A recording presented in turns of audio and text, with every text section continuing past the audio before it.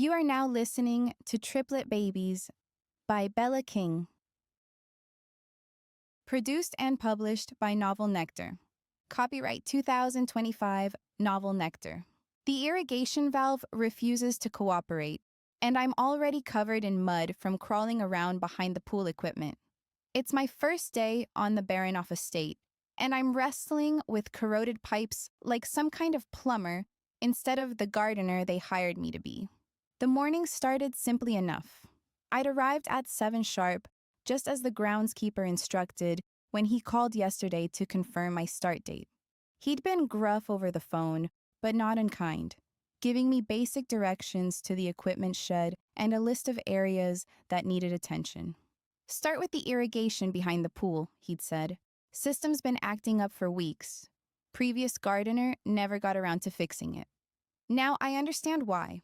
The valve assembly looks like it hasn't been serviced in years, and the connections are so corroded I need both hands and most of my body weight just to get the wrench to turn.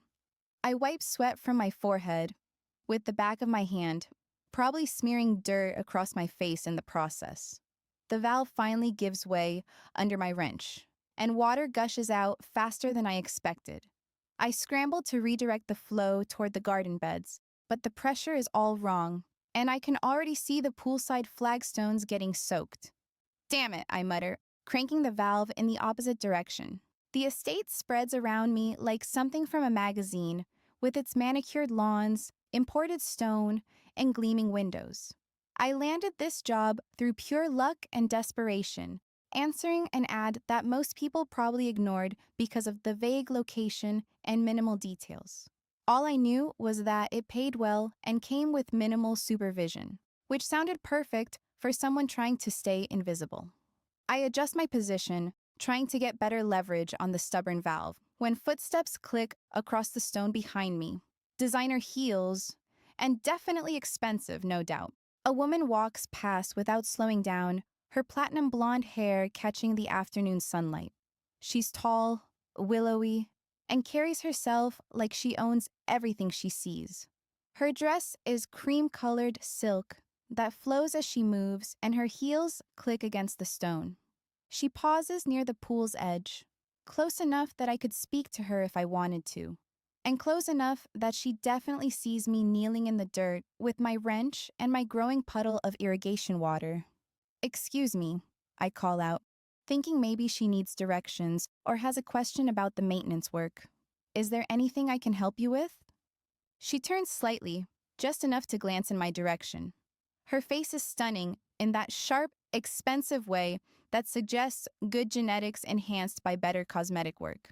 Her gaze sweeps over me once, cataloging my muddy clothes and disheveled hair, and then she simply looks away. No response.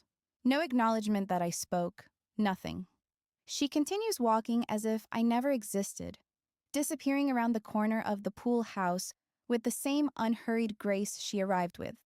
I stare after her, irritation flaring. I wasn't asking for conversation or trying to be her friend, but basic human decency doesn't seem like too much to expect. A simple "no thank you" would have sufficed. Then again, people with this kind of money probably don't see staff as fully human. We're more like appliances that occasionally make noise, being functional but not worth engaging with. I turn back to the valve, giving it another aggressive twist. The water flow adjusts, but I've overcorrected. Instead of a gentle stream feeding the irrigation system, I've created a miniature flood that's spreading across the pool deck faster than I can contain it. No. I scramble to adjust the flow again, but my feet slip on the wet stone. The world tilts sideways as I lose my balance, and I have a split second to imagine myself crashing onto the flagstones, probably breaking something important, and definitely losing this job before I've even finished my first day. Then strong hands catch my waist, pulling me upright and back against a solid chest. The hands that steady me are large and sure, and the body behind me radiates power that makes my pulse accelerate. I can smell his cologne. It's something expensive and subtle that mingles with his own scent in a way that makes me want to lean back into him. I don't. Instead, I step forward as soon as I'm stable, turning to face whoever just saved me from a potentially painful fall. The man watching me has presence that fills up space without effort. He's tall, maybe 6'4", with dark brown hair cut close and blue eyes that seem to catalog everything they see. His face is sharp and intense, and he's looking at me like he can see what's inside of my head. Thank you. The words come out steadier than I expected, considering my heart is hammering against my ribs. The valve was stuck, and You flooded the deck. His voice is low and grumbly with the faintest trace of an accent I can't place. Russian, maybe. His tone doesn't carry judgment, just observation, but something about the way he says it makes me want to explain myself anyway. I'm sorry, I can clean it up right away. The irrigation system was backing up, and I thought if I could just adjust the pressure. I'm babbling now, words spilling out faster than I can control them. The valve was completely corroded. I don't think it's been serviced in months or maybe years. The whole assembly needs to be replaced, really. But I was trying to make a temporary fix so the gardens don't dry out. He raises one hand, and I stop talking immediately.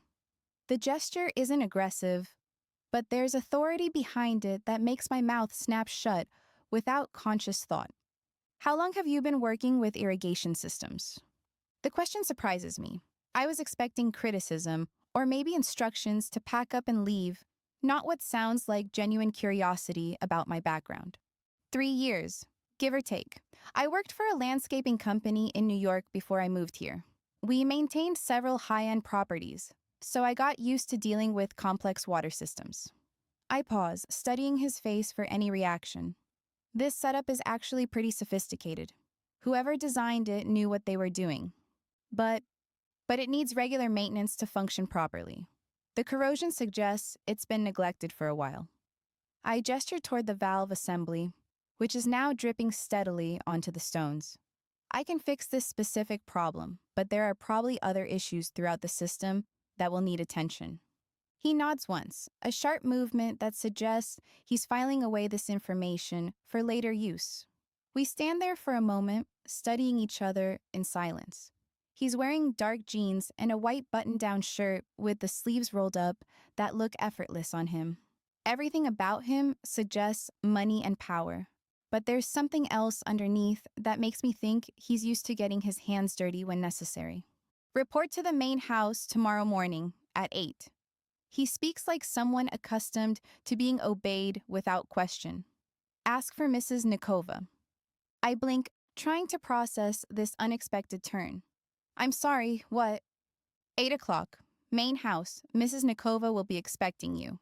But I gesture helplessly at the irrigation equipment, the small flood I've created, and my mud-stained clothes. I don't understand. Am I being transferred?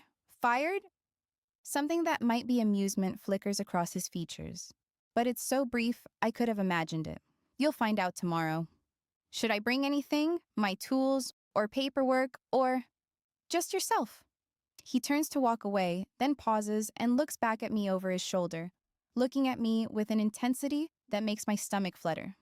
Clean up the water before you leave. The words are clearly an order, but the way he says them, low and careful, makes them sound almost like a suggestion, almost intimate. Of course, I say, my voice coming out smaller than planned. He studies my face for another long moment, and I have the strangest feeling he's memorizing my features. Then he nods once and disappears through the same path the blonde woman took, leaving me standing in a puddle with my pulse hammering and no idea what just happened. I stare after him for several seconds, trying to process the encounter. Was that an order? A promotion? Am I in trouble, or am I being transferred to different duties?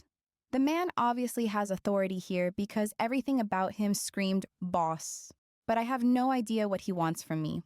The water is still spreading across the deck, so I force myself to focus on the immediate problem. I turn off the main valve and spend the next 20 minutes mopping up the flood with towels from the pool house, trying not to replay the moment when his hands caught my waist or the way his eyes seemed to see right through me. By the time I finish cleaning up and pack away my tools, the sun is starting to sink toward the horizon. I've been here for nearly 8 hours, and I'm exhausted, muddy, and completely unsure about what tomorrow will bring. I walk back to the employee parking area, a small gravel lot tucked behind a hedge, where my ancient Honda looks painfully out of place among the luxury cars scattered throughout the main drive. As I load my tools into the back seat, I catch myself glancing toward the main house, wondering if he's watching from one of those panoramic windows. The thought makes me uncomfortable, so I force myself to stop looking and focus on getting out of here. I need to shower, eat something that isn't a granola bar, and figure out what to wear to whatever meeting awaits me in the morning. My phone buzzes as I'm pulling out of the estate gates. Nina's name appears on the screen, so I pull over and answer. How did it go? Her voice is bright with curiosity. Are you rich yet? Despite everything, I laugh. Not exactly. It was complicated. Complicated how? Good complicated or bad complicated? I honestly don't know. I flooded part of the pool deck, got rescued by some guy who might be my new boss, and now I have to report to the main house tomorrow morning for reasons unknown. I let out a heavy breath, worry suddenly gnawing at me again. Wait, back up. I can practically hear Nina sitting up straighter. Rescued how? What do you mean, might be your boss? Don't you know who you're working for? I slipped on whetstone after I accidentally created a small flood. I can still remember the warmth of his hands and the solid strength of his chest against my back. He caught me before I could fall and crack my skull open on the flagstones. Okay, that's actually really sweet. Was he cute? Nina. I don't bother to mask my exasperation. What? I'm asking the important questions here. You said he might be your boss, which means he has authority over you, which means he's probably loaded, which means nothing, I interrupt, though I can't quite keep the smile out of my voice. He was completely professional, cold even. Cold how? Like rude cold, or like mysteriously aloof cold? Because there's a difference. I consider this distinction more seriously than I probably should. Mysteriously aloof, I guess. He didn't talk much, but when he did, it was like he expected to be obeyed without question. He had this way of looking at me that made me feel, what? Exposed. Like he could see things I didn't want him to see. I cross my arms over my chest, suddenly self-conscious about how much I'm revealing. It was probably nothing. I'm overthinking because I need this job to work out. Nina huffs, clearly suspecting there's more to the story. What did this mystery man look like? Tall, dark hair, and blue eyes. He wore casually deceptive, expensive clothes that looked natural on him. I pause, remembering the way he moved with such elegance. There was something about him that suggested he's used to getting what he wants. And what do you think he wants from you? The question catches me by surprise, though I've been wondering the same thing since the encounter. I have no idea. Maybe he needs someone to fix the irrigation system properly, and he's overestimated my abilities. Maybe he's transferring me to indoor work, or he's firing me and wants to do it in person. Or maybe, Nina says, with a grin in her voice, he was impressed by your gardening skills and wants to get to know you better. Nina, no, absolutely not. I shake my head firmly. Even if that were true, which it isn't, I can't afford to think about my boss that way. I need this job. I'm not saying you should seduce him. I'm just saying that rich, powerful men don't usually personally handle employee issues unless there's a reason. She giggles slightly, telling me she absolutely is suggesting I seduce him. I nip her fantasies in the bud for her sake and mine. The reason is probably that I flooded his pool deck on my first day. Maybe. Her tone indicates she doesn't believe this for a second. What kind of vibe does the place give you? Gut instinct. I consider the question seriously, thinking back over the day's strange encounters. The estate is beautiful, immaculately maintained, and clearly expensive, but underneath the perfect landscaping and gleaming surfaces, there's something else. A sense of watchfulness, maybe, or secrets. Intense, I say finally.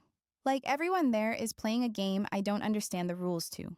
The blonde woman who walked past me acted like I was invisible, but not in a normal, snobbish way. It was more like she was deliberately not acknowledging my existence. The man who caught me, there was something about the way he moved and spoke, like he's used to people being afraid of him.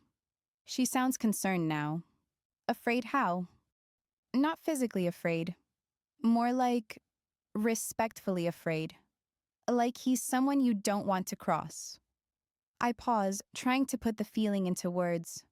You know how some people just radiate authority? He was like that, but more. Like authority was bred into his bones. She goes silent for a second while considering this. Maybe that's just how rich people live when they're really rich. Like, obscenely wealthy. Everything has to be perfect. Maybe. Even as I say it, I don't entirely believe it. There was something about the man who caught me that went beyond simple wealth. He moved like someone used to danger and spoke like someone accustomed to being obeyed without question. Whatever's going on there, just remember that you deserve to be there as much as anyone else. Nina's voice takes on the fierce protectiveness that makes her such a good friend. Don't let some fancy house and mysterious rich people make you forget you're smart, capable, and good at what you do. Thanks. I smile, feeling some of the tension leave my shoulders. I should probably get home and figure out what one wears to mysterious morning meetings with mysterious wealthy people. Something that says, professional but not intimidated by your obvious wealth and power. She laughs. Basically, anything that isn't covered in mud, I guess. I'm guessing you got muddied up when you almost fell. You often come home like that. Well, before that, actually. I look down at my work clothes, which are indeed generously decorated with soil, mud, and grass stains. Right, noted. Nina's voice turns serious. Trust your instincts about this place. If something feels off, it probably is. I frown though she can't see it. What do you mean? Rich people with big estates and mysterious authority don't usually live quiet, normal lives. There's probably more going on there than landscaping and pool maintenance. Like what? She hesitates before answering. I don't know. Business deals, family drama, or secret affairs, or maybe a secret assassination plot over the winning racehorse or the 49 Burgundy? I arch a brow. Is that a good year? She snorts. How would I know? $2 chuck is my budget, and it isn't $2 anymore.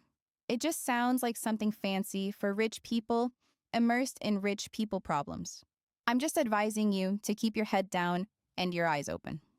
We say goodbye, and I drive home through the winding roads of Greenwich, trying to shake off the lingering strangeness of the day. The town is beautiful in that carefully maintained way that money makes possible, with perfect lawns, pristine sidewalks, and houses that look like they belong in architectural magazines. My apartment is a studio in an older building that's seen better days, but it's clean, safe, and mine, along with Nina's since she's my roommate. I've lived here for 8 months now, ever since I decided New York was too expensive and too full of memories I wanted to leave behind. Connecticut seemed like a good place to start over, being far enough from my old life, but close enough to civilization. I shower off the day's grime and make myself a simple dinner of pasta and vegetables. Nina is at a catering gig tonight, so I won't see her before I go to bed. I eat while I try to plan for tomorrow's meeting without knowing what kind of meeting it will be. Am I being fired for flooding the deck, promoted to different duties, transferred to work directly for the main house instead of the grounds? The uncertainty gnaws at me as I try to fall asleep that night. I've been living paycheck to paycheck for too long, and this job is supposed to be my chance to build some stability. The pay is better than anything else I've been able to find, and the work itself isn't difficult. I can't afford to lose it over one flooded pool deck. More than the practical concerns, I can't stop thinking about the man who caught me, and the way he looked at me, like he was memorizing my face. I tremble even now, remembering the authority in his voice when he gave me orders, and the careful distance he maintained even while helping me. I replay the moment when his hand steadied my waist, and my skin warms at the memory. There had been something electric in that brief contact that made me acutely aware of him as a man rather than just an employer or a stranger, which is exactly the kind of thinking that gets people like me into trouble with people like him. I force myself to focus on practical matters. I'm just the hired help, and the hired help doesn't get to have romantic thoughts about the boss. I finally drift off to sleep around midnight, dreaming of flooded pool decks and designer heels and a man with storm-colored eyes who catches me when I fall but never lets me see his face clearly. When my alarm goes off at 6:30, I wake with the strange certainty that today will change everything. I tell myself it's just nerves and normal anxiety that comes with uncertainty about work and money and the future.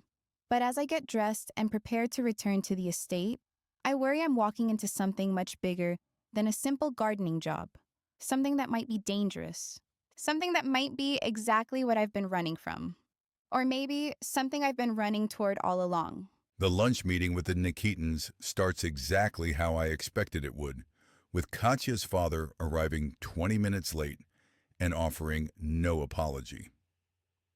Leonid Nikitin walks into my dining room like he owns it, surveying the space like he's looking for weaknesses to exploit. He nods once in my direction before taking the seat across from me without waiting to be invited. I trust you're prepared to discuss the terms we outlined. I pour myself more coffee, not offering him any.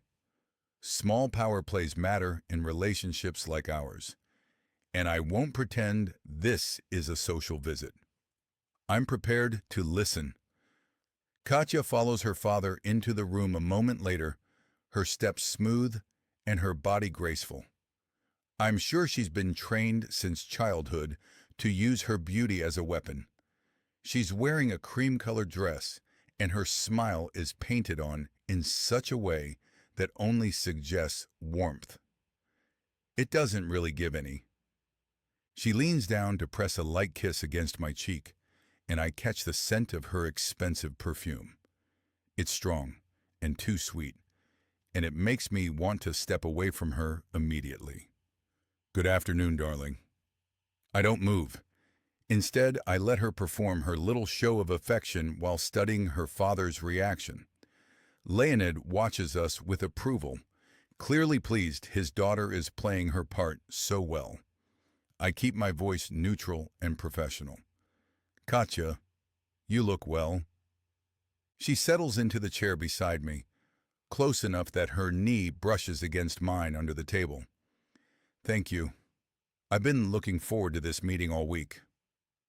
The lie rolls off her tongue so smoothly that I almost admire the skill involved. Katya doesn't look forward to anything that doesn't directly benefit her ambitions, and this lunch is pure business, disguised as family planning. My own father would be here if he were still alive, but I've been handling the Baranov interests alone for well over a decade now. Sometimes I miss having someone to share the burden with, but mostly, I prefer the control that comes with making decisions without consultation. Leonid pulls a leather portfolio from his briefcase and spreads several documents across the table. Shall we begin? I've prepared the preliminary agreements for our new venture. The new venture is a luxury import firm that will serve as a front for moving products that fall into legal gray areas.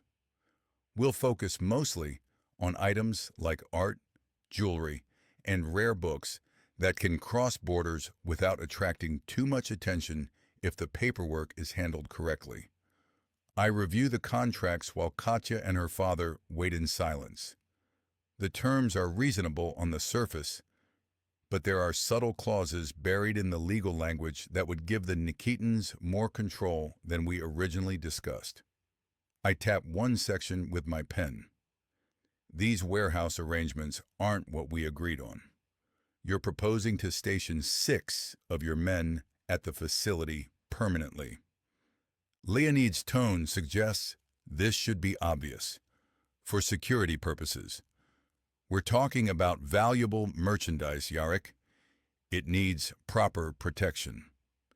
My security is more than adequate.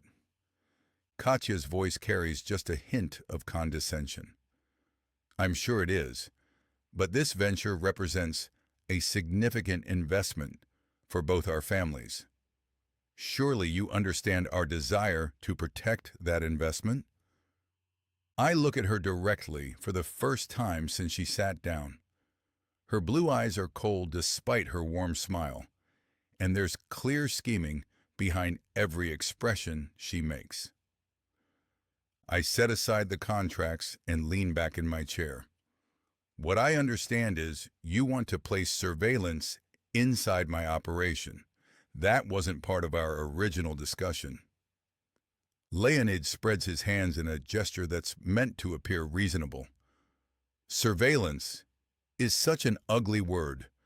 We prefer to think of it as ensuring mutual accountability. Call it whatever you want. The answer is no.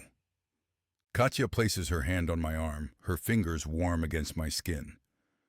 Perhaps we could compromise? 3 men instead of 6? I move my arm away from her touch, making the rejection clear without being overtly rude. The number isn't the issue. The principle is. Leonid's eyebrows rise slightly. The principle of trust?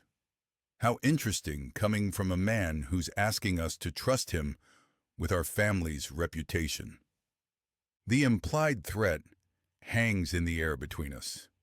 The Nikitins have a long reach and influential connections throughout Eastern Europe. They could make business difficult for the Baranovs if they chose to, but they'd also lose access to the American markets I control. I meet his gaze steadily. Trust is earned, not negotiated. Leonid begins gathering his documents, signaling this meeting is over. Indeed. Perhaps we should table this discussion until we've both had time to reconsider our positions. I stand, making it clear I won't be reconsidering anything. Perhaps we should. Katya rises as well, running her hands over her dress to smooth it down. I hope this disagreement won't affect our personal relationship, Yarek. The question comes out sharper than I intended, but I don't regret it. What personal relationship? Her smile falters for just a moment before snapping back into place. Our engagement, of course. The plans we've been making for our future together. Those plans were made by our fathers, not by us.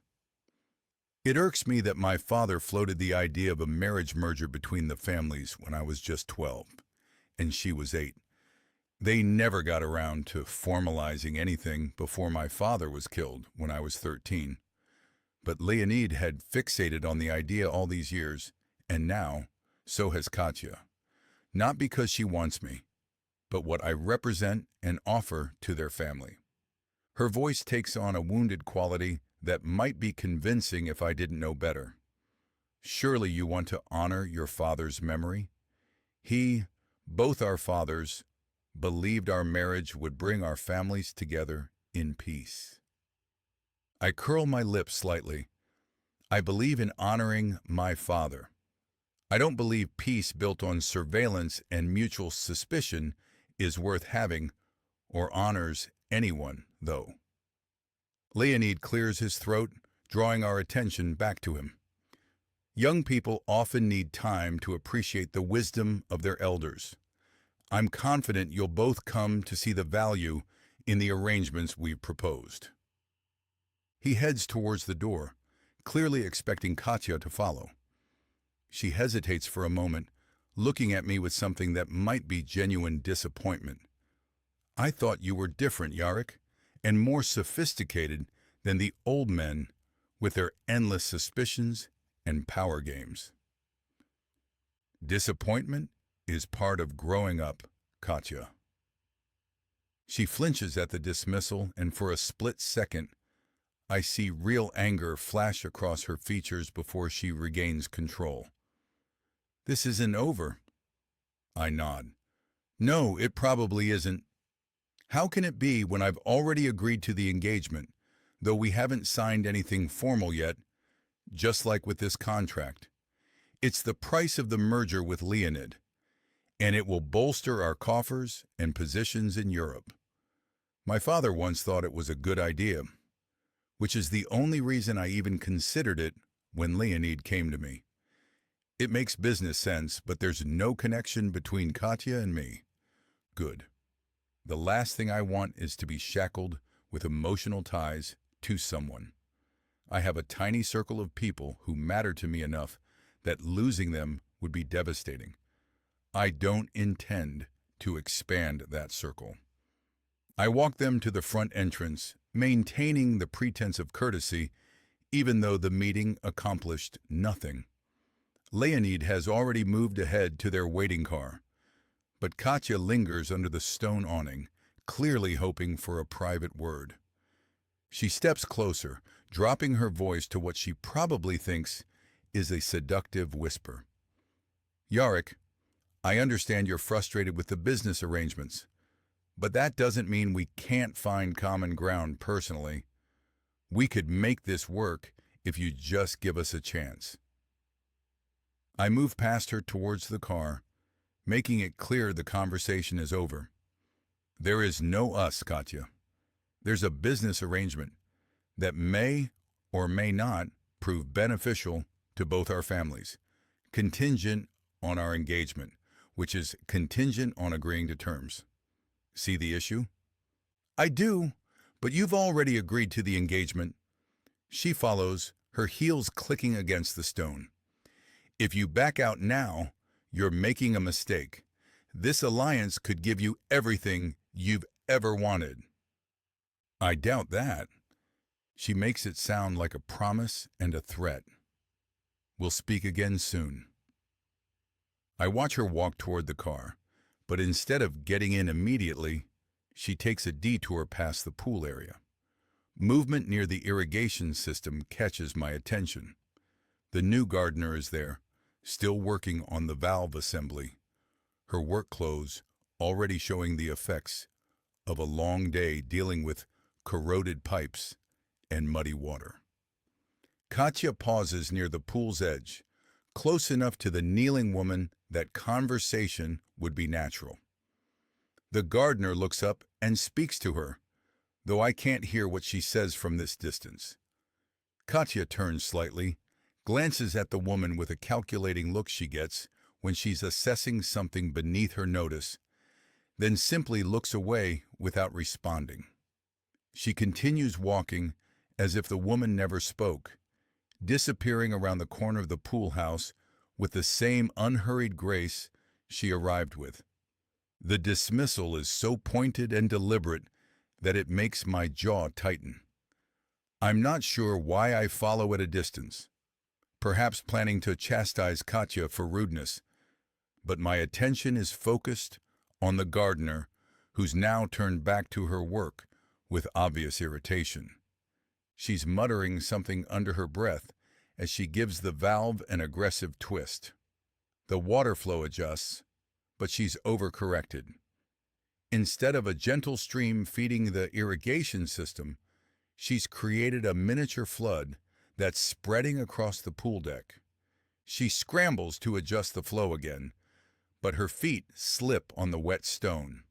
She loses her balance, arms windmilling as she tries to stay upright. Without thinking, I move. I catch her by the waist just as she's about to hit the flagstones. For a moment, she's pressed against my chest, and I feel the warmth of her body through her work clothes.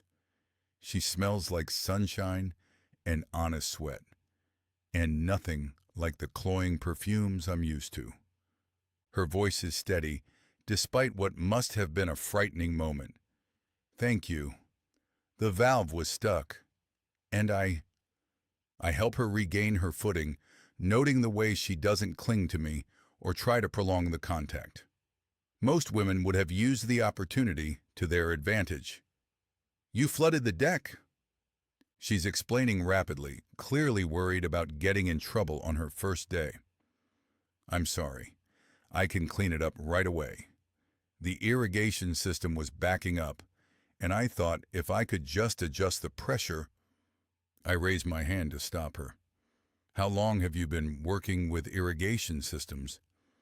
The question seems to surprise her. 3 years, give or take. I worked for a landscaping company in New York before I moved here. We maintained several high-end properties, so I got used to dealing with complex water systems. And your assessment of this system? She gestures towards the valve assembly. It's sophisticated. Whoever designed it knew what they were doing, but it needs regular maintenance to function properly. The corrosion suggests it's been neglected for a while. I nod, filing away this information. Report to the main house tomorrow morning at 8. Ask for Mrs. Nikova. Her green eyes widen. I'm sorry, what? 8 o'clock.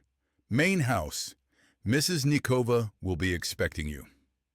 She frowns, making an adorable wrinkle at the top of her nose. I don't understand. Am I being transferred? Fired? Something that might be amusement flickers through me. You'll find out tomorrow. Should I bring anything? My tools? Or? I turn away, then look back over my shoulder. Just yourself. Clean up the water before you leave.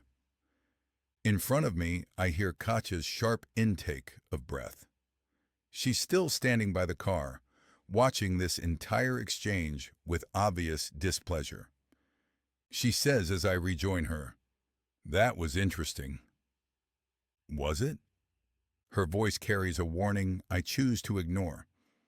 You don't usually involve yourself in personnel matters so directly. How would she know? She's been in my home as my guest exactly 3 times now. I don't challenge her on her assertion that she knows what I do, though. Why bother? Instead, I opt for an obvious answer. I don't usually have employees flood my pool deck on their first day. She doesn't look convinced, but Leonid is already in the car and clearly impatient to leave. She narrows her eyes at me. Until next time. I watch their car disappear down the drive, then head directly to the security office. Valentin is waiting with coffee and a resigned expression. He gestures towards the wall of monitors showing various angles of the estate grounds. That well, huh? I pour myself coffee from the pot he keeps constantly brewing. Leonid wants to place 6 men in our warehouse. Katya thinks she can manipulate me with guilt about honoring my father's memory. Standard Nikitan tactics and theater. He grunts and nods. Your response? I settle into the chair beside his desk, grateful for the familiar ritual of debriefing with the one person whose loyalty I don't have to question. No to the warehouse. No to the manipulation. Still yes to the engagement, unless I luck out and she calls it off. That makes him chuckle slightly. Valentin has been with the family since before my father's death. He's older than me by 5 years, but he's never challenged my authority or questioned my decisions. In fact, he helped me during the time my uncle was in charge after Papa's death before I came of age, keeping Yuri in line with help of other lieutenants. So I had a Bratva group to inherit. I didn't get the stars on my chest until I was 18, but I was unofficially running the family from the time I was 16, when people stopped asking Uncle Yuri what to do, since he didn't know his ass from his head when it came to doing what needed to be done. Valentin's role as consigliere is to advise and support, not to lead, and he's never shown any ambition beyond that. He pulls up something on his computer. They'll push back. The Nikitans don't accept rejection gracefully. Let them push. We have other options if they decide to make trouble.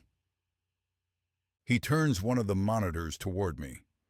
Speaking of which, I had the pool area incident pulled up. Thought you might want to see what happened. The security footage shows the new gardener struggling with the irrigation valve, exactly as I witnessed. Seeing it from this angle, I noticed details I missed before. She approaches the problem methodically, testing different solutions before settling on the most direct approach. The competent way she handles the tools, despite the equipment's obvious problems, impressed me. She knows what she's doing. Valentine brings up her file on a second monitor. Sarah Clark, she's 26 and moved here from New York 8 months ago. Her previous employment was long-term with the same landscaping company. She had good references and a clean background check. No criminal history, no significant debt, and no family in the area. I'm intrigued despite knowing I shouldn't be. I want to know more about her, which is a bad sign. Katya couldn't be sure, but she is right that I rarely get involved with the personnel. If there's hiring or firing to do, I leave that to Mrs. Nikova and let Valentine handle the background checks and security details. I fight myself before asking, why did she leave New York? He scans for a minute. The application just says, seeking new opportunities. Could be anything. Bad relationship, financial problems, or she wanted a change of scenery. I study her application photo.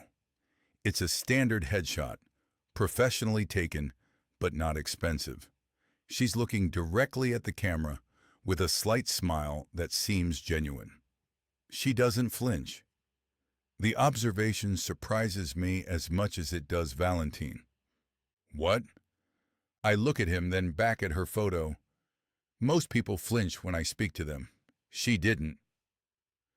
Valentine looks at me with the expression he gets when he's trying to figure out where my thoughts are heading. Is that significant? I close her file and turn away from the monitors. It might be. I want her reassigned. To what? My personal assistant. Have Mrs. Nikova brief her on office duties tomorrow morning. Valentine's voice carries a warning I haven't heard in a long time. Yarek, she's a gardener. She has no experience with office work and no clearance for sensitive information. I shrug. Then she'll learn. He's really frowning now. This isn't like you. You don't make impulsive personnel decisions.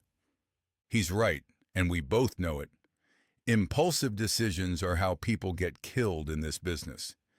And yet, something about Sarah Clark has gotten under my skin in a way I don't understand.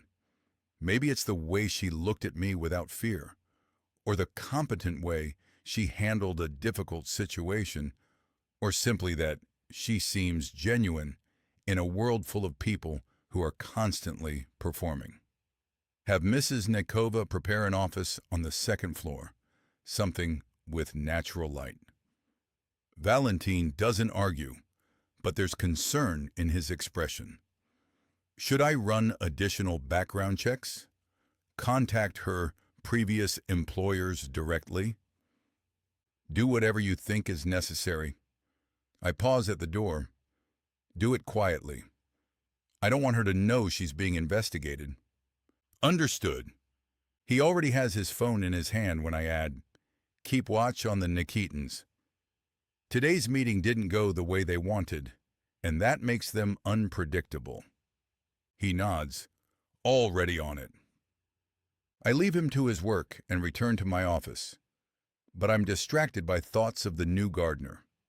Sarah Clark looked at me like I was just a man who'd helped her avoid a fall. There was nothing more and nothing less. When was the last time someone looked at me that way? The question follows me through the rest of the afternoon, and I check the security monitors more often than usual. She's back at work, spending 2 back-breaking hours mopping up the water mess with barely a break. By the time she finishes for the day, I've made my decision. Sarah Clark interests me, and I haven't been interested in anything new for a long time. Tomorrow morning, I'll find out whether that interest is justified or if it's a mistake that could cost me everything I've worked to build. I roll my eyes at the dramatic thought. I've spent too much time around Katya Nikitin and must be careful that her theatrics don't wear off on me. I arrive at the estate gates at 7:50 this morning, 10 minutes early because I spent most of the night staring at the ceiling and wondering if I'm about to be fired. The security guard waves me through with the same polite nod as yesterday. But everything feels different now. Yesterday, I was just another groundskeeper. Today, I have no idea what I am. The main house looms ahead of me. All that stone and glass in intimidating architecture makes me feel like I'm trespassing just by walking up the front steps. I've never been inside before. Yesterday's work kept me strictly to the grounds and service areas, safely away from whatever important business happens behind those panoramic windows. I press the doorbell and wait, smoothing down my khakis and checking that my blouse is properly tucked in. I chose my most professional outfit this morning. Though compared to the designer dress that blonde woman wore yesterday, I probably still look like someone who doesn't belong here. The door opens to reveal an elegant woman in her 50s with silver-streaked hair pulled back in a neat chignon. She's wearing a charcoal gray suit that screams efficiency and competence. And when she looks at me, I get the impression she's cataloging everything from my shoes to my hairline. "You must be Sarah Clark." Her voice carries a slight accent I can't place. Maybe Eastern European. "I'm Mrs. Nikova, the house manager. Please come in." I follow her into a foyer that's larger than my entire apartment. The ceiling soars above us, supported by marble columns. Original artwork covers the walls, and a crystal chandelier sparkles from the sunlight. "This is beautiful," I say before I can stop myself, then immediately worry I sound like a tourist. Mrs. Nikova's expression softens slightly. "Mr. Baranov has excellent taste. He personally selected most of the pieces you see here." She gestures for me to follow her down a hallway lined with more artwork. "I understand there's been a change in your employment status." "Has there? I'm not entirely sure what that means." "You'll be working as Mr. Baranov's personal assistant. The position involves scheduling, correspondence, file organization, and various administrative tasks as needed." She pauses at the bottom of a curved staircase. "Do you have experience with office work?" I consider lying, but decide honesty is probably the safer option. "Some. I worked summers at my mother's insurance office during high school, and I've handled basic administrative tasks at previous jobs. I'm comfortable with computers and scheduling software." It's not entirely false. Mom's friend Janet ran a small insurance agency, and she let me answer phones and do filing when I needed summer money after my mom died while finishing my landscaping certificate at community college. I also handled some of the paperwork at the landscaping company when their regular office manager was out sick. I'm not a trained personal assistant, but I'm not completely clueless either. And Mrs. Nikova nods approvingly. "Good. Mr. Baranov values competence and discretion above all else. You'll find he's very focused on his work and doesn't appreciate interruptions unless they're genuinely urgent." I venture another question. "What kind of work does he do?" "Import and export, various business ventures?" Her tone suggests that's all the information I'll be getting on that subject. "Your office is on the second floor. I'll show you there first, then take you to meet Mr. Barinov." We reach the second floor, and Mrs. Nikova leads me down another hallway. This one with enormous windows that look out over the estate grounds. I see the pool area where I worked yesterday, the gardens I was supposed to be maintaining, and beyond that, the Long Island Sound stretching toward the horizon. "Here we are." She opens a door to reveal a bright, airy office with white walls and modern furniture. A large desk sits near the windows, already equipped with a computer, phone, and various office supplies. Built-in bookshelves line one wall, currently empty except for a few reference books. This is mine? I can't keep the amazement out of my voice. For as long as you're in Mr. Baranov's employ, yes. She moves to the desk and picks up a thin folder. These are the basics you'll need to know, including the building layout, important phone numbers, and some general guidelines for managing Mr. Baranov's schedule. I take the folder, feeling like I'm accepting a role in a play I don't understand. Mrs. Nikova, can I ask why I was chosen for this position? Yesterday, I was fixing irrigation systems. Her expression is blank, but I catch something that might be curiosity in her eyes. Mr. Baranov doesn't usually explain his decisions to staff. I suggest you focus on doing the job well rather than questioning why you have it. I'll miss working outside, but I need this job, whatever it turns out to be, and questioning the boss's motives on my second day would be spectacularly stupid. I straighten my shoulders. You're absolutely right. I appreciate the opportunity. She nods with approval. Good. Let's go meet Mr. Baranov. His office is at the end of the hall. We walk past several closed doors, and I wonder what's behind them. More offices, guest rooms, secret rooms full of mysterious import-export business things? I'm definitely overthinking this, but the whole situation feels surreal. Mrs. Nikova knocks on a heavy wooden door, waits for a response, then opens it and gestures for me to enter. Mr. Baranov, your new assistant is here. The office is enormous, with dark wood paneling and furniture that looks both expensive and comfortable. Bookshelves that go from the ceiling to the floor line two walls, filled with volumes in what appears to be several different languages. A massive desk dominates the center of the room, and the man who caught me yesterday sits behind it. He looks up from whatever he's reading, and those blue eyes focus on me with the same unsettling intensity I remember. He's wearing a bespoke dark suit today, but he still looks like someone who's used to getting his hands dirty when necessary. Sarah Clark. He says my name like he's testing how it sounds. Please, sit down. I take the chair across from his desk, trying to look professional and confident despite my heart beating faster than it should. Mrs. Nikova withdraws, closing the door behind her and leaving me alone with him. I hope Mrs. Nikova explained your new responsibilities. I lick my lips, suddenly discovering new levels of nervousness. She gave me the basics, yes, but I'm curious about why you decided to move me from gardening to office work. I pause, then add, Sir. He briefly smiles. You handled a difficult situation competently yesterday. You assessed the problem, attempted a solution, and took responsibility when things went wrong. Those are useful qualities in any position. I frown slightly. Even when the solution involved flooding your pool deck? He gives me another small smile, which feels oddly like a gift. He doesn't seem like a man who smiles often. Especially then. Most people would have panicked or tried to cover up the mistake. You stayed calm and started cleaning up immediately. He leans back in his chair, studying me. Tell me about your previous work experience. I give him the same summary I gave Mrs. Nikova, emphasizing the administrative tasks and downplaying most of my experience involves physical labor and customer service. He listens without interrupting, occasionally making notes on a legal pad.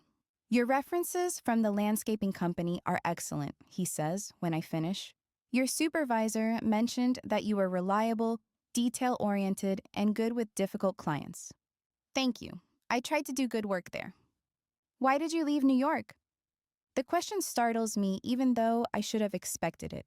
I've practiced this answer dozens of times, but sitting across from him in this intimidating office makes my prepared response feel inadequate. I needed a change of scenery. New York was getting expensive, and I thought Connecticut might offer better opportunities. It's not entirely a lie, just not the whole truth. He nods, but I have the feeling he sees through the evasion. So, you've been in Greenwich for 8 months? Yes, sir. Do you like it here? I do. It's quieter than the city, but close enough that I don't feel completely isolated. I'm relaxing slightly. encouraged by what seems like genuine interest rather than interrogation.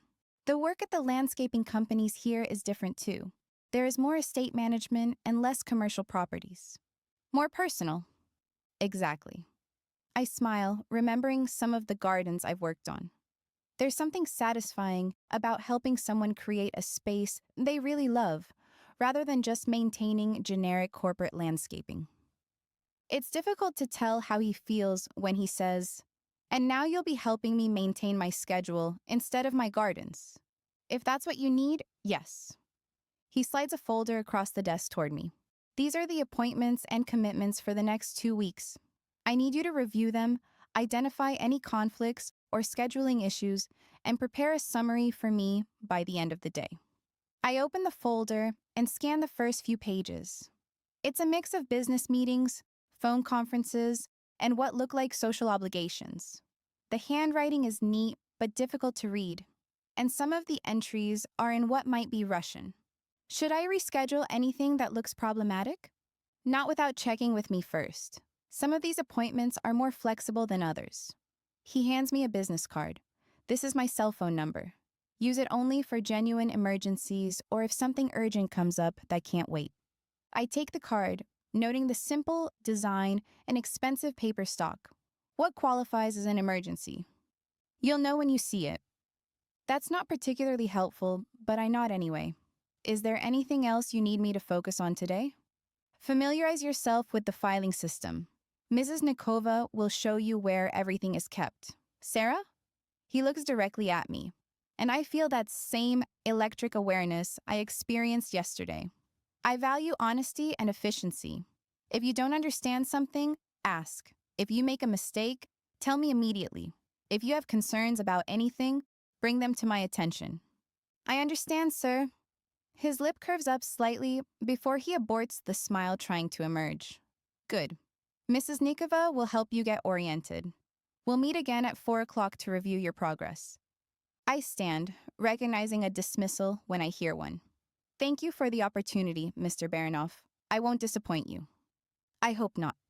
I leave his office with the folder clutched in my hands and my mind racing.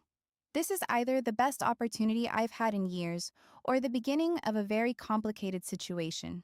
Possibly both. It also presents a dilemma between preference and practicality. I don't want to be stuck inside all day, but the bump in salary I saw briefly when examining the documents the house manager gave me helped convince me I can stand to be in an office for 8 hours per day. Mrs. Nikova spends the next hour showing me the filing systems, explaining the phone system, and walking me through the basics of managing his calendar. Mr. Baranov values precision, she tells me as we review the appointment scheduling software.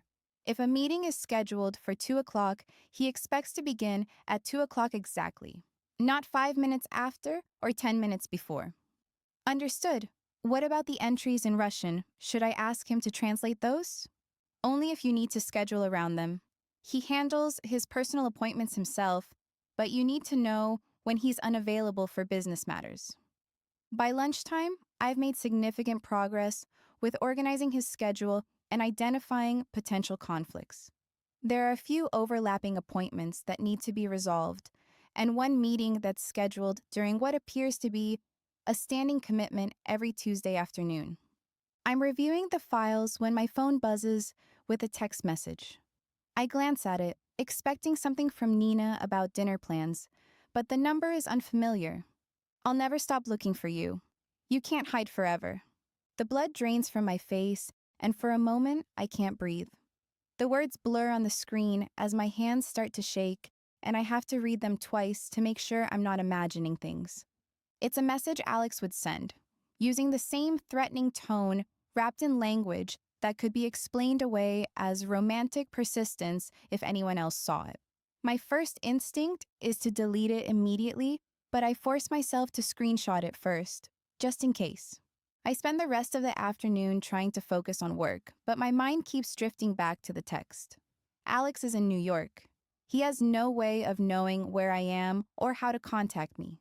I changed my phone number when I moved to Connecticut, and I've been incredibly careful about maintaining my privacy. The message has to be a coincidence. Maybe it's a wrong number or someone playing a prank. There's no way Alex could have tracked me down after all this time.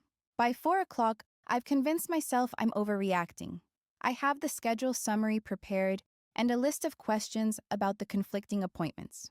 When Mrs. Nikova tells me Mr. Baranoff is ready to see me, I gather my materials and try to project confidence I don't really feel. His office feels smaller this time, maybe because I'm more mentally prepared.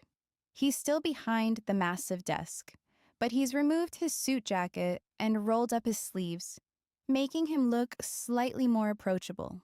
How was your first day? He looks up from his computer as I take the same chair I occupied this morning. Educational. I have your schedule summary and a few questions about potential conflicts. I hand him the folder with my notes, and he reviews them quickly, occasionally nodding or making marks in the margins. This is thorough work. You identified several issues I might have caught too late. He looks up at me with what might be approval. The Tuesday afternoon conflict you flagged is a standing appointment that takes priority over business meetings. Reschedule the other item for Wednesday morning. I nod and make a note of it. Should I explain the reason for the change? Just say, there was a scheduling conflict that couldn't be resolved. Most people won't push for details. We spend the next 20 minutes going through the rest of my questions, and I'm relieved to discover I haven't made any major mistakes. He's a good teacher, explaining the context behind various appointments and helping me understand his priorities. You did well today, he says when we finish. Tomorrow, I'll need you to handle some correspondence and coordinate with our legal team about a contract review. Mrs. Nikova will give you the details. Thank you. I enjoyed the work, actually. It's nice to use different skills. I'm being truthful here. I miss being outside, but it was interesting to do something entirely different from the usual. I get a tiny smile once more. Good. I'll see you tomorrow morning at 8:30. I gather my things and head toward the door, then pause. Mr. Baranoff, may I ask you something? Of course. Why did you really choose me for this position? I mean, I'm grateful for the opportunity, but there must have been other candidates with more relevant experience. He's quiet for a long moment, and I wonder if I've overstepped some boundary I didn't know existed. You interest me, he says finally. Most people are predictable. You're not. It's not the answer I expected, and I'm not sure how to respond. I hope that's a good thing. We'll find out. I leave the estate feeling strangely unsettled, though whether it's because of the cryptic conversation with my new boss or the threatening text message, I can't say. Probably both. The drive home gives me time to think, and by the time I reach my apartment, I've decided not to mention the text to Nina unless I receive another one. It's probably nothing, and there's no point in worrying her over what's most likely a wrong number. Nina is in the kitchen when I walk in, stirring something that smells amazing and humming along to music playing from her phone. She grins at me over her shoulder, referencing the text I sent her at lunchtime to share the news of my promotion. How was your first day as a fancy personal assistant? Did you get to answer important phone calls and schedule power lunches? I drop my purse on the counter and steal a piece of carrot from her cutting board. Something like that. It was actually kind of interesting and different from what I expected, even if I was stuck inside all day. Nina turns to fully face me, wooden spoon still in hand. Good different or weird different? Both, maybe. My boss is... I pause, trying to find the right words. Intense, but not in a bad way. It's more like he's used to being in control of everything, and he expects the same level of focus from everyone around him. She raises an eyebrow. Sounds demanding. Maybe, or maybe he's just very clear about what he wants. I think about the way he looked at me when he said I interested him. I can't quite figure him out. Nina sets down her spoon and leans against the counter, giving me her full attention. Hot boss? Nina. I'm just asking. Rich, powerful, mysterious, and intense is usually a good combination in the attractiveness department. She tilts her head slightly and winks. A lot of businessmen marry their secretaries. She's not wrong, but admitting that feels dangerous for reasons I can't quite articulate. He's my employer, that's all. Nina grins and turns back to her cooking. Sure he is. Just remember, workplace crushes can get complicated. There's no crush. If you say so. I change the subject to safer topics, and we spend the evening talking about her latest catering job and watching terrible reality TV.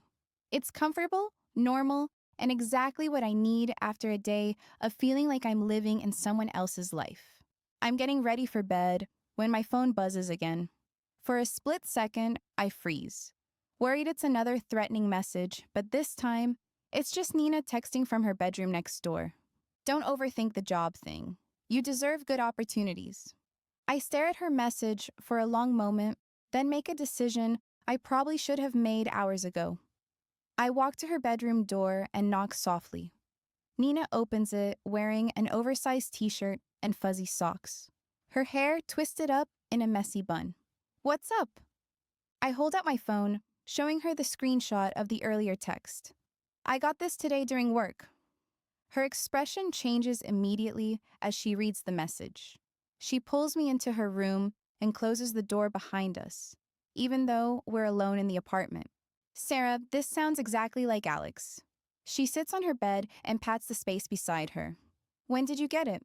I sink down next to her, suddenly exhausted. Today at work, I was trying to convince myself it was just a wrong number or a prank. From an unknown number? Yeah. I screenshotted it before I could talk myself out of it. Nina studies the message again, her face grim. This isn't a wrong number. I'll never stop looking for you is way too specific. Someone knows you're hiding. The words make my stomach drop with familiar dread. We've had this conversation before. Back when I first decided to leave New York, Nina was the one who helped me research how to disappear and how to start over somewhere new without leaving obvious traces. She insisted on coming with me, knowing I had no one else. She didn't either, but it was still a sacrifice for her, and I appreciated it then as much as I still do. I don't want Alex to disrupt both our lives again. She reaches over and squeezes my hand. Tell me exactly what you remember about how you left things with Alex. Did he know you were planning to go? Number I waited until he was traveling for work, packed everything I could fit in my car, and left. I close my eyes, remembering those terrifying final weeks. But he's smart, Nina, and he has resources. If he really wanted to find me, he would have done it months ago. Her voice is firm, reassuring. You changed your phone number, your address, and your job. You don't have social media, and you've been careful about not using credit cards anywhere that could create a paper trail. So, how did someone get my new number? I don't know. Maybe it really is a coincidence, or maybe someone's fishing with random numbers hoping to get a response. She hands my phone back to me. Have you gotten any other weird messages, phone calls, anything else that felt off? I shake my head. Just this one, but it scared me enough that I could barely focus on work for the rest of the day. What did you tell your boss? Nothing. I managed to get through the rest of my work without falling apart. I lean back against her headboard, feeling some of the tension leave my shoulders now that I'm not carrying this alone. Nina, what if he really found me? What if Alex is here in Connecticut? Then we'll handle business. We've been planning for this possibility since we moved here. She gets up and walks to her dresser and pulling out a small notebook from the top drawer. Remember? We have options. The notebook contains our contingency plans, researched and written down during late-night conversations when my paranoia was at its worst. It holds a list of different ways to disappear again if necessary, with places we could go and a sadly short list of people who might help. I don't want to run again.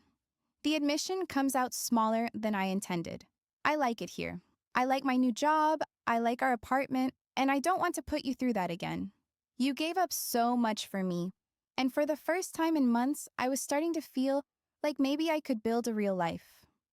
Nina sits back down beside me and puts her arm around my shoulders. I gave up a job as a line cook and a lousy boyfriend who wasn't worth anything. I like it here much better than the city, and I'll go where you go. But you don't have to run anywhere based on one text message. We just need to be smart about this. What do you mean? Save any other messages you get. Don't respond to unknown numbers.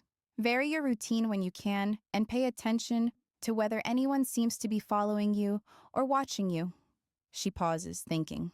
Maybe we should tell someone else what's going on, just in case. Like whom? I don't know. A neighbor? Your boss? The suggestion makes me laugh, though there's no humor in it. I'm not telling my boss I might have a stalker ex-boyfriend. I just started this job, and the last thing I need is for him to think I come with drama or decide I'm not worth the security risk. She frowns, temporarily in mom mode, though she's only a year older than me. It's just her nature sometimes. Sarah, if this escalates, you might not have a choice. She's right, but the thought of explaining my past to Yarek Baranov makes my skin crawl. He strikes me as someone who values control and predictability, and I'm neither of those things. If he knew the truth about why I left New York, he'd probably rescind the job offer immediately. Let's see if I get any more messages before we panic.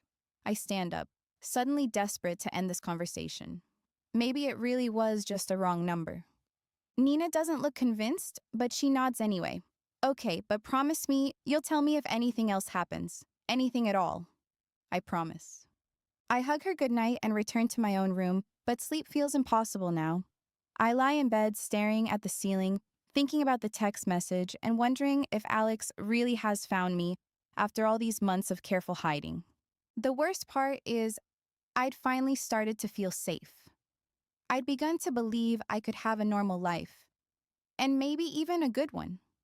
Now, that fragile sense of security feels like it's crumbling around me. I roll over and check my phone one more time, half expecting to find another message waiting. The screen is dark, showing only the time, and my wallpaper photo of the Long Island Sound taken from the estate grounds yesterday. If Alex has found me, there's nothing I can do about it tonight. Tomorrow, I'll go to work, do my job, and try to act like everything is normal. I'll be careful, observant, and hope Nina is right about this being a coincidence.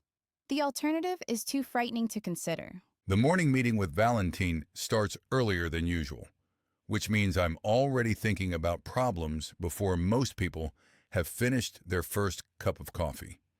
He's waiting in my office with 2 laptops open and a stack of files that suggests we'll be here for a while. The Nikitins called twice yesterday, he says without preamble, as I close the door behind me. Leonid wants to schedule a follow-up meeting about the warehouse arrangements. I pour myself coffee from the service set Mrs. Nikova always has ready and settle into the chair across from his makeshift command center. What did you tell them? That you were considering their proposal and would respond when you'd reached a decision. Valentine closes one laptop and focuses on the other screen. They're not going to wait much longer for an answer. Let them wait. The longer they push, the more obvious it becomes that they need this deal more than we do. Maybe, or maybe they're planning to make the decision for us. He pulls up a surveillance report and turns the screen toward me. 3 of their people were spotted near our main warehouse yesterday. They were just watching and made no attempt to approach or gather intelligence, but they wanted to be seen. I study the photos he's collected. The men are obvious muscle, the type Leonid uses when he wants to send a message without saying anything directly. Intimidation tactics, or reconnaissance for something bigger. He settles back in his chair, his expression grim. I think they're planning to force our hand. If we won't agree to their surveillance terms, they'll create a situation that makes it necessary. Such as? Security incident at the warehouse, theft, vandalism, or something that makes our current protection look inadequate. He scrolls through more photos, showing different angles of the same men. Then they offer to help solve the problem they created. It's a classic Nikitin move, elegant in its simplicity and difficult to prove afterward. Create the crisis, then position themselves as the solution. Double security at all our facilities. I want our people watching their people, and I want documentation of everything. If they try anything, I want proof. Already handled, but there's another issue. Valentine closes the laptop and reaches for one of the files. The engagement contract. I set down my coffee cup, suddenly losing my appetite for both caffeine and this conversation. What about it? Leonid's lawyers sent over the final draft yesterday. They want your signature by the end of the week. He slides the document across my desk. It's more detailed than the preliminary version. I flip through the pages, noting the formal language that makes a personal relationship sound like a corporate merger, which, in many ways, it is. The contract outlines everything from wedding dates to inheritance rights, from public appearances to business integration, and has the audacity to include a clause that I must produce at least 2 children with Katya, and a third attempt if both of the first 2 are girls. They've added clauses about joint decision-making for major business investment, I say, stopping at one particularly problematic section. Katya would have veto power over any deal involving more than $50 million. They're positioning her as an equal partner rather than just a wife. Valentine's tone carries the warning I already understand. Sign this, and you're not just marrying into their family.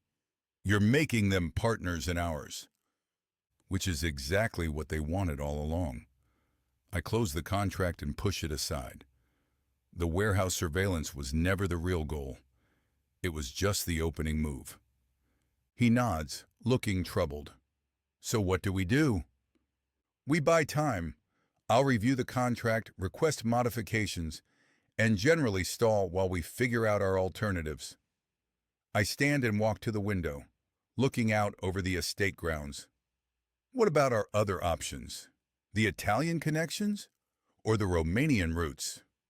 Possible, but they'll take months to establish properly, and they won't give us the same reach in Eastern Europe that the Nikitins offer. I sigh heavily. They also won't give the Nikitins control over our operations. True. He gathers his files and stands as well. There's one more thing. Your new assistant. The mention of Sarah makes me turn away from the window. What about her? She has a clean background, exactly as we discussed, but there's something interesting in her employment history.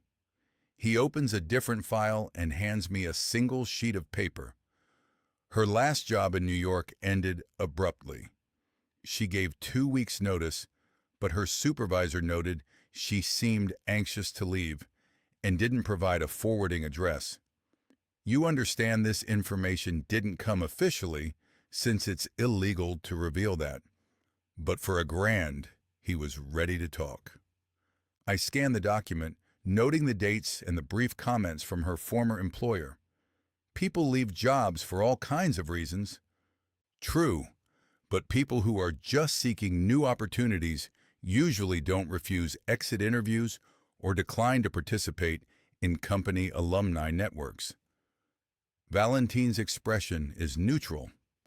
It could be nothing, or it could be something worth knowing about. Such as, he pauses as though considering, personal problems, financial issues, or legal troubles that didn't show up in our standard background check, or there's someone she was trying to get away from. The possibility settles in my mind with uncomfortable effect, putting me on edge and instantly making me angry. Sarah carries herself like someone who's learned to be careful and is always aware of her surroundings. I'd attributed it to the normal caution of someone starting a new job, but maybe there's more to it. Keep monitoring, but quietly. I still don't want her to know we're digging into her life. Understood. After he leaves, I try to focus on the contract review and the morning's other business. But my thoughts keep drifting to Sarah. Yesterday's meeting went well, and she'd performed better than I'd expected given her limited office experience. She asked intelligent questions and seemed genuinely interested in doing the job correctly. More than that, she didn't flinch when I looked at her directly or try to fill uncomfortable silences with nervous chatter. Most people are either intimidated by me or performing for me, but she simply seemed present. Around noon, I decide to check on her progress. Her office doors open and I see her at the desk, completely absorbed in whatever she's working on. She's wearing a different blouse today in pale blue that brings out the green in her eyes, and her hair is pulled back in a simple style that somehow looks both professional and graceful. I knock on the door frame, and she looks up with a slight smile that seems automatic before becoming more genuine when she recognizes me. "Mr. Baranov, how may I help you?" "I wanted to see how you're settling in. Are you having any problems with the scheduling software?" She gestures to her computer screen, where I see a complex calendar display with color-coded entries. Actually, it's more intuitive than I expected.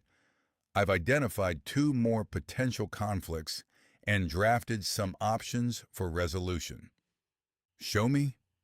She turns the monitor so I can see it better and walks me through her analysis.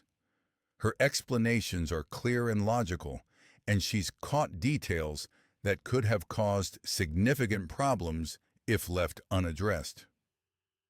"This is excellent work," I say, meaning it. "You have good instincts for this." "Thank you. I'm finding it more interesting than I expected." She pauses, then adds, "Though I do miss being outside." I have to fight down the urge to smile.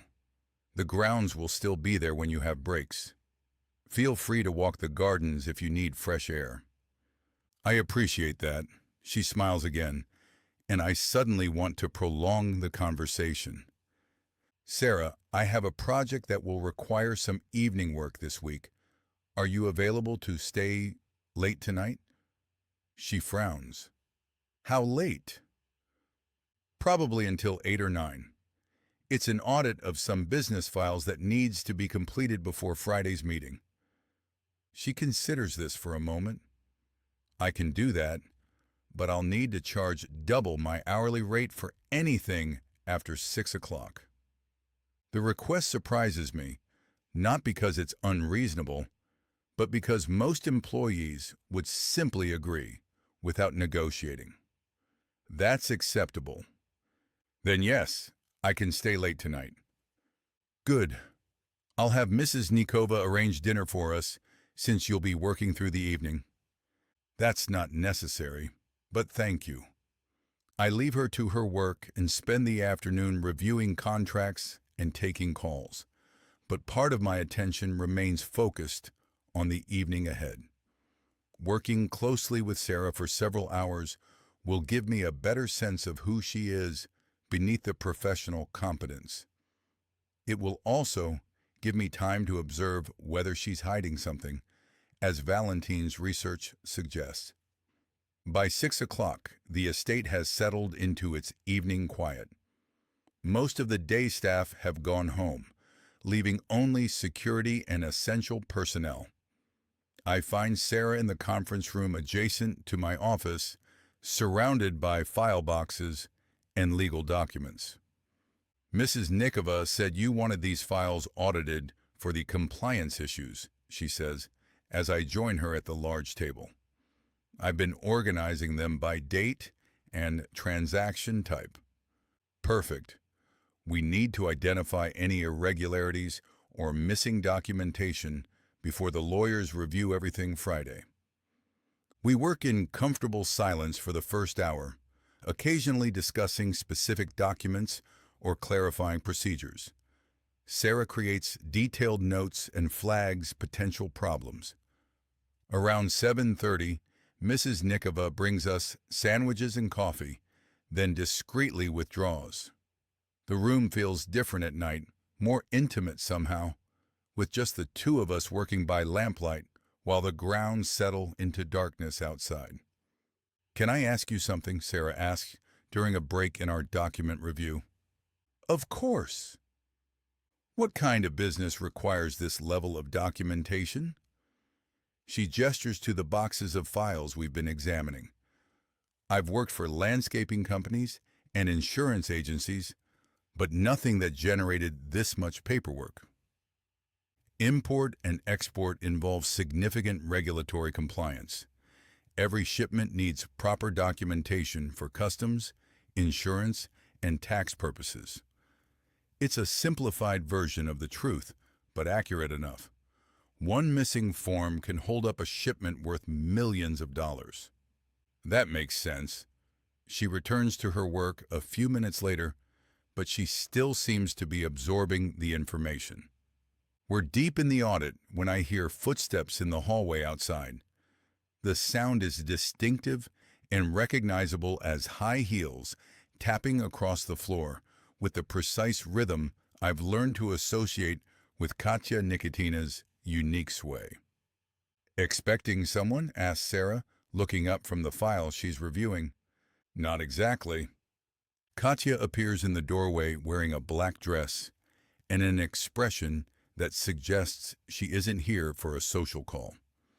She stares at us, taking in the conference table covered with documents, Sarah and me working side by side, and the intimate lighting of the evening setting.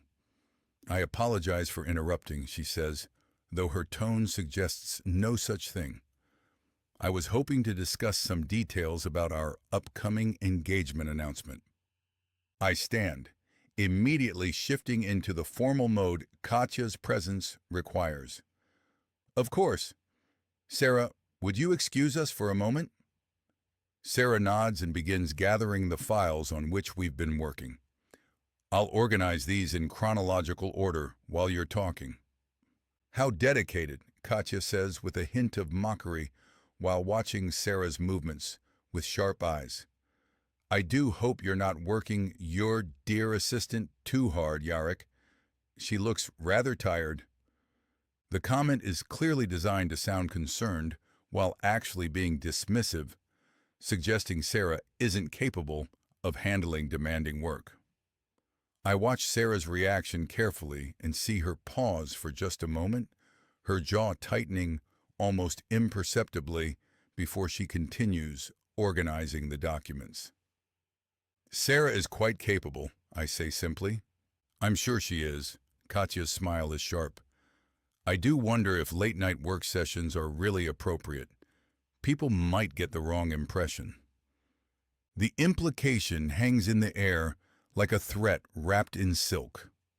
Sarah's cheeks flush slightly, but she doesn't look up from her work or acknowledge the conversation. "Shall we discuss your concerns in my office?" I gesture at the door, making it clear this conversation will continue privately. "Of course." Katya moves past Sarah without another glance, her heels clicking authoritatively against the floor. I follow her into my office, closing the door behind us, and immediately regretting I have to deal with this, when I'd rather be working with Sarah. "What do you want?" "Katya?" She settles into the chair across from my desk. "I want to know why you're playing house with the gardener." I scowl at her. "I'm conducting business with my assistant. Nothing more." "Your assistant who used to fix sprinkler systems." Her tone makes it sound like a personal failing. "Really, Yarek, if you needed additional office help, there are agencies that could have provided someone with actual qualifications.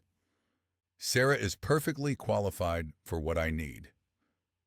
She arches her brow slowly in a suggestive way. "What exactly do you need that requires such personal attention?"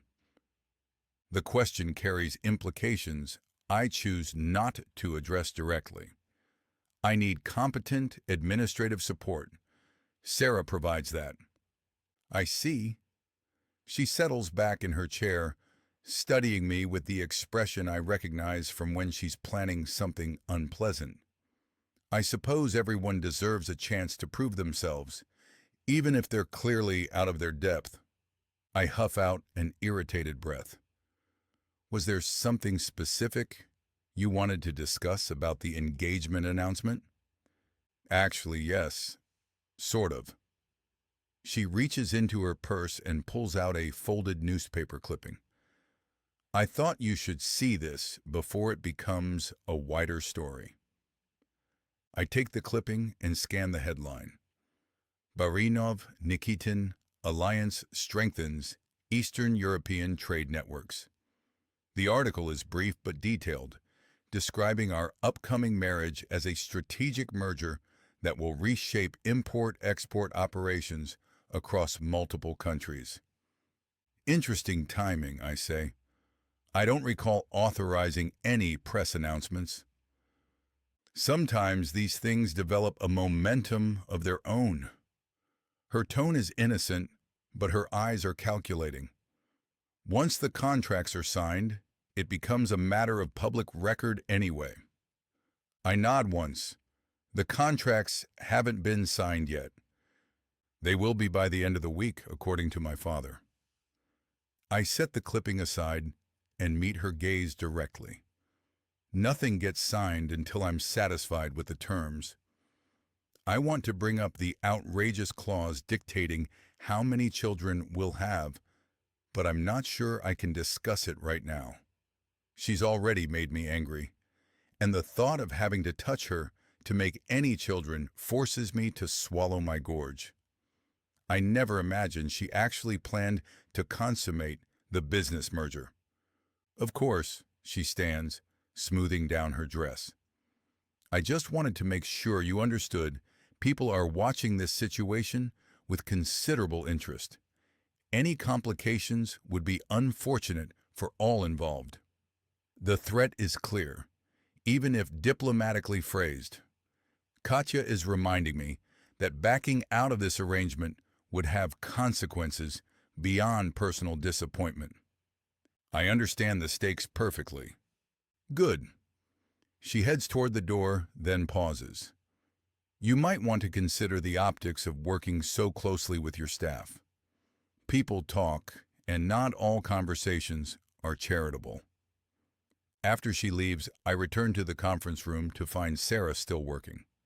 She's made significant progress organizing the files, but there's a tension in her posture that wasn't there before. Everything all right? I ask as I take my seat across from her. Fine. She doesn't look up from the document she's reviewing. I should probably mention that I couldn't help overhearing some of your conversation. Such as? The part about me being out of my depth. She finally meets my gaze, and I can see hurt there despite her controlled tone. I hope my work has been satisfactory so far. Your work has been excellent. Katya's comments have nothing to do with your performance. Then why did she say such things? I consider how much to reveal, weighing honesty against the complexity of the situation. Katya is my fiancée. She has opinions about how I conduct my business. Her expression shifts, and for a moment, I see something that might be disappointment before it's quickly hidden. I see. Should I be concerned about job security? I frown. Number your position depends on your performance, not on anyone else's opinions. Good to know. She returns to her work, but something has changed in the atmosphere between us. The easy collaboration we developed over the evening has been replaced by a careful distance. We finish for the evening in relative quiet, with Sarah maintaining professional while clearly withdrawing emotionally. By the time we're done, I regret Katya's interruption more than I should. This is excellent work, I say, as we review the final summary. You've identified several issues that could have been serious problems. Thank you. She stands and begins gathering her things. Will you need me to stay late again this week? Possibly. I'll let you know tomorrow. Of course. Good night, Mr. Baranov. Good night, Sarah. I watch her leave, noting the way she holds herself with careful dignity despite the evening's difficulties. Katya's visit was clearly designed to establish territory and send a message, but I'm not sure it achieved the intended effect. If anything, it's clarified something I hadn't wanted to examine too closely. I'm more interested in Sarah Clark than is wise or appropriate, and judging by her reaction to learning about my engagement, the interest might not be entirely one-sided. That makes the situation considerably more complicated than a simple employment arrangement. Sarah Clark is becoming more important to me than she should be. I should go straight home after the evening's work session, but I find myself walking toward the pool area as the estate settles into darkness around me. The confrontation with Katya left me feeling raw and unsettled, and the thought of driving home to Nina's concerned questions feels overwhelming right now. The pool house sits at the edge of the property, far enough from the main building to feel private, but close enough that I'm not technically trespassing.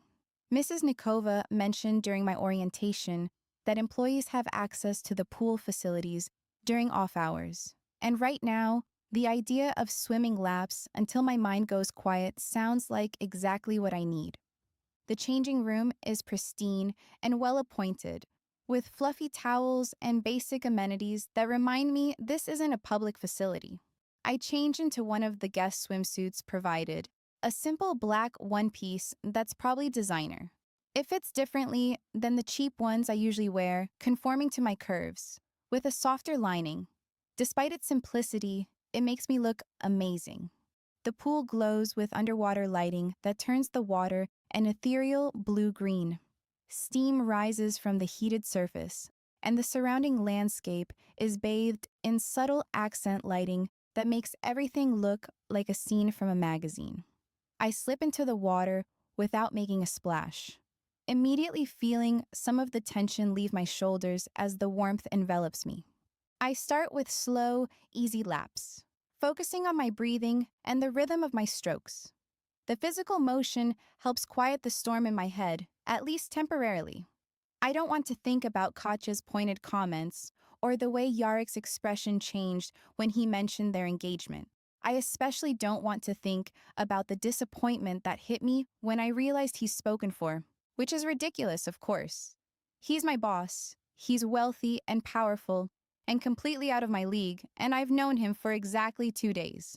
That I'm attracted to him is inconvenient enough without adding romantic fantasies to the mix. The water feels perfect against my skin, and I lose myself in the meditative quality of swimming, losing myself in the rhythms, stroke, breathe, turn, and repeat. It's similar to the rhythm I find working in gardens, the physical activity letting my mind process without overthinking. I may be 15 laps in when I surface at the deep end and notice a figure standing in the shadows near the pool house. My heart skips a beat, and I immediately think of the text message from yesterday. The silhouette is tall and masculine, watching me from the darkness in a way that makes every instinct scream danger. I call out, my voice higher than I intended. "Who's there?" The figure doesn't respond, and panic starts to claw at my throat. I raise my voice more. "I said, who's there?" I start swimming toward the shallow end steps and my chance to get out of the water, but the figure moves closer to the pool's edge. In the dim lighting, I can't make out features, just a tall shape that could be anyone. I'm trying to keep my voice steady, but I can hear the fear creeping in. "Please, I'm just swimming. I have permission to be here. If you want me to leave, I'll leave." The figure steps into the pool lighting, and suddenly, I can see his face. Yarek looks calm and composed, wearing dark jeans and a white shirt with the sleeves rolled up. His expression is concerned rather than threatening, and I feel stupid for panicking. His voice is gentle, and the same tone someone might use with a frightened animal. "Sarah, it's all right. You're safe." I'm treading water in the middle of the pool, my heart still hammering from the adrenaline rush. I'm sorry, I didn't realize anyone was here. He moves closer to the pool's edge, crouching down so we're at eye level. I heard swimming and came to check. Are you hurt? No, I'm fine, just startled. I swim to the edge where he's waiting, suddenly acutely aware I'm in a swimsuit while he's fully clothed. I thought someone was watching me. He reaches out a hand to help me out of the pool, and I take it without thinking. His grip is warm and steady, and he pulls me up onto the deck with easy strength. Someone was. Me, but not for any reason you should worry about.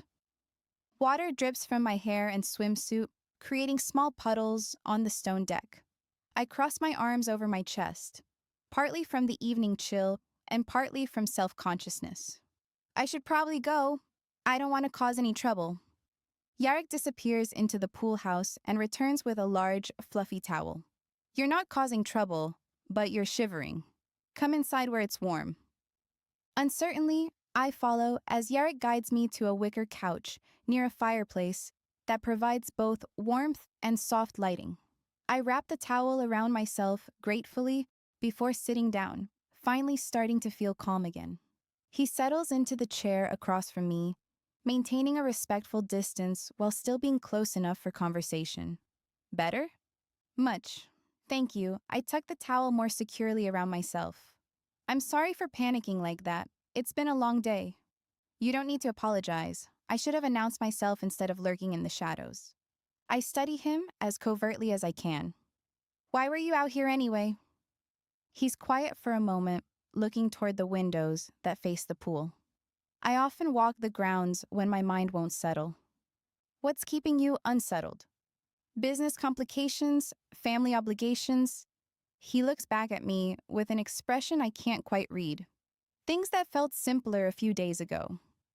Something in his tone makes me think he's not just talking about contracts and meetings. The engagement your fiancé mentioned? He shrugs. Among other things. I wait for him to elaborate, but he seems lost in thought. The silence stretches between us, comfortable despite the unusual circumstances. The fireplace crackles softly, and I hear the gentle sound of the pool's filtration system outside. I venture finally to ask, can I ask you something? Of course. Do you love Katya? The question surprises me as much as it seems to surprise him. I hadn't planned to ask anything so personal, but something about the intimate setting and the events of the evening has lowered my usual guard. Yarek's expression becomes unreadable. That's a complicated question. Is it? It seems pretty straightforward to me. Love is a luxury I can't afford. He leans back in his chair, his gaze steady on mine. My engagement to Katya is a business arrangement that will benefit both our families and strengthen important alliances. That doesn't answer my question. He's quiet for a moment before answering. No, I don't love her. I don't think she loves me either. We both understand what this arrangement is and what it isn't. Then why go through with it?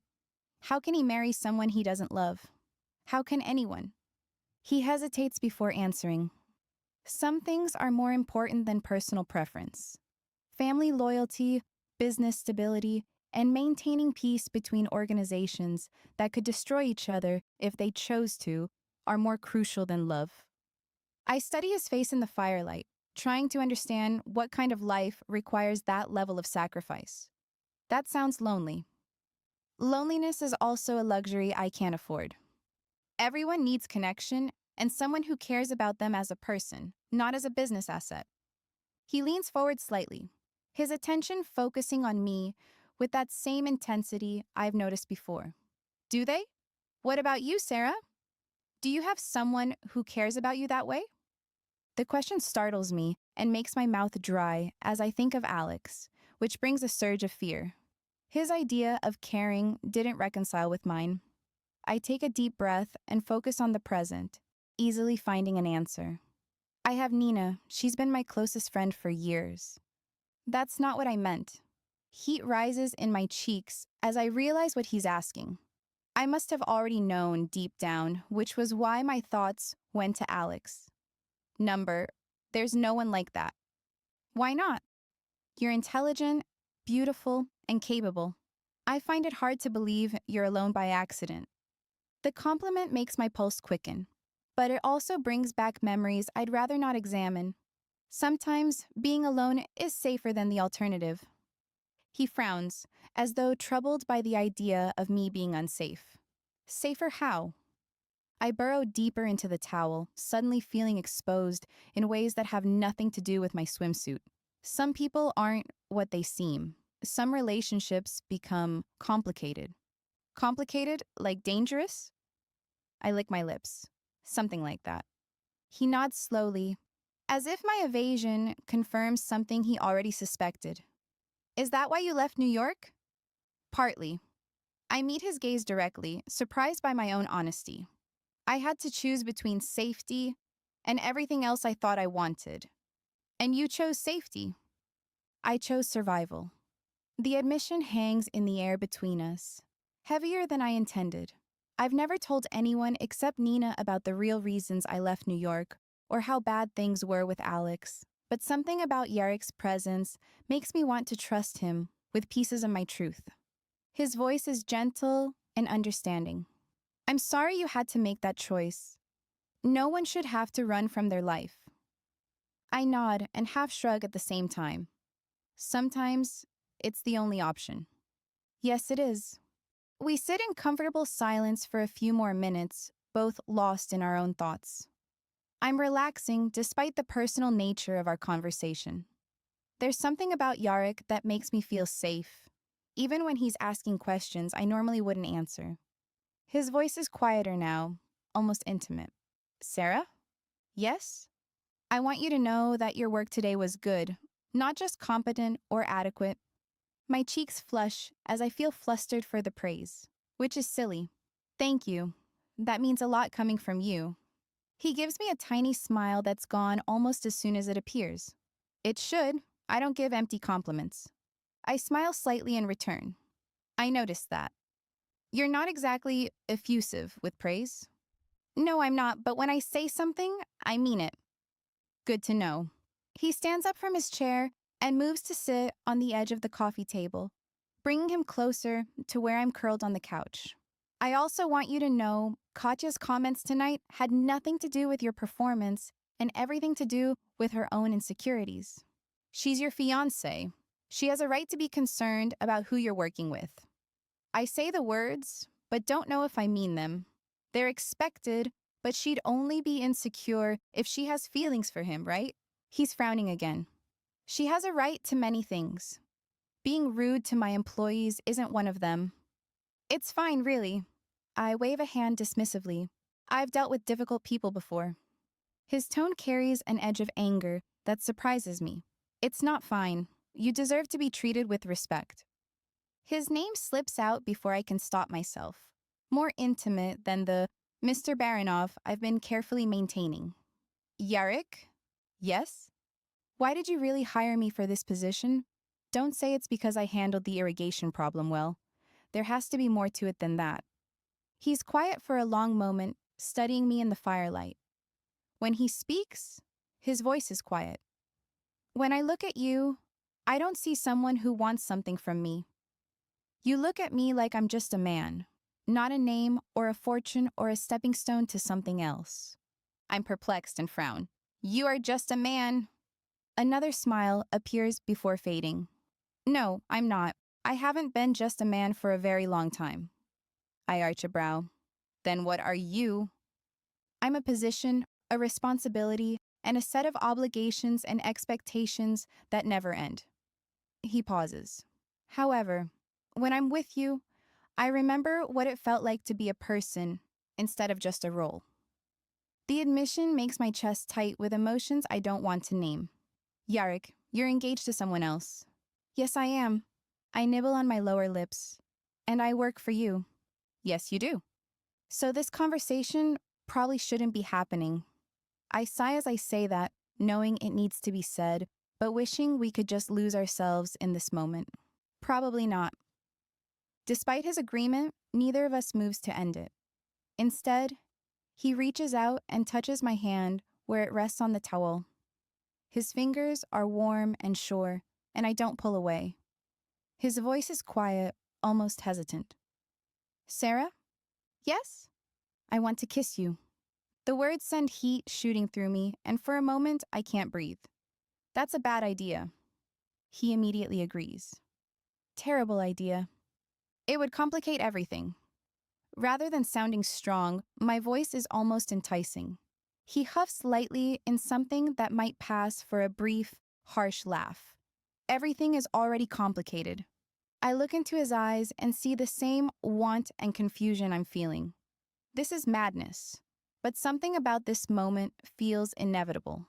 I hear myself say, "Just once?" The voice of reason is screaming at the back of my mind, but I can barely hear it.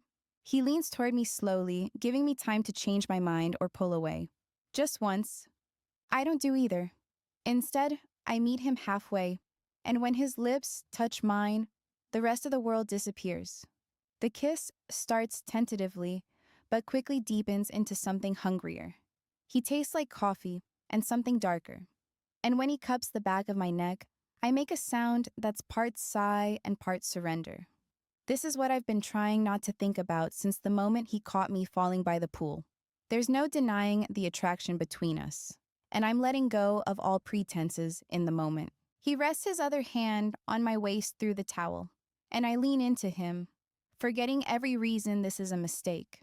The kiss becomes more urgent and demanding, making me respond without thinking about consequences or complications. When he breaks away, to trail kisses along my jaw and down my neck, I arch into him, fisting my hands in his shirt. Everything about this feels right, despite being completely wrong. Sarah. My name sounds different when he says it like that, all rough and full of wanting.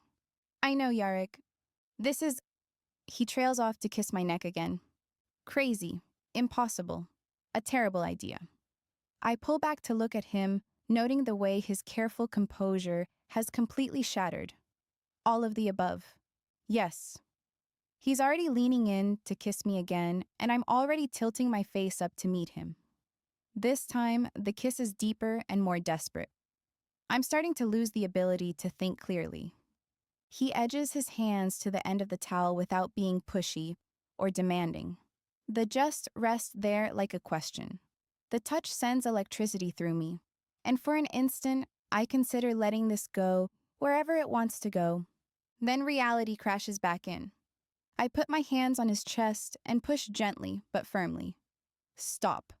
We have to stop. He pulls back immediately, his breathing unsteady. Sarah, you're getting married. I stand up quickly, clutching the towel around myself. This can't happen. The engagement isn't what? Real? Binding? It doesn't matter what kind of arrangement it is. You're committed to someone else, and I won't be the other woman. He shoves the hair off his forehead that got disheveled during our exchange, looking as shaken as I feel. You're right. I'm sorry. I shouldn't have. We both shouldn't have. I grab my clothes from where I left them and head toward the changing area. I need to go. Sarah, wait. I turn back to look at him, noting the regret and something else in his expression. This was a mistake, Yarek. It can't happen again. I know.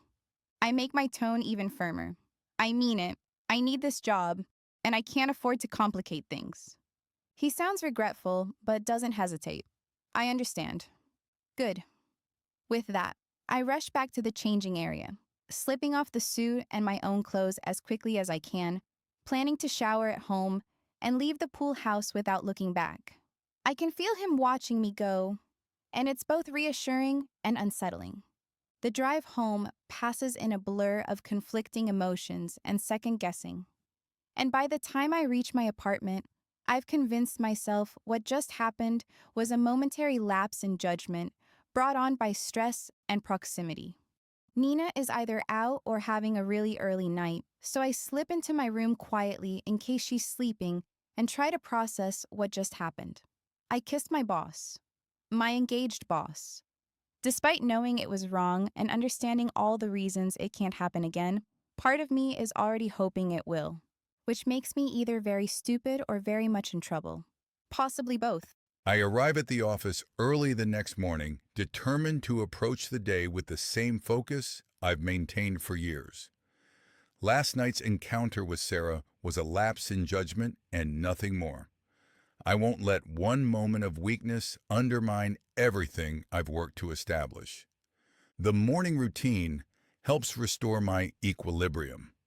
By 8 o'clock, I've almost convinced myself the kiss in the pool house was an aberration that won't be repeated. Then Sarah arrives.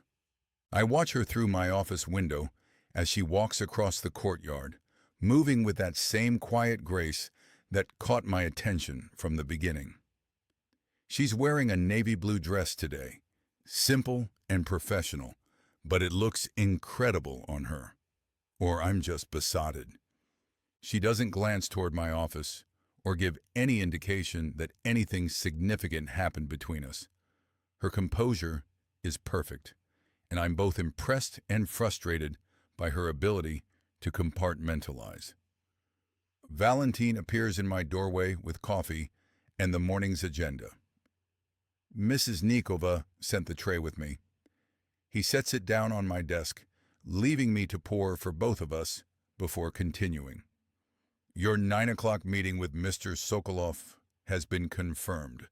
He'll meet you at the Harbor Club as requested. I hand him a mug and add a splash of cream to mine before taking a sip. Good. What do we know about his background? He studies his tablet for a moment. He's a mid-level operations manager for a transportation company based in New York. He has no direct ties to any major organizations, but he's been making inquiries about shipping routes through Connecticut. I've flagged him as someone worth watching. I scan the basic information, noting the professional photo that shows a man in his early 30s with sharp features and an expensive suit. Something about his expression suggests he's used to getting what he wants, which immediately puts me on alert. Has he explained why he's interested in our territory? He shrugs. He claims he's expanding his business and looking for local partnerships and heard we run efficient operations. He wants to explore opportunities. Convenient. I close the file and check my watch. I'll meet with him, but I'm keeping it short. If he's legitimate, we'll know quickly. If he's not, I don't want to give him more information than necessary. Valentine nods, and after we finish our coffee, we head outside to a waiting SUV. He gets in the passenger side, and Luco, the driver, takes us to the meeting spot. The Harbor Club is a neutral venue I use for meetings with unknowns. It's public enough to discourage violence, but private enough for serious conversation. Luco ensures we arrive 10 minutes early, and Valentine takes up a sentry position at the back of the room on the other side, while I claim a corner table that gives me a clear view of the entrance and exits. The location also gives me time to review what I know about Sokolov one more time. His company registration shows recent incorporation, which could mean legitimate expansion or could indicate a shell operation designed to provide cover for other activities. The address listed is a business center that rents temporary office space, which is another red flag that suggests he's not as established as he claims to be. Roman Sokolov walks in precisely on time, moving with the confidence of a man who's accustomed to making strong first impressions. He's taller than his photo suggested, well-dressed, and carrying himself like someone who's never been told no. When he spots me, his smile is perfectly calibrated to suggest both respect and equality. The smile doesn't reach his eyes, though, and he scans the room, gaze pausing on Valentine before approaching my table. I can't tell if he's exercising professional caution or looking for weaker prey. Mr. Baranov. He extends his hand as he approaches the table. Thank you for agreeing to meet on such short notice. I shake his hand briefly, noting the firm grip and expensive watch. "Mr. Sokolov, please, sit down." He drops into the chair across from me, immediately signaling the waitress for coffee with a single finger. "I hope you don't mind me saying, but your reputation precedes you. Everyone in the transportation business knows the Baranov name means quality and reliability." The flattery is smooth but generic, an opening gambit that works with men who have larger egos than sense. I wonder if he's done his homework on me personally, or if he's relying on assumptions about what motivates people in my position. "Flattery isn't necessary. Tell me what you want." He laughs, a sound that's meant to seem genuine, but feels rehearsed. Direct.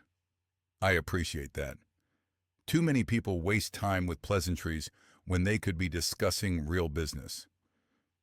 I note the way he leans forward slightly when he speaks, revealing he's used to using physical presence as a negotiating tool as he invades my personal space.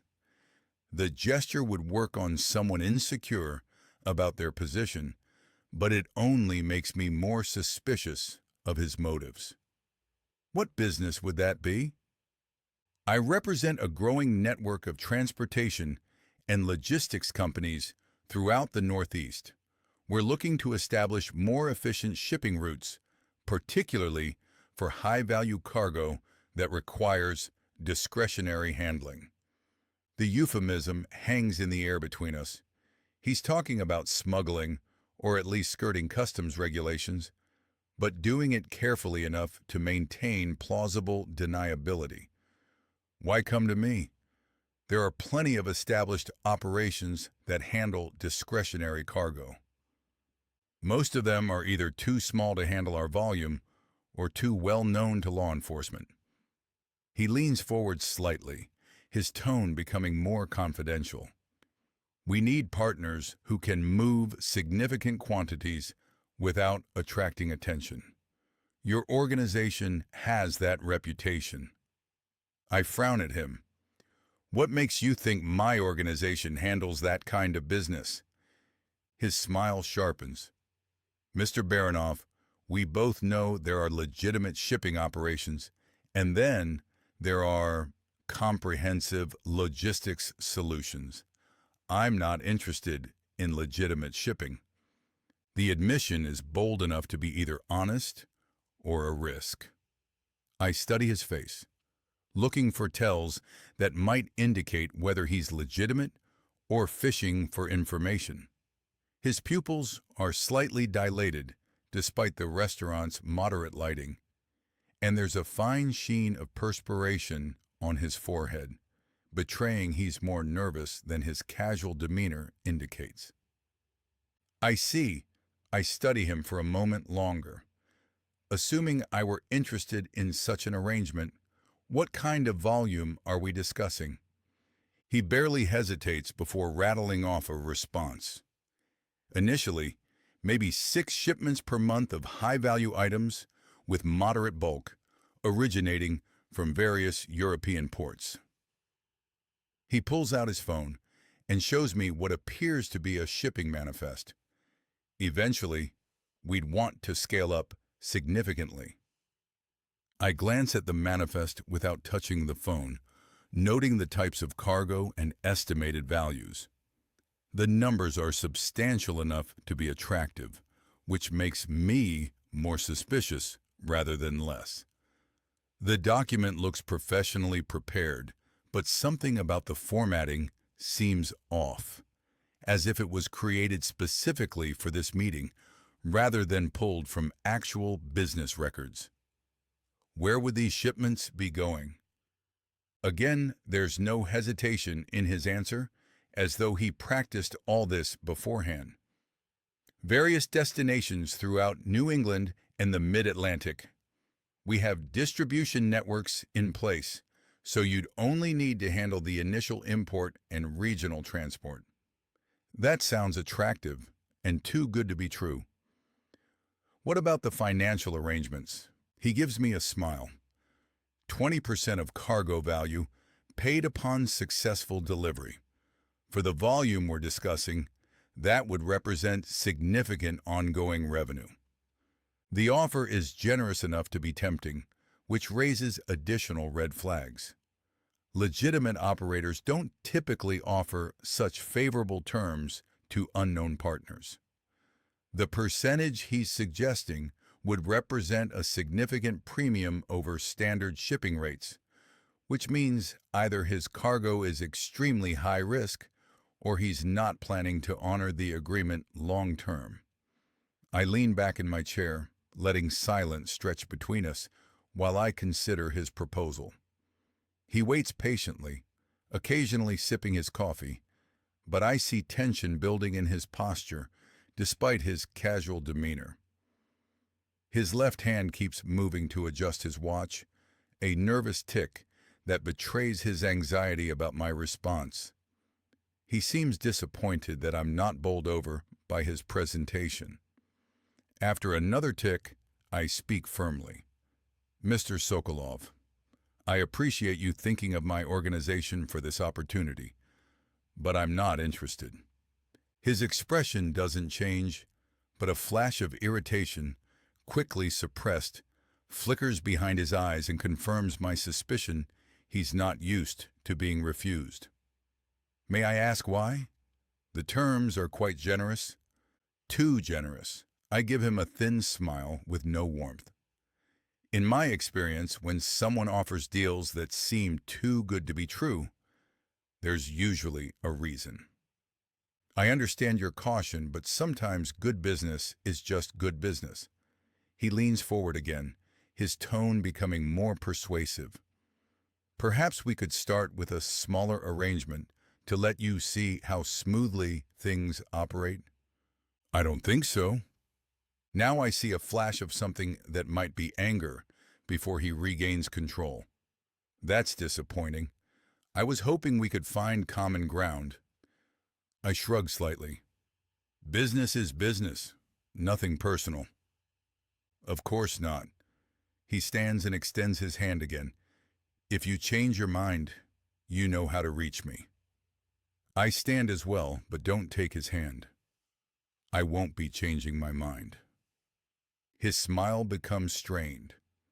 You never know what the future holds. Markets change, circumstances evolve, and opportunities that seem unattractive today become essential tomorrow. The statement carries a threatening undertone that makes my instincts sharpen. Perhaps. Good luck with your expansion plans, Mr. Sokolov. Thank you, Mr. Baranov. I hope we'll have the chance to do business together someday, one way or another. He walks away without looking back, but something about his parting comment sits uneasily with me. The phrase one way or another suggests he's not accustomed to accepting rejection gracefully.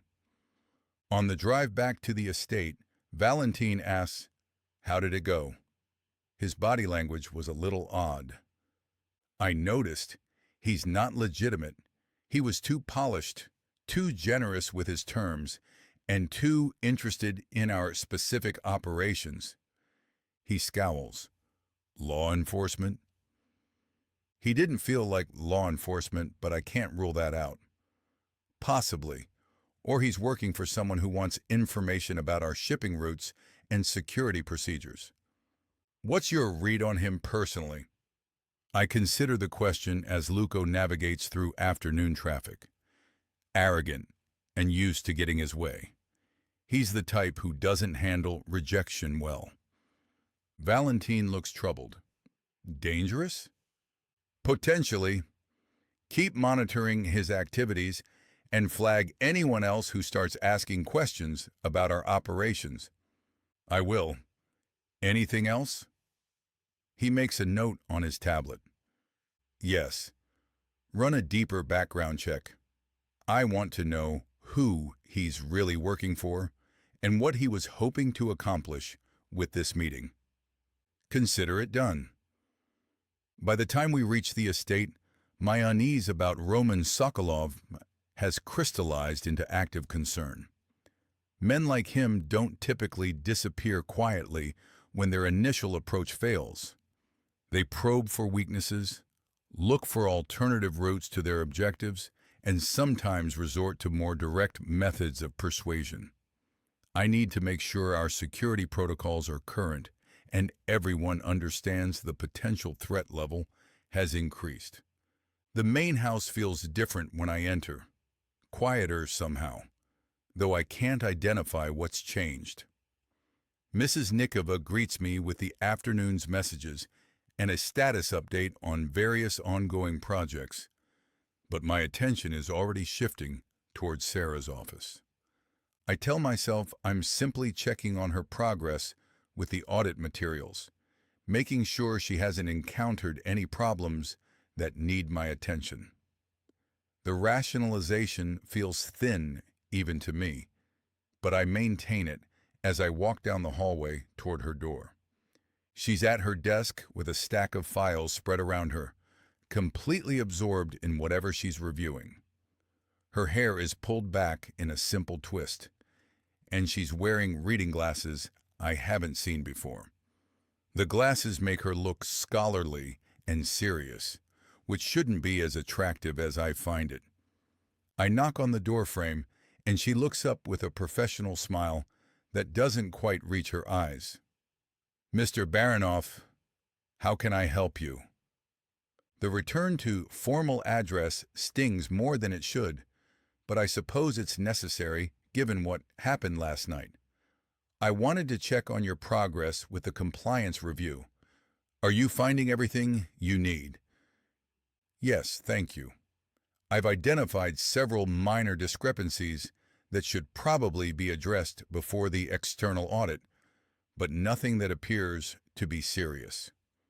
She turns her computer screen so I can see the spreadsheet she's created, color-coded, to highlight different types of issues. The organization is excellent considering her limited office experience, and her analysis appears thorough and accurate. I'm genuinely impressed. This is excellent work. How much more time do you think you'll need? She pauses a second, as though mentally tabulating. I should have everything completed by tomorrow afternoon, assuming no major complications arise. I inject approval into my tone. Good. Let me know if you run into any problems. She nods but doesn't say anything else. I should leave. The professional check-in is complete, and lingering will only make the situation more complicated than it already is. Instead, I'm moving closer to her desk, drawn by a magnetism I don't seem able to control. She straightens in her chair, clearly aware of my proximity, but doesn't say anything. The tension that built between us last night is still there, simmering beneath the surface of our careful professionalism. I reach for her hand where it rests beside her keyboard, moving slowly and deliberately. She watches my approach but doesn't pull away until the last moment, when she steps back from her chair and puts distance between us. Her voice is quiet but firm. This is wrong. I could argue with her.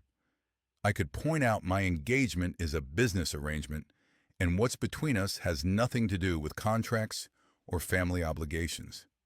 I could remind her she was as eager for that kiss as I was. Instead, I nod once and move to the chair beside her desk, picking up the nearest folder as if that was my intention all along. You're right. Let's focus on the work. We sit side by side for the next hour, reviewing documents and discussing compliance issues with careful professionalism. She explains her analytical process, shows me the patterns she's identified, and asks intelligent questions about regulatory requirements. She's not working in a conventional way, but her method is working, so I don't bother trying to force her to think about it a different way. At one point, she mutters something under her breath about my handwriting being illegible, and I almost laugh. The comment is so normal, so unguarded, that it reminds me of how natural things felt between us before last night's kiss. I don't touch her again during our work session, though the temptation is constant. Instead, I content myself with watching her concentrate, noting the way she bites her lower lip when she's thinking, and the small sounds of satisfaction she makes when she solves a particularly complex problem. She's trying to hide how flustered she is by my presence, but I see it in the way she occasionally loses her train of thought or reaches for the wrong file. Knowing I affect her as much as she affects me is oddly thrilling. When we finish reviewing the compliance materials, I stand to leave but pause at her door. Sarah. She looks up from organizing the files on which we've been working. Yes? Thank you for your discretion about last night. I appreciate your professionalism. She flushes slightly but sounds composed when she says, Of course. This arrangement we have working together closely is important to me. I don't want anything to jeopardize that. She meets my gaze directly for the first time today. Neither do I. I nod. Good. I'll see you tomorrow. I leave her office and return to my own, but find it difficult to concentrate on anything else. The conversation with Roman Sokolov seems less urgent now, though it shouldn't. My security concerns feel manageable compared to the growing complexity of my feelings for Sarah. She's right that pursuing anything between us would be wrong. She works for me, I'm engaged to someone else, and mixing personal and professional relationships rarely ends well. The rational part of my mind understands all of these facts perfectly. The rest of me doesn't care. I want her with an intensity that's becoming harder to ignore or rationalize away. The kiss last night was a revelation, showing me possibilities I hadn't allowed myself to consider. She responds to me in ways that Katya never has, with genuine feeling rather than lifeless performance. I've never kissed Katya like that, keeping our public exchanges perfunctory and private ones as non-existent as possible, but there's no way she'd rock my very existence like Sarah did.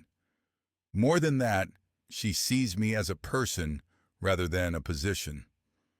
When she looks at me, I remember what it felt like to be human instead of just functional. I can wait, I tell myself. I can maintain professional boundaries and appropriate distance. I can resist the temptation to cross lines that shouldn't be crossed, but as I sit in my office replaying the sound of her saying my name last night, I realize that waiting has an expiration date. This attraction isn't going away, and my self-control isn't infinite. Something will have to give, and soon. I recall Roman Sokolov's parting words about opportunities becoming essential when circumstances change. Perhaps he was more perceptive than I gave him credit for. Circumstances have already changed more than I'm willing to admit. Sarah Clark has become essential in ways I never intended to allow. If I'm not careful, she'll become more than I can allow, and a weakness a man like me can't afford. I'm preparing to leave for the day when Mrs. Nikova appears in my office doorway with her usual composed expression. She adjusts the papers in her hands before speaking. Mr. Baranov has requested you stay late this evening. He'd like to discuss your progress on the compliance review. I glance at the clock on my computer screen. It's already past 5, and most of the staff has gone home for the day. How late? He didn't specify, but he mentioned you should plan to have dinner here. Her tone is matter-of-fact, as if this is a perfectly normal request. Shall I let him know you're available? The suggestion catches me unprepared. In the 3 weeks I've worked here, Yarek has never asked me to stay for dinner, and our work sessions have always been strictly professional. Aside from some lingering looks and brief touches that we both pretend are accidents. Is this about something specific? Did I make an error in the compliance materials? Mrs. Nikova's expression gives away nothing. I wasn't given details. Simply, the request for your continued presence this evening. I consider my options. Refusing would be insubordination, and I need this job too much to risk making him unhappy. Whatever this dinner meeting is about, I'll handle it professionally and hope for the best. All right, should I wait in my office? Mr. Baranov will send for you when he's ready. She turns to leave, then pauses. You might want to freshen up. The private dining room is more formal than your usual work meetings. She disappears down the hallway, leaving me with a dozen questions and no answers. I spend the next 2 hours trying to finish up loose ends while my mind spins through possibilities. Maybe he wants to extend my probationary period, or he's decided I'm not working out after all, or maybe the past 3 weeks of careful professionalism weren't enough to erase the memory of our kiss by the pool. When it's almost 7, I'm wound so tight I can barely sit still. I use the executive washroom to touch up my makeup and make sure my hair isn't completely disheveled from the day's work. The navy blue dress I'm wearing is one I've worn several times now in his presence. It's simple and professional, but in the mirror's lighting, it looks more elegant than I remembered. Or I'm just projecting my wishful thoughts. At 7 o'clock precisely, Mrs. Nikova reappears. Mr. Baranov is ready for you now. She leads me through corridors I've never seen before, past formal reception rooms and up a curved staircase to the second floor. The private dining room is smaller than I expected, being intimate rather than imposing. A round table is set for 2 with white linens, crystal glasses, and flickering candles. Classical music plays softly from hidden speakers, and the whole scene feels more like a date than a business meeting. Yarek stands near tall windows that overlook the gardens, wearing dark slacks and a white dress shirt with the sleeves rolled up. He looks relaxed and comfortable, which somehow makes me more nervous rather than less. He moves away from the windows as I enter. Sarah, thank you for staying. I take the chair he indicates, noting he's chosen a table small enough that we'll be sitting closely together. Mrs. Nikova said you wanted to discuss the compliance review? Among other things. He pours wine from an open bottle into both our glasses, which seems strange for a business meeting. I thought we deserved a meal without interruptions or the pretense of working. I frown at the wine and then at him. I don't understand. He takes the seat across from me, close enough I can smell his cologne and see the candlelight reflecting in his eyes. We've been dancing around each other for almost 3 weeks, maintaining professional distance while pretending we don't feel what's happening between us. Tonight, I'd like to have an honest conversation. My pulse speeds up, and I reach for my wine glass to give my hands something to do. The stem feels delicate between my fingers, and I'm careful not to grip it too tightly. Yarek, I don't think... Just dinner, Sarah. Just 2 people talking without expectations. The wine is excellent, smooth and warming as I take a careful sip. It's layered and expensive, making me savor it even without knowing why. What did you want to talk about? You? Your work. How you're settling in here. He leans back in his chair, studying my face in tense focus. Whether you're happy? My mouth is dry, in spite of the wine, and I have to swallow it along with a lump in my throat before I can speak, going for aloof and grateful. I'm grateful for the opportunity. The work is challenging in ways I didn't expect, and I'm learning a lot. He shakes his head slightly. That's not what I asked. Are you happy, Sarah? The question startles me with its simplicity. Am I happy? I consider the past few weeks since starting this job. Despite the complications with Yarek and the ongoing threat from Alex, though I've received no more text messages, I've felt more like myself than I have in months. Yes, the admission surprises me with its certainty. For the first time in a long while, I think I am happy. A smile touches the corners of his mouth. Good. I want you to be happy here. Mrs. Nikova appears as silently as a ghost, placing plates of what looks like a gourmet salad in front of us before disappearing again.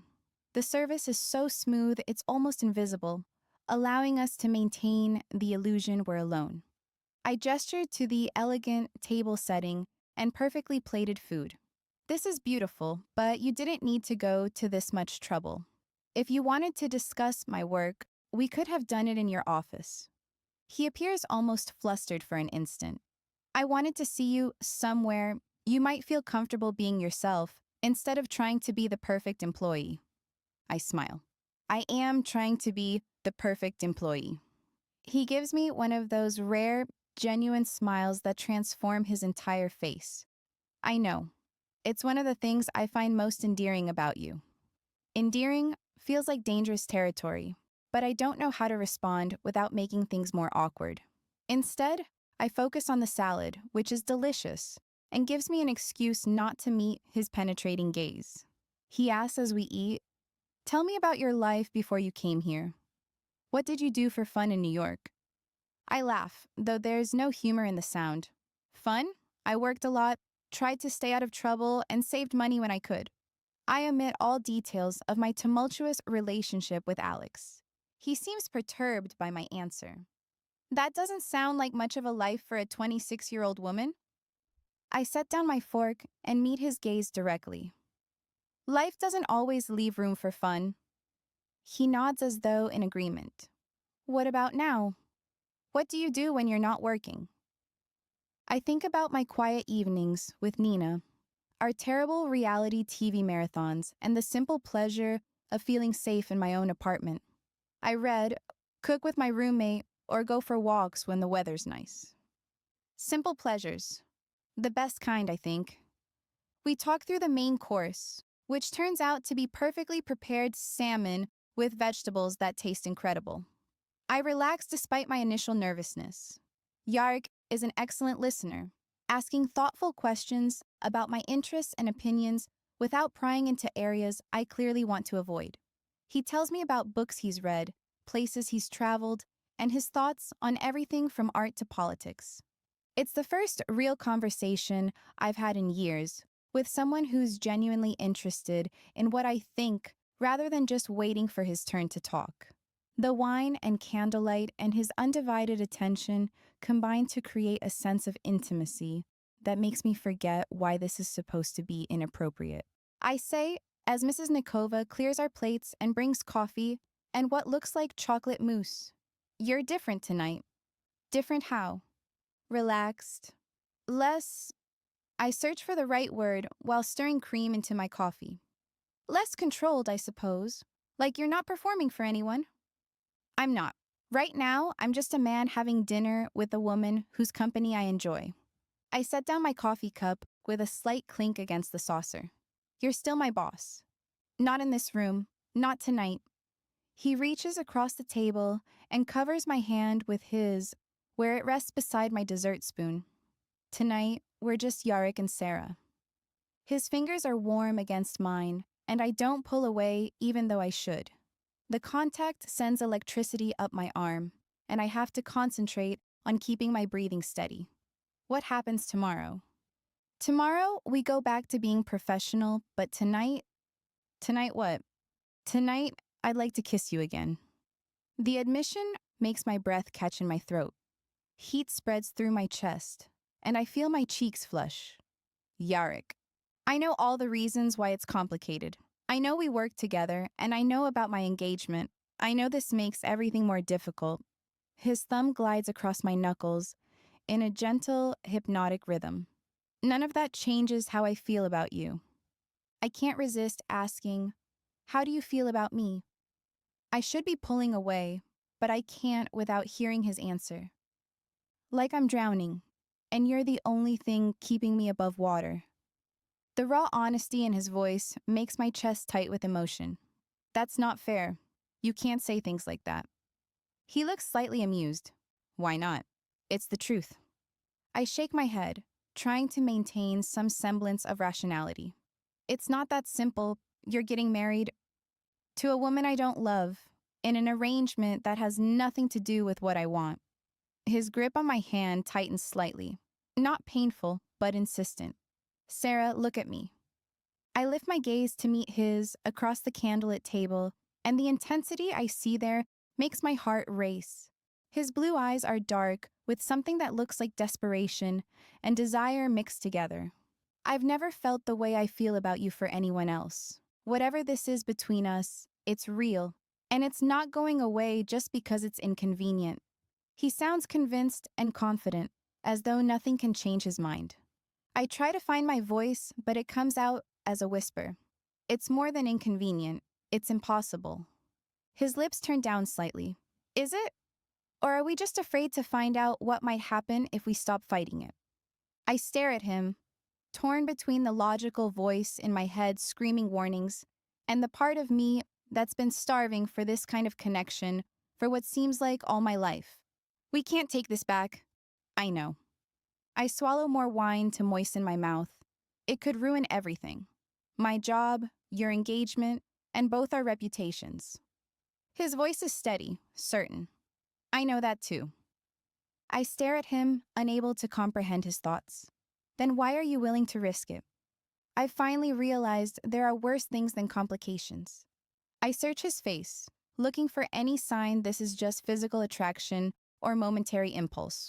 All I see is the same longing that's been eating at me for weeks, and the same desperate need that makes me dream about his hands and his mouth and the way he looked at me by the pool. He presses a kiss to the top of my head. No regrets? I trace lazy patterns over a rose tattoo on his chest with one finger. None. You? Only that we waited so long. We lie in comfortable silence for a while, and I relax completely for the first time in months.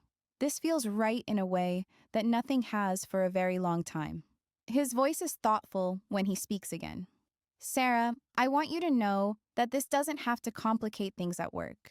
We can keep this separate and private. No one has to know. I stiffen for a moment, not liking how I suddenly feel like his dirty secret. What about your engagement? I sound almost emotionless as I ask. He sighs. That's a business arrangement. It has nothing to do with us. I prop myself up on one elbow to look at him, needing to see his face and search for sincerity. I need to know how he really feels. What are you suggesting? We continue this and see where it leads without worrying about other people's expectations or complicated family politics. I consider his words. You want to have an affair. My first instinct is to recoil and get dressed, but he feels so good that I stay. I want to be with you, however that works and whatever that looks like. He traces my cheek with one finger. I know it's not ideal, but it's what we have. I consider his offer, weighing the risks against the way I feel in his arms. For the first time since leaving New York and escaping Alex, I feel like myself again, safe, desired, and free to make my own choices. What he offers isn't ideal, and it's no fairy tale. Is it enough for me? I think about leaving him, and never feeling this way again, and whisper, okay. He stiffens slightly, like he can't believe I'm agreeing. Okay? I bite my lip before being fully candid. I want to be with you too, whatever that means or however complicated it gets. It prickles my conscience as the voice of reason whispers in my mind, asking how far I'm prepared to go to keep this? Mistress to a married man? The thought repels me, but still, I remain. The engagement is just an arrangement, and things can change. I cling to that rationale as he rolls us over so he's above me again, and I see satisfaction and something deeper burning in his eyes. No regrets, he says, echoing my earlier words. I pull him down for another kiss. No regrets. I sound confident about it, and I don't regret this night. But I'm not really sure I can be the other woman, even if the arrangement is purely business. His kiss and caresses quickly silence that voice of logic again, and I surrender to how he makes me feel, physically and emotionally. I wake before dawn with Sarah curled against my side, her hair spread across my chest, and her breathing soft and even. The events of last night feel both surreal and inevitable, as if we'd been moving towards this moment since the day she flooded my pool deck. She stirs when I brush a strand of hair from her face, opening those green eyes that have been haunting my thoughts for weeks. What time is it? Early. You don't have to get up yet. She stretches like a cat, and her body presses against mine in ways that make my morning erection more insistent. The simple contact sends heat through me, and I have to resist the urge to roll her beneath me and start the day the way we ended last night. I should go. She sits up, and I immediately miss her warmth. Mrs. Nikova will be here soon, and I don't want anyone to see me leaving your room. I need to go home to shower and stay a few more minutes. I pull her back down beside me, enjoying the way she fits perfectly against my side. Mrs. Nikova doesn't arrive until 7, and it's barely 6. She relaxes into my arms, and we lie in comfortable silence while the sun gradually lightens the sky outside my windows. I could get used to waking up with her beside me, starting each day with her warm body pressed against mine. The thought should alarm me, considering how carefully I've avoided emotional entanglements for years. Instead, it feels right in a way that nothing has for a very long time. Yarek, her voice is quiet and uncertain. Yes? Last night was... She pauses, searching for words. I don't regret it, but I need to know this isn't just physical for you. I turn so I can look into her eyes, seeing vulnerability there that makes my chest constrict. It's not just physical. Then what is it? I don't know yet, but I want to find out. She searches my face for a long moment before nodding. Okay. Okay. I want to find out too. She gets up reluctantly, gathering her clothes from where we scattered them across the floor last night. I watch her dress, memorizing the way she moves and the curve of her back as she reaches for her dress zipper.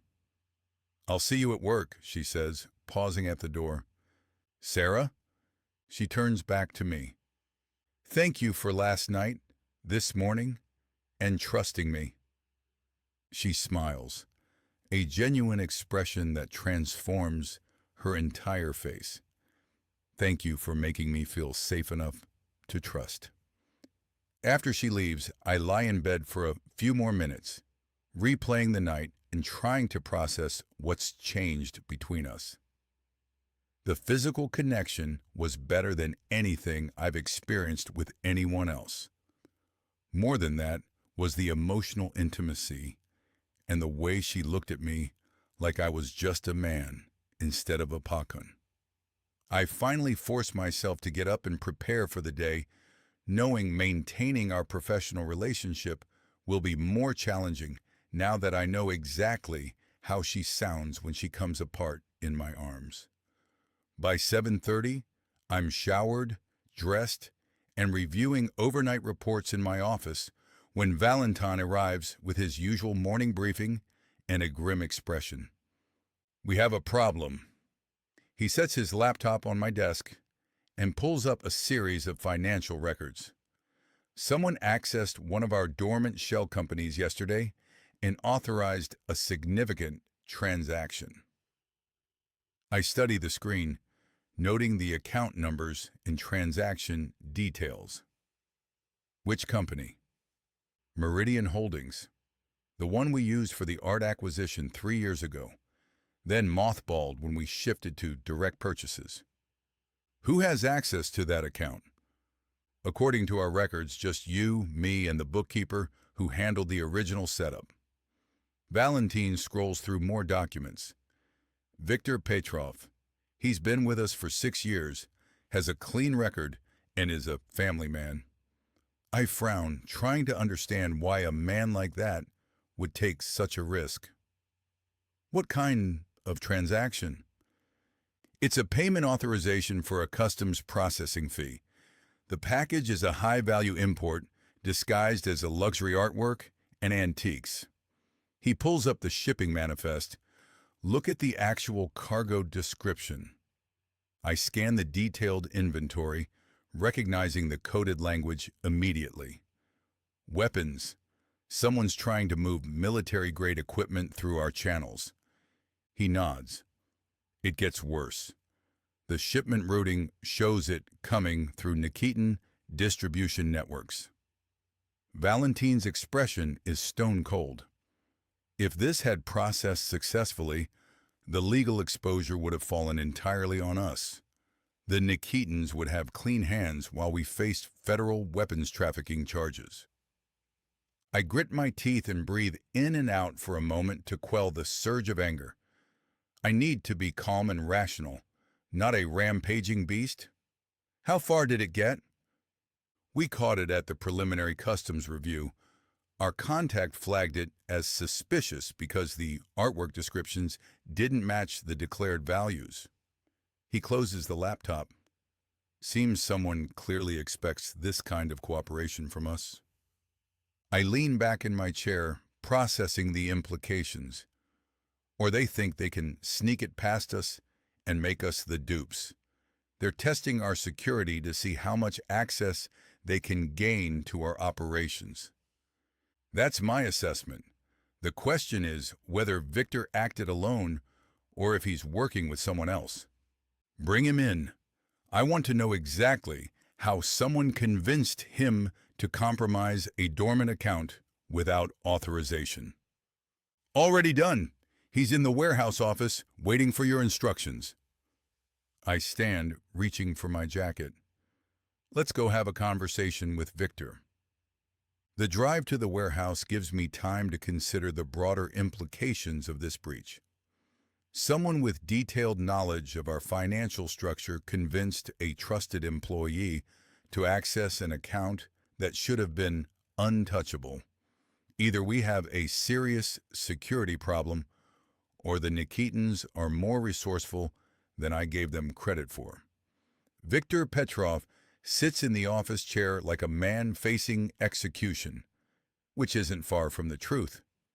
He's middle-aged and soft around the edges, with the look of someone who spent his life avoiding trouble, but suddenly found himself in the middle of it.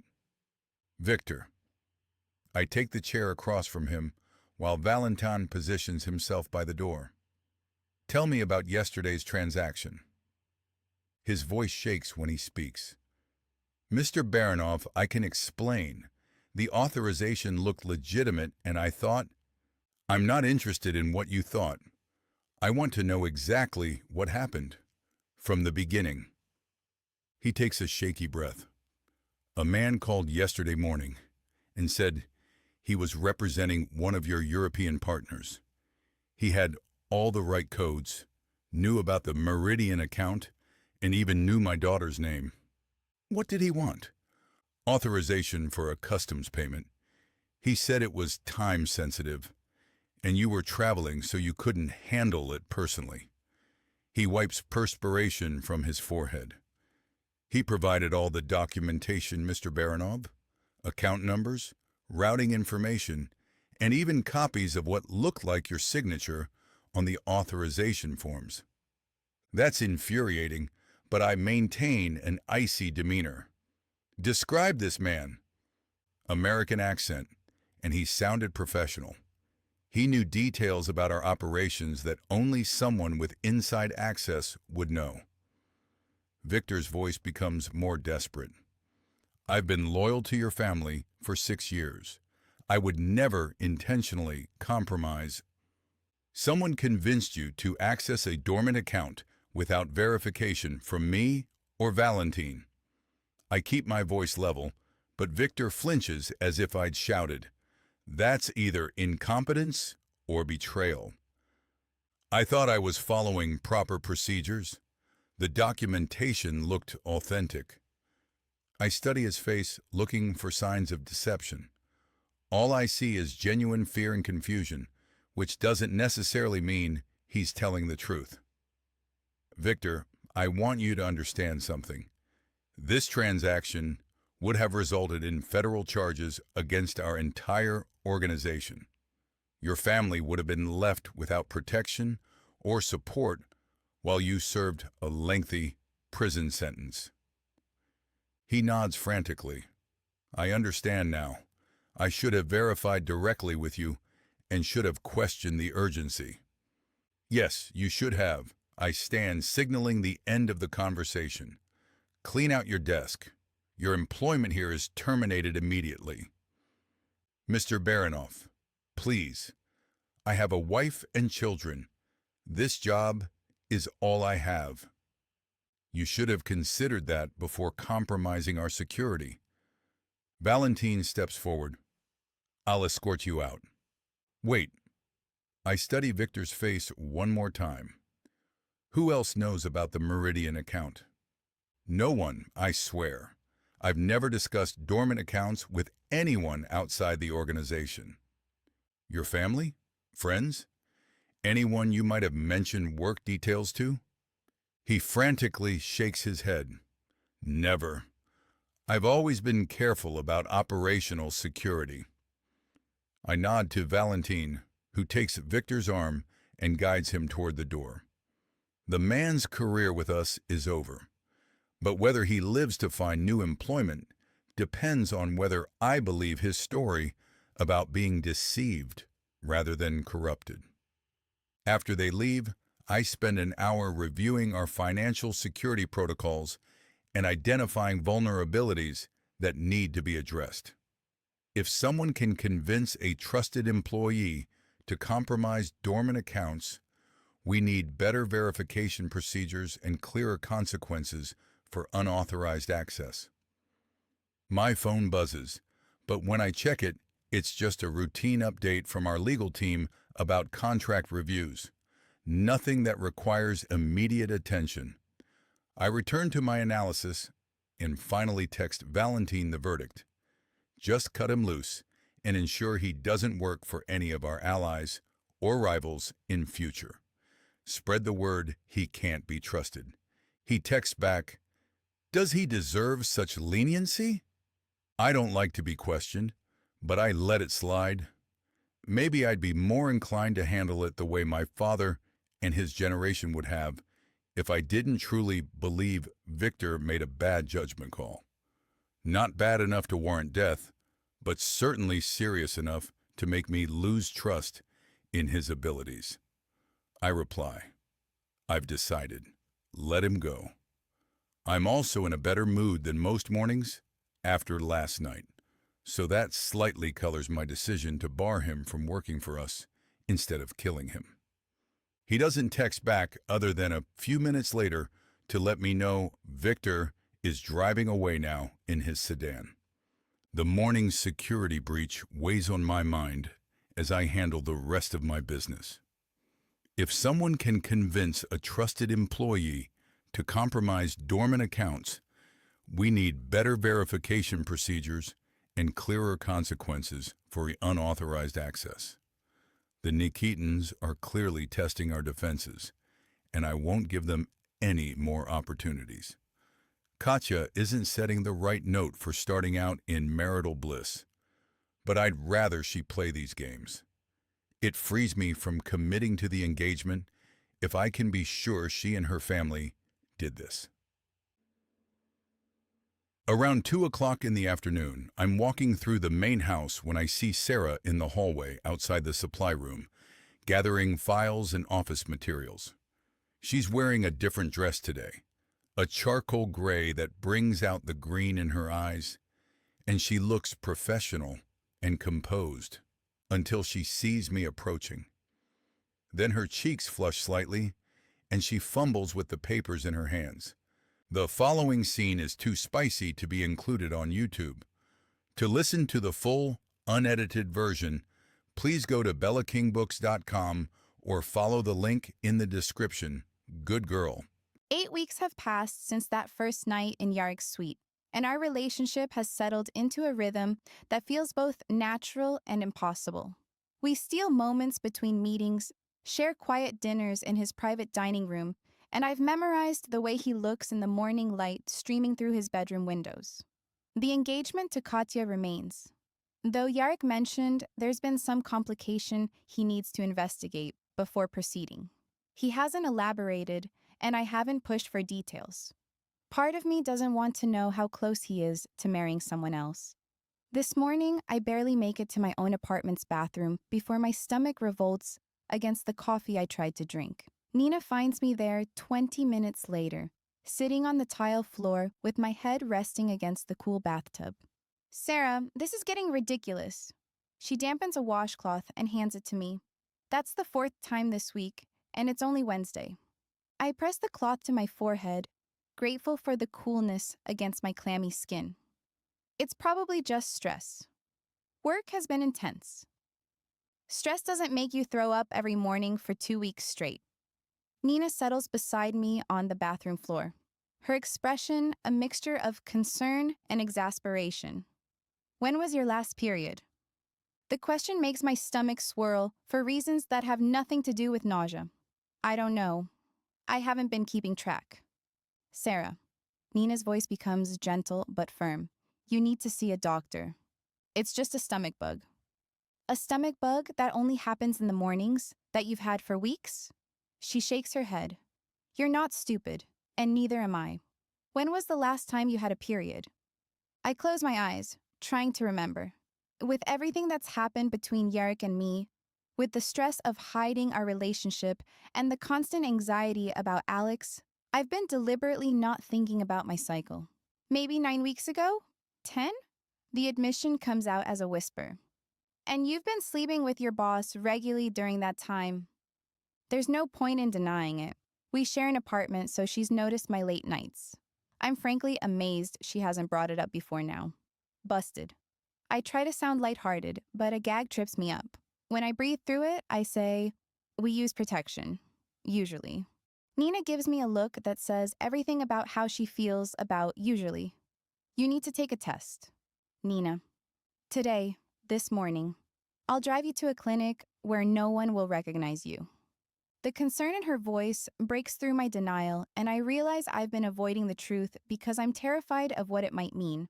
Not just for me, but for Yarrick, for our relationship, and for everything. What if I am? I whisper. We'll deal with it. But first, you need to know for sure.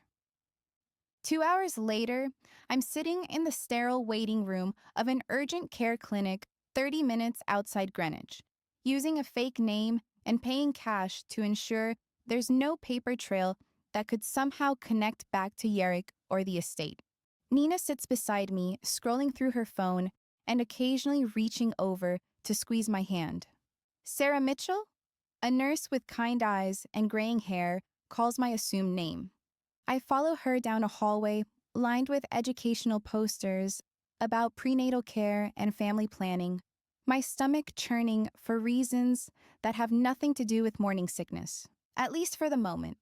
Dr. Martinez is a woman in her 50s, with warm brown eyes and a gentle manner that immediately puts me at ease. She asks routine questions about my symptoms, my last menstrual period, and my sexual activity, all of which I answer honestly despite using a false identity. She types notes into her computer before speaking to me again after a brief silence. Based on what you've told me, I'd like to run a pregnancy test and do a quick exam if you're comfortable with that. I nod, though my mouth has gone dry. How accurate are the tests? Very accurate when you're experiencing symptoms like yours. We can have results in just a few minutes. The blood draw is quick and relatively painless, but the waiting feels eternal. I sit in the examination room staring at pamphlets about prenatal vitamins and birth control options, trying to prepare myself for either outcome while knowing deep down what the answer will be. When Dr. Martinez returns, her expression is kind but professional. Congratulations, Sarah. You're pregnant. Based on your last menstrual period, I'd estimate you're about 10 weeks along.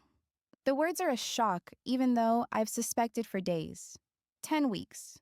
I count backward in my head, trying to pinpoint conception. It could have been that first night in his suite, or any of the dozen times since when we got caught up in the moment and forgot to use protection. Are you all right? Dr. Martinez studies my face with concern. This can be overwhelming news. I wrap my arms around my stomach, suddenly hyper-aware of the life growing inside me. I'm fine, just processing. That's completely normal. Would you like to discuss your options? Options? She rolls the stool closer as she sits down. You have choices about how to proceed. We can talk about prenatal care if you're planning to continue the pregnancy, or I can provide information about other alternatives if you're not ready for this. The clinical way she presents the alternatives makes me realize I need time to think.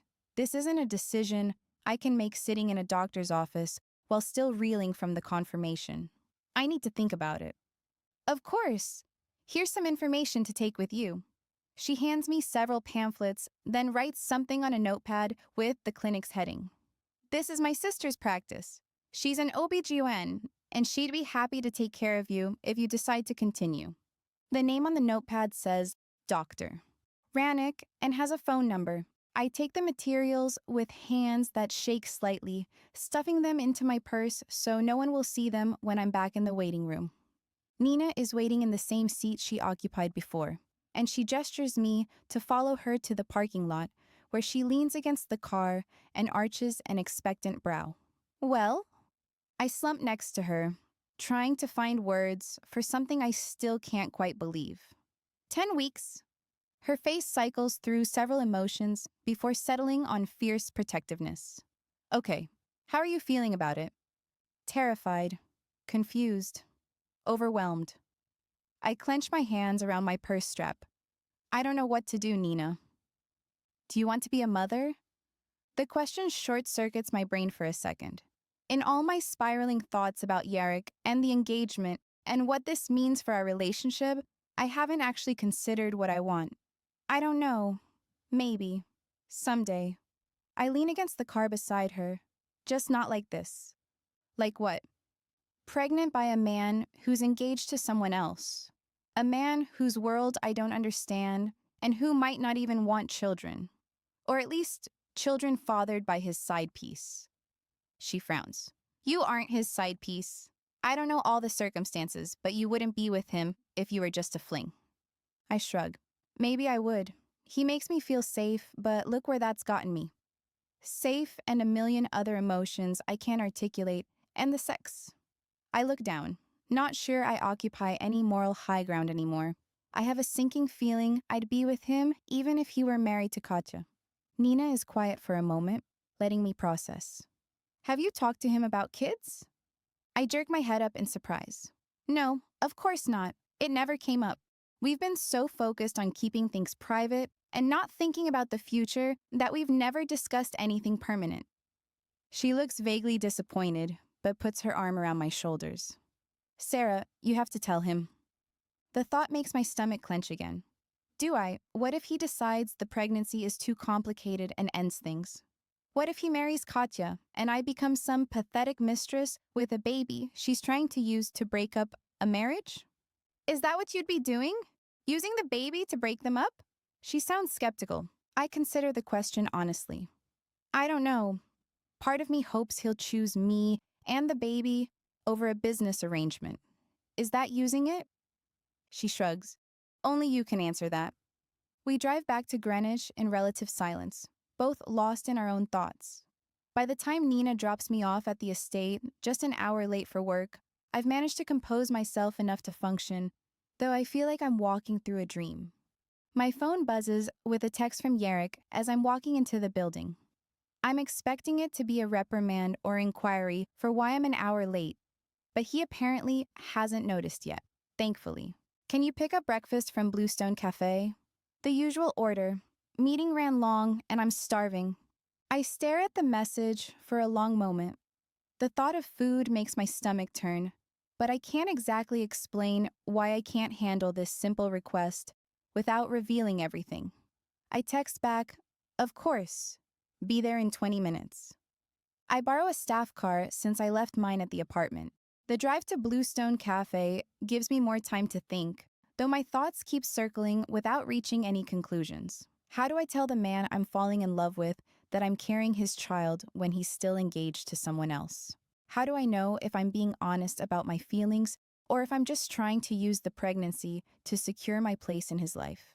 The cafe is busy with the morning rush, and I join the line behind several other customers, trying to ignore the wave of nausea that threatens to return. The smell of bacon and coffee that usually makes my mouth water now makes me feel queasy. I'm checking my phone to confirm Yarek's usual order when a scent hits me that makes me freeze and start to tremble as sandalwood and spice assault my senses. The cologne is expensive, distinctive, and the exact brand Alex used to wear. When I can move again, I slowly turn to scan the cafe. The breakfast crowd is typical for Greenwich, with well-dressed professionals, young mothers with strollers, and a few tourists exploring the area.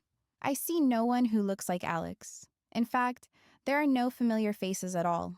I tell myself I'm being paranoid. It's a popular cologne and expensive enough that multiple men in an affluent area would wear it. Just because someone else uses the same fragrance doesn't mean Alex is here. The rational part of my mind knows this, but my body doesn't get the message. My hands shake as I place Yarek's order, and I keep glancing over my shoulder while I wait, expecting to see Alex's face in the crowd. By the time I get back to the estate car with the food, I'm practically hyperventilating. I sit in the parking lot for several minutes, taking deep breaths and trying to calm down. I pull out my phone to text Yarek, wanting to tell him about the scare, the pregnancy, everything. My fingers hover over the keyboard as I type and delete several messages. Something weird happened at the cafe. Can we talk? Delete. I need to tell you something important. Delete. Are you free to talk privately today? Delete. I can't do it. I can't tell him about Alex potentially being in Greenwich when I have no proof beyond a familiar scent. I especially can't tell him about the pregnancy when I haven't even processed it myself yet. And it's not the sort of thing I'd drop via text anyway. The pregnancy changes everything, but I don't know how. If Yarek goes through with marrying Katya, where does that leave me and this baby? Do I become the secret mistress raising his child on the side? Do I disappear completely and raise the baby alone? Am I strong enough to make that decision, to put principles above how I feel about him? The worst part is wondering about my own motives. Do I want to tell him about the pregnancy because he deserves to know? Or because I'm hoping it will make him choose me over his obligation to the Nikitin family? I don't have answers to any of these questions, and the uncertainty is eating at me. What I do know is that everything has changed, and I need time to figure out what I want before I can even think about what to tell Yarek. For now, I'll keep this secret a little longer, just until I can sort through my feelings and decide what kind of woman I want to be in this situation. I drive back to the estate with Yarek's breakfast and a head full of questions I'm not ready to answer. When I hand him the food, he kisses my cheek and thanks me, completely unaware that in the space of one morning, everything between us has shifted. "You look pale," he says, studying my face with concern. "Are you feeling all right?" I force a smile. "Just tired. I didn't sleep well last night. Maybe you should go home early today and rest." It's tempting, but that would leave me too many hours to just think, and I'm not up for that yet. I'm fine, really.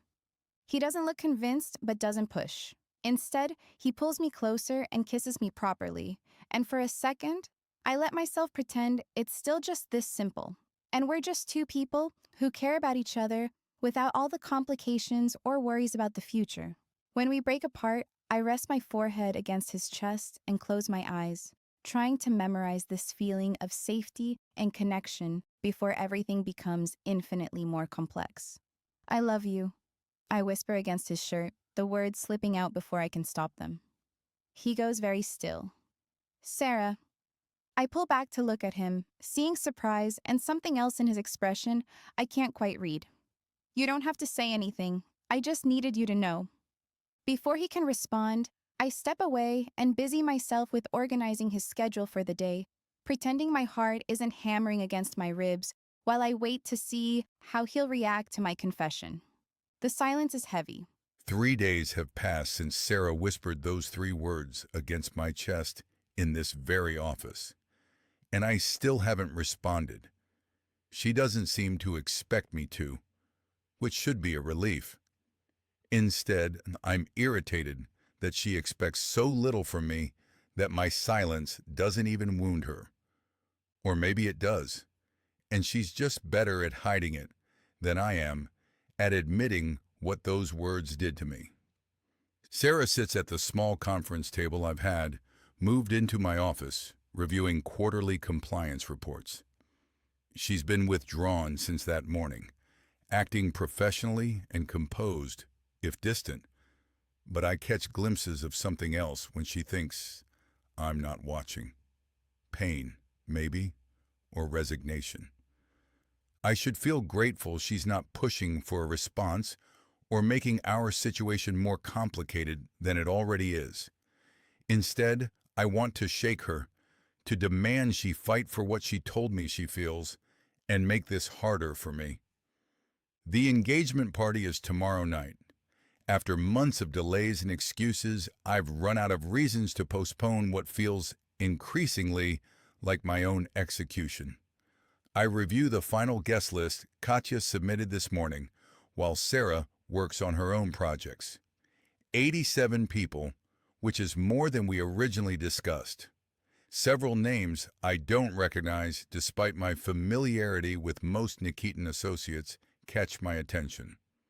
Valentine appears in my doorway without knocking, a habit that usually irritates me, but today provides a welcome distraction.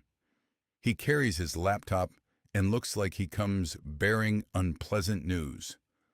The security briefing. He settles into the chair across from my desk, barely glancing at Sarah.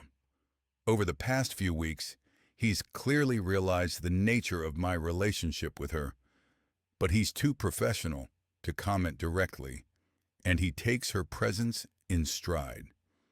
He doesn't discuss sensitive Bratva business in front of her, though, just security concerns and vaguer issues. We need to discuss tomorrow night's protocols.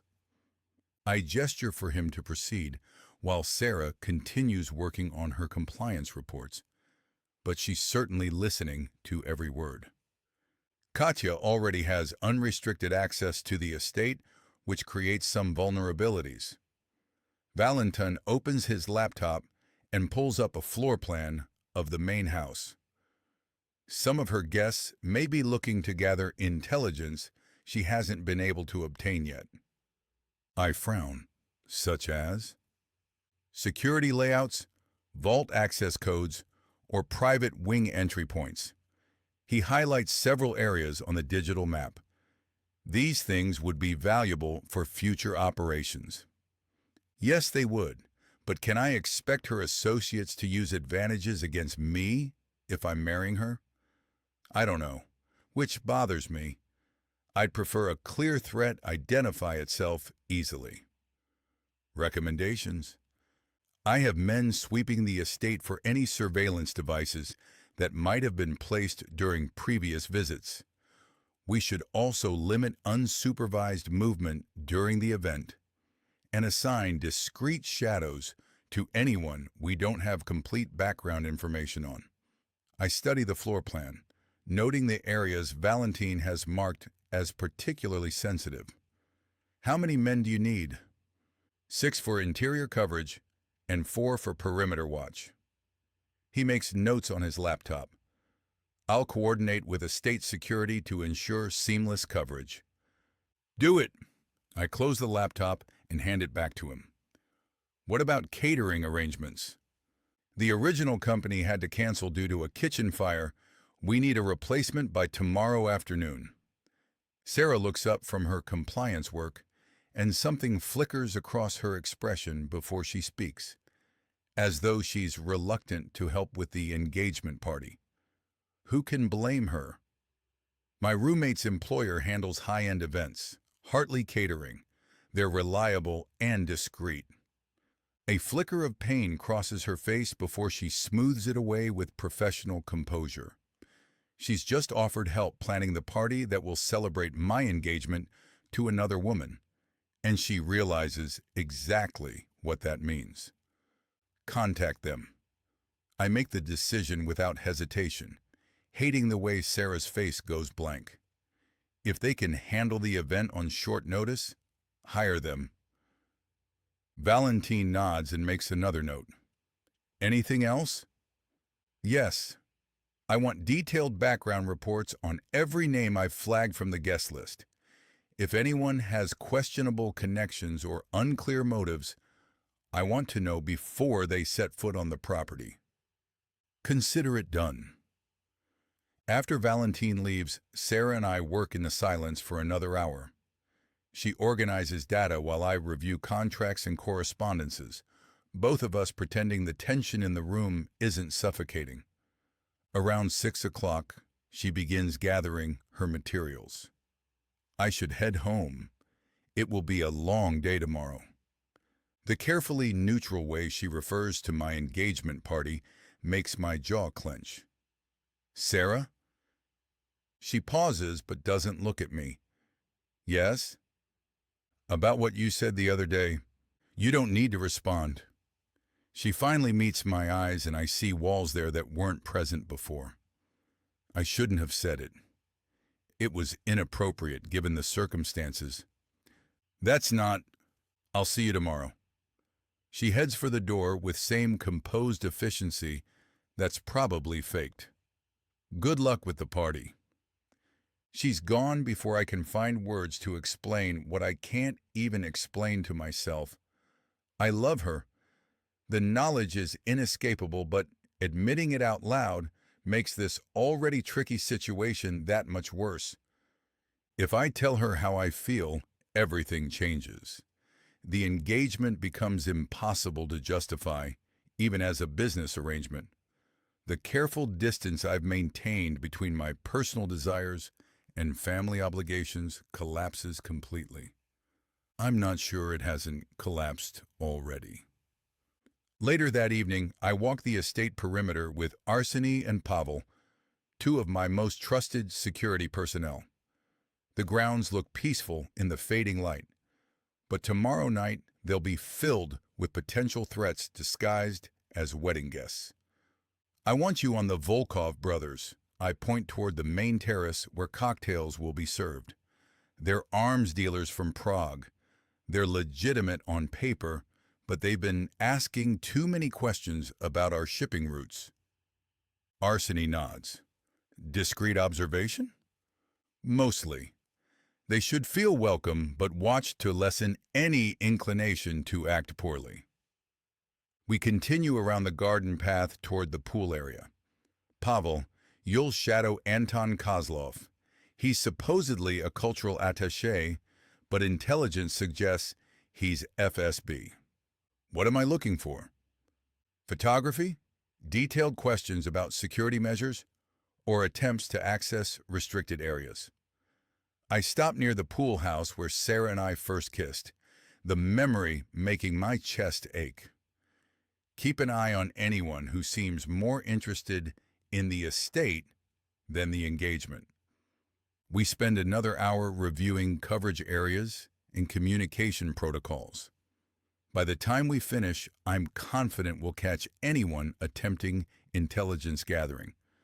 But the larger question remains. Why am I going through with an engagement I don't want to a woman I don't love? The answer should be simple. Family obligations, business stability, fulfilling my father's old plan, and maintaining crucial alliances. They're the same reasons my father would have given, applying the same logic that's guided every major decision I've made since inheriting leadership of our organization. Sarah has complicated that logic in ways I'm still trying to understand. Back in my office, I find myself staring at the contract I've been avoiding for weeks. The marriage agreement with the Nikitins, formally binding two families in an alliance that makes strategic sense on every level except the personal one, sits like a brick of C4 on my desk with the way I handle it. I've signed thousands of contracts over the years. This should be no different. The terms are favorable, the benefits clear, and the risks manageable. As though she senses I'm looking at the contract, my phone buzzes with a text from Katya. Looking forward to tomorrow night and finally signing the contract. I have a special surprise planned. I stare at the message, wondering what surprise Katya consider special, and if I want to know. Everything about tomorrow feels like a trap, but I struggle to identify the specific threat or figure out how to avoid it. Another text arrives, this one from Sarah. Nina confirmed the catering arrangement. They'll be there at 4 p.m. to set up. I told her I'd pass along the message to save her the extra step of contacting Valentin to contact you. The simple professionalism of her message irritates me more than Katya's coy hints. Sarah is pulling away to protect herself from the inevitable pain of watching me get engaged to someone else.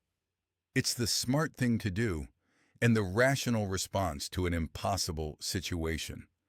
I should be happy she's coping and making it easy on me.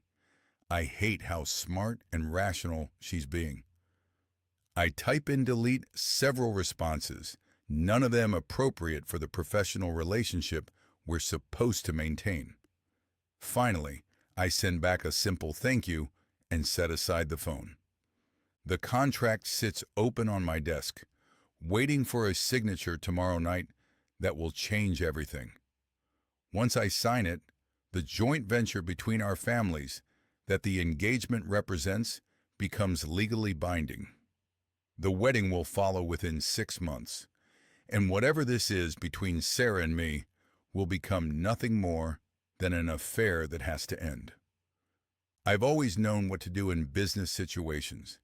Every decision I've made as head of this family has been strategic and ultimately successful. Personal feelings don't factor into those choices, but this feels personal in ways I didn't anticipate. I think about Sarah's quiet confession 3 days ago. She said she loved me like she was sharing a secret she couldn't keep anymore. I think about the pain in her expression when she recommended Nina's catering company, knowing she was helping ensure my engagement party wasn't disrupted. Most of all, I think about the way she looked at me when I didn't respond to her declaration, like she expected the rejection but hoped for something different. I should have told her I love her too. The words have been there for weeks, maybe longer, but admitting them feels like acknowledging a vulnerability I can't afford. Men in my position don't get to choose love over duty. We don't get to prioritize personal happiness over family obligations. We certainly don't get to blow up strategic alliances because we've fallen for someone who was never supposed to matter. Except Sarah does matter. She matters more than the Nikitin alliance, more than business stability, and more than anything I thought was important before I met her.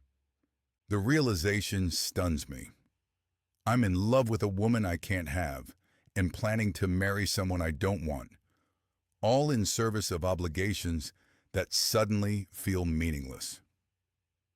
I close the contract without signing it and walk to the window overlooking the gardens. Tomorrow night, I'll smile and play the role of devoted fiancé and have to sign the wretched contract with Katya as Leonid, and the lawyers oversee it. The thought makes me sick. My phone rings, interrupting my brooding. Valentin's name appears on the screen, so I answer. The background checks came back. His voice carries tension. We have some concerns. What concerns?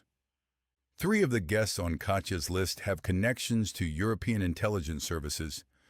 2 others have questionable ties to arms dealers we've been avoiding. Most are probably legitimate, but we should keep watch. I move away from the window. Any immediate threats? Nothing that suggests danger to you personally, but some of these people will definitely be gathering intelligence while they're here.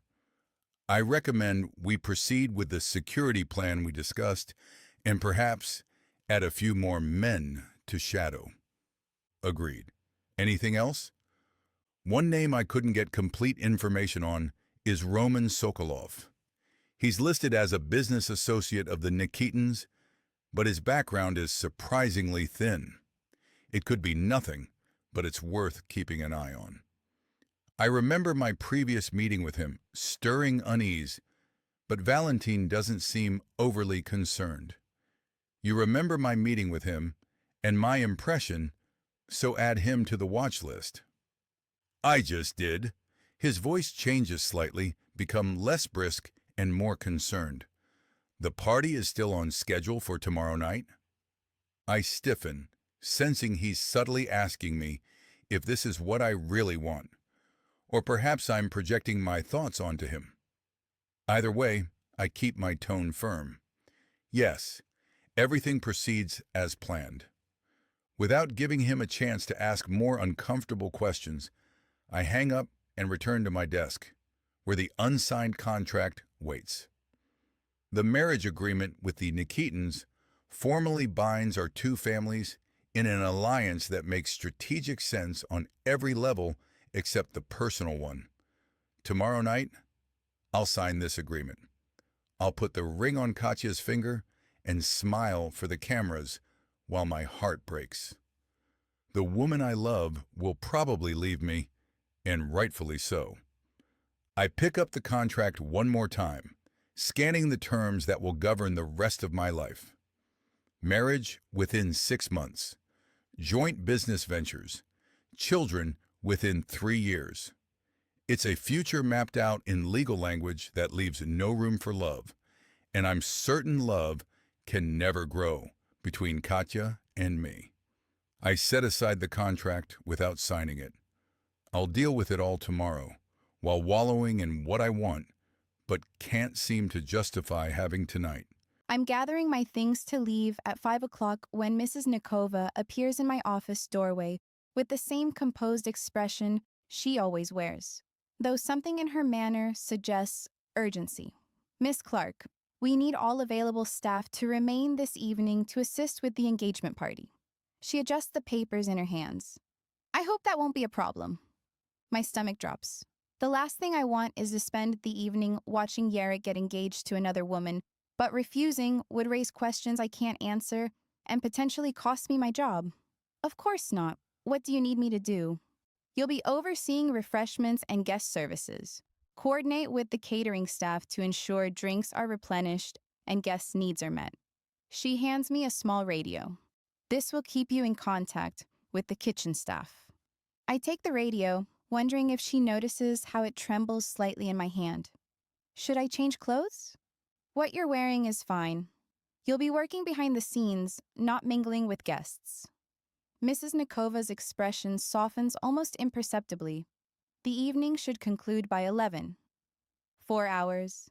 I have to watch Yarek celebrate his engagement for 4 hours, while pretending my heart isn't breaking and my morning sickness isn't threatening to return at the worst possible moment. I understand. Where should I report? The main dining room in 10 minutes. The caterers are setting up now. After she leaves, I sit in my chair for a moment, wrapping my arms around my stomach, where Yarek's baby is growing. The baby he doesn't know about, that I still haven't decided whether to tell him about, because it feels like a way to force him to break the engagement, and I won't do that. I won't bear his resentment for feeling trapped. I can't deny the engagement feels like an ending. After he puts that ring on Katya's finger, whatever we've had will become impossible to continue. Even if he's willing to keep seeing me, after he's engaged, I don't think I can be that woman. I check my appearance in the compact mirror I keep in my desk drawer. I look pale but composed and professional enough to blend into the background. The navy dress I'm wearing is simple and unremarkable. I've worn it several times since starting this job, and it serves me well for staying invisible. When I enter the main dining room, I'm struck by how transformed the space is. Crystal chandeliers hover over tables draped in cream silk, and elaborate floral arrangements fill the air with the scent of roses and jasmine. Everything is elegant, expensive, and perfect for celebrating a union I desperately wish wasn't happening. Nina spots me immediately and approaches with relief evident on her face. She's wearing the standard black uniform of Hartley Catering with her hair pulled back in a neat bun. Thank God you're here. She keeps her voice low as she adjusts a serving tray. I was worried I'd have to watch this whole thing alone, though I'm sorry you're here. I perfectly understand what she means with her contradictory statements. Mrs. Nikova assigned me to coordinate with you. Lucky me. I force a smile. She's openly frowning. Are you sure you can handle this? You've been so sick lately, and watching him get engaged. I'll be fine. It's just business, right? That's what he always said. It doesn't feel very businesslike right now, with people in their best clothes, surrounded by all the finery and decor, but I force a shaky smile. Nina doesn't look convinced, but she nods. At least we can suffer through it together. The family's supposed to arrive in an hour. I spend the next hour checking and double-checking arrangements, making sure water glasses are filled and appetizer stations are properly stocked. The repetitive tasks help keep my mind occupied, though my stomach churns every time I think about what's coming or get within 10 feet of the shrimp platters chilling in ice pans in the kitchen. Fortunately, I shouldn't have to enter that room too often tonight. At 7 o'clock, the first guests begin to arrive. I position myself in an alcove near the kitchen doors where I can observe everything while remaining inconspicuous. From here, I can signal Nina when items need replenishing without drawing attention to myself or use the radio if she's busy. The Nikitin family enters together, and I get my first good look at Yarek's future in-laws. Leonid Nikitin is exactly what I expected, being tall, silver-haired, and carrying himself with the authority of someone accustomed to being obeyed. He looks slightly familiar, making me think back to my first day here. I think he might have passed me moments before Katya. His wife, Ivana, is elegant in an effortless way that comes from generations of wealth and social training. Their sons follow, both impressive in their own ways. The older one, Lev, has the build of a soldier and moves with military precision. Nikolai is more polished, clearly comfortable in social settings, and immediately begins working the room. Then Katya enters, and I stifle a gasp. She's absolutely stunning in a champagne-colored gown that flows around her like liquid silk. Her platinum hair is swept up in an elaborate style, and she wears diamonds that catch the light and split it into rainbows.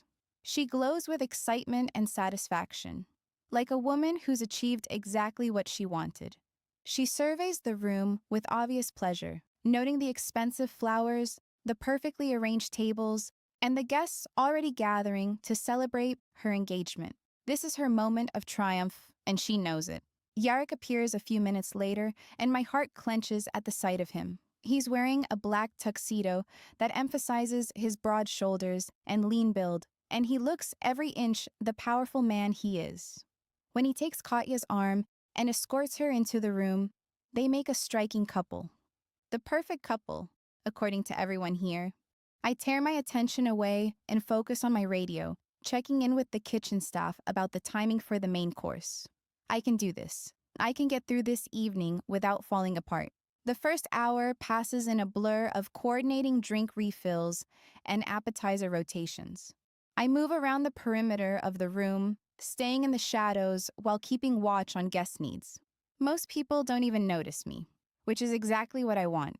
Yarek is playing his part perfectly, smiling and accepting congratulations with apparent pleasure.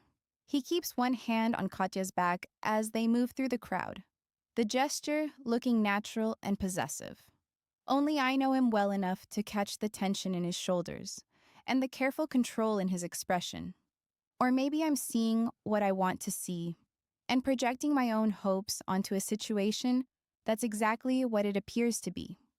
Around 8:30, I'm coordinating with Nina about champagne service when Yarek passes closely enough to brush against my arm. The contact is brief and probably accidental, but his fingers linger against mine for just a moment longer than necessary. The touch sends electricity through me, and I have to force myself not to look at him.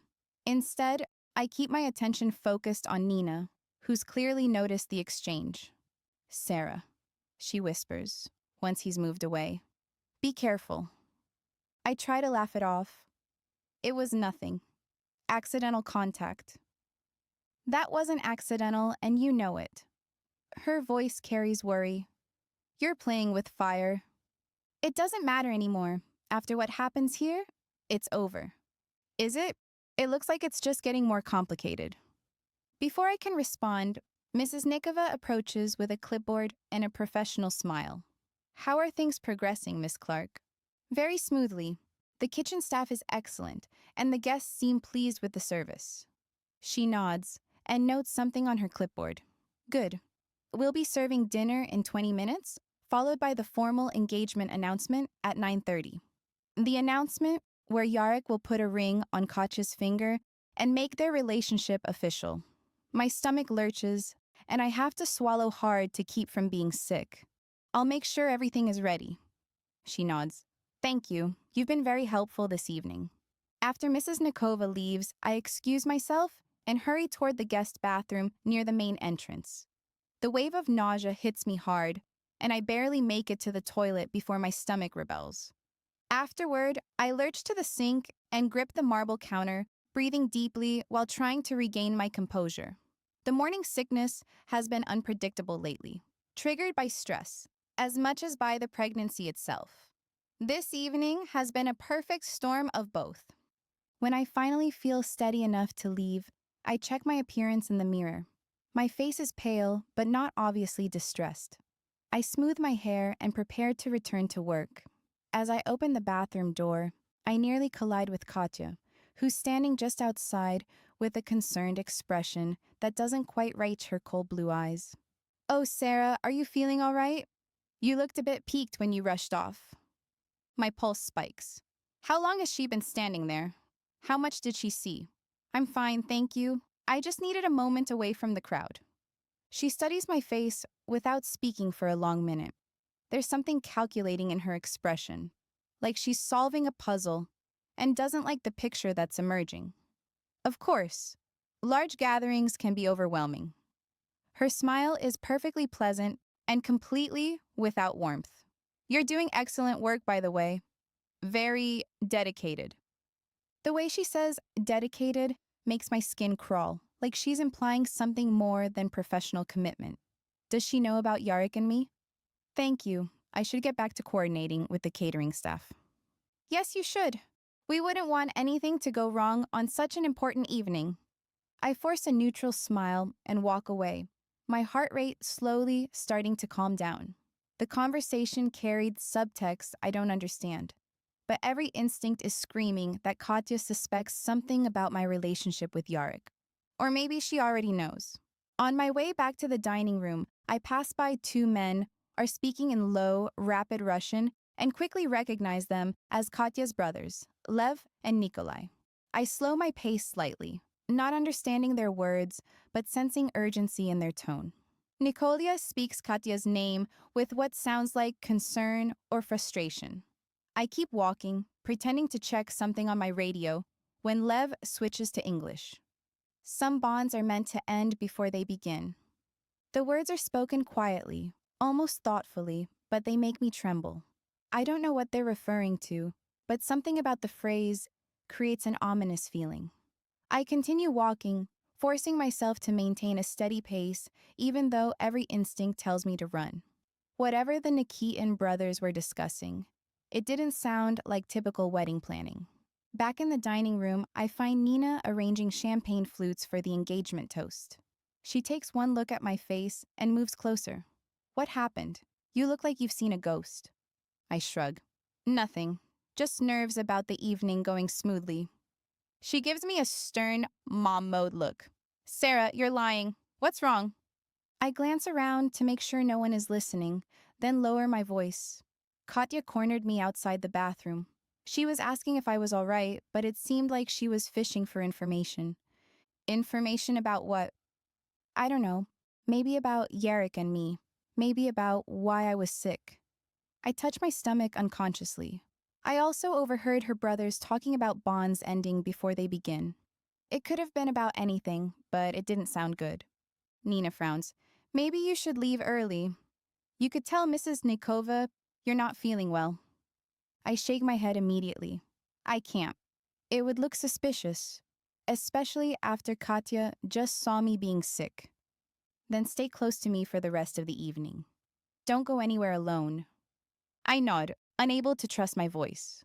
A burst of laughter from the main dining room draws our attention. Katya's voice, which is bright and confident, rings out above the crowd. Yarek stands beside her, his expression unreadable from this distance. Someone clinks a glass for a toast. I turn away before I can see whether he smiles when he lifts his glass. Behind me, the sounds of celebration continue. Champagne flutes chime, music swells, and Katya's laughter sharpens like glass under pressure. I press a hand to my stomach, anchoring myself, and think to myself, while addressing the baby, I don't know what's coming, but we're getting through it. I straighten my spine and turn back toward the crowd, where the woman who might already know my secret and the man I might be about to lose forever are standing together. It's inevitable they'll make their announcement, and that's the death knell for my fling with Yarek. It has to be. I'm ready for that, I tell myself. And for a second, I almost believe it. The engagement announcement begins with all the pomp Leonid Nikitin demands. I stand beside Katya on the small platform, her hand resting on my arm while her father delivers a speech about tradition, alliance, and the joining of two great houses. Every word grates against my nerves. The ring sits heavy in my jacket pocket. It's a 3-carat diamond I selected because it's so cold and ugly to me, but meets the price requirements for such a transaction as our union. I've been dreading this moment since the party began, but now that it's here, I search the crowd for the one person who shouldn't matter. Sarah stands at the back of the room, partially hidden behind a marble column. She's pale, composed, professional, and everything she's supposed to be.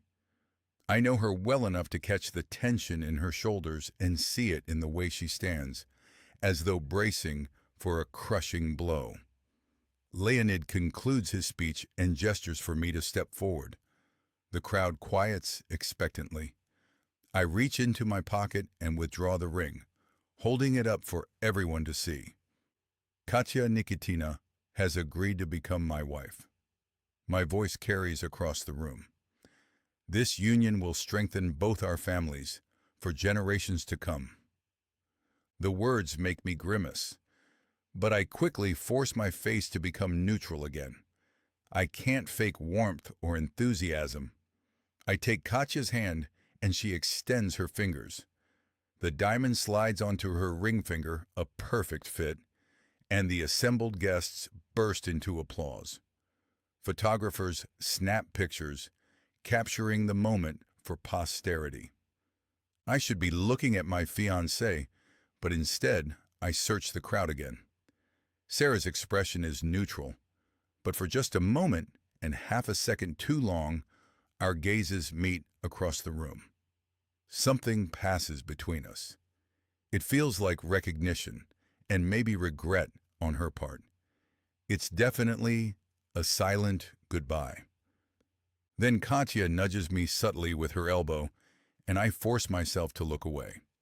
The moment breaks and Sarah turns her attention back to her work. But the damage is done. I've revealed too much in front of too many people. Katya's smile never falters, but I catch her analyzing look. She noticed. Of course she did. Leonid raises his champagne glass, and the rest of the guests follow suit. To Yarek and Katya, may their union bring prosperity and peace to both our houses. I lift my glass and drink, but the champagne tastes bitter. I might as well be drinking vinegar rather than the fine vintage. Around me, people offer congratulations and well wishes, but their voices sound distant and muffled. I go through the motions, shaking hands and accepting kisses on both cheeks from Katya's aunts, but my mind is elsewhere. The party continues, and finally, around 11, the last of the guests leave.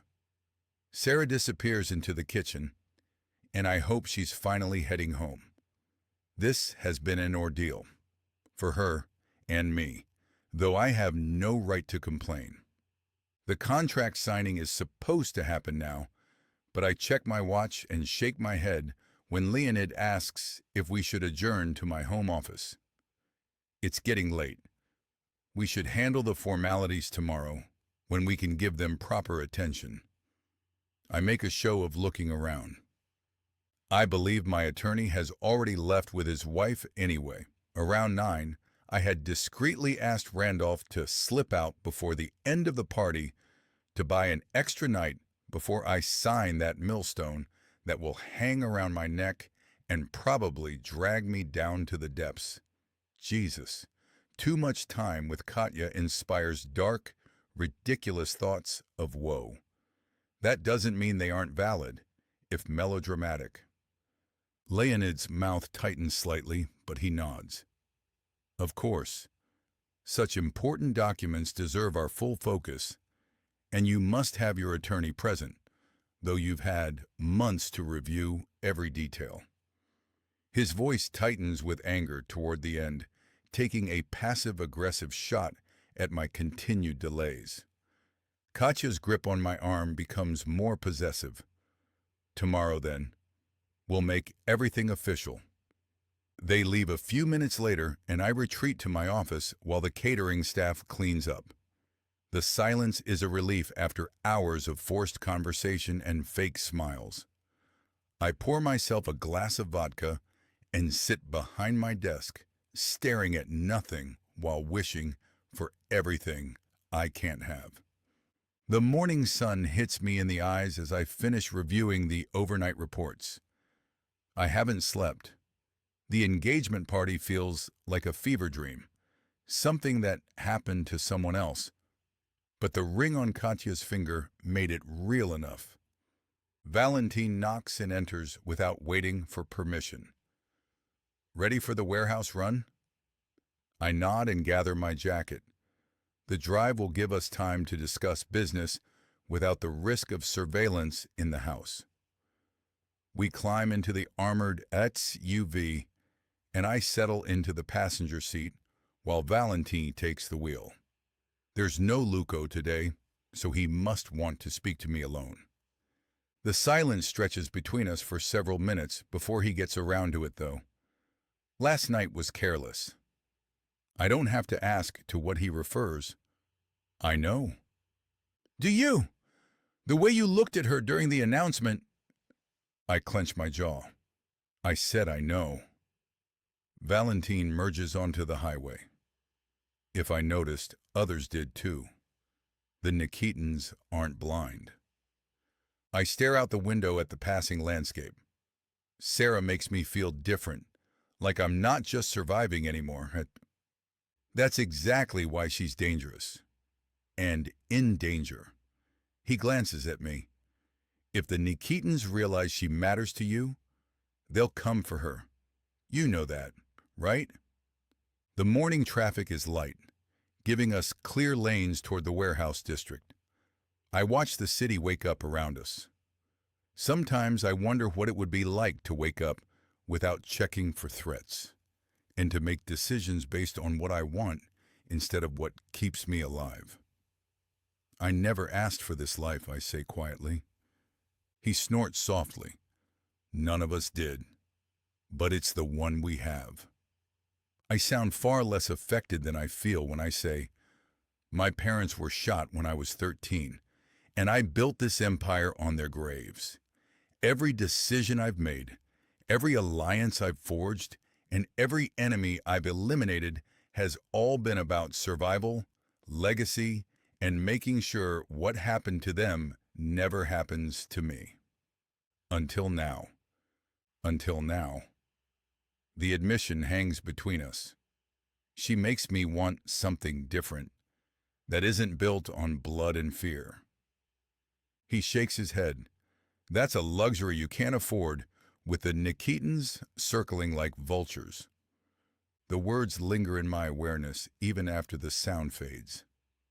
I've seen what happens to people who become leverage against the Baronoff family. Sarah deserves better than that kind of target on her back. I'm handling it. Are you? It looks like you're walking straight into a trap. I turn to face him. What's that supposed to mean? You can't think Sarah is trying to trap me? Number. It means you're thinking with your heart instead of your head. That's how good men die, Yarrick. That's how empires fall. The warehouse appears ahead of us, a sprawling concrete structure surrounded by chain-link fencing. He pulls through the security gate, and we park near the main entrance. Two of my men are waiting for us, their faces grim. "What's the problem?" I ask as we approach. The older of the two, Will, hands me a folder. "We had an unauthorized shipment went through last night. Someone used a dormant Baranov front company to move weapons through Nikitan channels." I stiffen, immediately recalling the incident with Victor that was stopped before it could happen. This attempt got father along in the process before being interrupted. I open the folder and scan the documents. The forged approval papers bear my seal and is perfectly replicated. The manifest lists luxury items of furniture, artwork, and decorative pieces, but the real contents were military-grade weapons destined for a buyer in Eastern Europe. How did they get access to the seal? We'd tried to discover that when investigating Victor's indiscretion, but we hadn't discovered the answer then. It was suddenly more urgent again. That's what we're trying to figure out. The authorization came from inside, but we've traced it back to accounts that haven't been active in years. I study the paperwork more closely. The signature isn't mine, but it's a skilled forgery. Someone with access to my personal documents created this. Someone who knew exactly which dormant companies to target. And they're still testing, repeating their previous attempt. Perhaps they thought I wouldn't notice if I were distracted by the engagement party. This is a serious breach, and the second one at that. I close the folder and hand it back to Will. I want a complete audit of all active fronts and recent contracts. Check every account, every signature, and every transaction from the past 6 months. No, make it a year and make sure Victor isn't involved. I don't see how he can be, since we cut him loose and ensured his reputation among other Brava groups was ruined, ensuring he'd never work as an accountant for any of us again. But he was involved with the first attempt, seemingly just through bad judgment. Better to be certain. What about the Nikitins? This went through their channels. Again, says Valentine softly. They'll claim ignorance like last time, or they'll say they're the obvious target in an operation against me since we're about to partner up with the import-export business. I pause considering. Still, someone from their side had to approve the transport. This came from inside, and it came from them. If the Nikitans have been systematically infiltrating our operations, they could have access to client lists, financial records, and even personnel information. They could know about every person who matters to me, every weakness they could exploit, and they almost got away with it this time. They could know everything about my entire life, depending on how deeply their infiltration has gone, including Sarah. My gut churns at the thought. How long do you think they've been doing this? I ask Will. This is their second try in 10 weeks, but how long have they been planning and getting everything in place? He shrugs. Hard to say. Probably months. The dormant accounts made it easy to hide. Who checks companies that have been inactive for years? Someone smart enough to know we wouldn't be looking there. I run a hand through my hair. Someone with intimate knowledge of our operations. We shut them all down after Victor, but someone managed to access the dormant accounts and reactivate them anyway. An inside job? Asked Valentine. I nod reluctantly. Maybe, or maybe someone who used to be inside and knows our systems well enough to exploit them. The thought turns my stomach all over again. Betrayal from within is worse than any external threat. At least with enemies, you know where you stand. With traitors, you're blind until the knife slides between your ribs.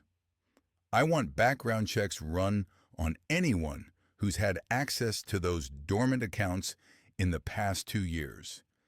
Anyone who's worked with our financial systems, our legal teams, or our administrative staff is guilty until proven innocent. Will frowns. That's a lot of people, boss. Then we better get started. Valentine nods, seeming undeterred by the scope, unlike Will. I'll pull 2 of our most trusted men for the audit. If there are more compromised accounts, we'll find them. Do it quietly. I don't want word getting back to the wrong people. We spend the next hour reviewing security protocols and discussing personnel changes. The breach is worse than I initially thought. Whoever did this had access to sensitive information about our operations, our contacts, and our financial networks. If tricking Victor was a test, it was a pop quiz compared to this attempt. By the time we leave the warehouse, I'm convinced the Nikitins are testing our defenses and probing for weaknesses they can exploit later. The clause in the contract that's been nagging at me comes to mind again. If I die, Katya gets control of my businesses. Ostensibly, it's the same if she dies, and the Baronov Bratva gets 1/3 of all the Nikitins' holdings when Leonid dies, but I don't trust them. If I sign that contract, it feels like signing an agreement to offer myself up to be sacrificed for their gain. The drive back to the estate is quiet. Valentine seems lost in thought, and I'm processing what we've discovered as we wind through the hills toward home. The Nikitins are moving against us, but they're being careful about it.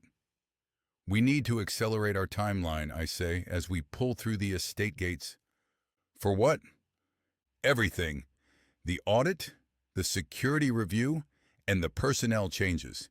If they're making moves, we need to be ready. Valentine parks near the main house and turns to face me. And Sarah? What about her? He doesn't pull punches. You need to decide what she means to you. If this escalates, neutrality won't be an option. She's either under our protection or she's vulnerable. I don't answer immediately. The truth is, I've already made my choice. Sarah matters more to me than any business arrangement and more than any alliance. The engagement ring on Katya's finger is just a prop in a play I no longer want to perform, and I can't even consider signing that contract now. My months of reluctance have clarified into firm rejection. I'll handle it. Somehow I'll handle Sarah and the Nikitins. He scoffs. That's not an answer. I glare at him.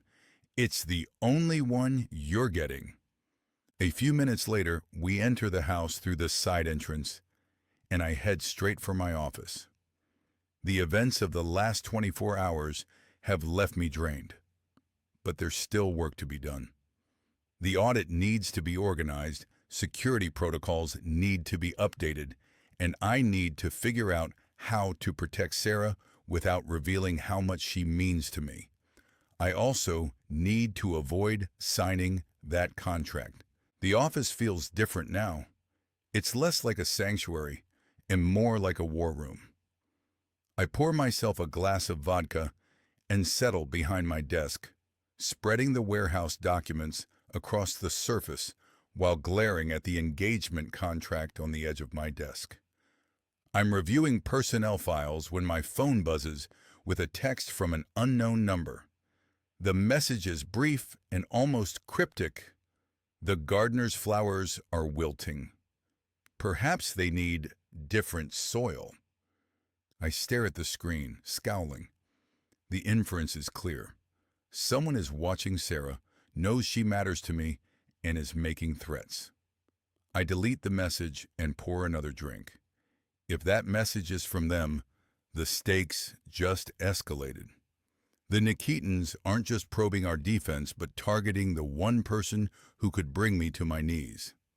I'm figuring out how to respond and make things go even faster when Katya unexpectedly enters. I glance at the clock, but she's 2 hours early for the meeting to sign the contract. She's still wearing her engagement ring, along with a trench coat. She drops it a moment later to reveal slinky lingerie. We should celebrate properly. She moves toward my desk, her hips swaying seductively. Just the two of us before the rest of my family shows up. I don't look up from my paperwork. You should go home, Katya. It's been a long day, and I'm not signing the contract today. I have more important things to address. Her teeth click as she grinds them for a moment, revealing her irritation, but her voice is sweet and enticing. Come now, Yarek, we're engaged. Surely that deserves some acknowledgement. She inches down the strap of her bra, and I stand abruptly. I said go home. She freezes, and for just a moment, her mask slips. I see the fury beneath the seductive facade and the wounded pride of a woman who's never been rejected. Then she recovers, easing the strap back in place with deliberate slowness. You're tired. I understand it's been a frustrating day for you. Her voice is sympathetic, but there's a faint tone of taunting to it. She's not admitting or denying anything, but she clearly knows about the second attempt to smuggle weapons under our seal this morning. I try to avoid giving her the satisfaction of a response, even as I stiffen. I keep my tone cool. I'm being practical. This is a business arrangement, and we both know it. She steps closely enough that I can smell her expensive, cloying perfume that always makes me want to gag. Business arrangements can be pleasurable, too. I shake my head. Leave before you make a fool of yourself. The words hit their mark. Katya's smile becomes razor-sharp, with all pretense of seduction dropping away. You're making a mistake, Yarek. I'm not the woman you reject. Having made my decision, I don't maintain any pretense when I stare at her. You're not the woman I want. She studies my face for a long moment, her gaze searching for something. Then she nods as if confirming something she already suspected. I see. Well then, I suppose we'll have to find other ways to make this arrangement work. She turns and walks away from me, her movements fluid and predatory. At the threshold, she pauses and looks back over her shoulder. Have a good afternoon, Yarek. Try not to think about what you're giving up. I'll let Father know you're rescheduling the contract signing again. She hesitates. After the engagement announcement, you can't wait too long to sign. There's a note of warning in her voice. The door closes behind her with a soft click, and I'm alone again. I wouldn't touch her if my life depended on it, when Sarah is the only one who's ever made me feel the depths of emotion I do with her. I return to my desk and pour another glass of vodka. The day is far from over, and it's early for vodka, but I need it to fortify myself. The Nikitins are moving against us. Katya is plotting something, and Sarah is caught in the middle of it all. I need to find a way to protect her without destroying everything I've built, if that's even possible anymore. I wake to the sound of rain against my bedroom window, gray clouds blocking out what should be morning sunlight. The engagement party was 2 days ago, but I still feel that evening pressing down on me. Watching Yarek place that ring on Katya's finger after the way he looked at me afterward, like he was saying goodbye, has all been replaying in my mind on a loop. The morning sickness hits me before I'm fully awake, and I rush to the bathroom just in time. My body is changing faster now, and I'm running out of time before someone notices. I can already see the subtle changes in my reflection, in the slight fullness in my face, and the way my usual clothes are getting snug around my waist. I dress in a loose blouse and cardigan, checking my profile in the mirror. 3 more weeks? Maybe less, until someone really notices. I can get away with looser clothes while working, but I won't be able to hide my stomach from Yarrick much longer. The thought makes my stomach knot with anxiety. Nina knocks softly on my bedroom door. Coffee's ready. Thanks, I'll be right there. I take one last look in the mirror, smoothing down my blouse, and join Nina in the kitchen. She's already dressed for work, but she studies my face with concern. You look pale. I'm fine. I accept the mug she offers, though the smell of coffee makes my stomach turn slightly. Just tired. Maybe you should take the day off. I can't hide forever. I take a careful sip of coffee, willing my stomach to settle. Besides, it's better to act normal and get a day's pay that I'll soon need more than ever. Professional distance, remember? She doesn't look convinced, but she nods. Just be careful, okay? I will. The drive to the estate is quiet, with rain pattering against the windshield, while I try to prepare myself for another day of pretending everything is normal. Yarrick hasn't approached me in any way, but professionally since the engagement party. So it seems like he's silently reached the same conclusion I have. Our affair is over. It has to be. I park in the staff lot and hurry through the rain toward the main house. Mrs. Nikova meets me at the side entrance, umbrella in hand. Miss Clark, Mr. Baronoff has a special assignment for you this morning. My stomach drops. An assignment? He needs you to check on a delivery at the greenhouse wing. Apparently, some supplies that were supposed to arrive yesterday never showed up, and we haven't found another gardener yet. He's hoping you can take care of it. She hands me a clipboard with a revised vendor checklist. He wants you to verify what's missing and contact the suppliers directly. I take the clipboard, scanning the list of items. Garden supplies, pottery, and fertilizer. Nothing seems particularly urgent until you find yourself needing them. I'll take care of it. It will be good to be back in the garden again, even if it is raining. Take the long path along the side of the estate. The delivery area is easier to access from there, and you won't track mud through the main house. I nod and head back out into the rain. The greenhouse wing is at the far end of the property, past the pool and tennis courts. I pull my cardigan tighter and follow the winding path that skirts the edge of the estate grounds. The rain has softened to a light drizzle, but the air is still heavy and gray. I check items off the list as I walk, noting what should have been delivered and what actually arrived.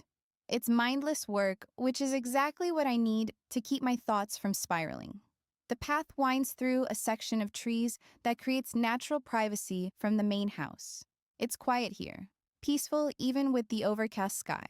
I'm almost enjoying the solitude when I hear something that makes me pause. Footsteps, soft, but definitely there, and somewhere behind me. I slow my pace, listening carefully. The footsteps seem to slow, too, matching my rhythm.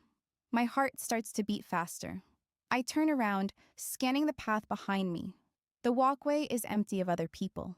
Nothing moves except the gentle sway of branches in the breeze. Hello? I call out, feeling foolish but unable to ignore the unease. No response besides the sound of rain on leaves and the wind blowing through the branches. I shake my head and continue walking. I'm being paranoid. The engagement party, unspoken breakup, and unrevealed pregnancy have me so on edge that I'm imagining things that aren't there. I still can't shake the feeling someone is watching me. The trees along the path create pockets of shadow even in the gray daylight, and every rustling branch makes me jump. I pick up my pace, eager to reach the greenhouse complex, where there will be other people and other sounds besides my own footsteps on the wet gravel. The greenhouse complex comes into view, a series of glass structures connected by covered walkways. I check the delivery area first, noting several pallets of supplies that match items on my list. The vendors did deliver, but maybe not everything the gardener who placed the order was expecting. I spend the next hour cataloging what's there and what's missing, calling suppliers to confirm delivery schedules and resolve discrepancies. The work is routine and comforting in its familiarity. For a brief moment, I can almost forget about the baby growing inside me, Yarek's engagement, and the way my life has become impossibly complicated. One of the groundskeepers, an older man named Tom, approaches while I'm checking off items on my clipboard. "Finding everything you need, Sarah?" He clearly remembers me from my one-day stint as a gardening associate for the estate. I smile warmly. I've mostly handled the discrepancies. It looks like the fertilizer delivery is short a few bags, and I still need call the supplier to confirm. "Ah, that explains it. Mr. Baranoff was asking about that yesterday. He seemed concerned about the timing with the new plantings." I nod, slightly surprised that even in the middle of everything else, Yarek is still managing every detail of the estate. I shouldn't be surprised. It fully aligns with his attention to the smallest elements of his world and the way he notices when things are out of place. I'll make sure it gets sorted out. Tom tips his cap and continues on his way, leaving me alone with my checklist and my thoughts. The interaction reminds me how normal my life used to be for a brief time after escaping Alex and leaving New York City. I'd wake up, go to work, and come home. There were no secrets, no danger, and no impossible choices for 8 blissful months. When I finish, I follow the path back toward the main house. The rain has stopped completely now, leaving the world fresh and clean. I'm almost enjoying the walk when I notice something that makes me jerk to a stop. On the wooden bench near the estate's side gate, someone has placed a single red rose.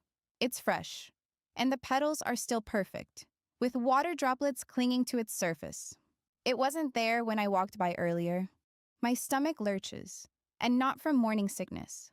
I approach the bench slowly, as if the rose might bite me.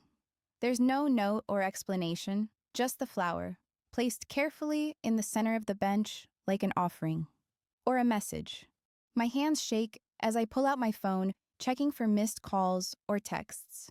There's nothing, but the rose sits there, innocent, beautiful, and absolutely terrifying. Alex always brought me red roses. Every time he hit me, every time he screamed at me, and every time he made me feel small and worthless. Afterward, the apology always came with a red rose. "I'm sorry, baby. You know I love you. Here, I got you something beautiful, just like you." That was followed by promises to never do it again, but they were lies. He always did it again until I managed to escape. The memory makes bile rise in my throat. I back away from the bench, clutching the clipboard to my chest like a shield. It's nothing. It has to be nothing. It's just a coincidence, a gardener's mistake, and might not even be for me.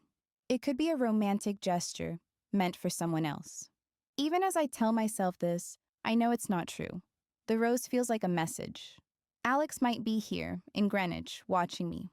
The cologne at the cafe, the footsteps on the path, and now this rose could all be connected. I turn and hurry toward the main house, my mouth dry. I don't run, but I walk fast enough that Mrs. Nikova looks up with concern when I enter through the side door. "Miss Clark, is everything all right?" "Fine." I try to steady my breathing. "I just wanted to get out of the rain. I'm finished with the greenhouse inventory and will have the supplier reports ready within the hour." She nods and returns to her paperwork. I hurry to my office and close the door, sinking into my chair with relief. I'm safe here. As I try to calm down, I can't get rid of the image of that rose, waiting for me to find it. The rest of the day passes in a blur of routine tasks.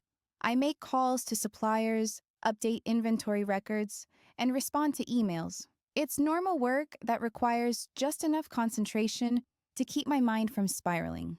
Yarek doesn't appear in my office, doesn't send for me, and doesn't acknowledge my existence beyond the professional assignment he gave me this morning. It's exactly what I wanted. No, needed to stick to my decision that we're over. I have to have professional distance and a clear boundary between what we had and what we can never have again. So why does it feel like I'm slowly suffocating? I leave the estate at my usual time, checking my mirrors more carefully than usual during the drive home. Every car behind me could be him. By the time I reach my apartment, my nerves are frayed. The parking lot feels too exposed, with too many places for someone to hide. I sit in my car for a long moment after turning off the engine, scanning the area around my building. A couple is walking their dog, and there's a teenager on a skateboard. I'm not alone. They'll hear me if I have to scream. I force myself to get out of the car and walk to my apartment, keys ready in my hand. I separate the sharpest key, the one for my car, and extend it between my fingers to be used as a weapon as I climb the stairs to the second floor. I breathe a sigh of relief when I step through the door and lock it behind me. We've gotten in the habit of just locking the bottom lock, but I turn the deadbolt and put on the sliding lock before going to the kitchen, where I hear Nina moving around. Nina is cooking dinner, but takes one look at my face and sets down her spoon as she turns off the gas burner before coming closer to me. What happened? I tell her about the rose, the footsteps, and recall the cologne and previous text message, revealing my growing suspicion Alex might have found me. She listens without interrupting, her expression growing more concerned with each detail. The cologne from the cafe, the footsteps, and now this. I twist my hands together. It could all be coincidence, but you don't think it is. I don't think it is. I look at her, seeing my own fear reflected in her eyes. I think he's here, Nina. I think he's been watching me. She's quiet for a long moment, processing what I've told her. When she speaks, her voice is slow and careful. What are you going to do? I don't know. I can't tell Yarek after the engagement and the end of our fling. Besides, what would I say? I think my ex-boyfriend might be stalking me. I need protection from a man who might not even be here. He'd probably help. Maybe, but only out of obligation. I don't want him to do anything from obligation. Nina studies my face. And the pregnancy? I ignore what she's asking. Do I want him to do something to help me with the baby, even if it's just out of obligation, to focus on the pregnancy itself? I have maybe 3 more weeks before someone notices. I can get away with looser clothes while working, but I won't be able to hide my stomach from Yarek much longer.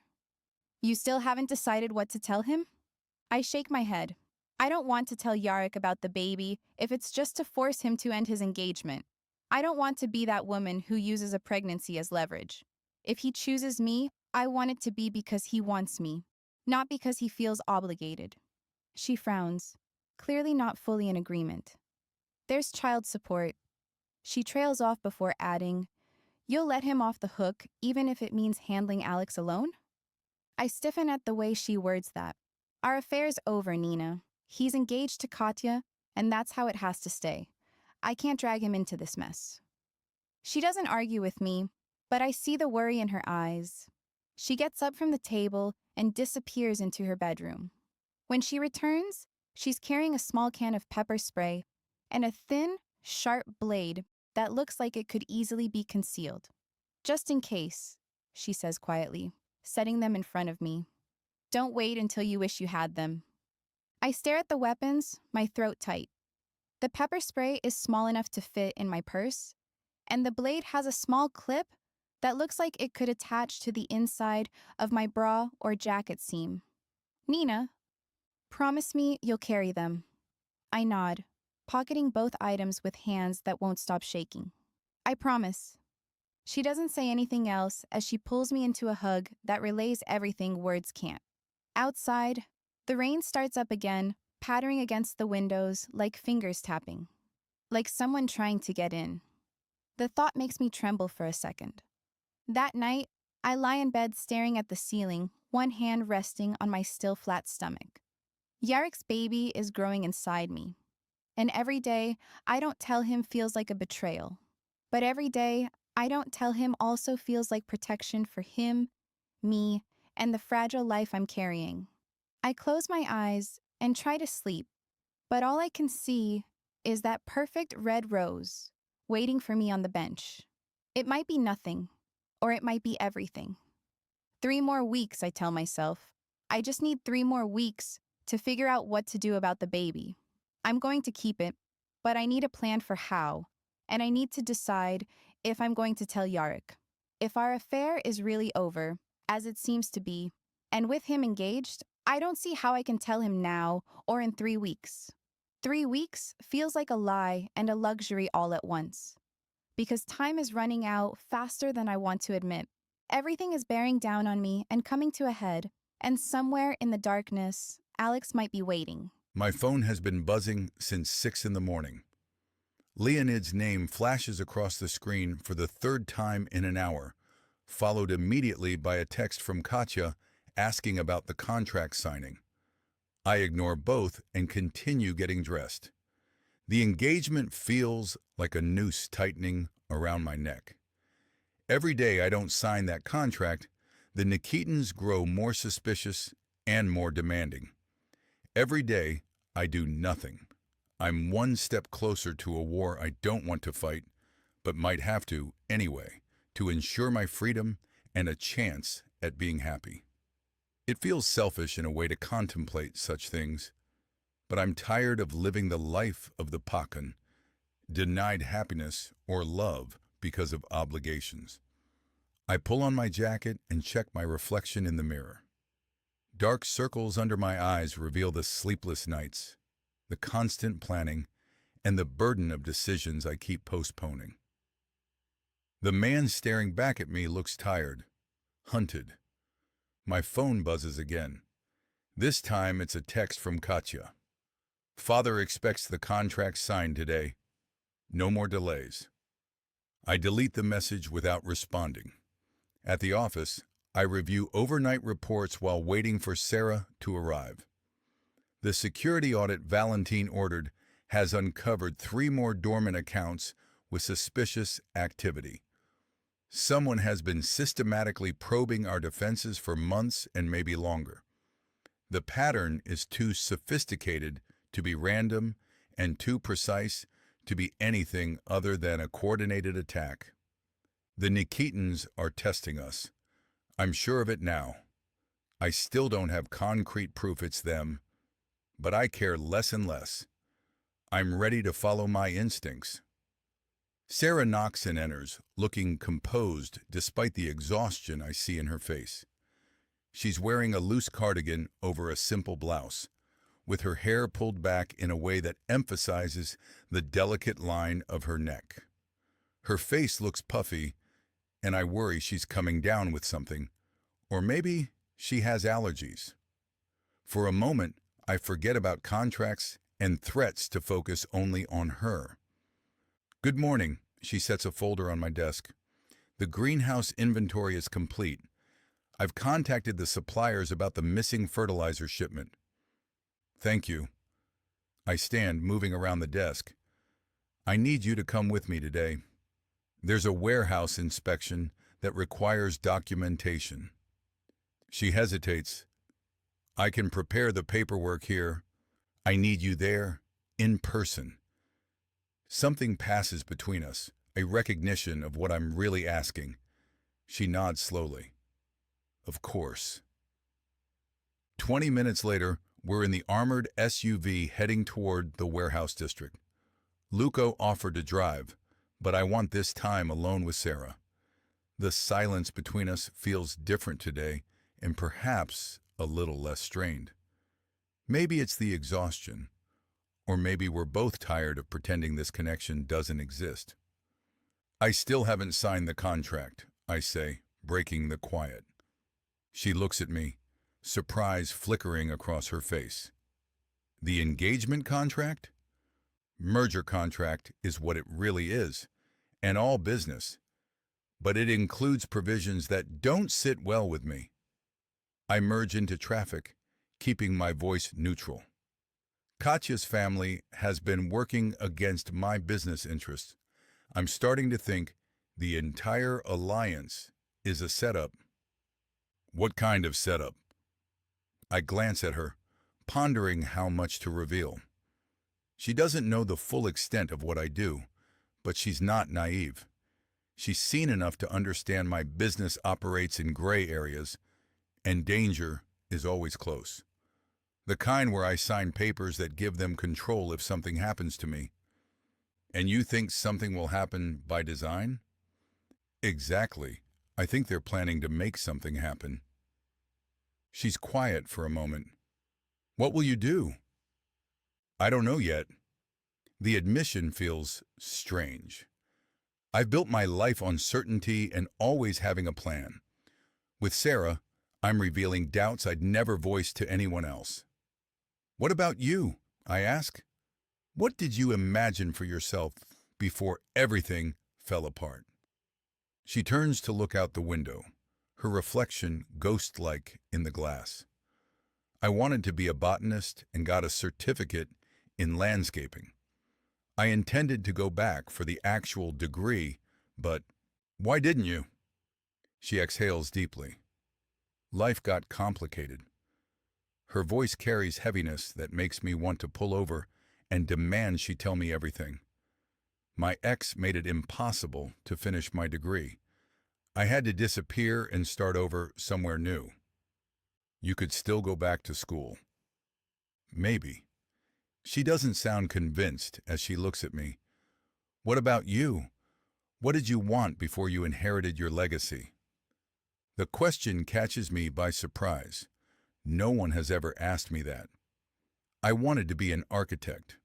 My mother used to take me to construction sites when I was young, showing me how buildings grew from nothing. I thought about designing houses that felt like homes. She repeats my words back to me. You still could. I shake my head. I've never had the luxury of dreaming about anything beyond survival. The words are honest and raw.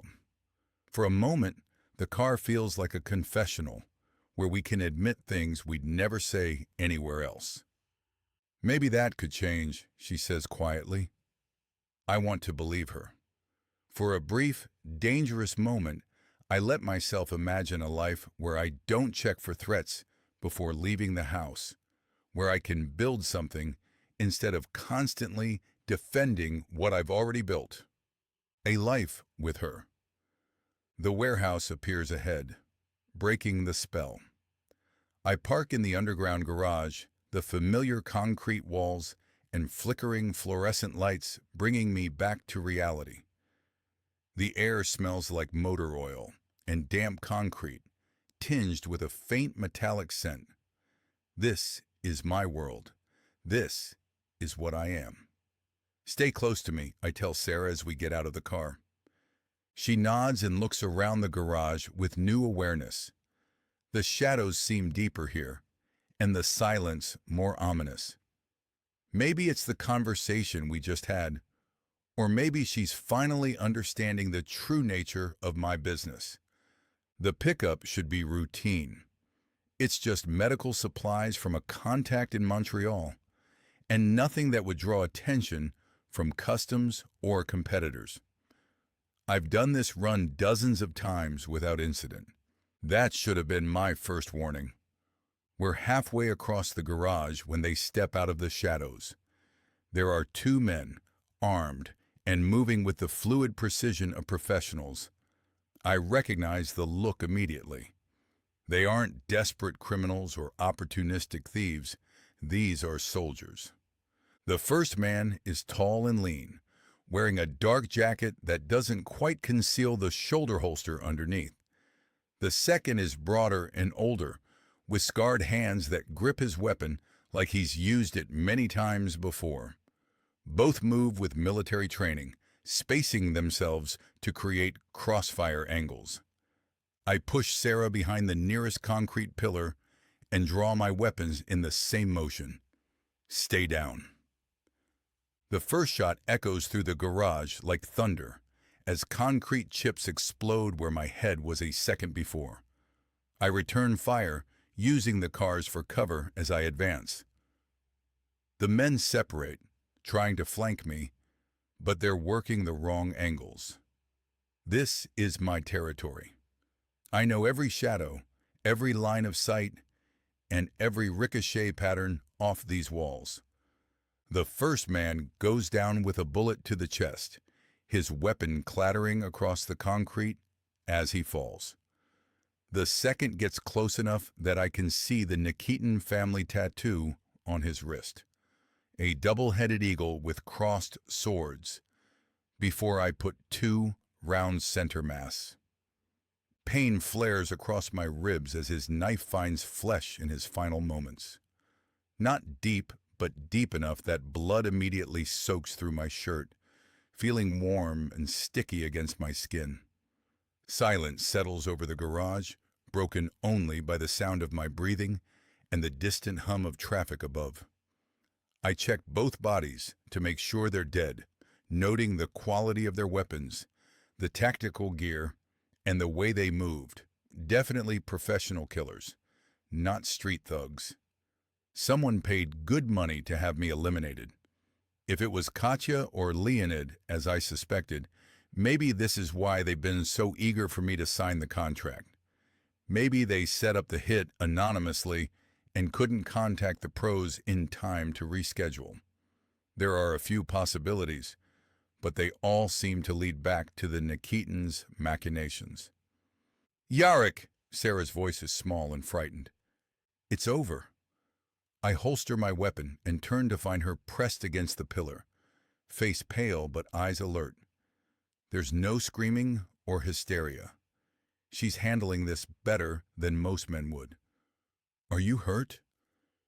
She shakes her head, then notices the blood on my shirt. Her face goes even paler. Oh God, you're bleeding. It's not serious. I start toward the car, but she catches my arm. Let me look at it. Sarah, please. Something in her eyes stops my protest. It's not just concern, but something deeper. Need, maybe.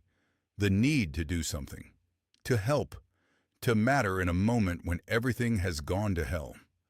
I nod and let her guide me to the passenger seat. She opens the glove compartment and finds the first aid kit I keep there. Her movements efficient despite the tremor in her hands.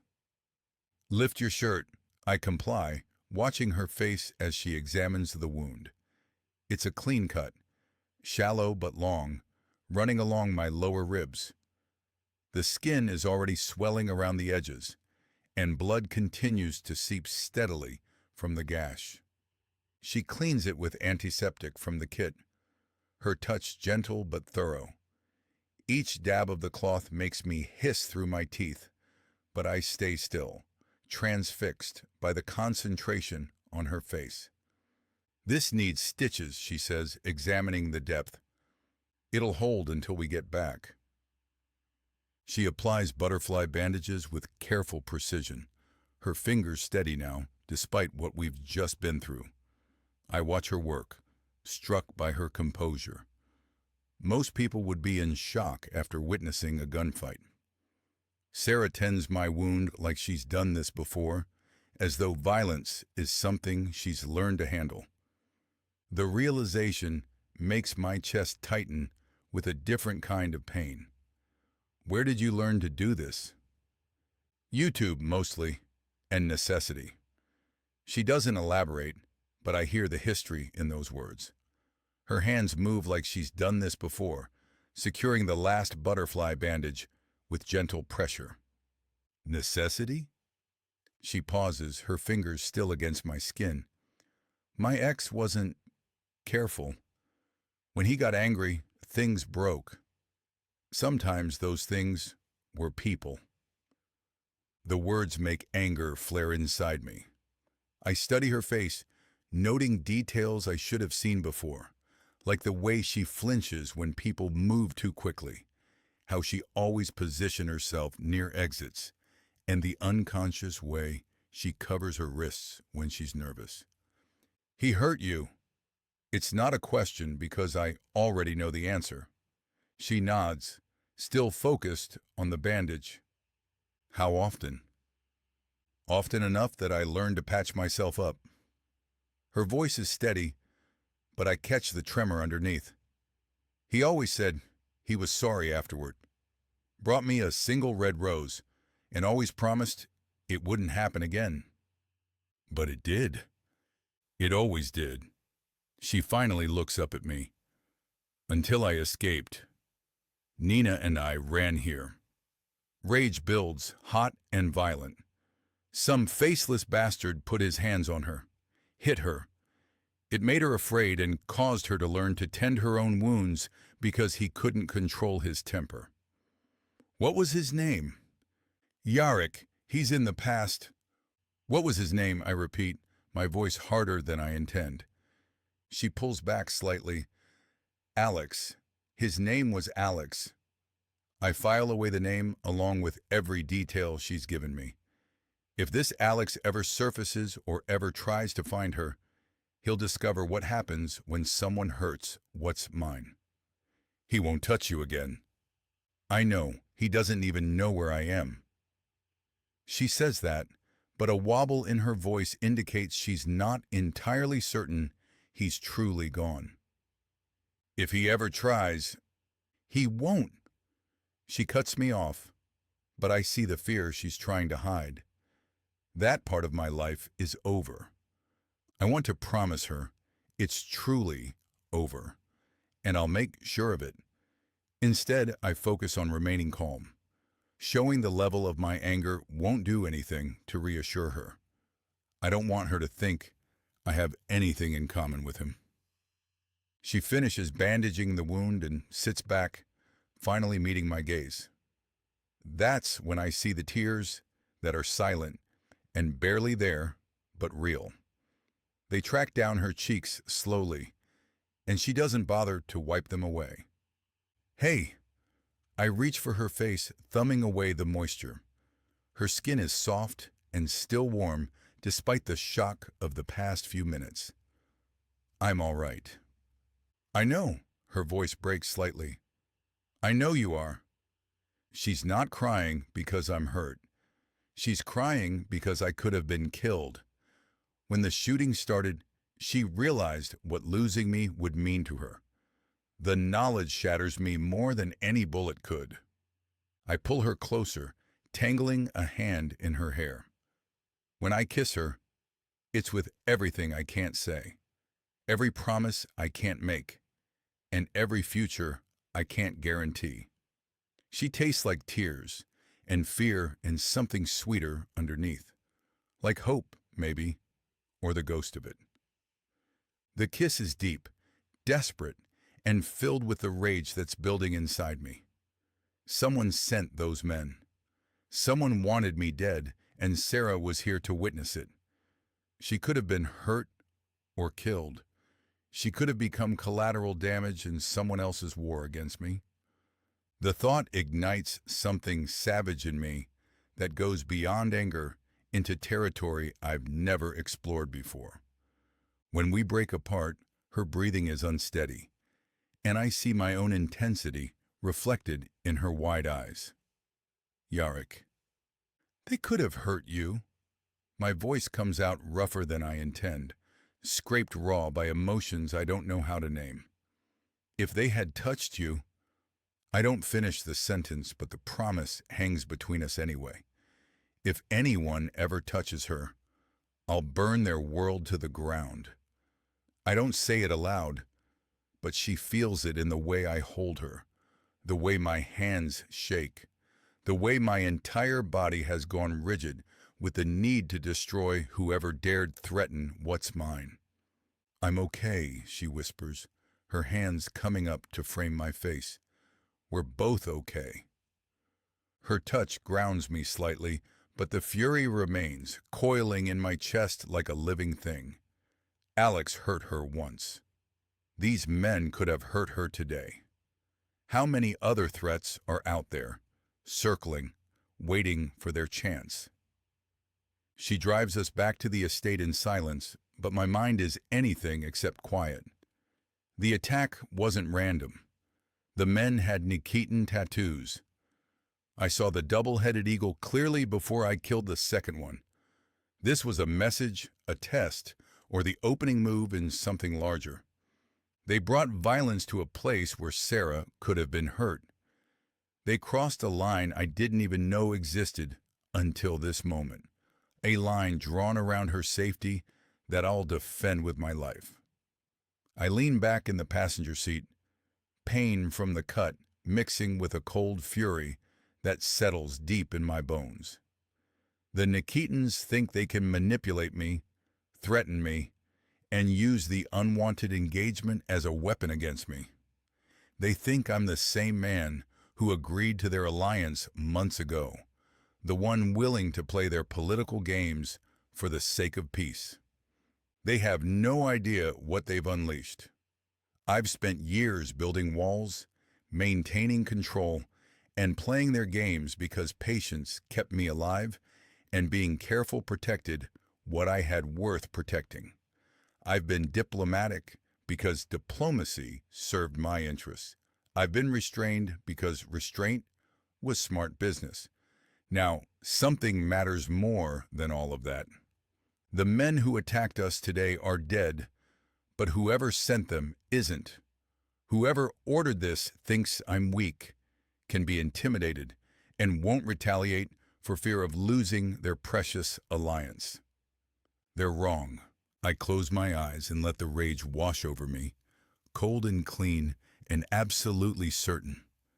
I know who did this, and I'll show them exactly what happens when you come for me or endanger Sarah. The world can burn, and I'm ready to light the match. The drive back to the estate passes in silence, though the air between us crackles with electric tension. My hands still shake from tending Yarek's wound, from watching him kill 2 men without hesitation, and from seeing how close I came to losing him before I even understood what he meant to me.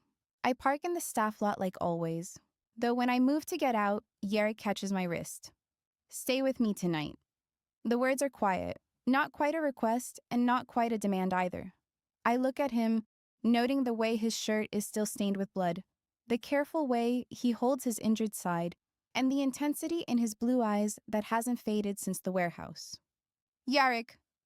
He traces his thumb across my pulse point. "I need to know you're safe." I should say no. I should go home to Nina, process what happened, and maintain the professional distance I've been clinging to since the engagement party. Instead, I nod. Okay. Relief crosses his features. We enter through the side entrance, and he leads me through corridors I've never seen before, past paintings that are surely originals and furniture that looks like museum pieces. His private suite is on the 3rd floor, accessible by a narrow staircase that ensures complete privacy. Once inside, he moves to the fireplace and starts a fire while I stand near the windows, suddenly uncertain. The adrenaline from the warehouse is fading, leaving me hyper-aware of where I am and what staying here means. "You should shower first," he says, gesturing toward an open doorway. "Wash away what happened today." I nod, grateful for the suggestion. The bathroom is larger than my entire bedroom at home, all marble and glass with a shower that looks like something from a luxury hotel. He provides me with towels and a silk robe that's far too big, though it feels like heaven against my skin. When I emerge 20 minutes later, he's clearly had a shower too, perhaps in a guest room, and has changed into dark pajama pants and nothing else. The bandage on his ribs is fresh and clean, and he's sitting on the edge of the bed, looking lost in thought. "Better?" he asks. "Much." I move closer, noting the exhaustion in his face. "How's your side?" "It'll heal." He reaches for my hand and pulls me to sit beside him. "Thank you for what you did today. I appreciate you staying calm and taking care of me." "I've had practice." The words slip out before I can stop them, and his expression darkens. "Your ex." I nod, not trusting my voice. We've touched on Alex before, and the reality of what that relationship was like sits between us now like a living thing. "Tell me about him." His voice is steady, but I see the tension in his muscular shoulders. "What do you want to know?" "Everything. You told me his name, but where is he, and how did he hurt you?" I curl up beside him and pull my knees to my chest. We dated for 2 years. He was charming at first and attentive. Then he became controlling and jealous. He didn't like me working and didn't want me going to school. When I tried to leave the first time, I touched my ribs unconsciously, remembering. He made sure I understood what happened to people who disappointed him. He hit you. Among other things. I lean into Yarek's warmth and draw comfort from his solid presence. I learned to read his moods and anticipate when he was going to explode. I got good at first aid because someone always ended up bleeding. Almost always me. I add softly, lost in the memories for a second. He stiffens, but his voice is gentle when he asks, "How did you get away?" He went out of town for business. I packed one bag, ran, and moved here with Nina. We'd been planning it for a while. I let out a harsh sigh. I thought I was free until I saw that rose. Rose? He's frowning now. I remember the red rose on the bench. Red roses were his signature apology. Every time he hurt me, he'd show up with a single rose and promises to change. I inhale and exhale before saying, "I saw a rose on a bench in your garden the other day." He freezes before shaking his head. It couldn't have been from him. He would never get past my security. I manage a small, wobbly smile. I'd like to think so, but there was also a text, and I smelled his cologne. Spoken aloud, it doesn't add up to much proof, but my gut tells me he's followed me to Greenwich, and I've learned to trust it. He's after me, I say solemnly and with finality. He clenches his hands into fists. If he ever comes near you again, I'll kill him. I swear you're safe here. I won't let anyone hurt you. It feels reassuring, but I can't entirely believe in the promise. It isn't because I lack trust in Yarek, despite his decision to go ahead with the engagement to Katya. I just know how Alex operates, so I can never feel truly safe as long as he's out there. My stomach churns with nausea as I suddenly think about what Alex will do if he finds out I'm pregnant by someone else. If I've had the baby when he catches up with me, he'll try to kill both of us. My mouth is dry. Yarek frowns. What is it? I shake my head, unable to verbalize the fear without telling him about the pregnancy. Your turn, I say softly. Tell me more about your tattoos. I know the stars mean something important. He's quiet for a long moment, and I wonder if he'll deflect like he usually does when conversations turn too personal. He unbuttons his shirt and takes my hands to guide them to the 2 stars below his left collarbone. Thieves' stars. They mark rank in the Vori Vizakon, thieves in law. His voice is matter-of-fact, but there's tension in his muscles. I earned them when I was 18. Earned them how? By killing the men who murdered my parents. The casual way he says it makes my blood run cold. Yarek. He doesn't look away from me, maintaining eye contact as he continues the story in that slightly distant tone. They were business rivals, the Kozlovs. They thought eliminating the Baranov leadership would let them take over our territory. He traces the edge of 1 star with his finger. They were wrong. I swallow a lump in my throat. How many men? 4, my father's killers and their lieutenants. I see no regret in his expression, only cold satisfaction. I did it slowly and made them suffer the way my parents suffered. I should be horrified. Any sane person would be running for the door right now. Instead, I understand the teenager who lost everything and chose vengeance over grief. It gives me a spark of hope because he's a man who can handle Alex. Do you regret it? No. His answer is immediate. They deserved worse than they got. I trace the 2nd star and note how the ink has faded slightly with age. And this one? They're given in pairs, but in total, the stars were for taking control of the family business and proving I was worthy of my father's legacy. I was really running our bratva from the time I was about 16, since my uncle Yuri was no good at the role. He would have surrendered to the Kozlovs or traded away our empire for warm women and iced vodka. His voice softened slightly. The bratva isn't just a criminal organization, Sarah. It's a brotherhood with a code of honor. The rules have changed some in the last generation or two, with wives and children being more permissive, but in the old days, being Vori meant forsaking all family. Now, all family is protected, though rivals don't always respect the unwritten rule to leave women and children out of the feud. In those cases, we protect our own. The conviction in his voice makes something twist in my stomach. This is his world, violent and dangerous and utterly foreign to everything I've known. Yet sitting here with him and seeing the vulnerability beneath the hardened exterior, I can't bring myself to condemn it. What about the others?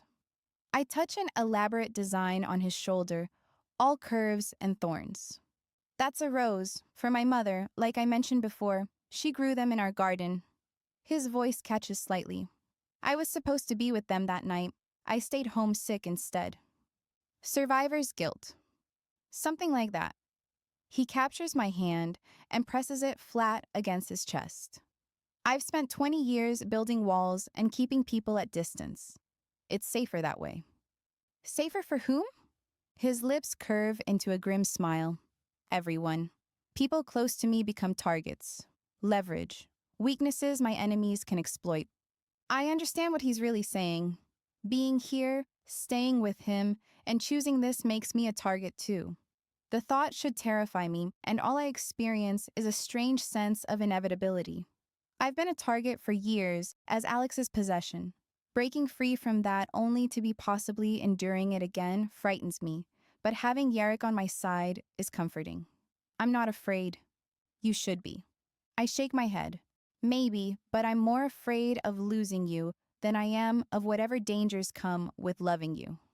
The word slips out before I can stop it, hanging in the air between us like a confession. He stares at me as though looking for signs I don't mean it. Sarah. I know it's crazy. I know it's too soon and too complicated and probably impossible. Watching you today, thinking I might lose you, I shake my head. I can't pretend this is just physical. I've already told him I loved him once with no response, so I don't expect this time to get any verbal confirmation either. But after today, I need to say it again. He kisses me then. Soft, sweet, and desperate all at once. When we break apart, his forehead rests against mine. He doesn't say anything for a long moment. He just holds me with intensity, and maybe I'm fooling myself. But I hear I love you in the silence that passes between us. The possibly inferred because I really want it to be true, confession threatens to break me and loosens something that's been locked away since Alex. I pull him down for another kiss and pour all my fear, hope, and desperate need into the contact. The following scene is too spicy to be included on YouTube. To listen to the full, unedited version, please go to bellakingbooks.com or follow the link in the description. Thank you. 2 days have passed since Sarah spent the night in my bed, and we haven't had a chance to speak privately. The estate has been busy with contractors repairing damage from a water leak in the East Wing, and Mrs. Nikova has kept Sarah occupied with coordinating the work schedules and vendor payments. I've watched her from a distance, noting the careful way she moves around the workers, always keeping her distance and positioning herself near exits. She's been more cautious since our conversation about her ex and more aware of her surroundings, as though speaking about it stirred up old fears and instincts again. Part of me wants to assign security to shadow her, but she'd notice, and the questions about why I'm doing that aren't ones I'm ready to answer. Not yet. This afternoon, while she's focused on reviewing invoices at her desk, I prop a note in a wrapped box against her desk. She doesn't notice until I'm already gone, but I watch from the hallway as she opens the note first, knowing what it says since I wrote it on heavy cardstock with my silver fountain pen. Dinner tonight. Private dining room. 8 p.m. Why? She looks up and searches for me, but I've already retreated to my office. 10 minutes later, she appears in my doorway with the box under her arm. You don't have to keep buying me things. I glance up from the contracts I'm reviewing. Open the box. She hesitates but unwraps the tissue paper to reveal a dress in deep sapphire silk. The color will complement her eyes perfectly, though I don't tell her that. She holds up the dress and frowns. Yarick. I return my attention to the paperwork. Humor me. 8 o'clock. She stands there for another moment, studying my expression. Finally, she nods and disappears back to her office. The rest of the day drags. I have calls with our shipping contacts in Montreal, a tense conversation with Valentine about increased Nikitan's surveillance around our warehouse properties, and a stack of reports about shell company activity that makes my jaw clench with frustration. Someone is still probing our defenses and testing for weaknesses. The pattern is too sophisticated to be random and too precise to be anything other than a coordinated effort. Every instinct tells me the Nikitans are behind it, but we need proof before we can act. At 7:30, I dismiss the staff and make my way to the private dining room on the second floor. It's smaller than the main formal dining area, with windows overlooking the gardens and a fireplace that I light while waiting for Sarah to arrive. She appears exactly at 8, wearing the sapphire dress that fits her perfectly. The silk drapes elegantly over her curves, and she's left her hair down in soft waves around her shoulders. She looks beautiful, though there's still wariness in her eyes. I pour wine into 2 glasses and note how she accepts hers, but doesn't immediately drink. You clean up well? She smooths the silk fabric and glances around the intimate room. This feels like a date. I quirk a brow, mildly amused at the way her statement sounds like an accusation. Does that bother you? She considers the question seriously. I don't know. We haven't exactly defined what we're doing here. I gesture to the chair across from me. Let's talk about it over dinner. The meal of roasted chicken, fresh vegetables from the estate's garden, and bread that's still warm from the oven is simple but excellently prepared. I wanted comfort food, not the elaborate presentations the formal kitchen usually provides. I need something that feels like home. We eat in comfortable silence at first, and I study her in the candlelight. She seems more relaxed than she has in days, with some of the tension leaving her shoulders as the meal progresses. She hasn't touched her wine, and I suspect she wants to keep a clear head around me. I can't blame her, but hate that she's in a position to feel wary of my intentions. At the midpoint of our dinner, she sets down her fork and looks at me curiously. Tell me about your parents. I know how they died, but nothing about how they lived.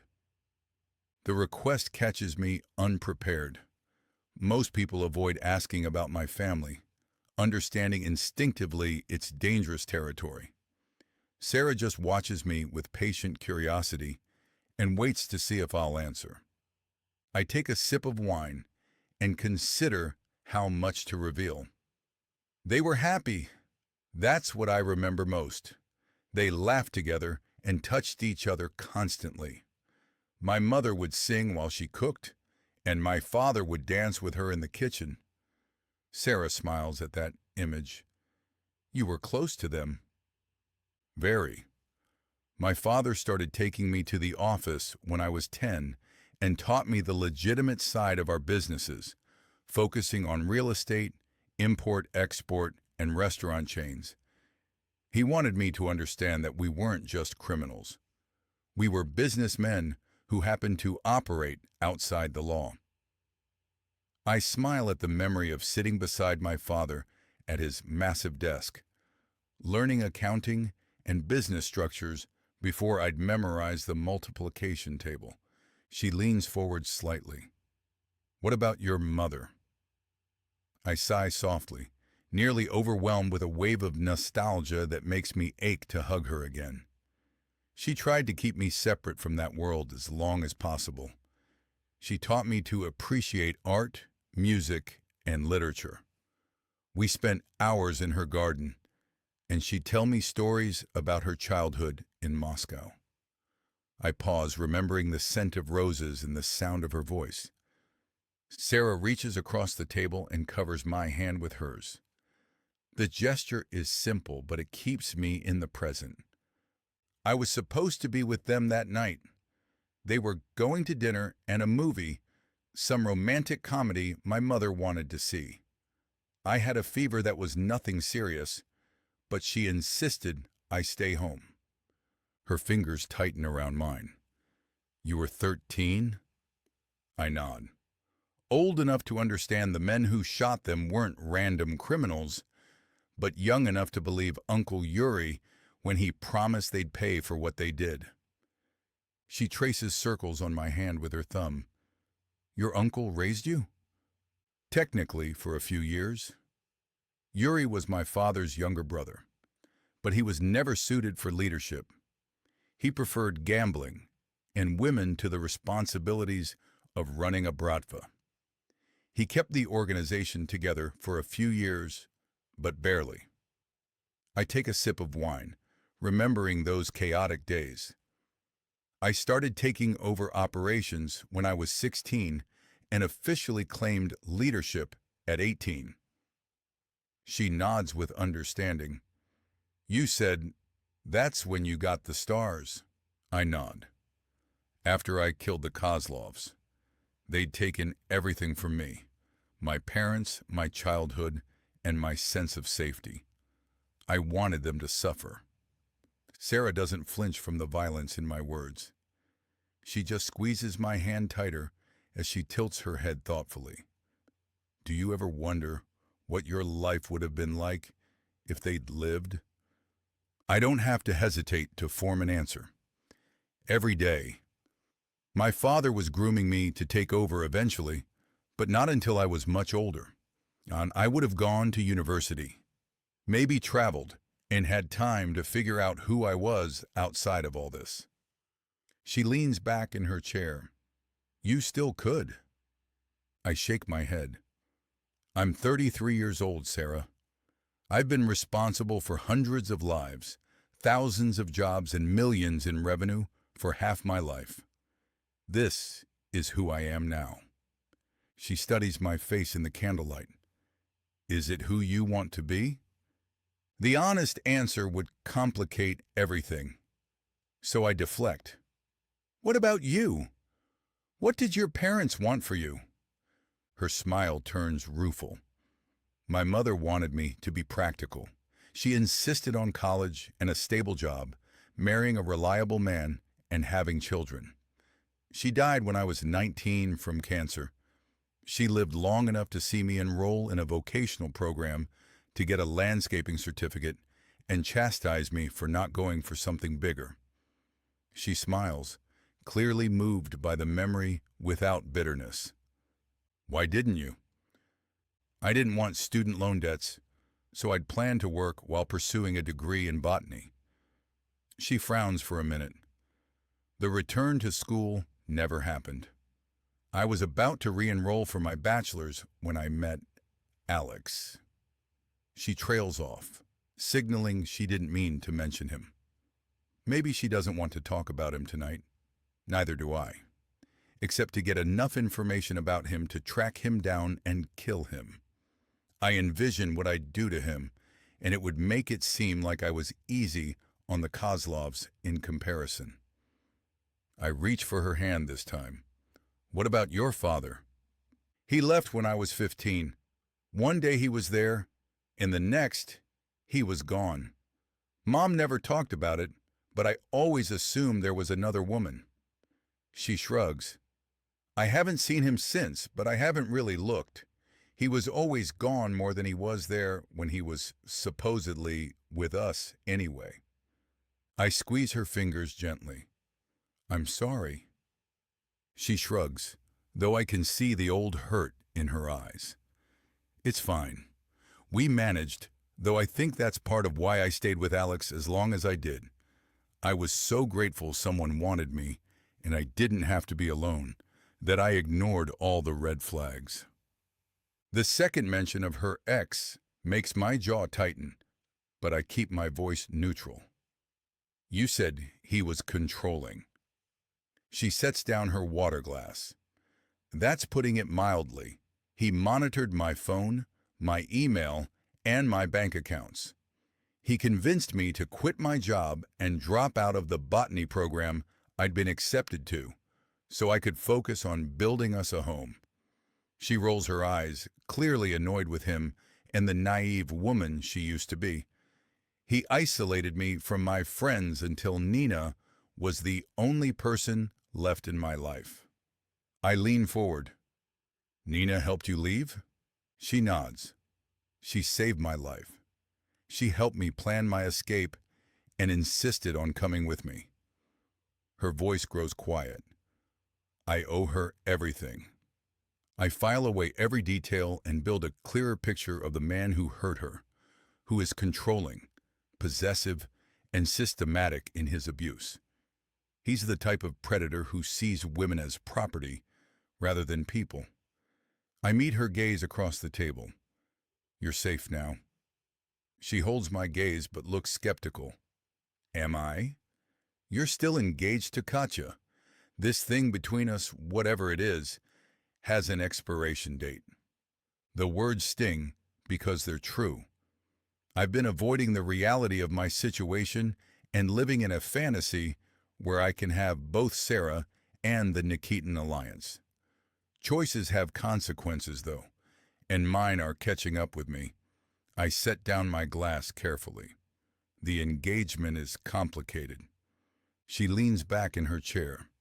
So you've said.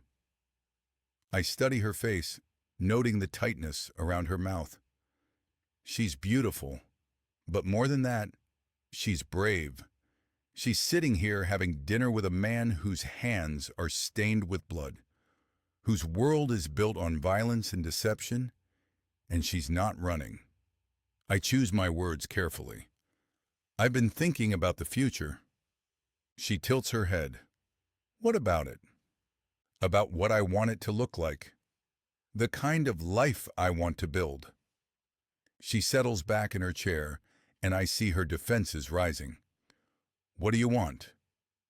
The honest answer is sitting across from me, wearing sapphire silk and looking at me like I might break her heart.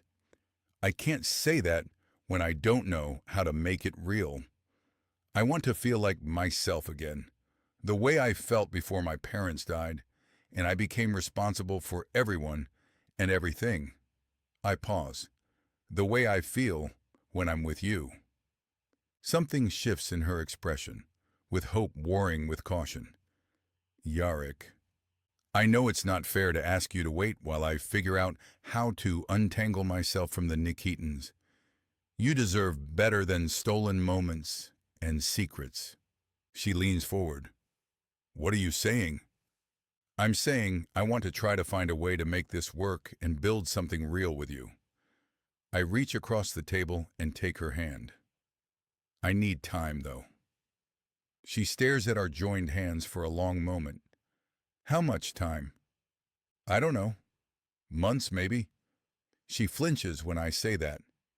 The Nikitans don't forgive betrayal easily, and ending the engagement will be seen as exactly that.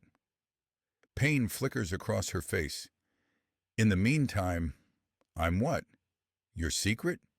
Your mistress? The pain in her voice makes me want to cross the table and pull her into my arms. You're the woman I want to build a future with. The admission hangs between us, more honest than I intended to be. Sarah's eyes fill with tears, and I realize I've said both too much and not enough. She starts to rise. I should go. I catch her wrist before she can stand. Stay, please. She looks down at my hand on her wrist. Why? So we can pretend this is sustainable? So I can keep falling deeper in love with a man who belongs To someone else? I tighten my grip gently. I need you to know this matters. You matter, and I'm going to find a way to make it right. She searches my face and looks for something I hope she finds. Finally, she settles back into her chair. She nods slowly. Okay, I won't wait forever though. I can't. There's an odd inflection to her tone as she drops a hand to her lap under the table. I release her wrist and lean back. I wouldn't ask you to. We finish dinner in contemplative silence, both of us lost in our own thoughts. When the candles have burned low, I walk her to the door. I want to ask her to stay with me, but it feels selfish after everything I'm already asking for from her. I stop her before she can leave. Thank you for listening and giving me a chance. She rises on her toes and kisses me softly. Don't make me regret it. After she walks into the hallway, I sit alone in the darkened dining room, staring at the dying embers in the fireplace. I've made promises I'm not sure I can keep, and declared intentions that might get us both killed. But for the first time in 20 years, I want something more than survival. I want a future worth living, and Sarah is the only one who makes that feel possible. I just need to figure out how to make it happen while ensuring my enemies don't get an advantage, and we both live long enough to enjoy a life together. I'm contemplating my next move when Sarah suddenly reappears in the doorway. I look at her hopefully. Is there something wrong? She nods, approaching slowly. I was almost to my car when I realized I don't want to be alone tonight. I'm on my feet in seconds, lifting and carrying her to my bedroom as she makes a shocked sound and clings to me before she starts to laugh. No one has swept me off my feet before. I smile down at her as I angle us through the doorway, not letting go of her until I sit her gently on the bed. I'm happy to be the first. I want to promise I'll spend every day sweeping her off her feet and making sure she never regrets the decision to stay. But I refuse to make promises I can't keep.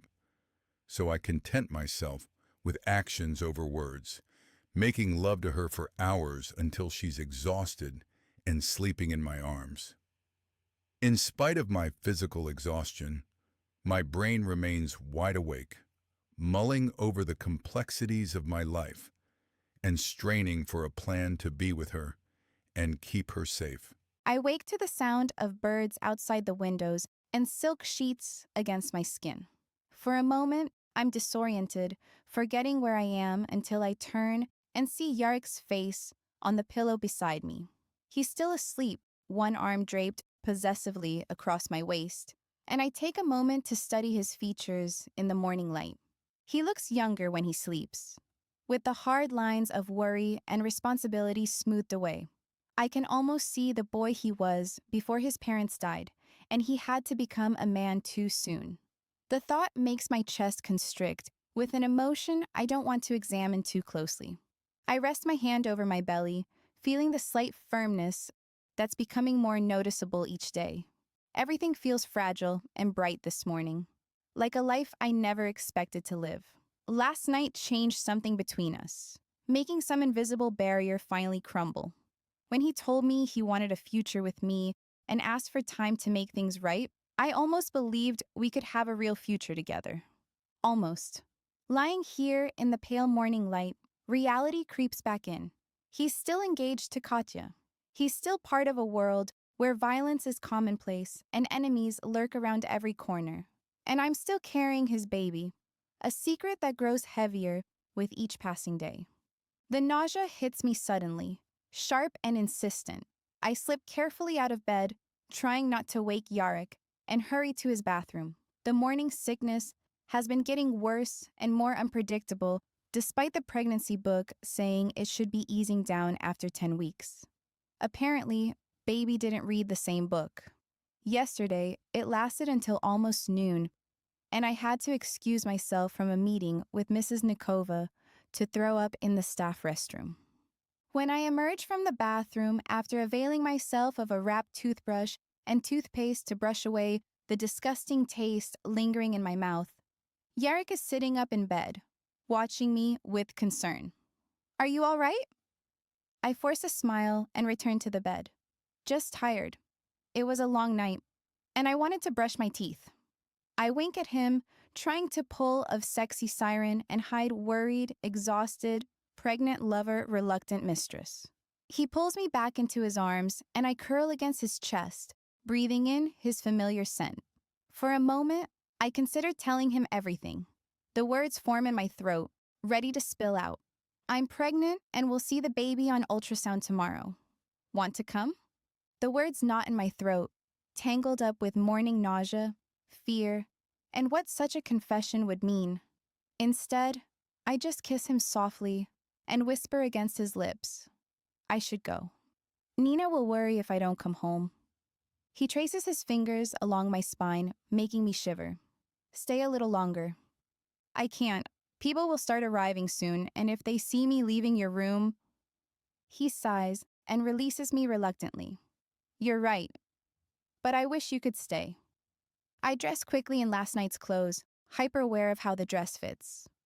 The silk that flowed so elegantly yesterday now feels snug across my chest and hips, which is probably my imagination and fear presenting itself. I didn't pop overnight, did I? I'll need to be more careful about what I wear, how I position myself, and how I move through the world. The drive home passes in a blur of conflicted thoughts. Part of me wants to turn around, march back into his bedroom, and tell him everything. The other part whispers that I should pack my bags and disappear before this gets any more complicated.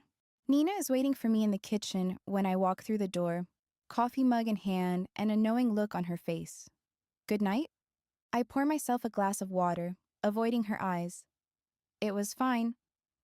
"Just fine? You're wearing a silk dress you definitely weren't wearing yesterday, and you have that glow that women get when they've been thoroughly..." "Nina." I cut her off with a look. "It's complicated." She sets down her mug and studies my face. "How complicated?" I sink into the chair across from her and finally meet her eyes. "I think I'm falling in love with him." "Think?" "Okay, no. I know I'm falling in love with him." The admission feels both liberating and terrifying. He said he wants to build a future with me, but he needs time to handle the situation with his fiancée. Nina frowns. "How much time?" "Months, maybe. The engagement is business. If he backs out, there could be consequences." "What kind of consequences?" I think about the warehouse attack the men Yarek killed to protect me, and the careful way he watches our surroundings when we're together. Recalling what he told me about his past and present, I say without hesitation, "The dangerous kind." She's scowling, but not at me. "You can't keep living in limbo. You need to make a decision about what you want, and it's not fair of him to ask you to twiddle your thumbs while he plays out whatever his scheme is." I nod. "I know what I want. I want him, but I don't know if it's possible, and waiting for months won't work for me." "Then you need to find out. Have the conversation. Tell him your preggers, how you're feeling, and what you need." I bite my lip, thinking it over. Maybe you're right. Maybe I should get some air, run a few errands, and think about everything. She nods approvingly. "Good idea. Clear your head and figure out what you really want." 30 minutes later, I'm dressed in jeans and a loose sweater, making my way through the grocery store with a list of things we don't really need, wanting to distract myself before it's time to go home and get dressed to return to work. It's unusually busy for a weekday morning, full of families with young children and elderly couples moving slowly through the aisles. I'm in the cereal aisle, debating between brands, when I catch the scent that makes me shiver and causes a surge of nausea as sandalwood and spice, expensive and distinctive, assaults my senses. It's Alex's cologne and how it smells just on him. The box of cereal slips from my hands and hits the floor with a loud crash. I spin around, heart racing while scanning the faces of the other shoppers. There's an elderly man selecting oatmeal, and a woman with two toddlers arguing over sugary cereals.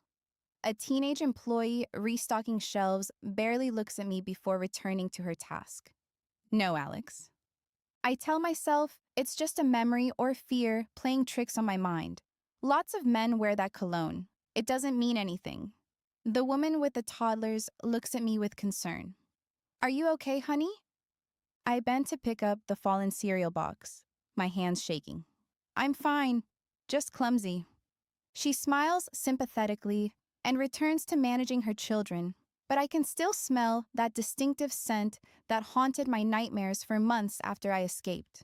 I abandon my cart and hurry toward the exit, my heart thrumming so hard I can hear it in my ears.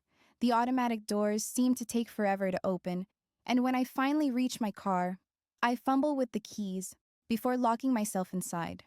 I sit in the parking lot for 10 minutes, breathing deeply and trying to calm down. It's nothing. It has to be nothing. Alex doesn't know where I am. He can't know because I can't go through all that again. Yet, as I drive home, the scent seems to follow me like a shadow. My phone rings as I'm pulling into my apartment complex at 7:30 a.m. It's a call from Dr. Rannick's office, according to the caller ID, so I quickly answer. Miss Clark, this is Jennifer from Dr. Rannick's office. I'm calling to confirm your ultrasound appointment tomorrow at 2 p.m. Yes, I'll be there. I make a note to speak with Mrs. Nikova to tell her I have to leave early tomorrow. Great. At 12 weeks, we might be able to determine the gender, if you'd like to know. My chest tightens with excitement and fear.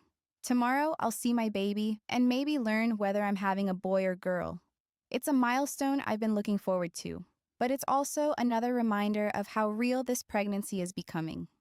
I'd like to know.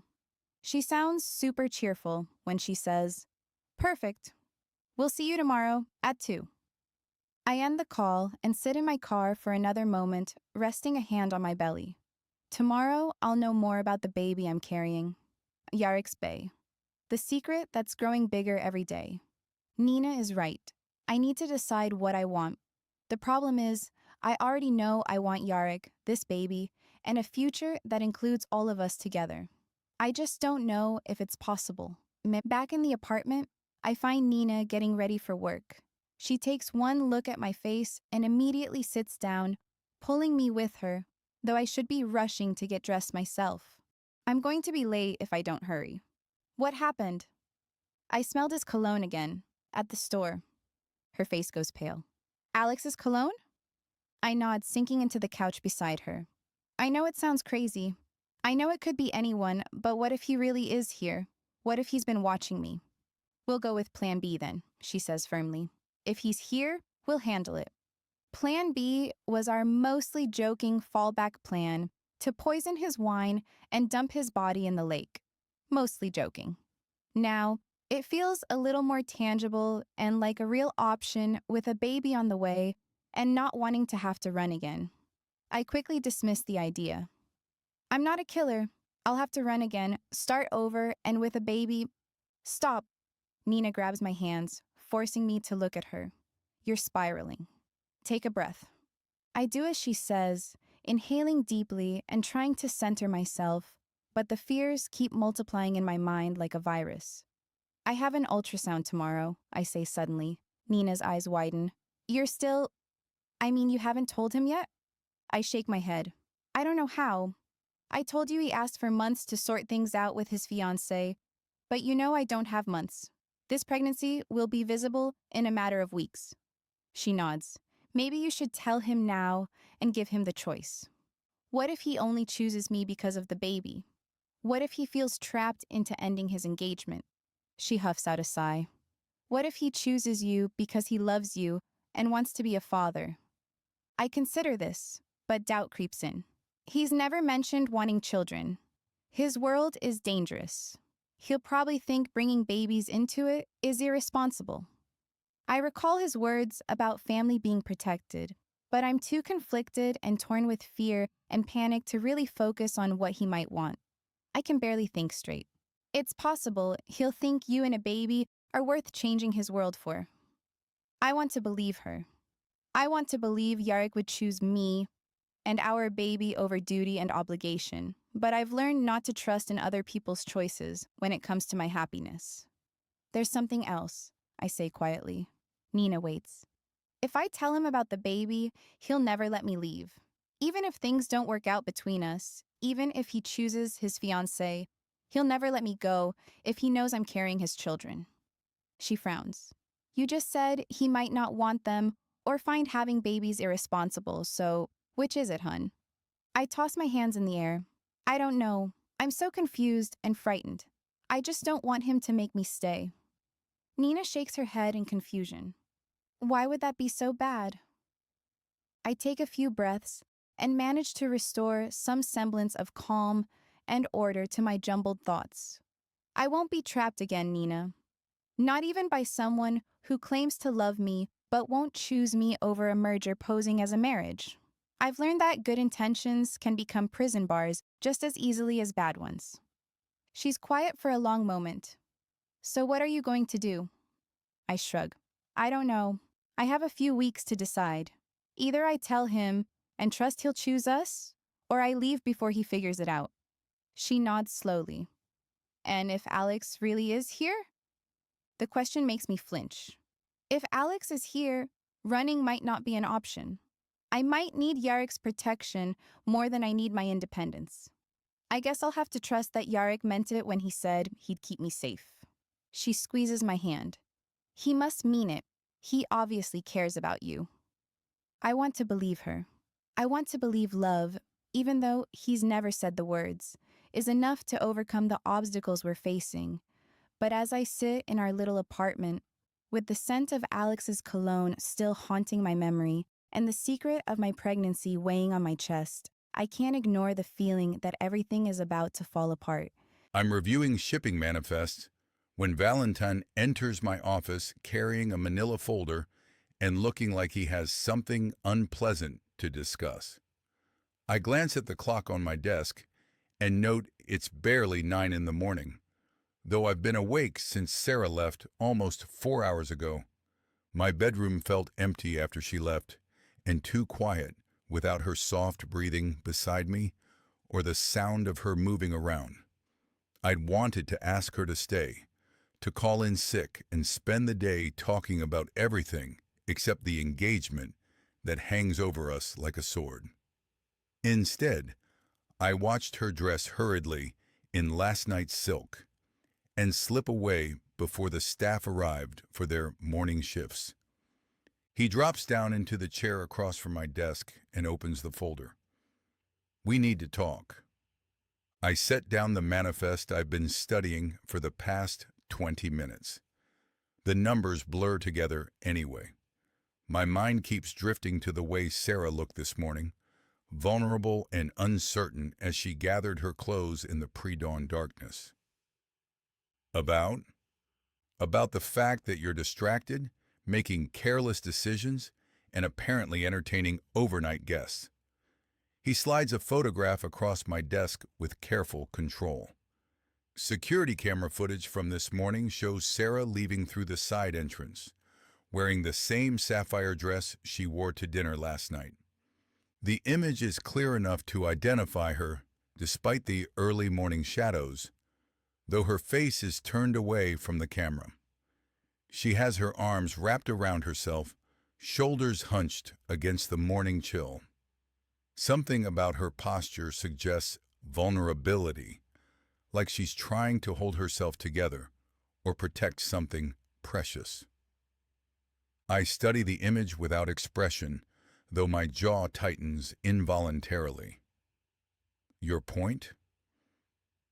My point is that Katya is planning a wedding while you're sleeping with your assistant. She and her family are volatile, Yarek. If they find out what's really going on, there will be consequences. I set aside the photograph and lean back in my chair, maintaining the neutral expression I perfected over 20 years of dangerous negotiations. What kind of consequences? The kind that end with all of us dead. He closes the folder and fixes me with a steady stare.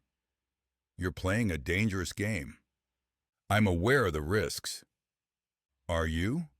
Because it looks like you're thinking with your heart instead of your head. The criticism makes my jaw tighten. I'm thinking clearly for the first time in years. He shakes his head slowly, the gesture carrying 20 years of friendship and shared dangers. Clearly, you're about to blow up a multi-million-dollar alliance for a woman you've known for 3 months. I stand and move to the window overlooking the estate grounds, needing space from his disapproval and the security photograph that makes Sarah look so fragile. In the distance, I see groundskeepers tending to the gardens where she used to work. She'd been invisible then, someone the organization would consider disposable, just another employee whose name wouldn't be remembered if she quit the next day. Now, she's become the most important person in my world.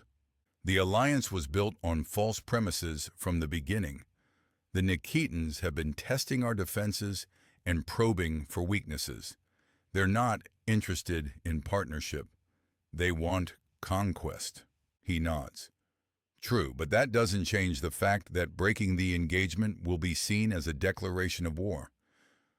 I watch one of the gardeners pruning roses near the pool where I first saw Sarah swimming.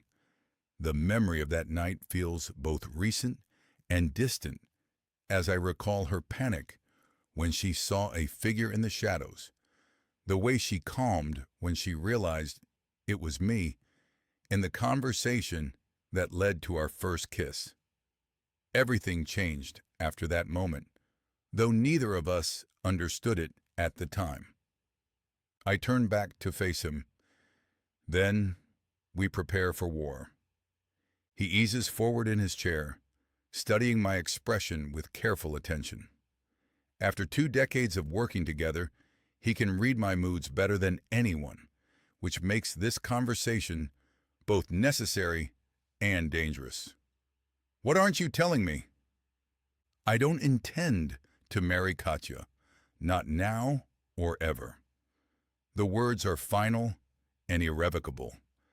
Valentin stares at me for a long moment as he absorbs them and the potential consequences.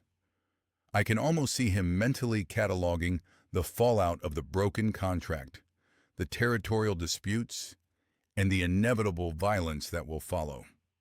You're serious? I hold his gaze and speak firmly. Completely.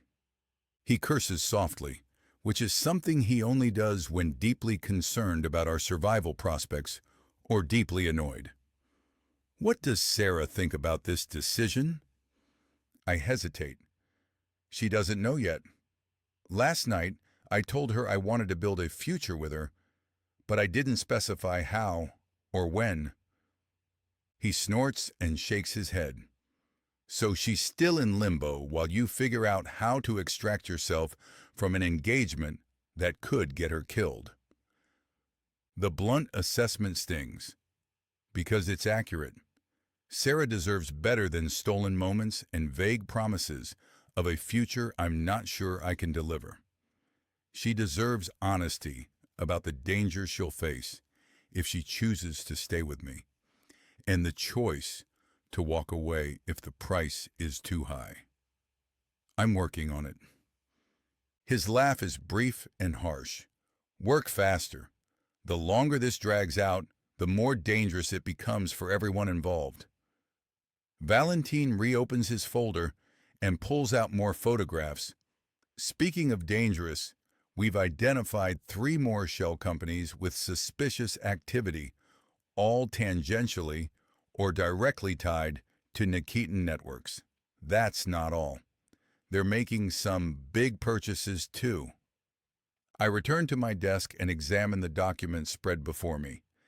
Bank records, shipping manifests, and corporate filings paint a picture of systematic infiltration that's been going on for months. Even more alarming are the new invoices and financial transactions Valentin has unearthed showing a trail of massive purchases by the Nikitins. They're planning something. The question is, what and when? He points to a series of transactions highlighted in yellow marker. These payments were made to companies we know are fronts for military contractors. They're arming themselves. For war with us or someone else? He shrugs. Does it matter? If they're buying weapons, we need to assume they intend to use them. If you marry her, your death gives Katya control of the Baranov Bratva. If you don't, your death gives her deep personal satisfaction. He speaks blunt truths that paint a clear picture. I'm screwed either way when it comes to my dear fiancé's intentions. I study the timeline of transactions, noting how they've accelerated dramatically since the engagement party. In the days since, there are new purchases in larger quantities of more sophisticated equipment. They're not just preparing for conflict, but conquest. They're moving faster than I expected, especially since Katya believes we're still getting married. Valentin jerks his head once in a terse nod, which brings me back to my original point. You need to decide how to handle ending the engagement if you're determined to do so, and soon. This middle ground you're trying to maintain isn't sustainable.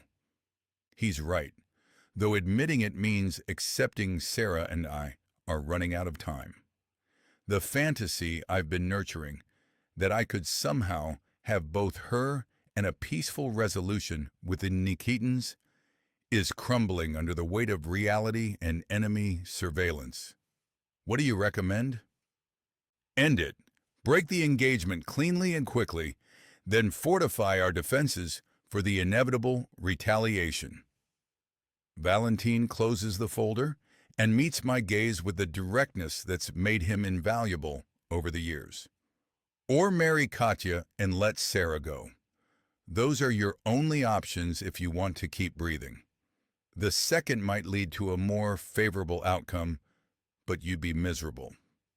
I nod in agreement, appreciating he's realized that. The second option isn't really an option at all, not anymore. The thought of marrying Katya while Sarah disappears from my life makes my chest hurt with something approaching panic. I've spent 20 years building walls around my heart, and Sarah demolished them in 3 months. I can't go back to being the man I was before I knew her. I can't lose her. Then you better be prepared to fight for her.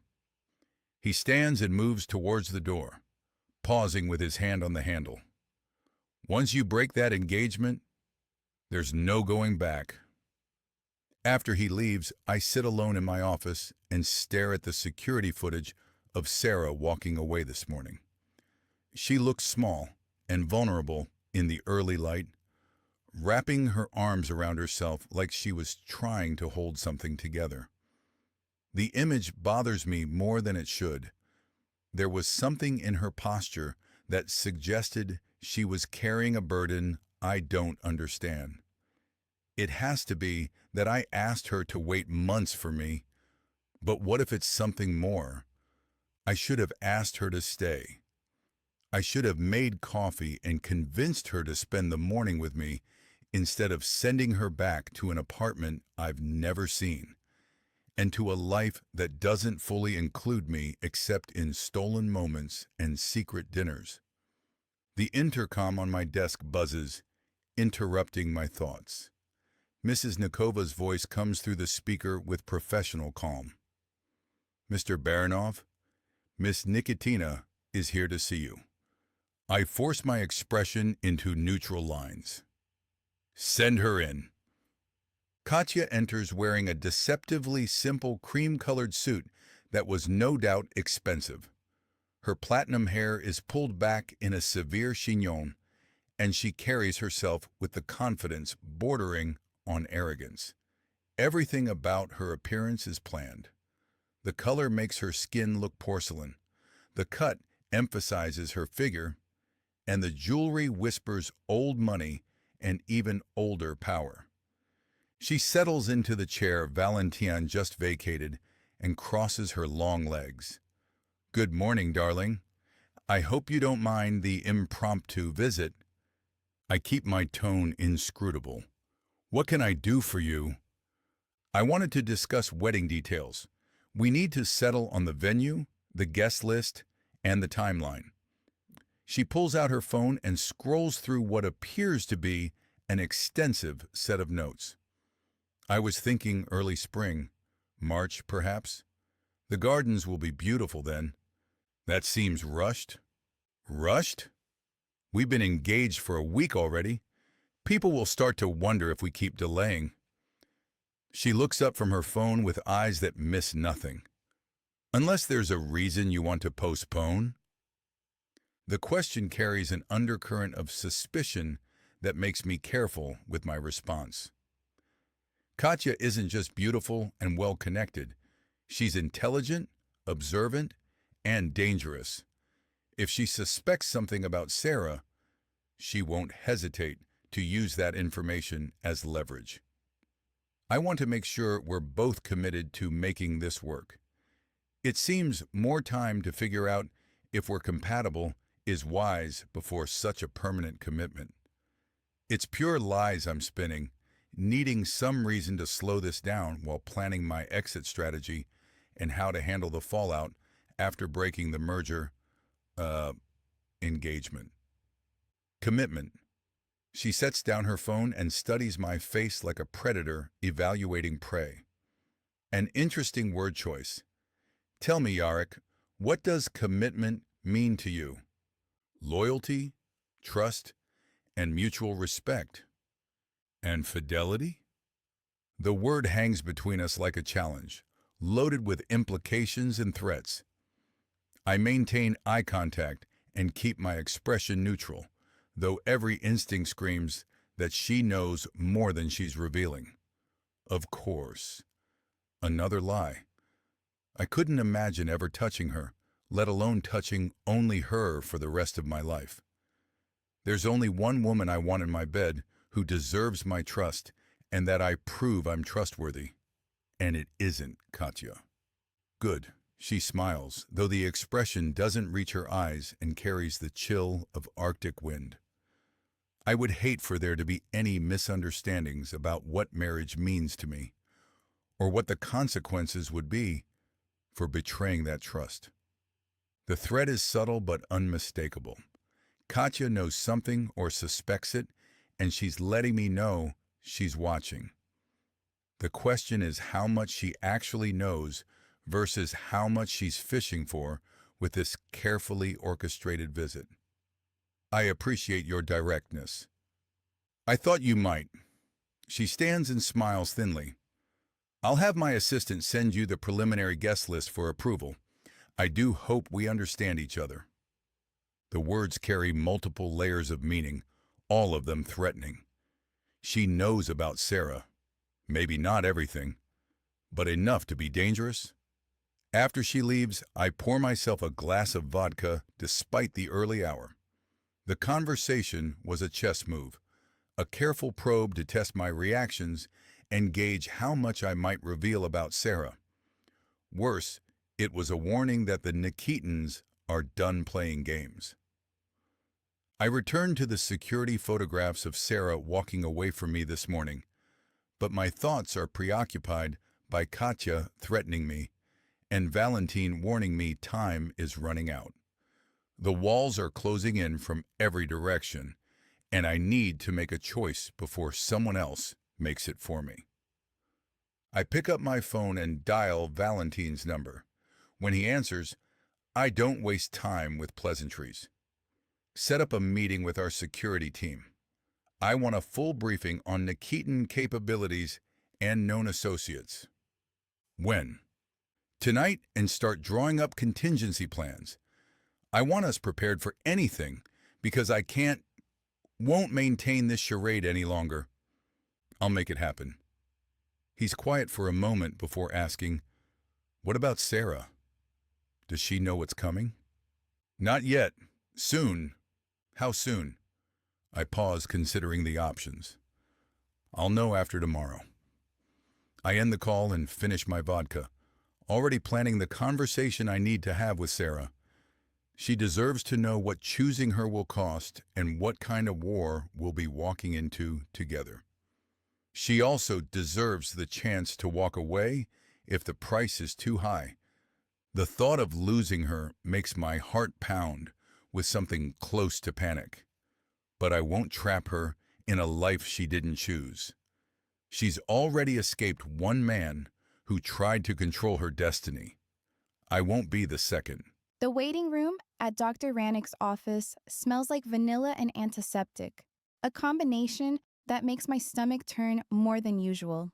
Nina sits beside me, flipping through a parenting magazine with forced casualness while I stare at the appointment card in my hands for the 12-week ultrasound, routine checkup, and possible gender results if I want them. This is my first real appointment since the initial pregnancy confirmation. I've been dreading it all week, not from fear exactly, but from the overwhelming reality of what this appointment represents. Seeing the baby will make everything undeniably real, and I'm already struggling with how to fit a child into my complicated situation with Yarrick. Sarah Clark? A nurse in cheerful scrubs calls my name, and my stomach flutters with nerves, and Nina squeezes my hand. Want me to come with you? I nod, not trusting my voice. We follow the nurse down a hallway lined with photographs of smiling families holding newborns. Each image feels like a glimpse into a future I can't quite believe might be mine. The ultrasound room is dimly lit with a large monitor mounted on the wall and medical equipment I don't recognize. Dr. Rannick enters with a warm smile that immediately puts me at ease. She's a middle-aged woman with kind eyes who came highly recommended from the clinic where I confirmed my pregnancy, and the sister of that doctor. How are we doing today, Sarah? A little nervous, I say, settling onto the examination table. The paper crinkles beneath me as I adjust my position. This is all so new to me. That's completely normal. Let's take a look at your little one and see how everything is progressing. She spreads warm gel across my stomach before pressing the ultrasound wand into place. The monitor flickers to life, showing grainy black and white images that mean nothing to me at first before Dr. Rannick pauses, adjusting the angle and pressure. She moves the wand to a different position, her expression shifting from routine to focused. This is interesting. My pulse skitters. Is something wrong? Not wrong at all. Just more than we expected.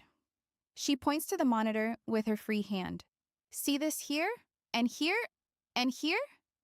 3 distinct shapes appear on the screen, each with a tiny flickering movement that must be heartbeats. I stare at the monitor in complete shock, unable to process what I'm seeing. Triplets, Dr. Rannick says gently. You're having triplets. The word lands hard. Nina gasps beside me while her magazine falls forgotten to the floor. I stare at the 3 tiny forms on the screen, unable to blink or process what I'm seeing. Are you sure? My voice comes out as a whisper.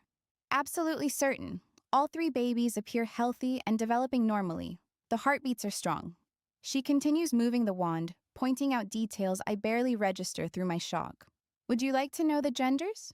I can take a good guess today, though you won't want to count on the results until your 16 or 20-week ultrasound, so don't decorate the nursery just yet. She smiles. I nod numbly while trying to process. There are 3 babies. How does someone prepare for 3 babies when she can barely figure out how to navigate having one with a man who's engaged to another woman?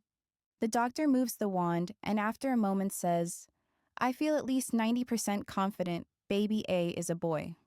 The wand moves again, and seconds pass before she says, baby C appears to be a girl. I'm pretty certain about that. Again, the wand moves, pressing a little deeper into my stomach as the doctor says, hold on. Still looking. With more wand wiggling, she says, I think baby B is also a girl, but I'm only about 40% sure of that. We'll confirm at the next ultrasound if they're all being cooperative. The room spins slightly as I try to process this news. 2 daughters and a son, all of them Yarrick's and mine together. The magnitude of this revelation threatens to overwhelm me completely. Dr. Rannick prints several ultrasound images and hands them to me along with a folder containing detailed results. After that, we go across the hall to an exam room where she gives me a physical exam and sends in her nurse for a blood draw and urine sample. Pausing at the door, she says, "I'll want to see you again in 2 weeks. Multiple pregnancies require closer monitoring, but everything looks excellent right now." I nod, still grasping the folder with unsteady hands. I drop my gaze to stare at the ultrasound photos of 3 tiny profiles when the nurse comes in to collect samples. My children. Our children. The reality of it makes my chest tight with something between joy and terror as I pee in a cup and leave it in the window. After that, I dress again and return to the patient room, where Nina waits for me. The nurse is also waiting and beams at me. "Congratulations, Ms. Clark. This is wonderful news." I somehow manage to nod and smile, though my thoughts are too preoccupied by the bomb that just cleaved my life into before and after triplets, as I walk past her with Nina holding my arm to keep me steady. Once out of the clinic, after making my next appointment, Nina helps me to the passenger side and opens the door for me. I sit in the passenger seat, clutching the folder while she starts the engine, and both of us remain quiet as we process what just happened. "Triplets," she finally says, shaking her head in amazement. "3 babies, Sarah." I know. The words feel inadequate. I can't. How do I even begin to handle 3 babies? "You don't handle them alone. You have help. You have Yarek." "Do I?" The question comes out with a brittle laugh. "He's engaged to another woman. He made promises to someone else before he even knew I existed." Nina pulls into traffic, glancing at me with concern. "He also said he wanted to build a future with you. That has to count for something." "What kind of future?" "As his mistress, while he stays married to Katya, for business reasons, I won't do that. I won't raise our children in the shadows, while he pretends to love someone else in public." I sound angry, and I am, but not at Nina.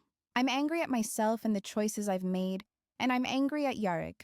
I'm also angry at the universe or whatever deity thought me having triplets was a good idea. She shrugs off my angry tone, sounding brisk but sympathetic when she says, "Tell him about the babies and make him choose." The thought terrifies me. Using my pregnancy as leverage feels manipulative, even if the babies are his. I want him to choose me because he loves me, not because he's trapped by biology and obligation. We drive in silence until Nina pulls into the parking lot of a small shopping center. Without planning to, I ask her to stop at the baby boutique on the corner. The decision surprises both of us, but suddenly I need to touch something real and connected to the future growing inside me. The store is filled with soft pastels and gentle music.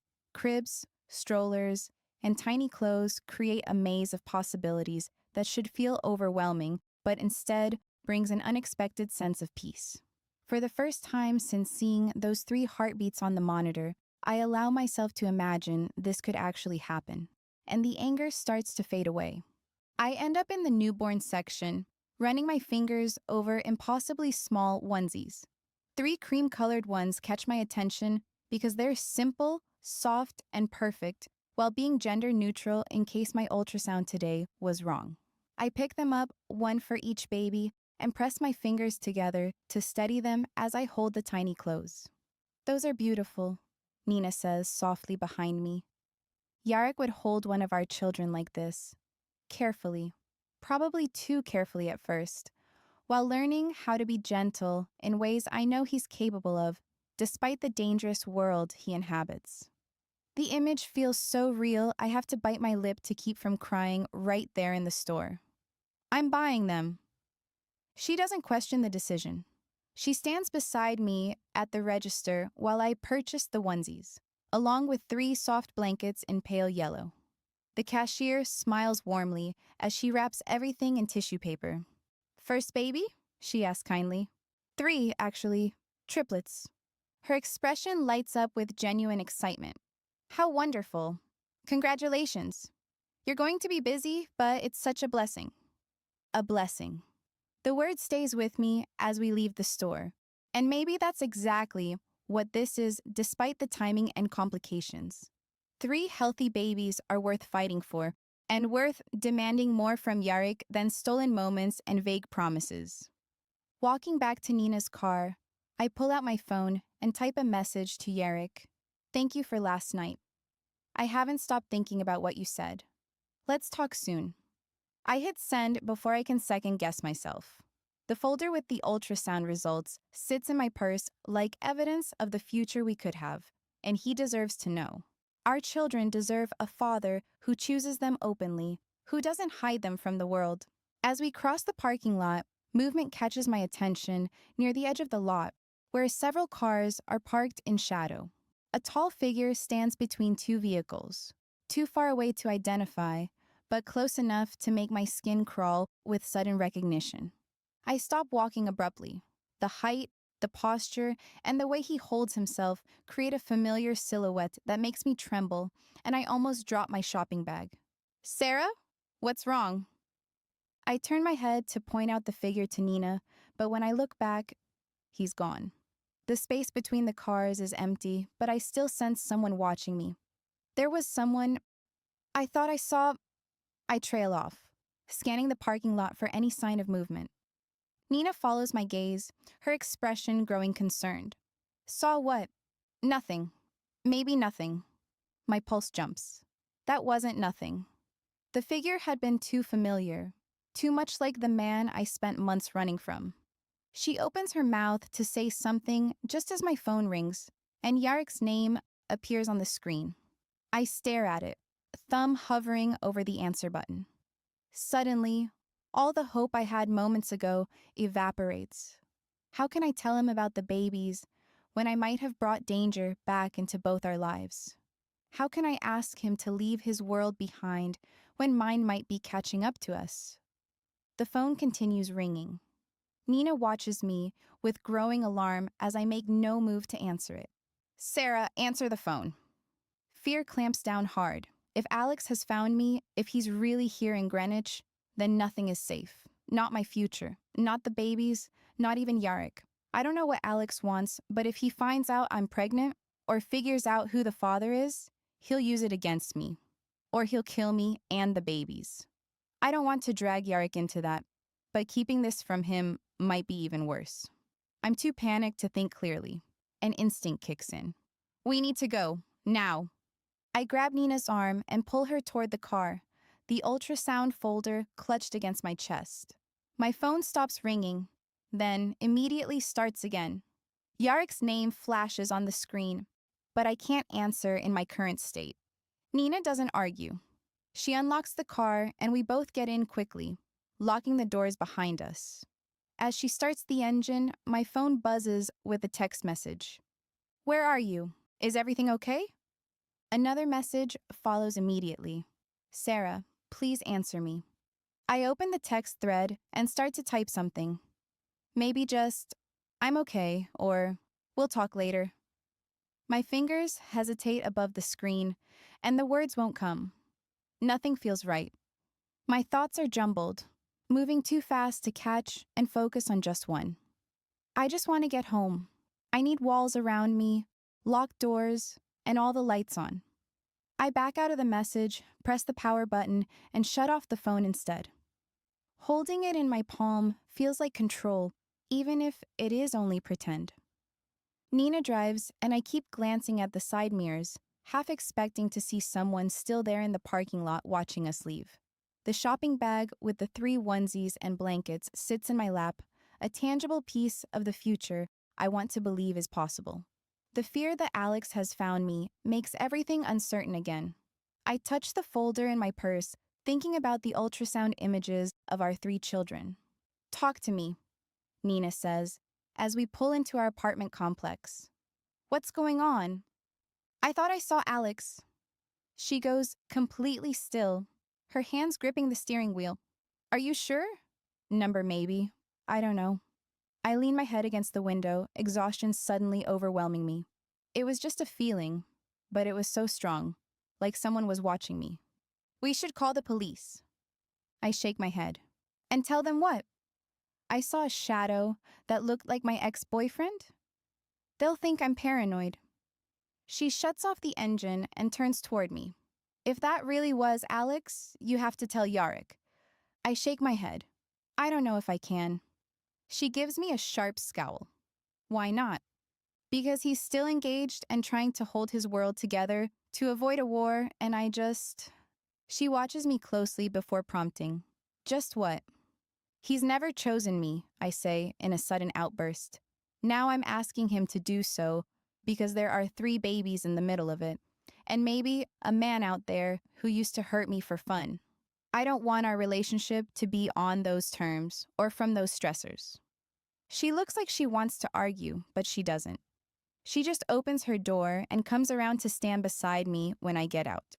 I'm steadier than I'd expected, but limp as a dish rag. Clutching the shopping bag, I follow her up the stairs, my mind looping in every direction. Upstairs, once safely in my apartment behind the locked door, with all locks engaged, I set the shopping bag on my bed and pull out one of the tiny onesies. I hold it up by the shoulders and just stare. It's so small, designed for tiny infants. I bought preemie size almost automatically, obviously realizing they will be tiny when they are born. Tiny and completely defenseless. I can't protect them like this. I don't even know if I can protect myself. My phone buzzes with another message from Yarek, but I don't read it. Instead, I place the ultrasound folder on my nightstand and continue holding the onesie. 3 babies. His babies. The truth gradually seeps into my brain as my normal is fractured and rearranged to resemble something new. Nina appears in my doorway with 2 cups of tea, her expression neutral. You know you can't avoid him forever. I'm not avoiding him.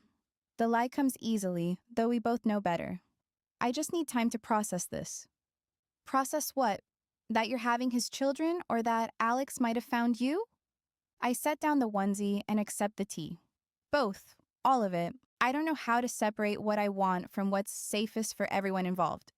She settles on the edge of my bed, her voice gentle but firm. What you want matters, Sarah. So don't think I'm dismissing that, but what's safest for those babies matters too. It matters more than anything else right now. Hiding from Yarek doesn't protect anyone. I know.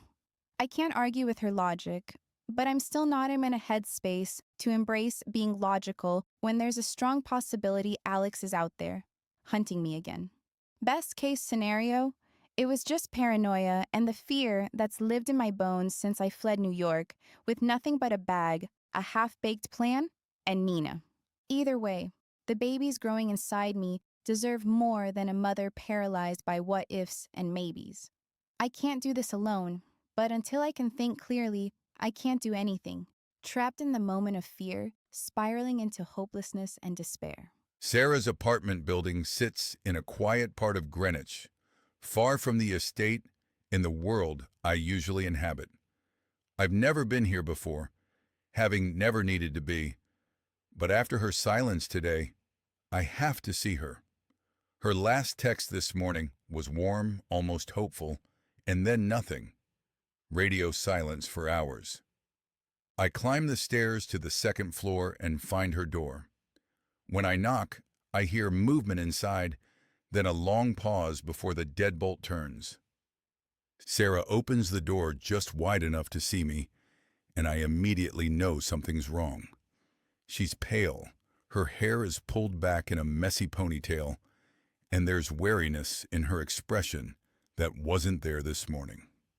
Yarek, what are you doing here? You weren't answering my calls.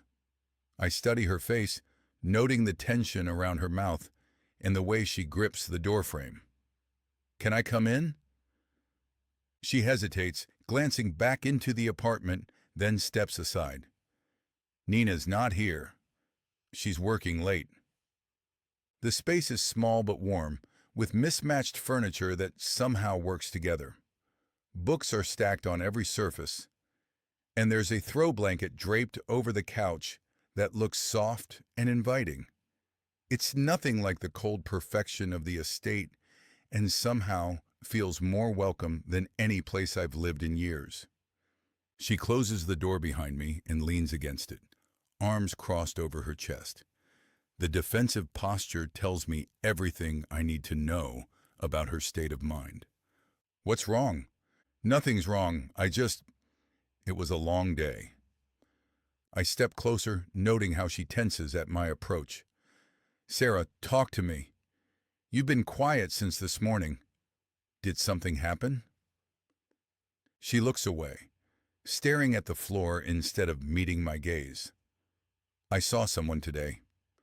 Someone I thought I recognized. Who? Alex.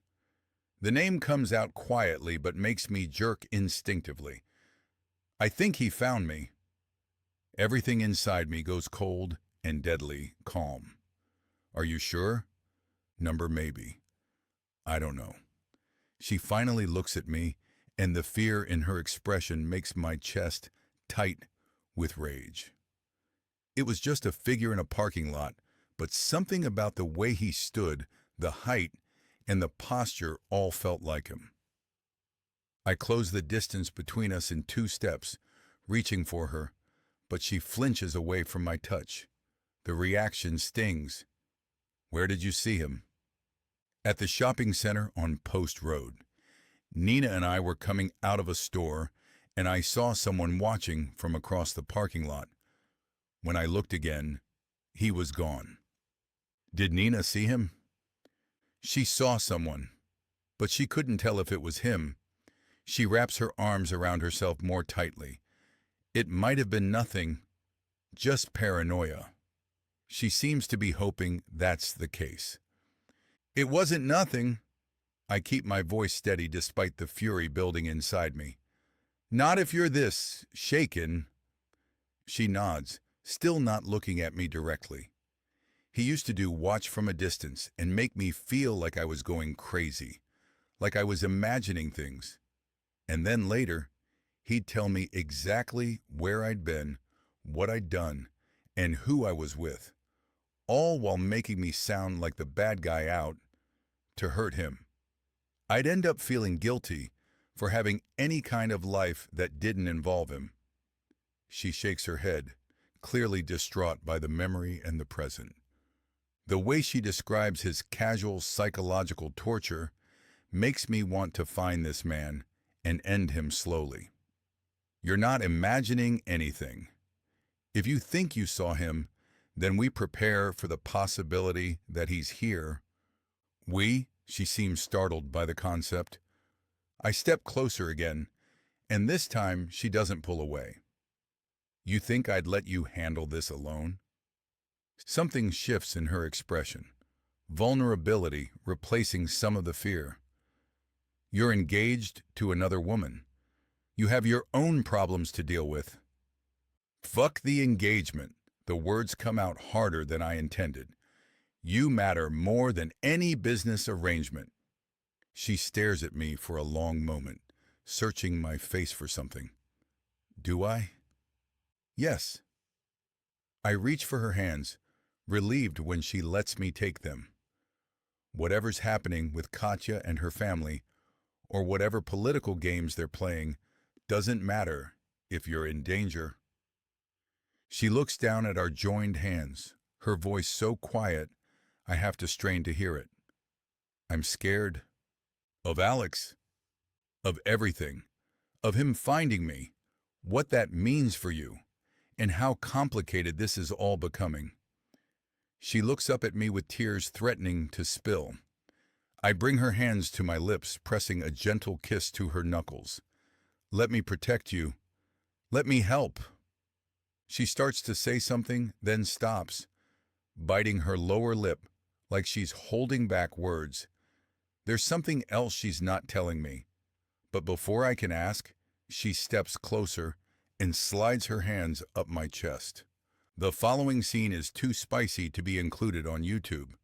To listen to the full, unedited version, please go to bellakingbooks.com or follow the link in the description. Thank you. I wake to the smell of coffee and the quiet clatter of pans from the kitchen. For a moment, I forget where I am. Then the memories of last night come flooding back, of Yarek's hands on my skin. The way he looked at me like I was something precious. And the words he whispered in the dark that felt like promises he wasn't quite ready to make. I pull on a robe and pad barefoot to the kitchen, where Yarek stands at my small stove wearing only his pants from last night. He's making eggs and moving around my cramped space with an ease that suggests this is something he's done 100 times before. Good morning. He glances over his shoulder with a small smile that transforms his usually guarded features. You didn't have to cook. I wanted to. He plates the eggs and turns to face me fully. How did you sleep? Better than I have in weeks. I accept the plate he offers, and our fingers brush in the exchange. Thank you for last night. Something flickers in his expression, an emotion I can't quite read. You don't need to thank me for wanting to be here. The front door opens before I can respond, and Nina walks in carrying grocery bags. She stops short when she sees Yarek, her eyebrows rising slightly, but she doesn't comment. Morning. She sets the bags on the counter and looks between us with barely concealed approval. Should I come back later? No, stay. I feel heat rise in my cheeks. Yarek was just leaving for a meeting. He nods, already reaching for his shirt. I'll drive you to the estate after I'm done. Should be back around 3. Nina busies herself unpacking groceries while Yarek gets dressed, but I catch her watching us with keen interest. After he leaves with a kiss that lingers longer than necessary, she turns to me with raised eyebrows. So, that happened. It's complicated. Honey, the best things usually are. She pours herself the coffee and settles at our small table. You look happier than you have since we got here. I join her, cradling my mug between my hands. I am, which terrifies me. Why? Because what if it doesn't last? What if when everything comes out, when the engagement situation gets resolved one way or another, he realizes this was just a distraction? Nina reaches across to squeeze my hand. From what I saw this morning, that man isn't treating you like a distraction. I want to believe her, but doubt gnaws at me. The ultrasound folder sits in my purse across the room, reminding me of the 3 babies I carry now. 3 tiny lives that will change everything between us, and I still don't know how to tell him. When Yarek returns a bit later, he drives me to the estate in comfortable silence. I'll be back by 6, he says as he drops me off. Try to stay in the main areas of the house. The protective undertone in his voice makes my chest warm. I will. He kisses me briefly before driving away, leaving me with a stack of paperwork to organize in his office. I settle at his desk, my work bag beside the chair, and lose myself in the familiar rhythm of filing and organizing. The afternoon passes quietly. I work through vendor contracts and shipping manifests, and everything is legitimate and above board as far as I can tell. Around 4, I realize I need supplies from the main filing room down the hall, so I leave my bag by the desk and head out to gather what I need. The filing room is larger than Yarek's office, with built-in cabinets containing what looks like decades of business records. I find the forms I need and spend nearly an hour making copies and organizing them by date. When I finally return to Yarek's office to collect my things, I'm already thinking about whether he'll want to stay at my apartment again tonight. Sarah. The voice stops me just outside Yarek's office door. I turn to find Katya approaching, looking effortlessly elegant in a cream-colored suit. Her smile is warm and friendly, but something about it makes my skin crawl. Katya.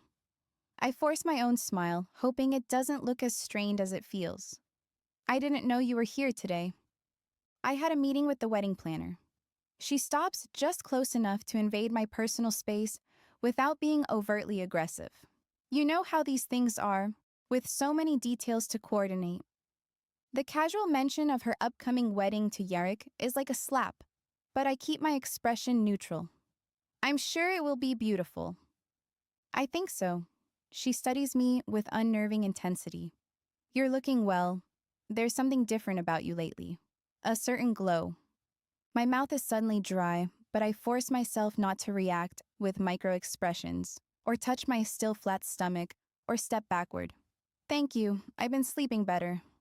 Her gaze drops to my midsection, lingering for just a beat too long before returning to my face. That must be it. The look is sharp, knowing, and settles in my bones like a warning. She suspects or knows something, and the predatory gleam in her eyes tells me exactly how dangerous that makes her. I should get back to work.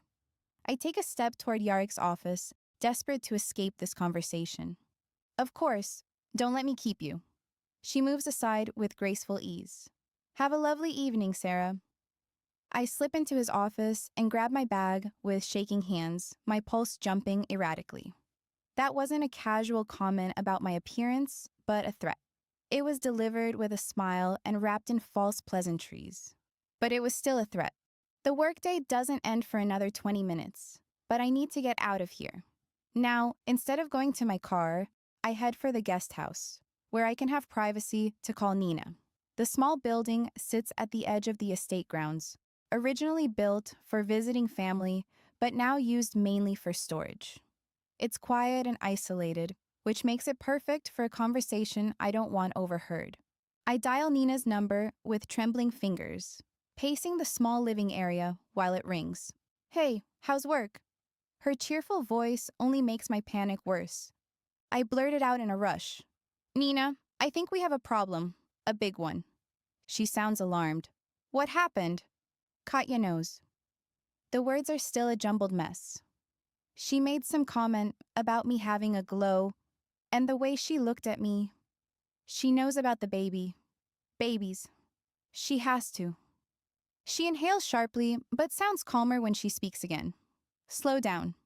What exactly did she say? That I looked different and had a glow. Then she stared at my stomach like she could see right through me. I sink into an armchair covered by a dusty cloth, my legs suddenly unable to support me. Nina, if she knows, if she tells people before I tell Yarek. Okay, breathe. Maybe she was just making conversation. Lots of people comment when someone looks happy or rested. I let out a harsh sound that's mostly bitter amusement and fear. This wasn't that kind of comment. This was a warning. She's letting me know she has ammunition against me. She goes quiet for a moment, and I hear traffic in the background. What do you want to do?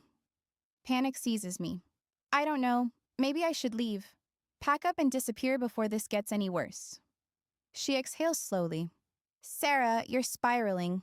You can't run every time something scares you. Can I? It worked before. I press my free hand against my still flat stomach, thinking about the 3 lives growing inside me. What if she tries to hurt me? What if she goes after you? She's not going to hurt anyone. She's a socialite, not a hitman. I shake my head instinctively.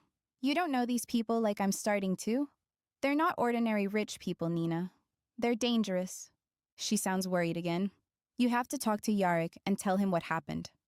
The suggestion makes my chest constrict with fresh panic. Tell him what? That his fiancée might know I'm pregnant with his children? That's assuming he even wants to know about the babies, which I haven't told him yet because I'm terrified he'll choose obligation over love. Sarah, what if seeing Alex yesterday wasn't paranoia? What if he really is here, working with Katya somehow? What if they're both coming for me and I'm sitting here like a target? My voice rises with each question, the fear spiral taking hold completely. Everything that felt safe and possible last night now seems fragile and threatened. The ultrasound folder in my bag feels like evidence of a crime I haven't committed yet. You need to calm down before you make any major decisions, she says firmly. Staying calm is what gets you hurt. Staying calm is what lets dangerous people get close enough to destroy you. I tremble. Waiting to see what happens could get me and the babies killed. I think about Alex's charming smile in the early days, how he seemed so perfect and attentive before the control and manipulation started. I consider Katya's cold beauty and intelligence, certain she's probably been planning my destruction since the moment she realized Yarek cared about me. What if I can't protect them? The question comes out as a whisper. my hand moving unconsciously to my stomach again. What if I'm not strong enough to keep my children safe from these people? You are strong enough. You survived, Alex. You rebuilt your life, and you've been handling working for a man you know is dangerous because you saw something in him worth the risk. Tears scald my eyes. Maybe I was wrong. Maybe the risk is too high. Or maybe you're letting fear make decisions that love should be making. Her words hit home, but they don't diminish the terror clawing at my chest. Running might not solve anything, but the urge to pack my bags and disappear feels overwhelming. I can't think straight. Everything feels like it's closing in. This feels like life or death, like it did that last time Alex put me in the hospital for 2 days, and we started planning our escape. Her tone is soothing again. Then come home. We'll figure out what to do, but don't make any permanent decisions while you're panicking. Okay, I'll try.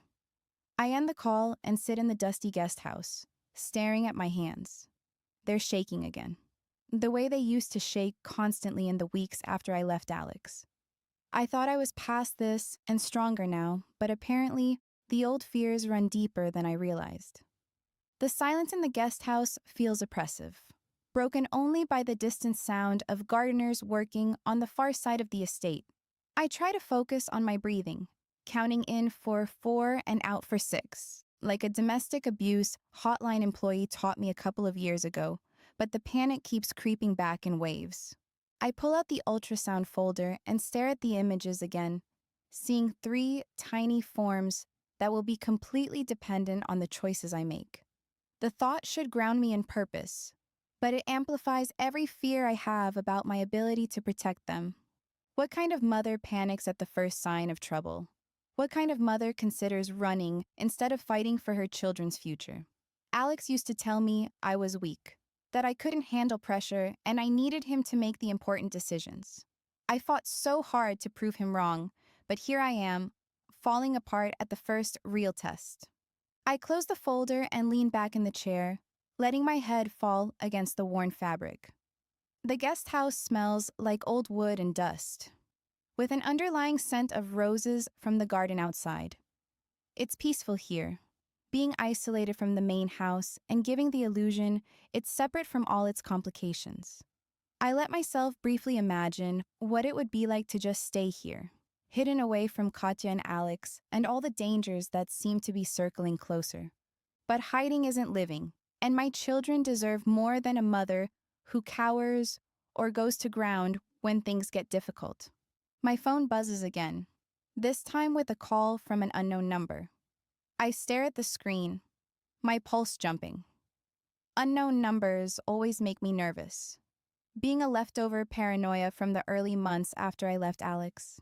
He used to call from different phones, leaving voicemails that started sweet and ended threatening.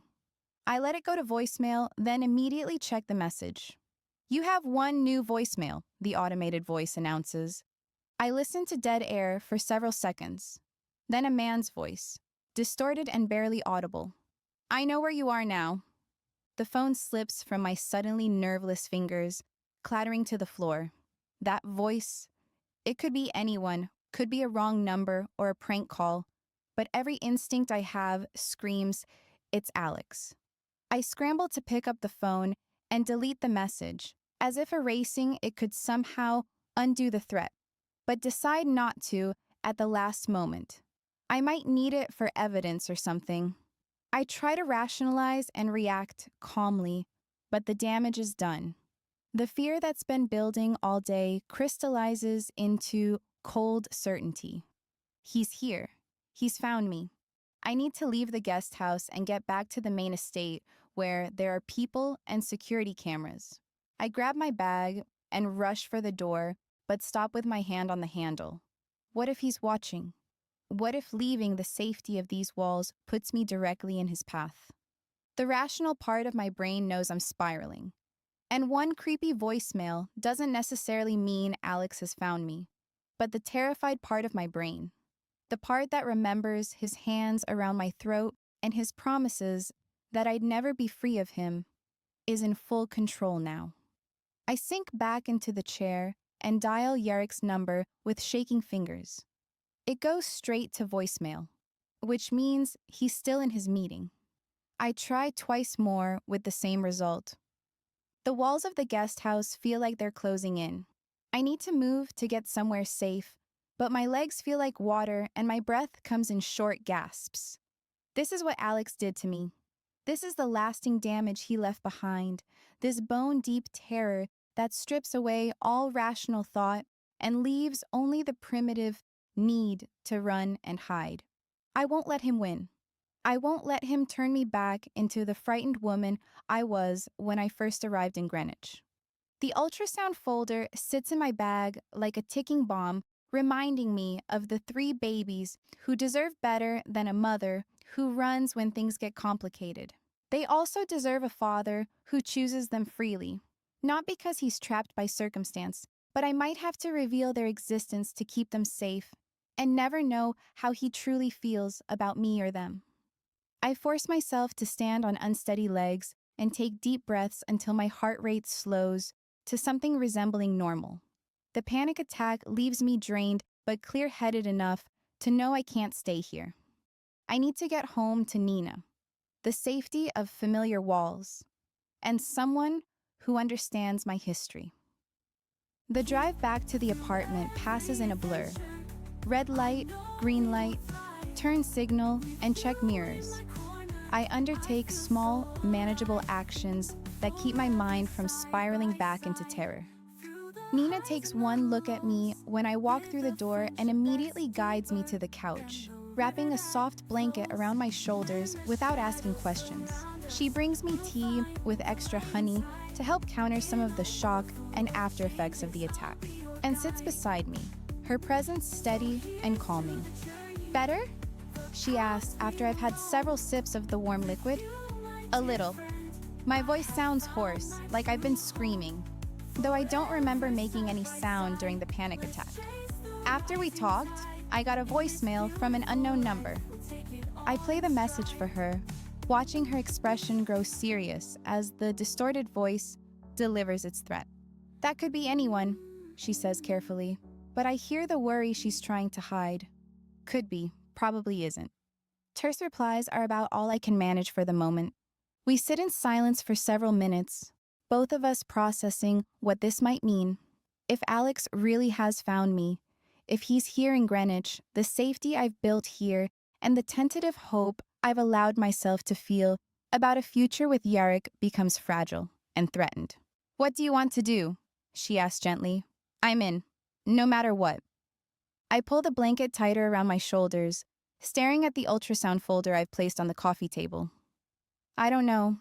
I honestly don't know anymore. I returned to the estate just after 5, still thinking about last night with Sarah. The meeting with our port authority contacts went better than expected, opening new possibilities for legitimate shipping routes that could help distance us from some of the shadier aspects of our operations. For the first time in years, I can see a path toward something cleaner that Sarah wouldn't have to be ashamed of. The drive back to the estate gave me time to think about the conversation I need to have with Sarah about our future.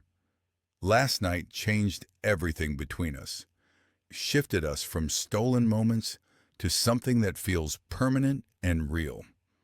I want to tell her about the plans forming in my mind, the legitimate businesses we could build together, and the life we could have away from the constant threat of violence. My office is empty when I arrive, which surprises me until I check the time. Sarah must have left right at 5, which isn't unusual, but I'd hoped to catch her before she went home. The space feels different without her presence, smaller somehow, like all the air has been sucked out of the room. I settle at my desk and review the notes from today's meeting, but my mind keeps drifting to the way she looked this morning in her kitchen.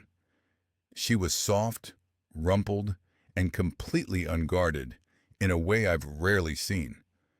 There was something different about her that made me want to stay in that small apartment forever and forget about the rest of the world. The paperwork blurs together as I replay moments from the night before. The way she moved beneath me, the sound she made, and the vulnerability in her eyes when she let me see past all her carefully constructed walls linger with me.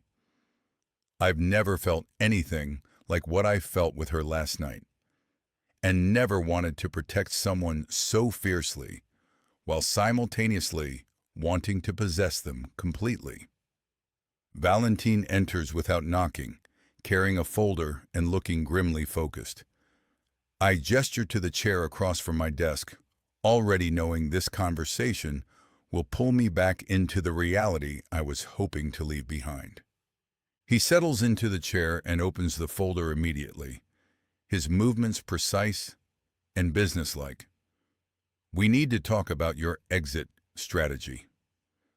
I lean back in my chair, studying his face and noting the tension around his eyes.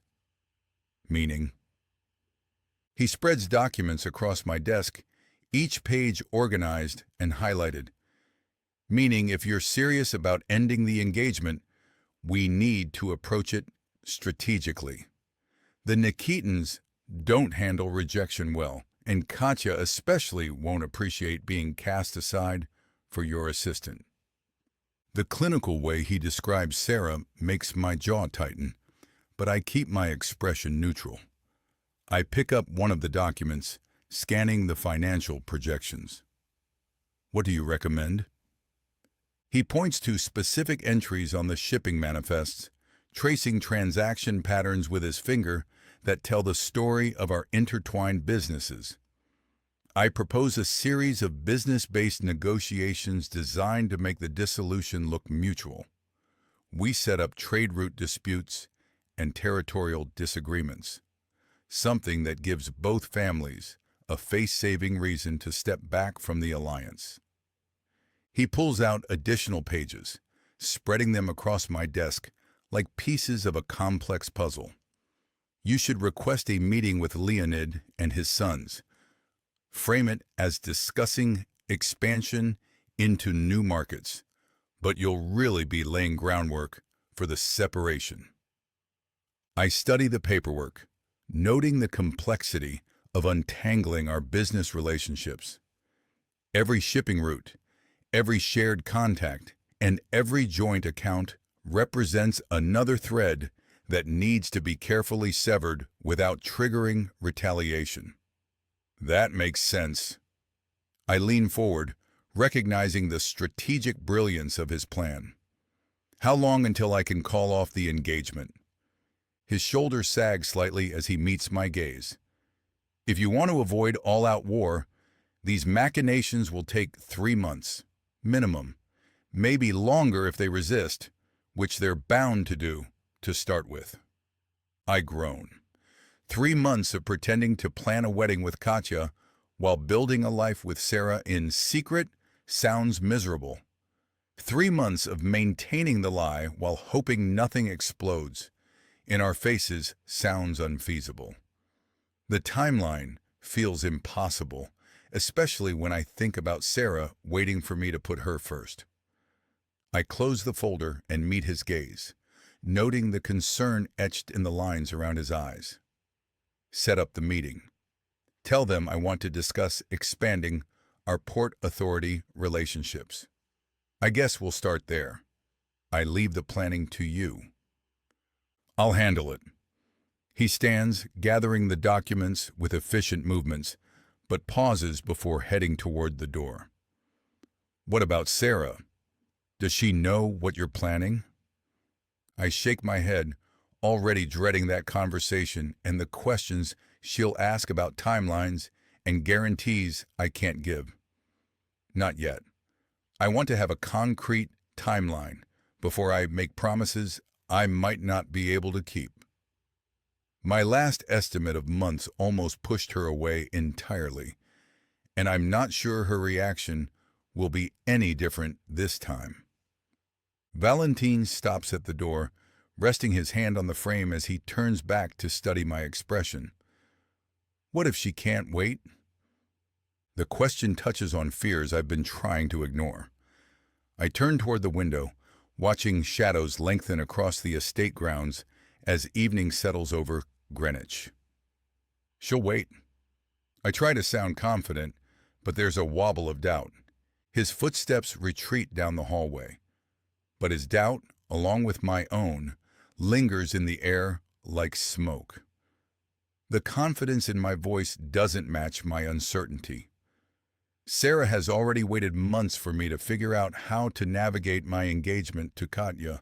How much longer can I reasonably ask her to stay in the shadows? After he leaves, I try calling Sarah, needing to hear her voice and reassure myself last night wasn't a dream. The call goes straight to voicemail, her recorded message playing in my ear with professional politeness that gives away nothing. I pace to the window and back, checking my phone every few minutes for a response that doesn't come. The silence bothers me more than it should. After everything we shared last night, pulling away feels like a step backward into the careful distance we maintained for weeks. I spend the evening reviewing contracts and planning the conversation with the Nikitins, but part of my attention stays focused on my phone. Every notification makes me hope it's Sarah, but they're all business messages or spam. By 10 o'clock, I can't stand the silence anymore and send another message, my thumb hovering over the screen as I choose my words carefully. Please let me know you're safe. If Alex, I just need to hear that you're okay. Her response comes moments later. I'm safe at home. Long day. We'll talk later. I read it 3 times before accepting what it doesn't say. Those 9 words tell me nothing and everything. She's alive, she's not ready to talk. And something has shifted since this morning. I can tell by her terse tone and feel the distance in her reply. I pour myself a glass of vodka and stand at the window, looking out at the grounds where I first saw Sarah working in the gardens. She seemed so small then, so focused on her task, and I was completely unaware watching her would change the entire trajectory of my life. I ache to have her with me, but I have to content myself with the text she sent, knowing I can't race back to her home like a madman again when she's made it clear she doesn't want to talk tonight. What changed?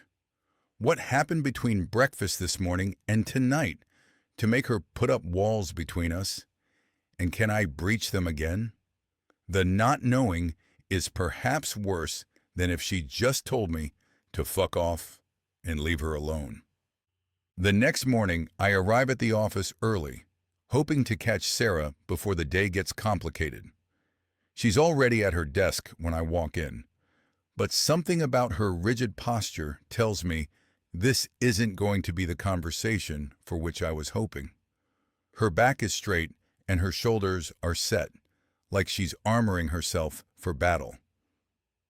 I close the door behind me and move toward her desk, noting how she doesn't look up from the papers she's sorting.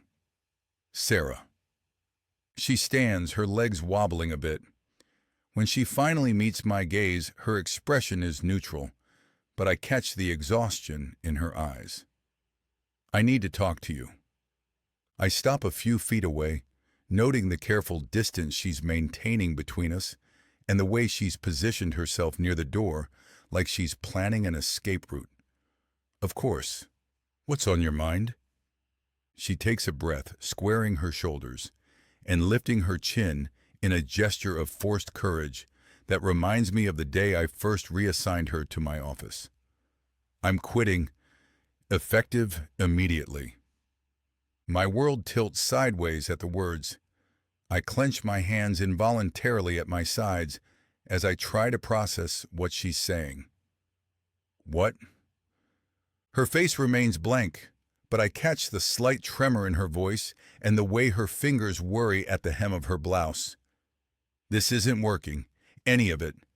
I think it's best if I find something else. I step closer, trying to read her expression, but she takes a corresponding step back until her hip hits the edge of the desk. Sarah, if this is about last night or the night before, she shakes her head firmly. It's not about last night. It's about everything. The situation we're in isn't sustainable. I reach toward her, but she moves away, putting the desk between us as a physical barrier. The rejection stings. We can make it work. I told you I was going to end things with Katya, and I meant it. Something flickers across her face. Hope, or pain, or both, before she locks it down again. Her knuckles go white where she grips the edge of the desk. When? The single word carries everything she's not saying and all the doubts and fears she's been harboring while I've been lost in planning our future in the murky someday months from now. I suddenly feel cornered by the intensity of her stare. Soon, Valentine is setting up meetings, working out the details. Her laugh is bitter and broken, the sound cutting through me like glass. How soon? Her voice is steady, but her eyes are bright with unshed tears. A month? 6 months? A year? I hesitate, knowing whatever number I give won't be what she wants to hear. The timeline Valentine laid out yesterday seems reasonable for business purposes, but impossible when I'm looking at the woman I love asking me to choose her. That moment of silence tells her everything she needs to know. She nods once, a sharp jerk of her head that speaks of disappointment and resignation. I see. She moves forward, but I step into her path, hands raised in a gesture of supplication. It's not that simple. There are political considerations, business relationships. I spread my hands, trying to make her understand the complexity of what I'm trying to accomplish. She stops just out of reach, her whole body vibrating with suppressed emotion. There are always going to be political considerations. She looks up at me with heartbreak written across her features, tears threatening to spill over. There's always going to be something more important than us. I can't be the other woman, and I won't let them. This destroy who I am, or make me someone I'm not. I take another step closer, desperate to make her understand she's wrong. That's not true. Her smile is sad and knowing, the expression of someone who's heard empty promises before. Isn't it? I'm asking you to choose me right now, today, and you can't do it. I spread my hands, trying to find words that will bridge the gap between us, but everything I think to say sounds like another excuse. I'm trying to do this the right way, the safe way. She laughs again, the sound sharp enough to cut, and I see something break behind her eyes. For whom? Safe for your business interests? Safe for your reputation? Because it's not safe for me. The raw pain in her voice stops my protests. Something has happened that's made her feel threatened in a way I don't understand. I search her face for clues, but she's already closing herself off, rebuilding the walls I thought we'd torn down 2 nights ago. I soften my voice, trying to reach the woman who trusted me enough to share her bed and her body. Talk to me. Tell me what this is really about. She shakes her head, reaching for the door handle with a finality that makes my chest ache. It doesn't matter anymore. I can't do this, Yarek. I can't be the other woman waiting for you to figure out how to fit me into your life. I reach for her arm, but she's already moving, her hand closing around the door handle. Sarah, wait. She's already gone, the door closing behind her with quiet finality. I stand in my empty office, staring at the space where she was, the scent of her perfume still lingering in the air like a ghost. She asked me to choose her today, and I couldn't do it. Not because I don't want to, but because I need time to do it right, to minimize the damage to everyone involved. From her perspective, my hesitation looked like rejection, like proof that she'll never be my priority. I understand suddenly I failed her when she needed me to be decisive. Valentine appears in my doorway, his expression grim, interrupting my plans to chase after Sarah. "We have a problem." I look up from the contract I've been staring at without reading, my mind still replaying Sarah's final words. What kind of problem? He settles into the chair across from my desk with a solemn air, clutching a thick folder in his hands. The kind that involves Roman Sokolov and several $1 million in unauthorized transactions. He opens the folder. Remember that mid-level player who wanted to do business with us a few weeks ago? I lean forward, forcing myself to focus on business when all I want to do is think about Sarah, the arrogant one. What about him?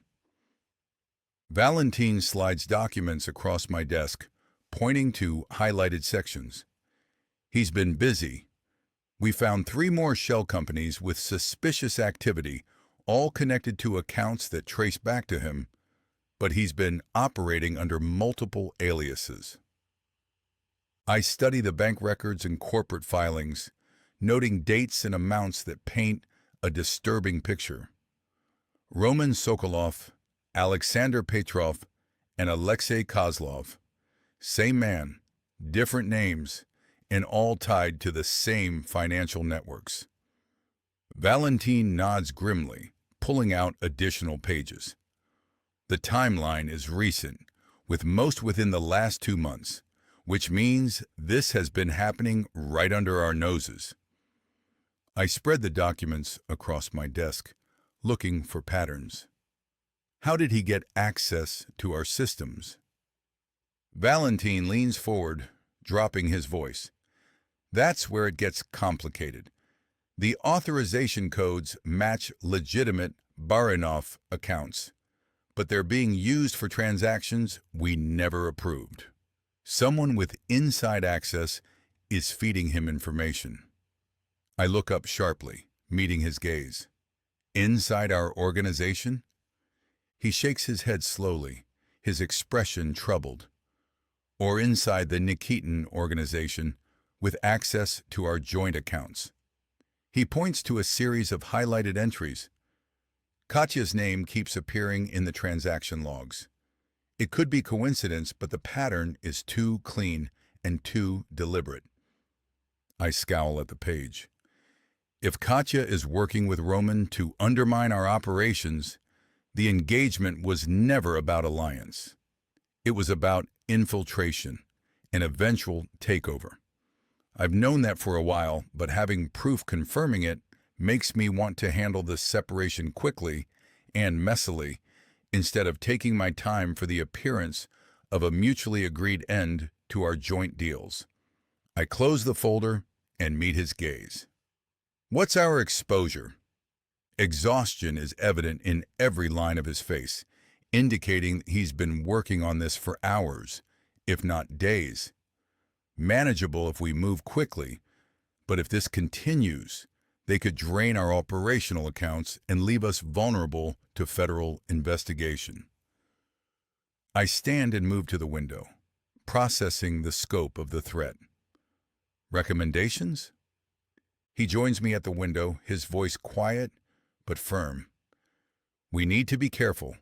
If we move too aggressively, we tip them off and lose any chance of catching them in the act.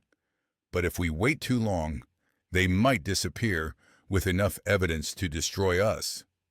I turn to face him, noting the concern in his expression. So we watch and wait? Valentine nods slowly, his hands clasped behind his back. We watch, we gather evidence, and we strike when they make a mistake. He pauses, meeting my gaze directly. If Katya is involved in this, ending the engagement becomes more complicated. She's not just going to walk away quietly. After he leaves, I sit alone with the knowledge that my world is unraveling from multiple directions. Sarah is gone, convinced I'll never choose her over business considerations. The Nikitins are possibly stealing from us while planning a wedding that's supposed to cement our alliance. And somewhere in the middle of all this, a man named Roman Sokolov is playing games with my money and my future. I think about Sarah's final words, her accusation that there would always be something more important than us. She's wrong about one thing.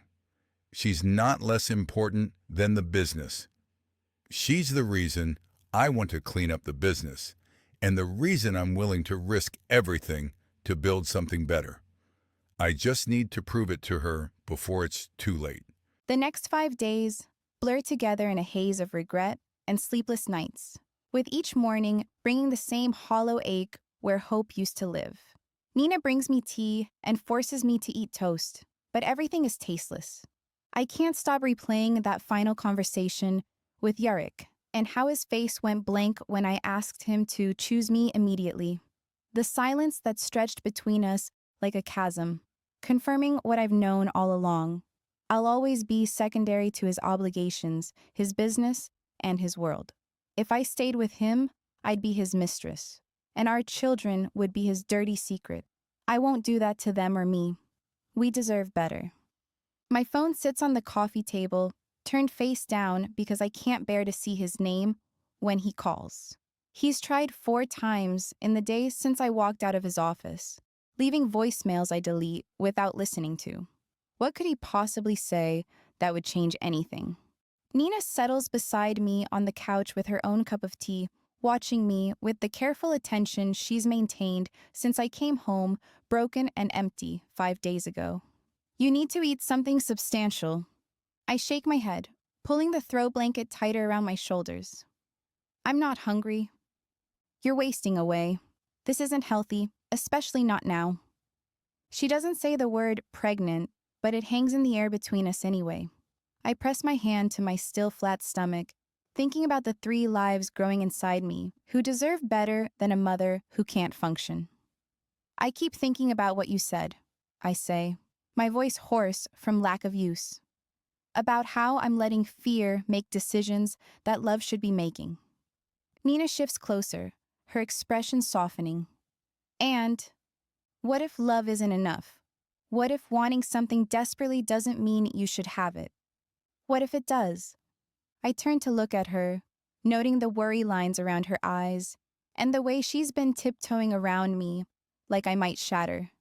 You think I'm being stupid? She shakes her head. I think you're scared. There's a difference. I also think you deserve to be his wife, or at least his number 1, instead of someone he hides in a corner of his life. She sounds intense when she adds, I'm on their side. I always have been and always will be. My phone vibrates against the table, and we both freeze. I reach for it slowly, expecting another call from Yarek that I won't answer. Instead, I see an unknown number and a text message that makes me shiver. Still thinking about you. You can't hide forever. I away, toss the phone like it burned me, and Nina lunges to grab it before it hits the floor. She reads the message, her face going pale. That's the 3rd one this week, I whisper, wrapping my arms around me. They're different numbers every time, but I know it's him. Nina screenshots, then deletes the message with sharp, angry movements. We should call the police. And tell them what? I'm getting texts from unknown numbers? They'll ask if the messages are directly threatening, and technically, they're not. Sarah, he's playing games, just like he used to. He's making me feel crazy and paranoid while staying just on the right side of legal. I stand and pace to the window, looking out at the parking lot below. The apartment that felt safe a week ago now feels like a trap. We could leave, she says quietly, tonight. Let's pack everything and disappear. The suggestion makes my chest tight with relief and terror. Running feels like the smart choice, the safe choice, but it also feels like admitting defeat. Where would we go? Anywhere. Maybe the West Coast or somewhere in the middle of the country. I have some money saved, and you must have something put aside from working for Yarrick. She hesitates. This time, I think we need to figure out how to get new names and new identities, so we can start over entirely and make it harder for him to find you. I turn back to face her, noting the forced casualness in her voice. What about your job? Your life here? She shrugs, but I catch the way her shoulders tense. It's just a job. Nina?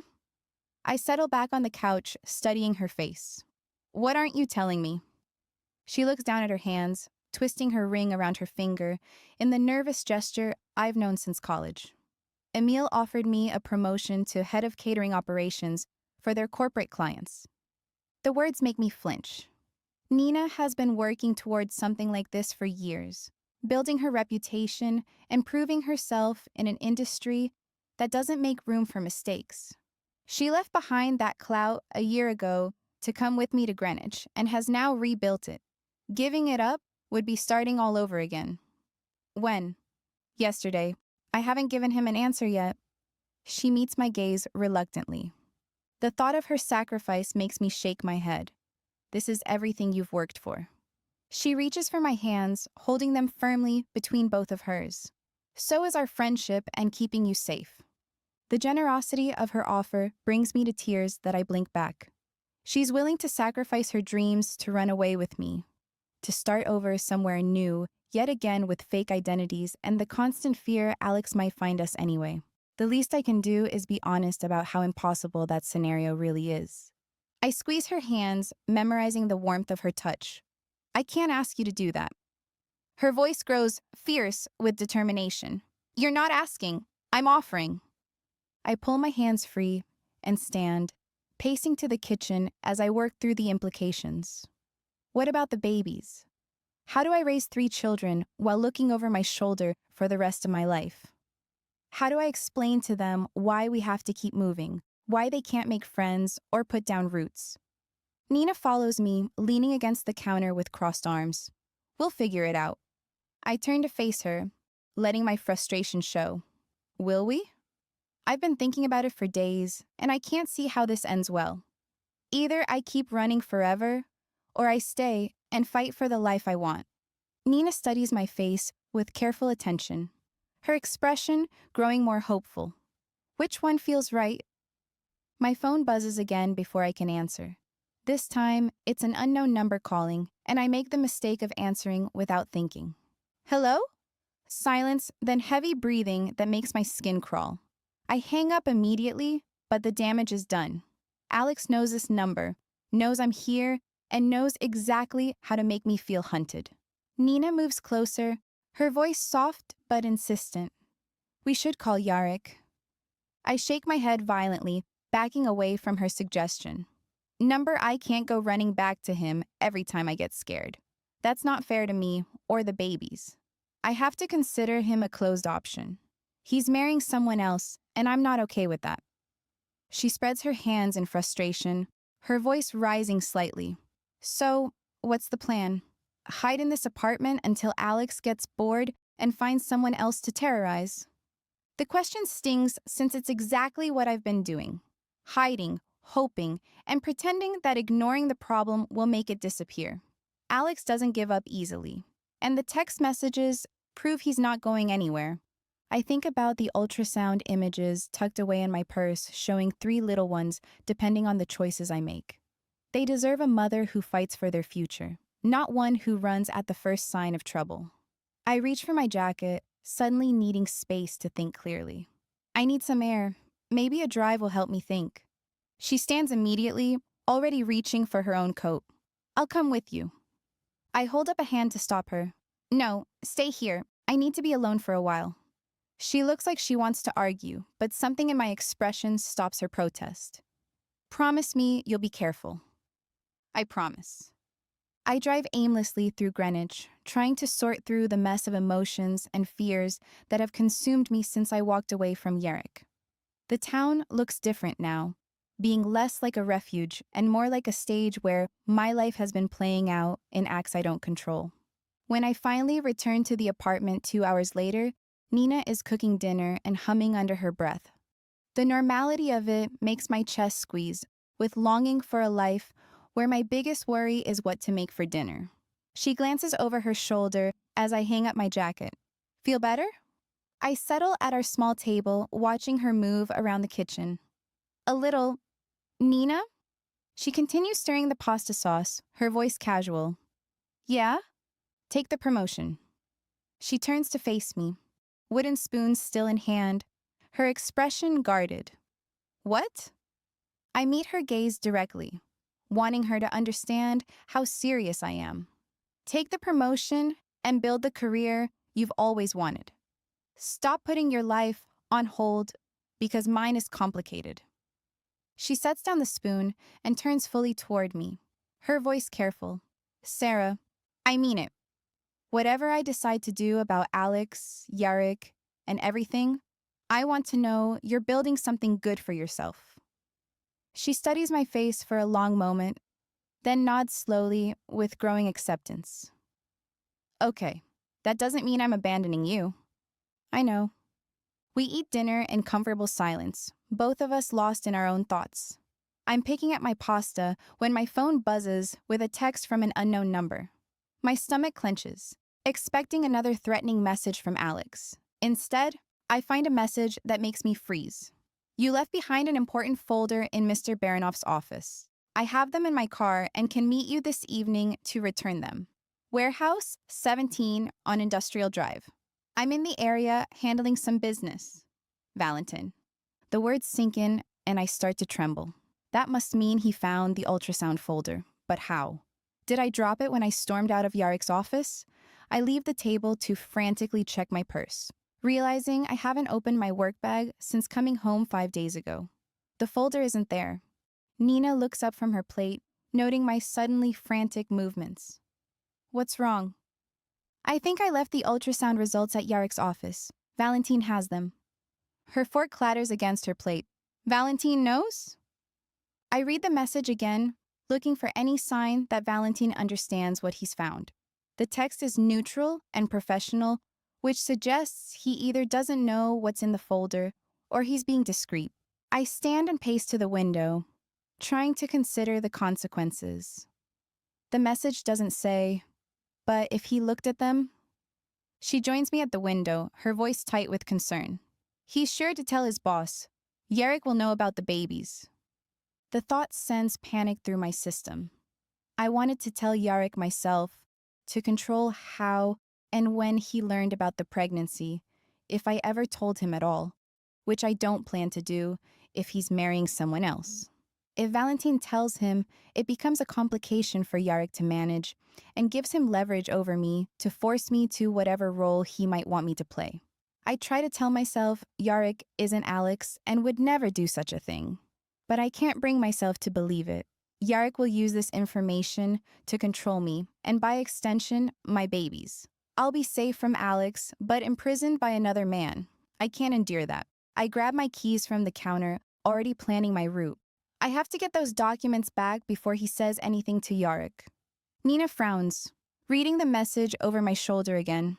Why would he want to meet at a warehouse? That seems weird. I pull on my jacket, checking my pockets for my phone and wallet. It says he's in the area on business. Yarek owns a lot of properties. Nina crosses her arms, her expression skeptical. This still feels strange. Why not just bring them to your apartment or drop them off tomorrow? I consider her concerns, but the urgency of retrieving the documents before Valentin can examine them more closely overrides my caution. I'll be quick. I'm just going to grab the folder and leave. Nina reaches for her coat with determined movements. I'm coming with you. I shake my head firmly, already moving toward the door. Number. If this is about keeping the pregnancy secret, I need to handle it myself. She doesn't look happy, but she doesn't argue further. I pause at the door to look back at her, suddenly needing the reassurance of a backup plan. If I'm not back in 2 hours, call Yarek. Her expression grows alarmed. Sarah, promise me. She nods reluctantly, worry evident in every line of her body. I promise. The drive to Industrial Drive takes 15 minutes through parts of Greenwich I've never seen before. The warehouse district is quiet and isolated, being nothing like the busy commercial areas where Nina and I usually spend our time. Warehouse 17 sits at the end of a dead-end street surrounded by other industrial buildings that look abandoned in the gathering dusk. I park outside and check my phone, but there's no message from Valentin with more specific instructions. The main door is slightly ajar, which strikes me as odd, but maybe Valentin is already inside waiting. I push the open door and step into the cavernous space, noting how my footsteps echo in the emptiness. I call out into the vast space, my voice swallowed by the darkness. Valentin? No response. The warehouse is darker than I expected, with only a few security lights. A prickle of unease hits me, and I start to move back to the entrance. This feels off, and I was stupidly rushing into... What? I don't know, but the voice of reason is shouting at me to get out, so I turn toward the door, but freeze after a couple of steps. The air around me smells like dust and motor oil, with a sudden scent that makes my skin crawl. Sandalwood and spice. Alex's cologne. Every instinct screams at me to run, but before I can move, a voice speaks from the shadows behind me. Hello, Sarah. I turn slowly, my pulse jumping as Alex steps into the light. He looks exactly the same as he did 12 months ago, when he left his apartment for a business trip, and I was there. He surely expected me to be there when he returned, but I was gone when he got back. He's still tall, lean, and darkly handsome in a way that used to make my pulse quicken for entirely different reasons. But he also radiates fury. I've seen this side of him many times, but never to this extreme. His name comes out as a whisper, as the hair on my arm stands up. Alex. He smiles, flashing the same charming expression that once made me feel special, and now makes me want to vomit. You look good. Different, but good. Another figure emerges from behind a shipping container as a man I don't recognize, who moves with the easy confidence of someone accustomed to violence, steps into a small pool of light created by one of the overhead lights. Alex gestures casually toward me, like he's asking someone to pass the salt. Grab her! My paralysis ends, and I bolt, but I'm not fast enough. Strong hands close around my arms, dragging me back into the warehouse despite my struggles. I scream as loudly as I can, hoping someone might hear and call for help. Let me go! Alex laughs with cruel amusement. Scream all you want. Nobody's coming. The man holding me smells like cigarettes and cheap aftershave, and his grip is bruising as he forces me toward a small office space built into one corner of the warehouse. The stranger speaks with a thick accent I don't recognize. You want her in the office, Roman? That'll work, Demetrios. Roman. The name means nothing to me, but Alex doesn't correct him, which sends a chill down my spine.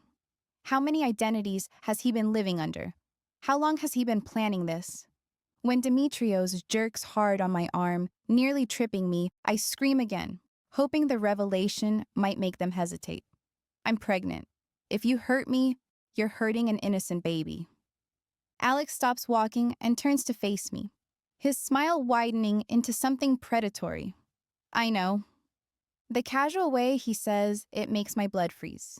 He knows about the pregnancy, which means he's been watching me more closely than I realized. Was he spying on me when I went to my doctor's appointment? I'm now sure I saw him at the parking lot of the baby boutique. Did he somehow get the folder, using it to lure me here under the pretext of being Valentin? He adds with conversational ease, his tone chilling in how even it is. You're pregnant, for now. I nearly freeze again, but Demetrios keeps pushing me along, shoving me into a small room despite my efforts to escape. He sends me halfway across the room with a big push, and by the time I get to my feet again, Alex is standing in the doorway instead of Demetrios. The room is windowless and claustrophobic, containing nothing but a metal chair, a wobbly desk, and a bare light bulb hanging from the ceiling. Alex follows me in, closing the door behind him. In the enclosed space, his cologne is overwhelming, triggering memories of other small spaces where he made me feel trapped and helpless. I remember the time he locked me in the blanket trunk at the foot of the massive bed, keeping me there for 3 hours. I was gasping and lightheaded from lack of oxygen by the time he finally let me out, not doing so until my frantic fists pounding against the wood faded to light taps every few minutes as I depleted the oxygen in the trunk. I blocked the memory for the moment, needing to be here and in the present, to deal with the current monstrous version of Alex instead of trapped in the past. If anything has changed about him in the past year, he's probably gotten crueler. The thought makes me quiver, but I try to hide that. He settles into the chair like he has all the time in the world, studying me with cold interest. We have so much to catch up on, starting with why you thought you could disappear without consequences. I press myself against the far wall, as far from him as the small space allows. How did you find me? He leans back in the chair, which shrieks with protest at the new position, as his voice takes on that intimate tone I remember from our relationship. Does it matter? What matters is that you're here now, and we can finally have the conversation you've been avoiding. There's nothing to talk about. I left you, Alex. I moved on. His smile grows wider, more predatory. Did you? It looks like you've been hiding in someone else's bed and are now carrying someone else's baby. That's none of your business. Alex's voice drops to that intimate tone he used to use in bed, and I shudder with revulsion. Everything about you is my business.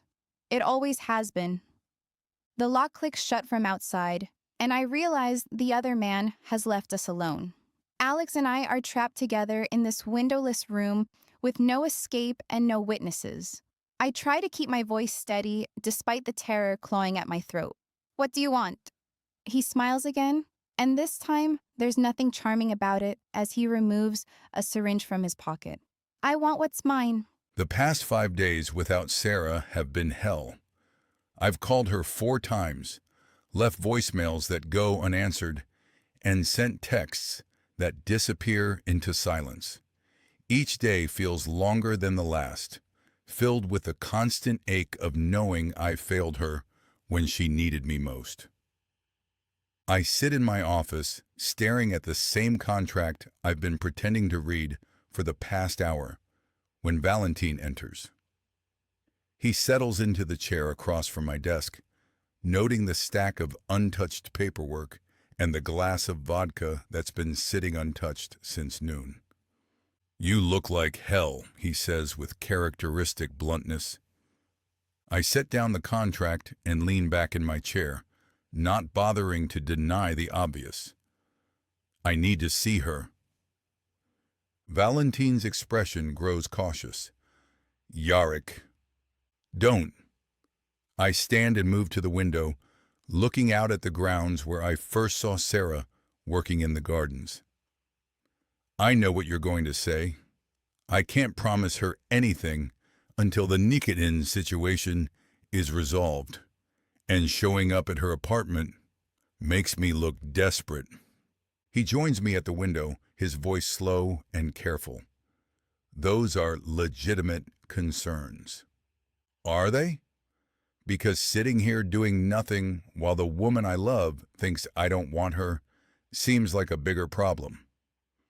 He turns to study my profile, probably noting I haven't slept properly in days. "What exactly are you planning to tell her?" I face him directly, my decision crystallizing as I speak.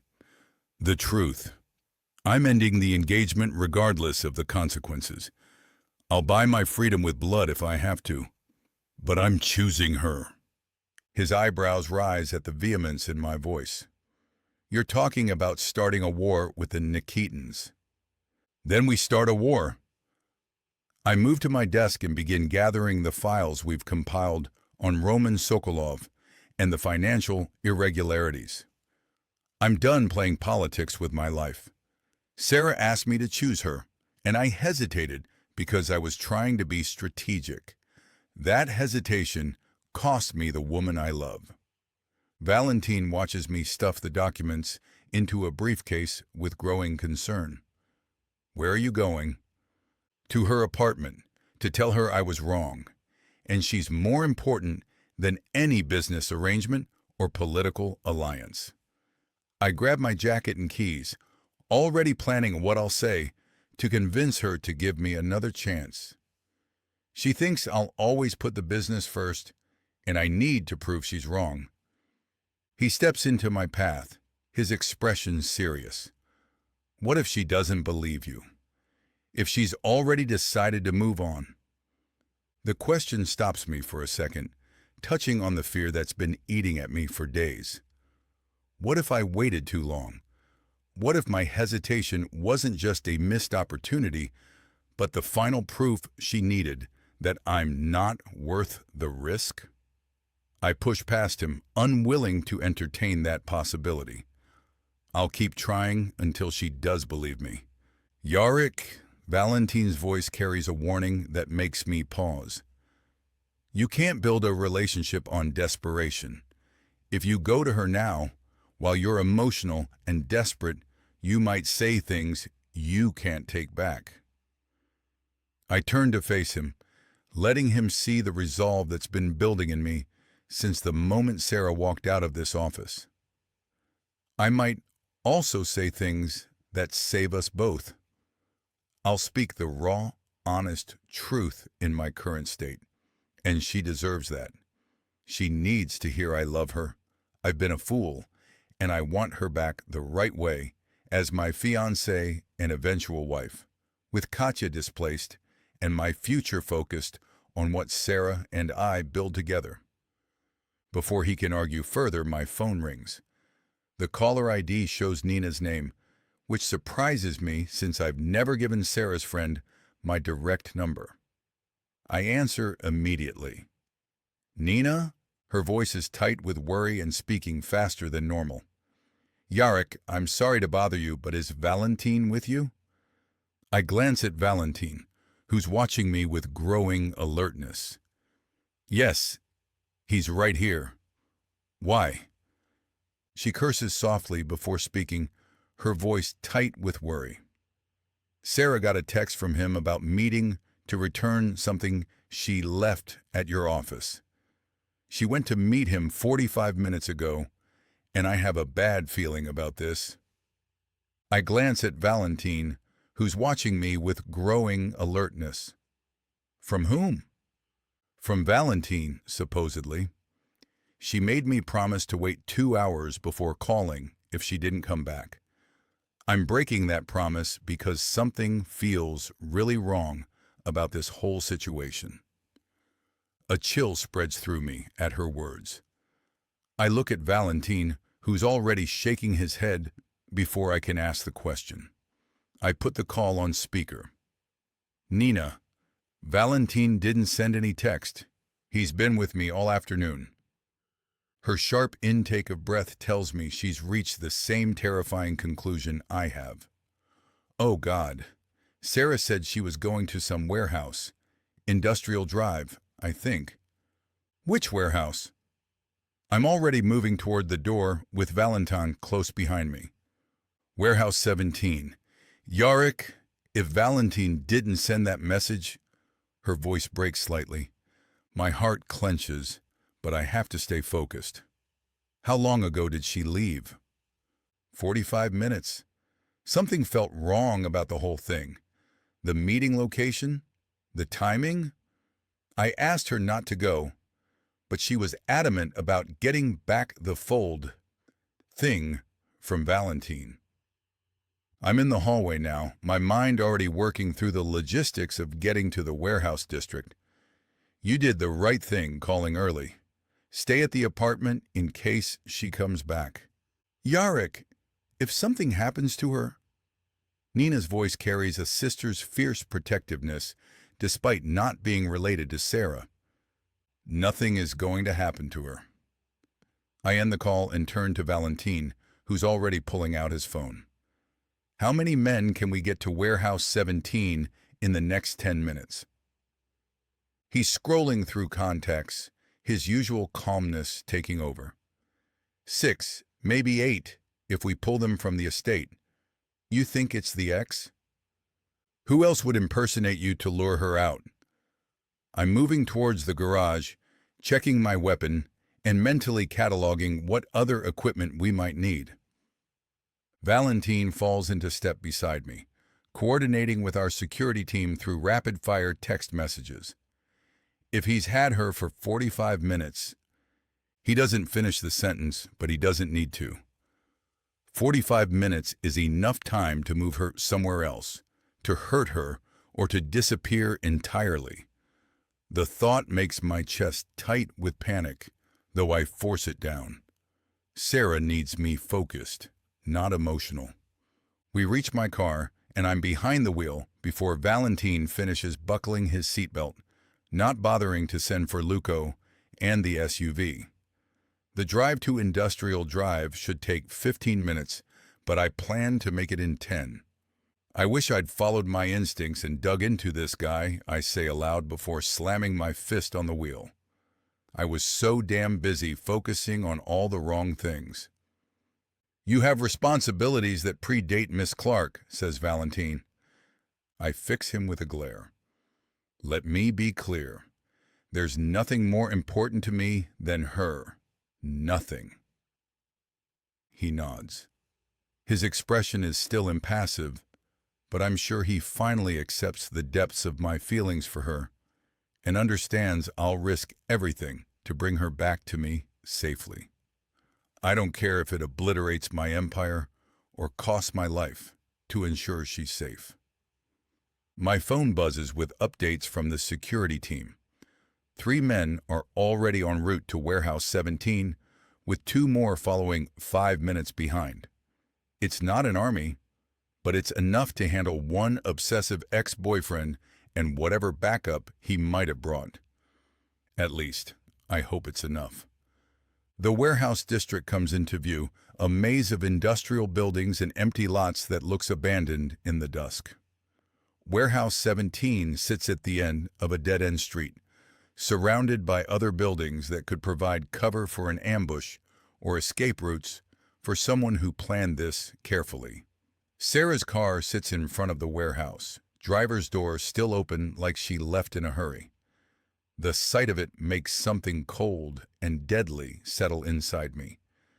She's here, or at least she was here, which means we're not too late. I park behind her car and check my weapon one more time. Valentine does the same, his movements precise and professional, despite the unusual circumstances. We've handled hostage situation before, but never when the hostage was someone who mattered to me personally. The warehouse door stands slightly ajar, which immediately puts me on alert. Either Alex is careless, or this is an invitation. Given that he went to the trouble of impersonating Valentine to lure Sarah here, I doubt he's careless. I signal Valentine to take the side entrance while I approach from the front. The first rule of tactical rescue is to avoid giving the hostage taker a single point of defense. If Alex is watching the front door, he won't see Valentine coming from the side. I push open the warehouse door slowly, letting my vision adjust to the dim interior. The space is cavernous and filled with shipping containers and wooden crates that create a maze of potential hiding spots. Security lights cast pools of harsh illumination, but most of the warehouse remains in shadow. "Sarah," I call out, my voice echoing off the high ceiling. No response. The silence feels wrong and too complete for a space that should contain at least 2 people. I move deeper into the warehouse, weapon drawn while checking each potential hiding spot methodically. That's when I see a small object sitting in a circle of light near the center of the warehouse, placed deliberately where it would be visible from the entrance. It's Sarah's phone. I approach it carefully, scanning for any signs of a trap or additional clues. The phone sits undamaged on the concrete floor, its screen dark and silent. There's no blood, no signs of a struggle, and no indication of what happened to the woman who owns it. The careful placement tells me this was intentional. Alex wanted me to find the phone and wanted me to know Sarah was here, but is now gone. It's a message, a taunt, and proof that he has something I want, while I can't do anything about it. Valentine appears from the side entrance, his expression grim as he takes in the empty warehouse and the phone, sitting like an artfully arranged piece of art in a gallery, lit just so. Anything? I shake my head, cold fury building with each second that passes without finding Sarah. He was here, but took her somewhere else.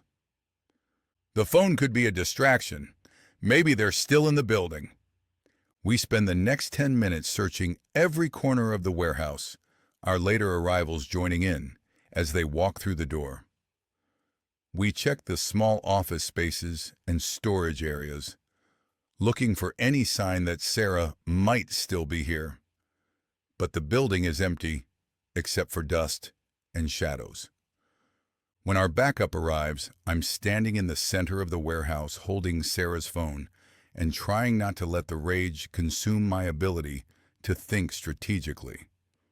She's been taken by a man who has a history of psychological and physical abuse, and I have no idea where they've gone. Mikhail, one of my most experienced men, approaches with urgency to deliver bad news. We check the surrounding buildings. There are no signs of additional vehicles or foot traffic. Just Miss Clark's car in the parking lot. Security cameras? He shakes his head. Most of them are broken or haven't been operational in years. This area is basically abandoned after 5 p.m., which explains why Alex chose it and a meeting time of 7 p.m. The warehouse district provides privacy for whatever he's planning to do to Sarah, while the isolated location means no witnesses and no immediate help if she manages to escape. I close my hand around Sarah's phone, the plastic case warming under my grip. Somewhere in this city, the woman I love is being held by a man who has already proven he's willing to hurt her. Every minute that passes gives him more time to escalate and more time to do permanent damage. I turn to Valentin, my voice carrying all the deadly certainty I've learned in 20 years of violence. I want every man we have. I want every contact, every favor, and every piece of information we can gather. I want to know every property Alex has access to, every associate he's worked with, and every place he might take her. Valentin nods, already pulling out his phone to start making calls. What about the Nikitins? If we pull all our resources for this, let them come. I pocket Sarah's phone and head toward the warehouse exit, my mind already shifting into the focused calm I need for what's coming. I'm going to find her, and I'm going to end him. If the Nikitins want to use that as an excuse to start a war, then we'll fight that war too. The next few minutes pass in a blur of phone calls and strategic planning. Valentin coordinates with our security team to deploy our drones to search the surrounding area while I mentally catalog every resource we have available, including money, weapons, manpower, and information networks. I want all of it focused on the objective of finding Sarah before Alex can do whatever he's planning. In less than 20 minutes, I have 12 men mobilizing and 3 different information sources working to track down Alex's possible locations. It's not nearly enough, but it's a start. The war with the Nikitins will have to wait. Right now, there's only one battle that matters, and I refuse to lose it. I wake to the taste of copper in my mouth and a sharp ache in my skull. My wrists burn where rope binds them in front of me, tight enough to restrict circulation, but loose enough to avoid permanent damage. Someone who knows what they're doing tied these knots. The room around me is different from the cramped office where Alex trapped me before. This space feels larger, with concrete walls stained by years of moisture and neglect. A single window sits high near the ceiling, its glass so grimy that barely any light makes it through. Industrial fluorescent lights buzz overhead like cicadas, casting everything in harsh white that makes my head throb worse. Alex sits in a metal folding chair a few feet away, watching me with that same unsettling calm he used to display after one of his rages. The storm has passed, and now comes the aftermath. He's changed clothes since the warehouse and is now wearing dark jeans and a black sweater that makes him look like he's dressed for a funeral. "You're awake." He leans forward slightly, elbows resting on his knees while studying my face like he's memorizing every detail. "Good. We have a lot to discuss." I struggle to sit up straighter against the wall where I've been propped, testing the bonds around my wrists. The rope is rough against my skin, already chafing from my unconscious struggles, but there's some give if I work at it carefully. "Where are we?" "Somewhere private where we won't be interrupted while we sort this out." He gestures around the space like he's showing off a luxury hotel suite instead of what looks like another abandoned warehouse. "I've been planning this reunion for a year, Sarah. Ever since you disappeared like a coward in the night." The familiar accusation makes anger flare, momentarily overriding the fear. "I left because you were suffocating me, emotionally and literally. I left when you locked me in that trunk until I nearly passed out." Alex's expression darkens, and for a moment, I see the flash of rage I remember so well. He clenches his hands before he forces them to relax. Then the storm passes, replaced by that cold calm that's somehow worse than his explosive temper. "That was a misunderstanding. You were hysterical, and I was trying to help you calm down." He stands and begins pacing in front of me. The way he moves is almost vulturine. "You left because you were confused. Other people filled your head with lies about us and what we had together." I shake my head. "No one except you ever tried to confuse me. What we had wasn't love. It was control. It was protection." He stops pacing and crouches down to my level, close enough that I smell that cologne that still makes my stomach turn. The scent brings back memories of being trapped in small spaces, of his hands around my throat, and grim promises he'd find me no matter where I ran. "I know you've been hiding with that Russian gangster, letting him use you while he plans to marry someone else. Is that really what you call freedom?" The mention of Yarek makes my chest constrict with longing and regret. By now, he must know I'm missing. Nina would have called him when I didn't return home. The thought of him searching for me brings both hope and terror. Hope that he might find me, terror that Alex might hurt him too. "Yarek isn't using me." The words come out fiercely, despite my bound state. Alex's laugh is bitter and sharp. "Isn't he? Where's his protection now, Sarah? Where is he while you're tied up in a warehouse, completely at my mercy?" I turn my face away from him, refusing to let him see how his words affect me. He's right about one thing. I am currently at his mercy, and Yarek has no idea where to find me. He reaches out to touch my face, and I jerk away from his fingers. "Don't touch me. I'm going to do a lot more than touch you." His voice drops to that intimate tone he used to use in bed, and I shudder with revulsion. "But first, we need to discuss your condition." The words make me shudder. I force my expression to remain neutral, though my heart starts to race. He knows. I suddenly remember his earlier words before he drugged me, blaming that on the brief memory lapse, and I want to whimper, but I just glare at him. His smile is sharp and knowing, the expression of a cat who's cornered a mouse. "The pregnancy, Sarah. Did you really think you could hide that from me? I've been watching you for weeks, noticing the doctor's appointments, the morning sickness, and the way you started wearing looser clothes." He pauses before delivering another blow. "Triplets, 2 girls and a boy, according to the ultrasound results I intercepted." Quite a surprise, even for me. The betrayal cuts deeply. He somehow got hold of my medical records, violating even that private space where I allowed myself to hope for the future. How? Alex stands and pulls a manila folder from a nearby table, waving it like evidence in a trial. Amazing what people will sell for the right price. Your doctor's office has surprisingly lax security protocols.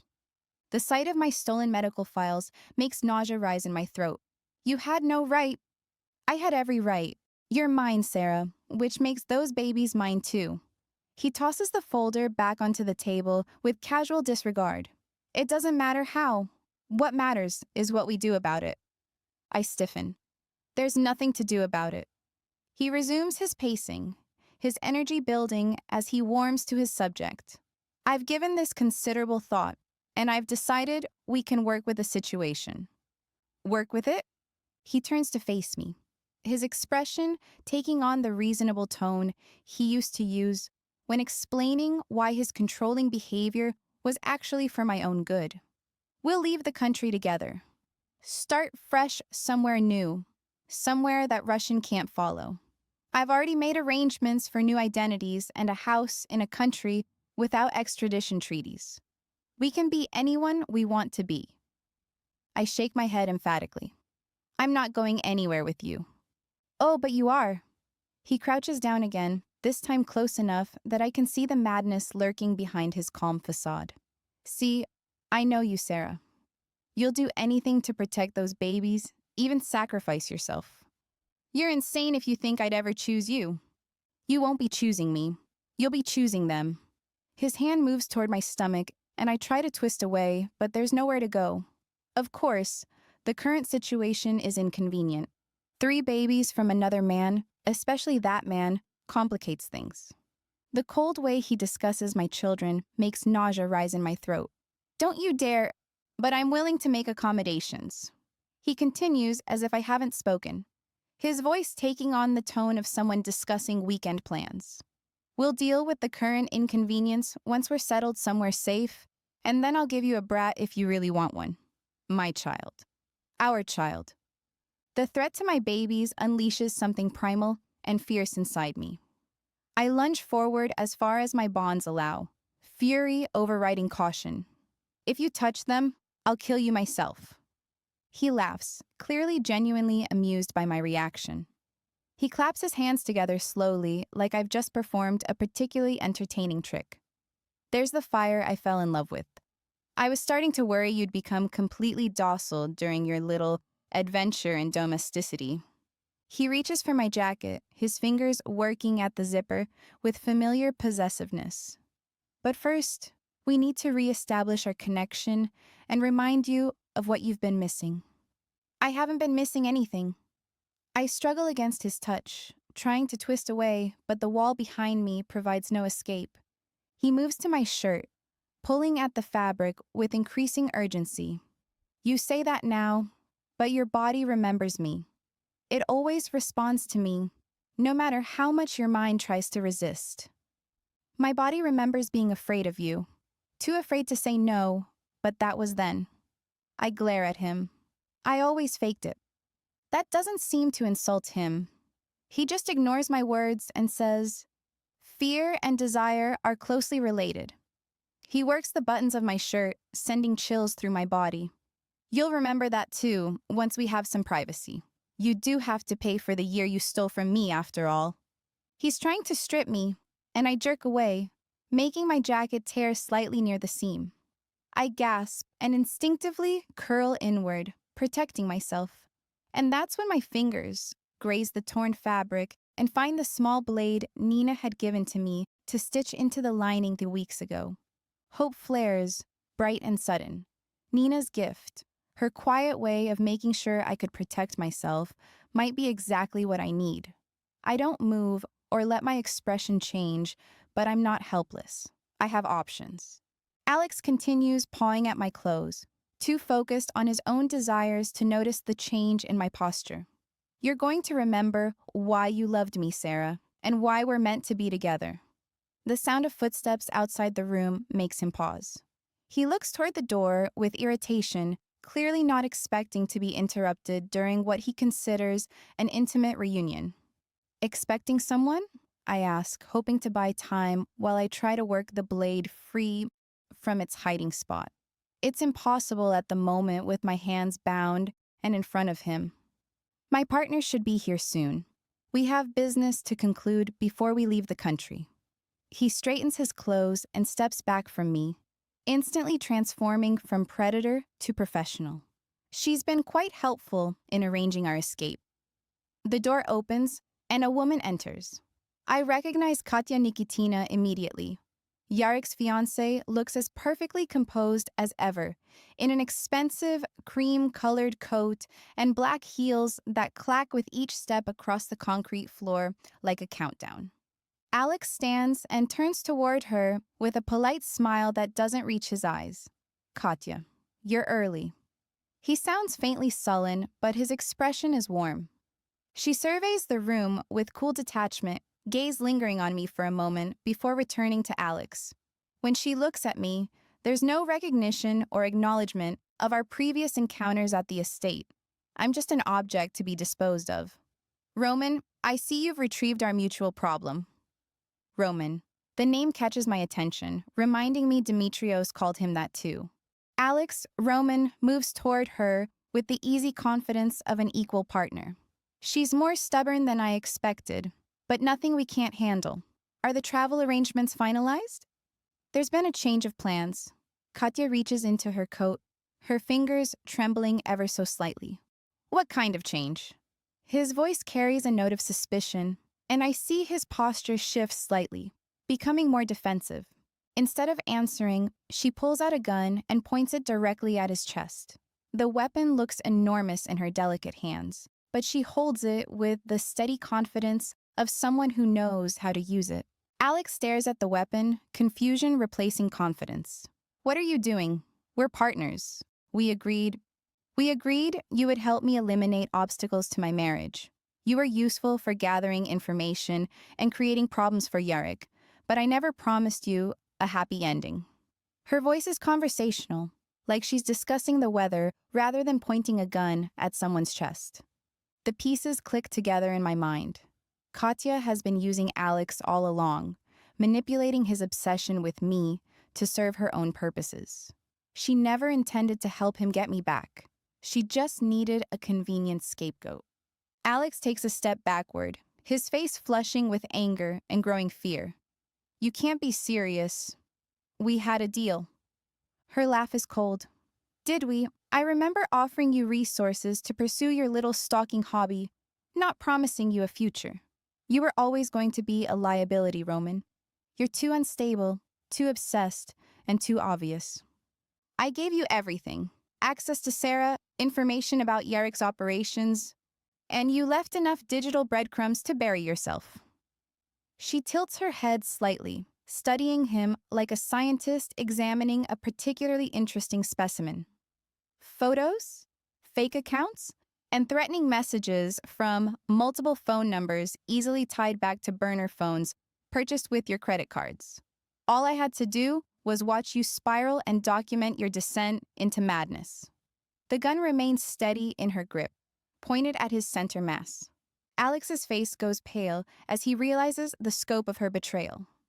You're going to kill me. I'm going to tie up loose ends. Katya's finger moves to the trigger. You served your purpose, but now you're just a complication I can't afford. Wait. Alex raises his hands, desperation creeping into his voice for the first time since I've known him. The gunshot is deafeningly loud in the enclosed space. He crumples to the floor, clutching his chest as blood spreads across his black sweater in an expanding stain.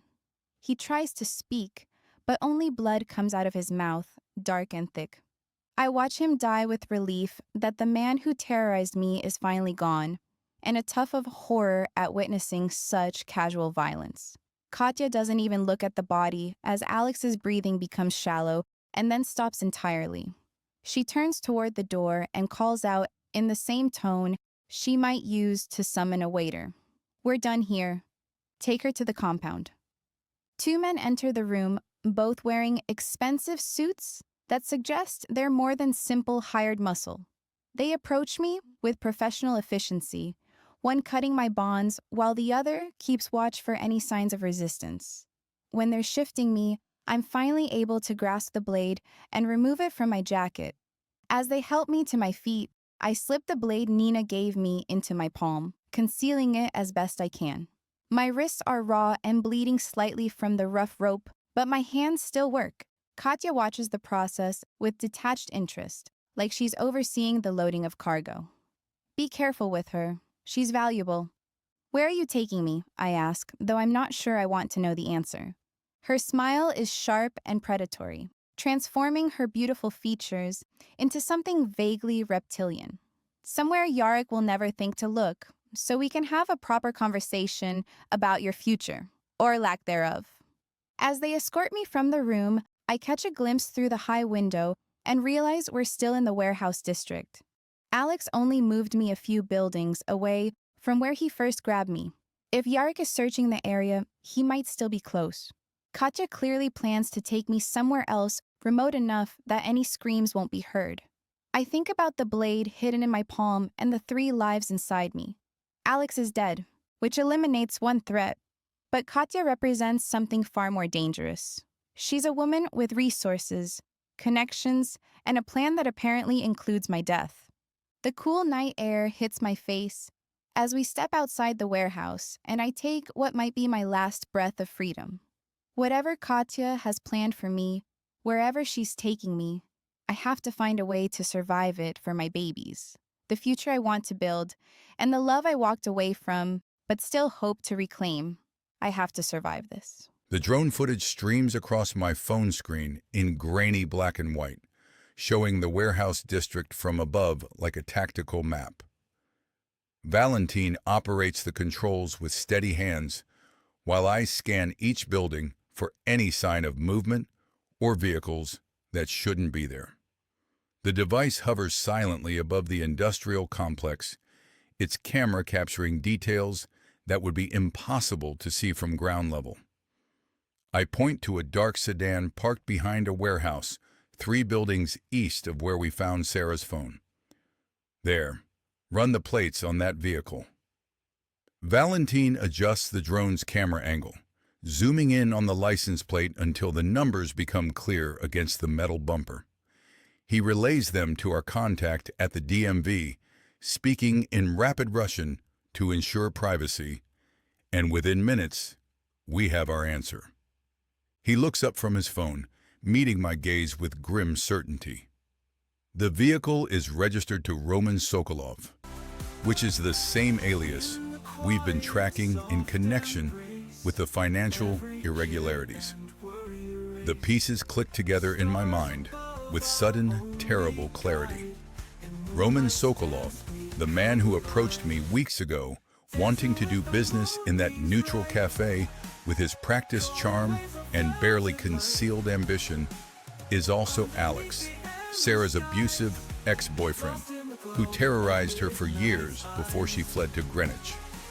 He's the same person, operating under multiple identities and using my organization to locate the woman he lost. I check my weapon and signal to the 12 men positioned around us in strategic formation.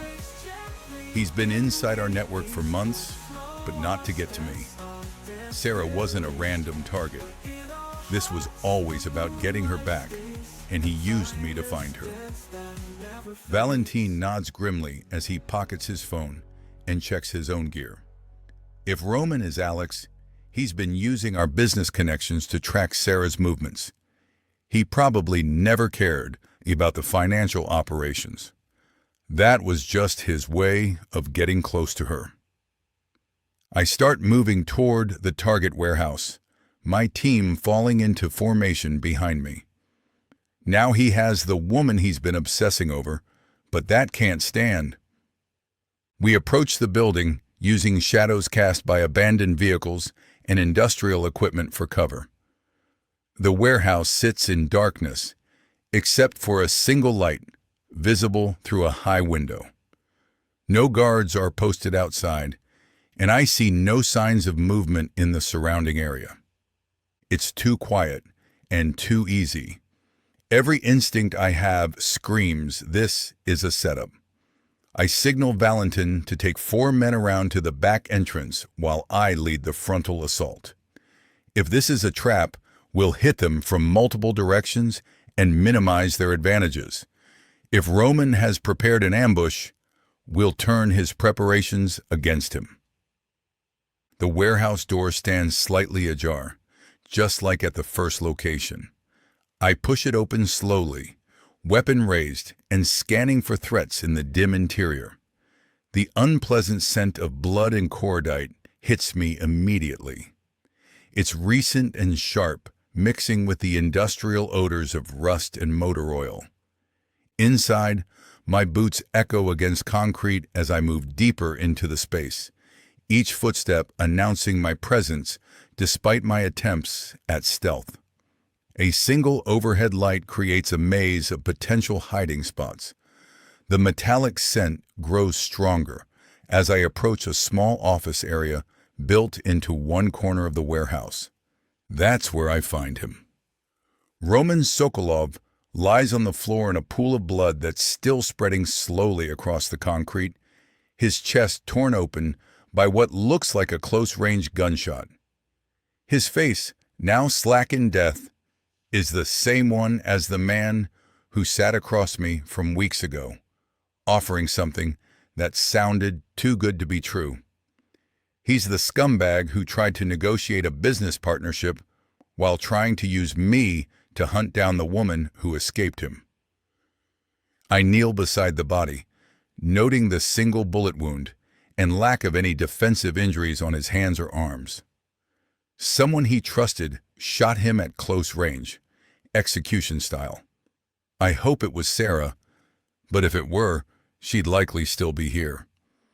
With a grimace, I dip my pinky into a splotch of blood, finding it still fresh and warm, which means Sarah was here recently, but now she's gone again. I wipe my finger on a clean spot on his sweater before standing. Valentin appears from the back entrance, weapon drawn, his team spreading out to secure the perimeter of the warehouse. He takes in the scene with professional detachment, cataloging details that might prove important later before meeting my gaze. He holsters his weapon and gestures toward the exit. There's no sign of Sarah or any other occupants except for some dead guy by the back door. He looked Greek, maybe, and his identification said he was Georgi Dimitrios. Best guess is he was working with Roman and was another loose end to tie up. There are tire tracks outside leading away from the building from what looks like a heavy vehicle, possibly an SUV. I stand working through everything we found. Someone killed Roman and took Sarah. The question is who and where did they go? Valentin examines the blood spatter on the nearby wall, noting the angle and distribution.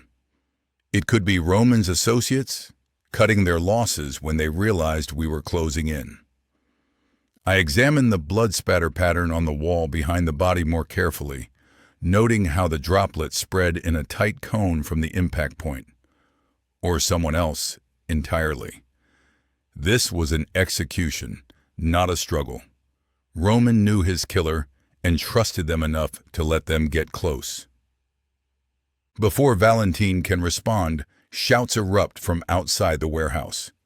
My men have found something, or someone. We rush toward the sound, weapons ready, our boots slipping slightly on the oil-stained concrete. Near the back of the building, 2 of my men have cornered a figure in dark clothing, who was attempting to pour gasoline around the foundation. The acrid smell of accelerant fills the air, making my eyes water, and I see additional containers stacked nearby in preparation for a major fire. I approach the would-be arsonist, noting the expensive suit beneath the dark jacket and the Nikitin family crest on his cufflinks that catches the light from our flashlights. This is a professional cleaner with direct ties to the family. The man looks up at me with defiant fear, clearly recognizing who I am despite never having met me personally. His hand moves toward something in his jacket, but one of my men grabs his wrist before he can complete the motion. I step closer, keeping my voice deadly calm despite my growing rage. Search him thoroughly before you bring him inside where we can talk privately. I turn and walk back toward the warehouse, using the closest door, with Valentine on my heels. Moments later, they drag him into the warehouse and force him to his knees beside me. Sweat beads on his forehead despite the cool night air. He knows what's coming. I crouch down to his level, keeping my voice calm and conversational despite wanting to tear him apart with my bare hands. You're going to tell me where they took Sarah Clark. He shakes his head frantically, words tumbling out in accented English that betrays his nervousness. I don't know what you're talking about. I was just supposed to clean up the mess and burn everything down. I gesture toward Roman's corpse with deliberate casualness, letting him see the pool of blood still spreading slowly across the floor. What mess? This mess? Or the mess of taking an innocent woman? He grits his teeth, seeming to be trying to retain control. I don't know about any woman. I was told to burn the building and destroy any evidence of what happened here. I pull out my knife, testing the blade's sharpness against my thumb with slow deliberation. A thin line of blood appears, bright red against my skin, and the man's eyes widen with terror as he realizes I'm not bluffing. Let me explain something to you, I continue in the same reasonable tone, wiping the blood from my thumb onto his jacket. The woman who was here is important to me.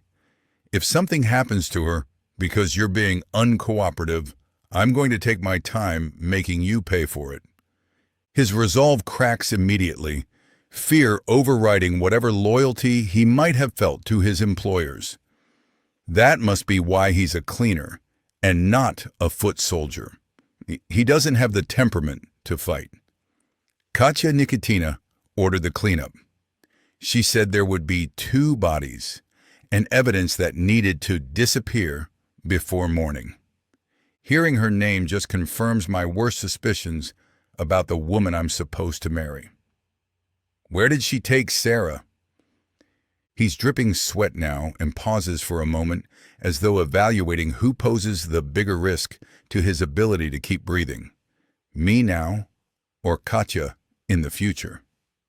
He chooses wisely. The old Nikitin compound upstate. She said she was taking care of loose ends before the wedding to make sure nothing could interfere with her plans. Katya, my supposed fiancée, orchestrated this entire scenario from the beginning. It wouldn't surprise me if she helped Roman too, using his obsession with Sarah to eliminate threats to her plans, then killed him and his henchmen when he was no longer useful to her scheme. I lean closer, letting him see the fury I've been holding back throughout this conversation. What does she plan to do with Sarah? The man's voice drops to a whisper, as if speaking quietly might somehow protect him from retaliation, and the acrid scent of urine fills the air around us as he urinates on himself. She said it was a tight timeline, and she had to handle something before you found out. I don't know what, but she said it represented a threat to everything she's worked for. She has to marry you for her plan to work. That's all I know, I swear. Her plan, of course. Katya isn't just planning to marry me. She's planning to inherit everything after my convenient death. It's what I've suspected, but her actions and determination to remove whatever besides Sarah she perceives as a threat to her plan gives me all the proof I need and eliminates even the tiniest shadow of doubt that remained. I stand, my decision made with crystalline clarity. How many men does she have at the compound? I don't know. I run the knife across his cheek, making him flinch. Don't you? I was going to say I don't know exactly. His voice is trembling. I'm just guessing she has maybe 10 or 12. It's a guest house at the family compound, where she can handle sensitive business without interference. I turn to Valentine, who's been listening to every word with growing alarm. Get me the layout of the Nikitin compound with satellite imagery, building plans, and security protocols. I want anything you can find, but pay special attention to the guest house. Valentine pulls out his phone to start making calls to our intelligence contacts. Yarek, if Katya has that many men defending the compound, and if she's had time to prepare, we'll go through them. I check my weapon and signal my team to prepare for immediate departure. I'm not leaving the woman I love in the hands of someone who wants her dead. The man on his knees looks up at me with desperate hope, probably thinking cooperation might save his life. If I helped you, told you about the compound's defenses, the guard rotations, I consider his offer briefly, weighing the potential value of his information against the time we've already lost. Then I shake my head. You were going to burn evidence that could have helped me find her faster. That makes you complicit in whatever happens to her. One quick motion ends his pleading. I don't have time for witnesses or complications, and leaving him alive would only create more problems later. Valentine studies his phone screen, scrolling through satellite images and architectural plans. The compound is 40 minutes north of here. It's a private estate with multiple buildings in heavily wooded area. There's the main house, the guest house, a security building, a vehicle garage, and various other smaller buildings that probably aren't relevant. They're likely for storage or other purposes, like a pool house, but we can't afford not to search them. We'll need at least 4 men for the perimeter search to ensure those buildings don't house nasty surprises. Find me 4 more men. Pull them from the docks or wherever. Get Luco, the gardener, and the chef from the estate if you have to, but get them there. I head toward our vehicles, my team falling into step behind me. We're leave now, so bring everything we have. The drive through the Connecticut countryside passes in tense silence, broken only by radio chatter as my men coordinate with additional teams. I sit in the passenger seat while Valentine drives, my mind focused on what we'll face at the compound. Katya has had months to prepare for our retaliation and position her men. She's also had hours to hurt Sarah in ways I don't want to imagine. She made one critical mistake. She assumed Sarah was just another obstacle to be eliminated, not understanding that touching her means declaring war on everything I am and everything I'm willing to do to protect what matters to me. The Nikitin compound comes into view as we crest a hill. It's a sprawling estate with multiple buildings connected by covered walkways, surrounded by thick woods that provide both concealment and tactical challenges. I count at least 6 guards visible on the perimeter, which means more inside. They're professionals using proper positioning, maintaining overlapping fields of fire, and surely have secure communication lines. Katya has prepared for a siege, but she's also made herself a target by concentrating her forces. I turn to address my team, keeping my voice low but clear enough for everyone to hear. Sarah is somewhere in that compound, probably in the guest house. Our objective is to get her out alive. Everything else is secondary. One of my men checks his weapon and adjusts his gear, his face grim with determination. What about the guards? Neutralize any threats, but remember that some of them might be regular security who don't know what Katya is really planning. Use judgment, But don't hesitate if they're shooting at you. We approach the compound from 3 directions, using the wooded terrain for cover and the darkness to mask our movements. The perimeter guards are well trained, but not expecting a coordinated assault from multiple vectors. We take them down quickly and quietly, advancing toward the guest house. Our backup team, clearing the buildings around us, check in periodically to announce another building cleared. Suddenly, the shooting starts. Muzzle flashes erupt from windows on the 2nd floor of the main house as Leonid's men open fire on our positions. We dive for cover behind trees and outbuildings, returning fire while pushing steadily forward through the gardens. I leave half my team to deal with the main house guards and take Valentine and the rest toward the guest house, where 4 guards wait. I work my way around to the side of the guest house, using the ornamental gardens and decorative fountains for concealment. A guard appears at the corner of the building, weapon raised and scanning for targets. But I'm faster. He drops silently, and I continue toward the back entrance. Inside, the guest house is dark except for emergency lighting that casts everything in red shadows. It's larger than it looked from the outside, but still a smaller space to search than the main house. I move through corridors lined with expensive artwork, my weapon ready for any threat that might emerge from the shadows. The sound of gunfire outside is muffled by the thick walls, but I hear my team advancing through the compound. Each exchange of shots brings them closer to the main house or the guest house, while each step I take brings me closer to Sarah and ending this nightmare. The guest house has 2 stories, and I reach a staircase leading to the upper floor and start climbing, testing each step for creaks that might give away my position. The house feels empty despite the guards we encountered outside, like most of the defending force is concentrated in specific areas. That's when the attack comes. A figure lunges at me from the shadows at the top of the stairs. He's a Nikitan guard who's been waiting in ambush. We crash into the wall, both fighting for control of our weapons in a deadly dance of violence and desperation. He's younger than me and strong, with the desperate energy of someone fighting for his life.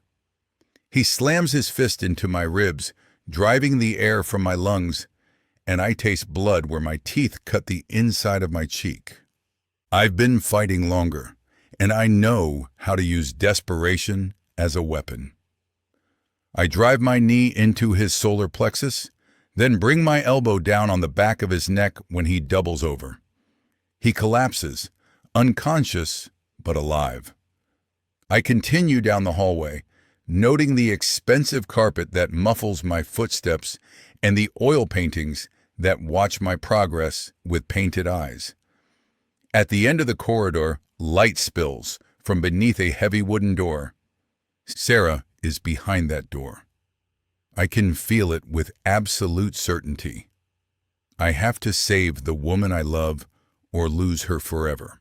The bedroom where Katya has imprisoned me feels like a medical facility, stripped of all warmth. White walls stretch up to a coffered ceiling.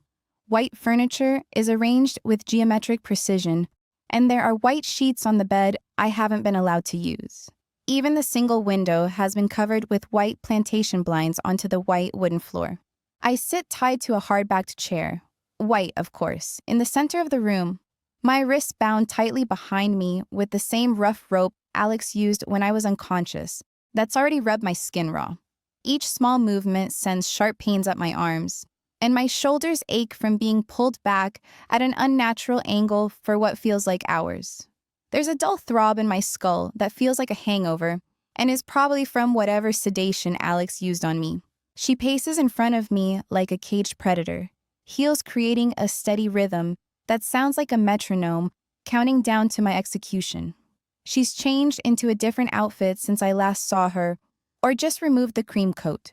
Maybe she was always wearing a sleek black dress that hugs her figure and makes her look like she's attending a funeral.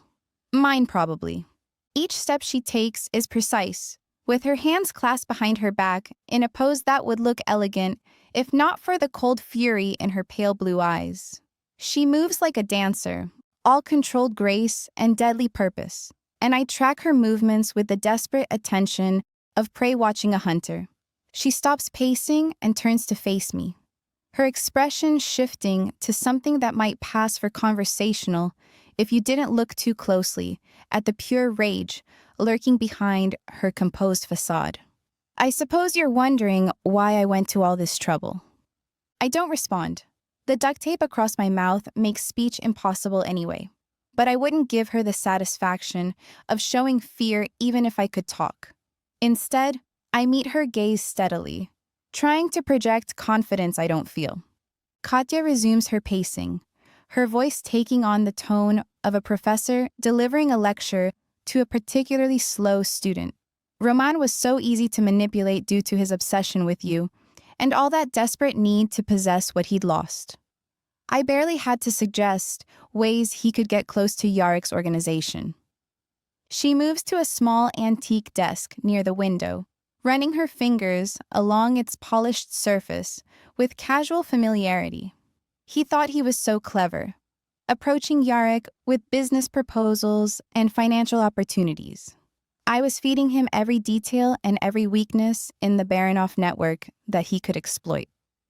I worked carefully at the blade Nina hid in my jacket seam, trying to position it properly while keeping my movements minimal. The angle is awkward with my hands tied behind my back, and I can only make tiny sawing motions against the rope without drawing Katya's attention. The blade is small and sharp, designed more for cutting thread than rope, but it's the only weapon I have. She pauses by the window, adjusting the blinds to peer out at something in the distance.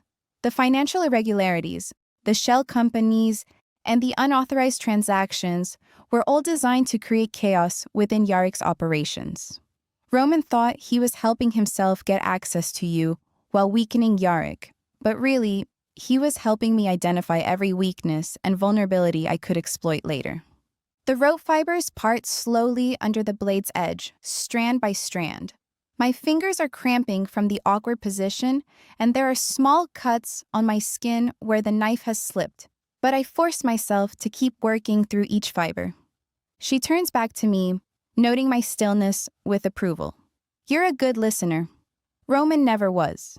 He kept asking questions, wanting to know details about the larger plan, and demanding reassurances about his precious reunion with you, as if his obsession with one woman could possibly matter in the scope of what I'm building. She moves closer and crouches down so she's at my eye level, close enough that I can smell her expensive, overly sweet perfume and see the tiny lines around her eyes that makeup can't quite hide. Yarek was never supposed to survive much past our wedding, she continues, her voice dropping to an intimate whisper. It was only going to be a few months of marriage, just long enough to consolidate the business relationships and transfer key assets to joint accounts, while perhaps getting pregnant to make sure Yuri Baronoff didn't try to challenge me, if that pathetic old drunk could, followed by a tragic accident, perhaps a car crash, or maybe something that looked like retaliation from a rival family. There are still a few Kozlovs around who could be framed for his murder, and that would give me a reason to take what they retain too, but that's hardly worth the bother. She reaches out and traces a finger along my cheek, and I jerk my head away from her touch. The motion causes her to smile, but it's a cold expression that doesn't look genuine. I was going to be widowed so young, inheriting everything, with the perfect position to rebuild the organization according to my vision. The Nikitin network combined with Baronoff resources, all under my control. It would have been beautiful. The blade bites deeper into the rope fibers, and they're starting to give way more readily. Blood from the small cuts on my wrists makes the handle slippery, but I maintain my grip and continue the careful sawing motion. She stands and resumes pacing, her voice growing more animated as she warms to her subject. The timeline was perfect. Roman would eliminate you as a distraction, clearing the path for a smooth engagement period. I would marry Yarrick and gradually assume control of his operations through perfectly legal means, joint bank accounts, shared business interests, and powers of attorney for when he traveled. Katya stops abruptly, whirling around to face me with sudden fury. Then you ruined everything. Your little affair with my fiancé and your obvious emotional hold over him complicated everything I'd worked for.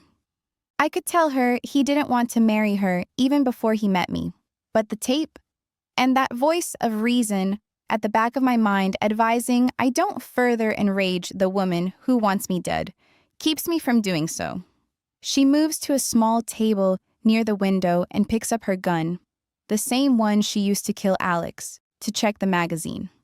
The metal gleams dully from the can lights overhead, and her finger rests along the trigger guard.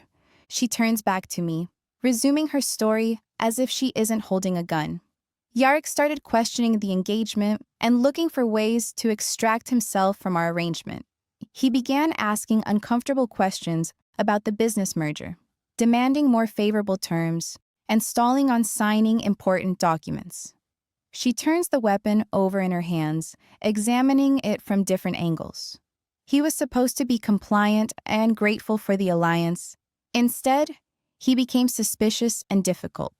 The rope around my wrists loosens significantly as more fibers part under the blade's edge.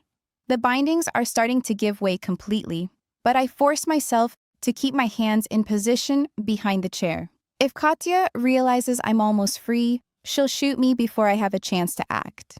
She returns to her pacing, gun held casually at her side like it's a natural extension of her hand. Now I have to clean up the mess you created. Roman first. That was actually quite satisfying. He was becoming increasingly unstable, demanding things I never promised, and threatening to expose our arrangement if I didn't give him immediate access to you, as if I could do that. Katya pauses, a genuine smile crossing her face for the first time since I've known her. You should have seen his face when I pulled the trigger. All that arrogance and entitlement gone in an instant. He never saw it coming. I'm sorry you missed that part since you weren't able to see his face. Truly. After the hell he put you through, you deserve that satisfaction. She moves closer to me again, the gun now pointed in my general direction, though not directly at me. Your death will be next, of course. I'll frame Roman for your murder. Obsessed ex-boyfriend kills the woman who rejected him. Cops will find him burned to death in that warehouse fire and wonder why he went that way.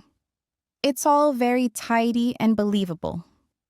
I'd poke holes in her idea, including why Roman would murder me wherever she plans to leave me, and then go to an old warehouse and choose to set it on fire with himself inside and a gunshot in his chest, if she wants them to believe suicide. But again, the tape keeps me from speaking. It's probably for the best that I don't challenge her plan, but she's not the chess master she thinks she is. The sounds of gunfire erupt from somewhere outside the building, muffled by the walls, but clearly audible. It sounds like multiple weapons, coordinated return fire, and maybe the unmistakable sounds of a tactical assault. Car doors slam, men shout orders, and I hear the distinctive crack of rifle fire mixed with the rapid chatter of automatic weapons. Katya's head snaps toward the window, her composed facade cracking for the first time. Earlier than expected. I know with absolute certainty Yarrick has found me. The relief is so intense, it makes my vision blur for a moment, but I force myself to focus on working the blade against the remaining rope fibers.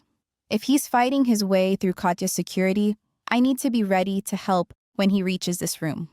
Glass shatters somewhere downstairs, followed by the rapid footsteps of multiple people moving through the house. Voices shout in Russian and English, coordinating the assault with military precision. I hear Valentin's voice among them, calm and professional, as he directs the operation. She turns back to me, her expression shifting from annoyance to cold determination. The madness I glimpsed earlier is now fully visible, transforming her beautiful features into something reptilian and inhuman. This actually works better. Yarrick can watch you die before I kill him. That's much more dramatic than my original plan. The rope gives way completely just as heavy footsteps pound up the stairs outside the room. I keep my hands behind my back, pretending to still be bound while gripping the small blade in my palm.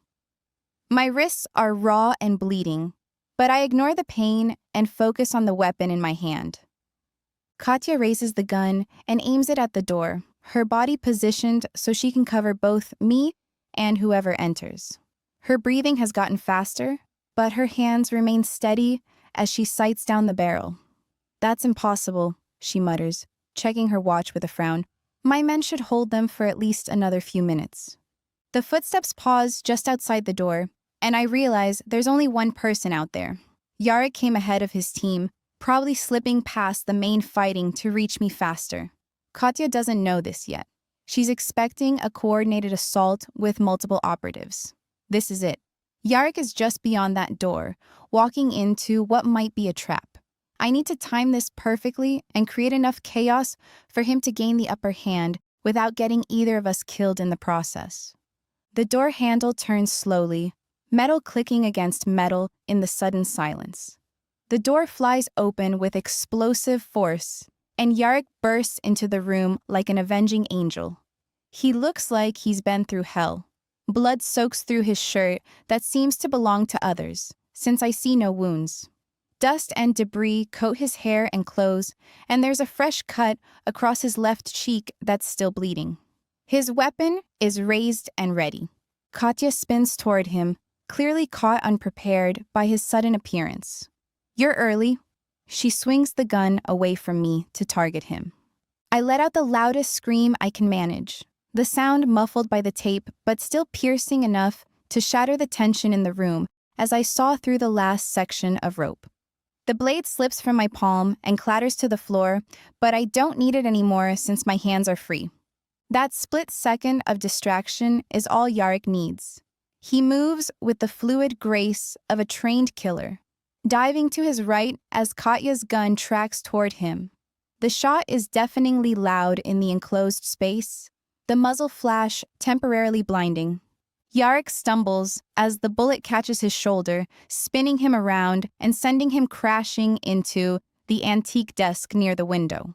Blood sprays across the white wall behind him in a crimson arc, but he doesn't go down. His weapon remains in his hand, and he keeps moving with grim determination, rolling behind the bed for cover as he returns fire. The sound of his gunshot is even louder than Katya's, and she ducks behind the chair where I was sitting as plaster explodes from the wall beside her head. She's no longer in complete control of the situation, and the panic in her movements shows it. "You bastard!" Katya screams, her composure completely shattered. She tries to track him with the gun, firing blindly around the edge of the chair. The bullets punch holes in the expensive furniture and shatter the window behind me, sending glass cascading to the floor. That's when I surge up from the chair, no longer pretending to be bound. The sudden movement catches her attention, and she starts to turn the weapon toward me, her face contorted with rage and desperation. I throw myself at her from the side, using the momentum from standing to drive her away from her cover. We crash into the wall beside the shattered window, both struggling for control of the weapon. The gun barrel waves wildly as we fight, and I'm terrified it might go off accidentally and hit Yarek or me in the stomach. I shouldn't be fighting like this in my condition, but there's no choice. She's stronger than she looks, full of lean muscle and desperate fury, wrapped in an expensive dress that's now torn and disheveled. Her elbow catches me in the ribs when I twist at the last minute to keep it from hitting my abdomen, where she was aiming. The blow drives the air from my lungs and making stars explode across my vision. I taste blood where I bite my tongue, but I don't let go of her gun hand. "You stupid little whore!" Katya spats the words at me while trying to twist the weapon toward my face. Her perfectly manicured nails rake across my cheek, leaving burning scratches in their wake. "You've ruined everything." I drive my knee into her kidney with all the force I can muster, and she gasps in pain, her grip on the gun loosening slightly. That gives me the leverage I need to slam her gun hand against the wall repeatedly until her fingers spasm open. The weapon clatters to the floor between us, and we both lunge for it simultaneously. Katya's longer reach gives her an advantage, but I'm more desperate.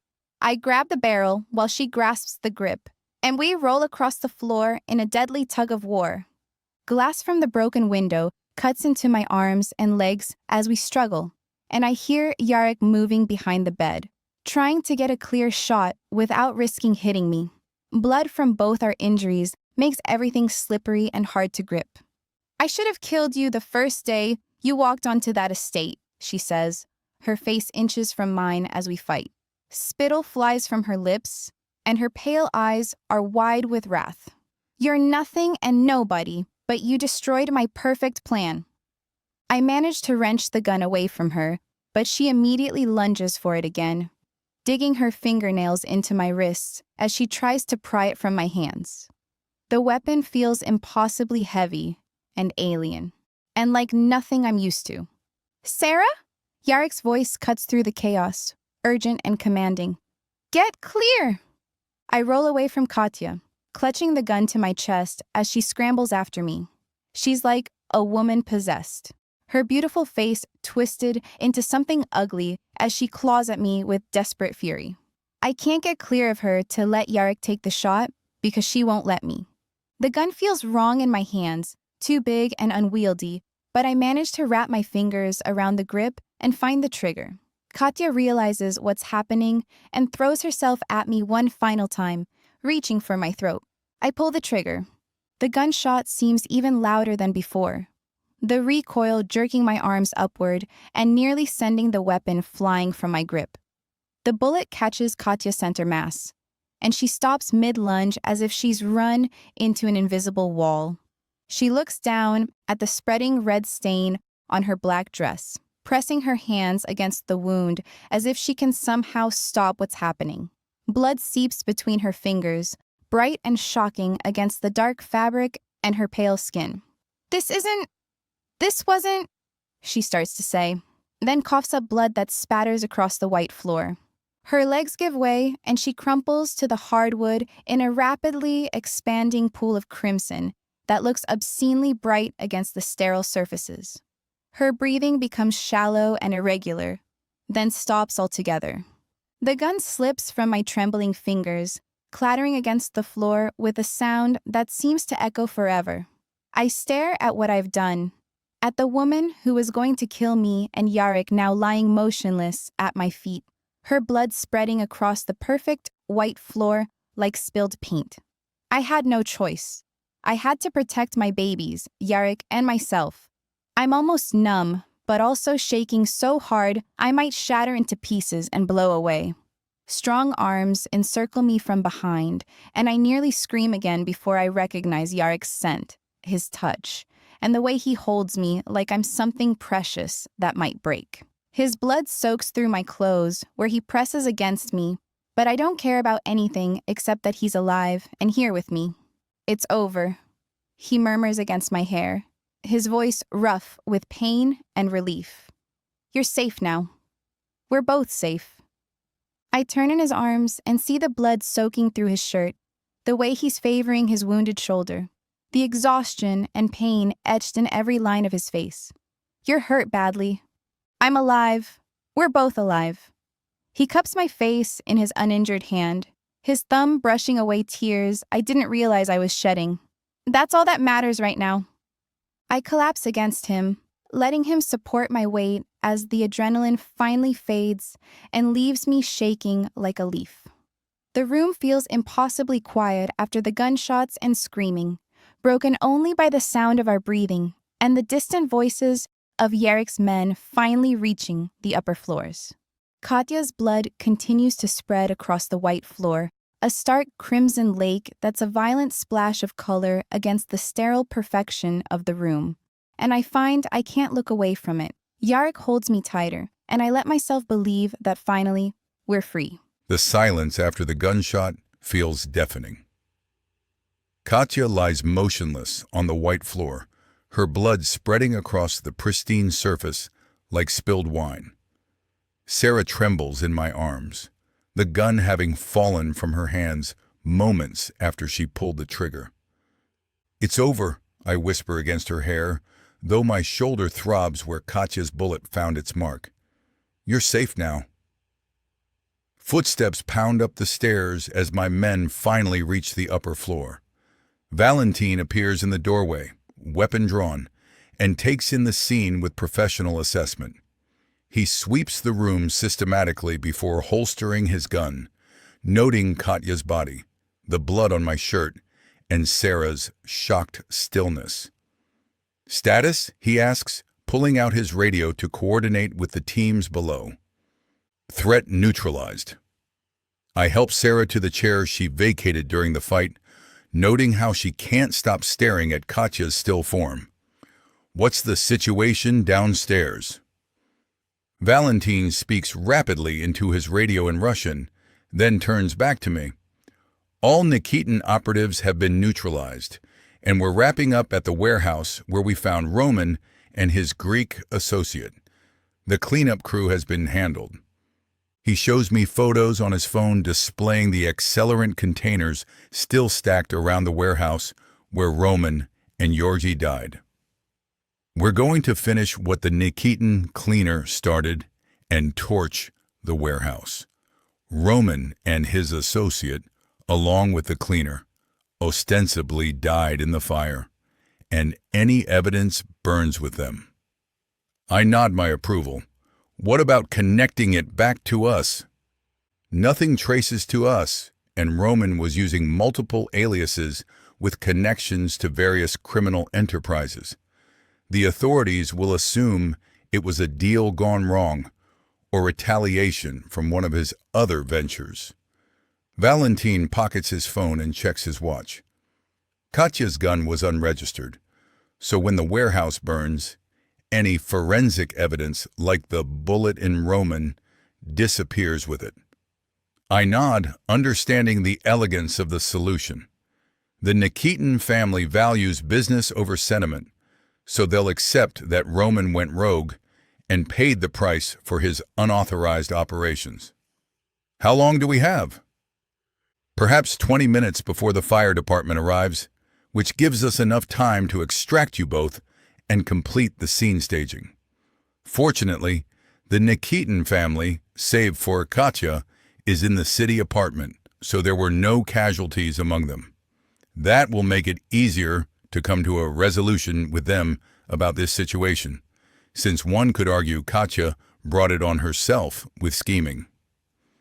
I snort.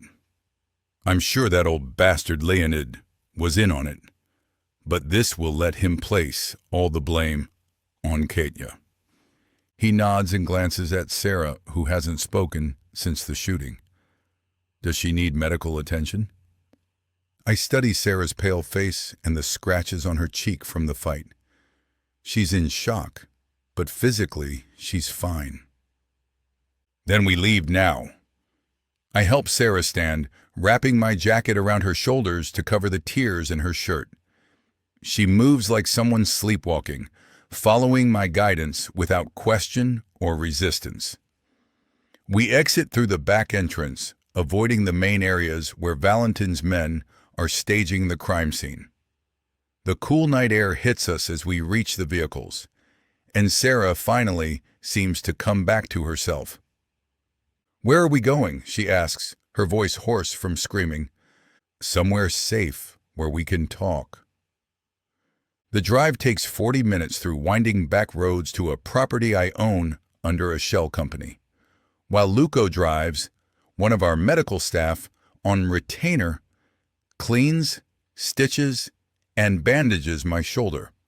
It was a clean through and through that will only require bandage changes and antibiotics for the next couple of weeks. I accept the first antibiotics and a couple of NSAIDs, but nothing stronger.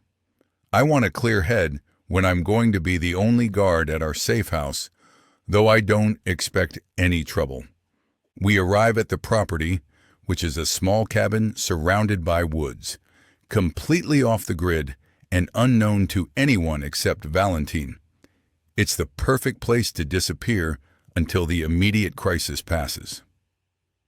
Drive, Doctor, Abshi, back to the city and send a vehicle back for our use, I say to Luco, who nods. Once we're clear of the SUV, he flips a U-turn in the long driveway and drives away. There's no key, but the biometric panel is secured behind the mailbox mounted to the exterior, so I flip it up and press my palm to it. The door opens smoothly, and I enter first, ensuring the cabin is as I left it. It's deserted, so I return for Sarah standing in the doorway. It's safe to come in. I hold out a hand, and she takes it. Inside, I guide her to the couch and start a fire in the stone fireplace. The flames create an atmosphere of warmth and security that's completely at odds with the violence we just escaped. I need to clean your wounds, I say, noting the cuts on her wrists from the rope and the scratches on her face. I should have had Dr. Abshi do it, but he'd barely finished treating me when we arrived, and I wanted to get her inside. They're superficial, and I can handle the task. She nods mutely, still processing everything that's happened. I retrieve a first aid kit from the bathroom and return to find her staring into the fire with a vacant expression. Sarah. I kneel in front of her, gently taking her hands in mine. You're safe now, since Katya is dead, Roman is dead, and the threat is over. I killed her! The words come out flat and emotionless. I looked her in the eyes and pulled the trigger. You defended yourself and saved both our lives. Does that make it easier? She sounds almost academic when she asks, but there's a brittle note to her tone that indicates she might break at any moment. I consider the question while cleaning the cuts on her wrists with antiseptic. No, taking a life is never easy, no matter the circumstances, but you did what you had to do. She winces as I apply bandages but doesn't pull away. What do we do now? I like how she says we. We're going to figure out what our future looks like without having to look over our shoulder, worrying about the past. I set aside the first aid supplies and take her hands again. I'm done with the Nikitins, done with political marriages, and done with putting business before what matters. What matters? Her voice wobbles slightly. You. I lift her hands to my lips, ignoring the twinge in my shoulder, to press gentle kisses to her knuckles. You matter more than any alliance or business arrangement. She searches my face with desperate hope. You're sure about this? I can't do this again, Yarek, and I can't be with someone who puts me second. You'll never be second, not to business, not to family obligations, and not to anything. I move from the floor to sit beside her on the couch. There's something I need to tell you that I should have said weeks ago. Before I can continue, she interrupts. There's something I need to tell you too, something I've been afraid to say. Tell me. She takes a shaky breath, her hands trembling in mine. I'm pregnant. I jerk like she actually struck me. What? She swallows, looking nervous. Almost 13 weeks now. She looks down at our joined hands. I know the timing is terrible, and this complicates everything. I stare at her, trying to absorb this revelation. Sarah is carrying my child, and the woman I love, the woman I almost lost tonight, is pregnant with my baby. How long have you known? I found out about 3 weeks ago. She looks up at me with tears threatening to spill. I didn't want you to force yourself into feeling obligated, and I wanted you to choose me because you loved me, not because I was carrying your child. I cup her face in my hands, forcing her to meet my direct stare. Do you think that would have changed how I feel about you if I had known? She shrugs, which makes my shoulder ache since our hands are still joined. I don't know. But maybe people say things change when there's a baby involved. You're right that things do change. I lean forward until our foreheads touch. They become more important, more precious, and more worth protecting. She closes her eyes, leaning into my touch. I was so scared, you'd think I was trying to trap you. I immediately reject the idea. How could you trap me when I was the one who forgot a condom a few times in the heat of the moment? The only thing that scares me is the thought of losing you again. I pull back to look into her eyes. Sarah, I love you. It's not because you're pregnant or because of any obligation or duty, but because you're the first person who's ever made me want to be better than I am. She blinks, looking like she doesn't really believe me. You love me? I squeeze her hands a bit harder, needing her to believe me.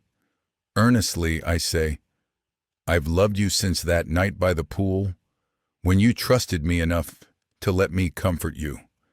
And I've loved you through every stolen moment and every conversation we've shared. I trace my thumb along her cheekbone.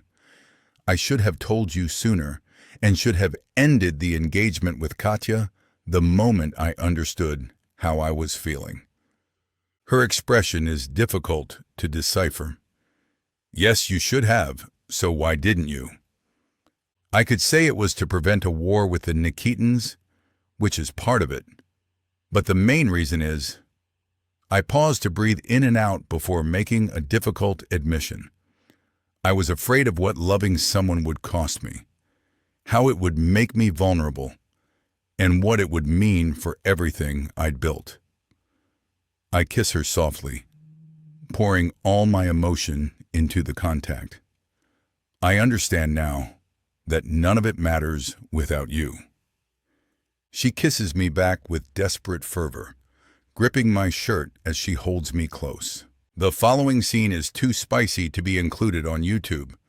To listen to the full, unedited version, please go to bellakingbooks.com or follow the link in the description.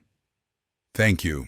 The first contraction hits me while I'm standing in the kitchen of the house by the water, where we moved 3 months ago, stirring honey into my morning tea.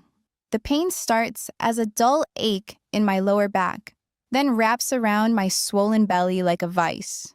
I grip the counter, breathing through it until it passes.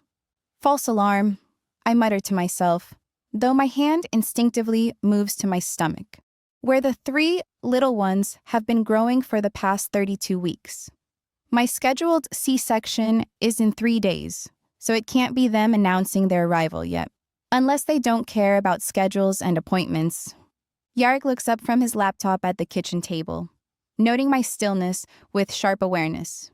Everything all right? Just Braxton Hicks. I say it firmly, as though that will make it true. Dr. Rannick said they'd get stronger as we get closer. I take a sip of tea, trying to project calm despite the lingering ache in my back. I return to plans for an omelet, but I'm on edge, waiting for another one.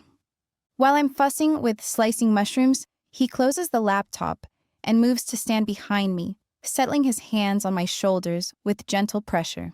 You've been restless all morning. Maybe we should call the doctor. I'm fine, really. It's probably just... Another contraction cuts off my words. This one's stronger and more insistent than the first. I slouch forward against the counter, focusing on my breathing as Yarek supports my weight. That's 2 in under 10 minutes. He sounds calm, for which I'm thankful.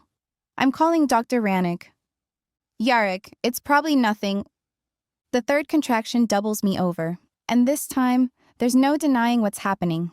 Warm liquid runs down my legs, soaking through my pajama pants and pooling on the kitchen floor. My water just broke.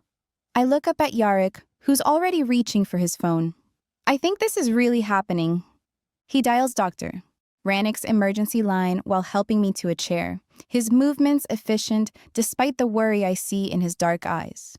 We've been preparing for this moment for months, but the reality of labor starting before the planned C-section is scary, even if it's only by 3 days. Dr. Ranik, it's Yarek Baranov. Sarah's water broke and she's having contractions every few minutes. He listens intently, then nods. We'll be there in 20 minutes. I try to stand and immediately regret it as another contraction hits with brutal force. This one feels more purposeful, as if my body has decided it's time whether I'm ready or not. The babies are coming, I gasp, gripping Yarek's hand as the pain peaks. They're really coming. I know, love. We're going to the hospital right now. He helps me to my feet, supporting most of my weight as we make our way to the bedroom. Can you get dressed, or should I help you? Help me. I'm already breathing hard, the contractions coming faster than I expected. Call Nina too. She wanted to be there. Yarek helps me into a loose dress and comfortable shoes, while simultaneously coordinating with his security team and calling Nina. The man who once ran a criminal empire now focuses all that organizational skill on getting his pregnant girlfriend to the hospital safely. The drive to Greenwich Hospital takes 15 minutes that feel like hours. Each contraction makes me grip the door handle tighter, and by the time we arrive, I'm breathing through them with the focused intensity I saw on YouTube. It doesn't help much, but maybe I'm doing it wrong. I didn't take a birthing class because triplets are always delivered via C-section, unless these 3 decide to arrive while we're still in the parking lot. I can't believe they're coming early, I say, as Yarek helps me out of the car. I didn't get the second steroid shot to develop their lungs. Breathe, Sarah. Everything we need is already here or on its way. He keeps one arm around my waist as we walk toward the maternity ward entrance. The only thing that matters is getting you and the babies safely through this. They'll be fine even if they have to stay in the NICU a little longer. I nod, clinging to his arm as we walk into the birthing center. Dr. Ranik meets us at the elevator, already wearing scrubs and moving with brisk efficiency. How are we doing, Sarah? The contractions are about 3 minutes apart, and they're getting stronger. I pause to breathe through another one, noting how everyone around me stops and waits until it passes. How long do we have? Let's get you into a room and see what we're working with. She guides us down a hallway lined with soft lighting and reassuring artwork. With triplets, we'll be doing a C-section as planned. The question is how much time we have to prepare. The examination room feels both sterile and comfortable, decorated in soothing blues and greens that remind me of the ocean view from our new bedroom window. Yarek helps me onto the bed while Dr. Ranik checks me out. These babies have definitely decided today is the day. She strips off her gloves and makes notes on my chart. You're already 6 centimeters dilated, which means we need to get you into surgery within the hour. An hour? I look at Yarek, who's gone slightly pale despite his composed expression. That's so fast. Triplet pregnancies often move quickly once labor starts. Dr. Ranik presses a call button to summon the surgical team. The good news is all 3 babies are in excellent position, and their heart rates are strong. We're going to take very good care of all of you. The next 40 minutes pass in a blur of preparation and escalating pain. Nurses start an IV, check my blood pressure, and ask questions about my pain level while I breathe through contractions that are now coming every 2 minutes. Nina arrives just as they're wheeling me toward the operating room, her face flushed from running through the hospital corridors. I'm sorry I'm late. Traffic was insane, and I couldn't find parking. You made it, and that's all that matters. I reach for her hand as another contraction peaks. I'm so glad you're here. Like I would miss this. She squeezes my fingers gently. I've been waiting 9 months to meet these babies. I'll be in the waiting room, but with you in spirit. She grimaces slightly. Minus the contractions. With a wink, she waves and moves down the hall. Yarek appears beside the gurney, wearing surgical scrubs that make him look younger and more vulnerable than I've ever seen him. His dark hair is covered by a blue cap, and his hands are already gloved and sanitized. Ready for this? He asks, taking my other hand as we enter the operating room. As ready as anyone can be for major abdominal surgery while conscious. I try to joke, but my voice shakes with nerves and excitement. Are you ready to be a father to 3 babies at once? I've been ready since you told me you were pregnant with triplets. He lifts my hand to his lips, pressing a gentle kiss to my knuckles despite the surgical gloves. We're going to be amazing parents. The operating room is bright and bustling with activity as the surgical team prepares for the procedure. Dr. Ranick explains each step as they position me on the table and insert the spinal block that will numb me from the chest down. You'll feel pressure, but no pain, she assures me, as the anesthesia takes effect. Yarek, you can sit right here by Sarah's head and talk to her throughout the procedure. I can't feel anything below my ribs, but I can hear everything, including the quiet conversations between the surgical team, the steady beeping of monitors, and Yarek's voice as he describes what he can see over the surgical drape. Dr. Ranick is making the incision now, he says, his voice calm and reassuring. Everything looks perfect from here. How are you doing, Sarah? Asked Dr. Ranick from behind the drape. Any nausea or dizziness? Just excited and terrified in equal measure. I focus on Yarek's face, using his steady presence to anchor myself as our children are about to enter the world. How much longer? Not long now. I can see the first baby. The next few minutes feel like hours as Dr. Ranick works to safely deliver our children. I can't see anything, but I feel the tugging and pressure as she maneuvers each baby free. Then I hear a sharp, indignant cry that fills the operating room with the sound of new life. Baby A is here, Dr. Ranick announces. It's a boy, and he's got quite a set of lungs on him. I start crying before I can help myself, overwhelmed by the realization our son is finally here and breathing and making his displeasure known to everyone in the room. He's beautiful, Yarek whispers, his voice thick with emotion. Sarah, he's absolutely perfect. A minute later, a softer cry joins the first as Dr. Ranick delivers our second child. Baby B is a girl, and she seems much calmer than her brother.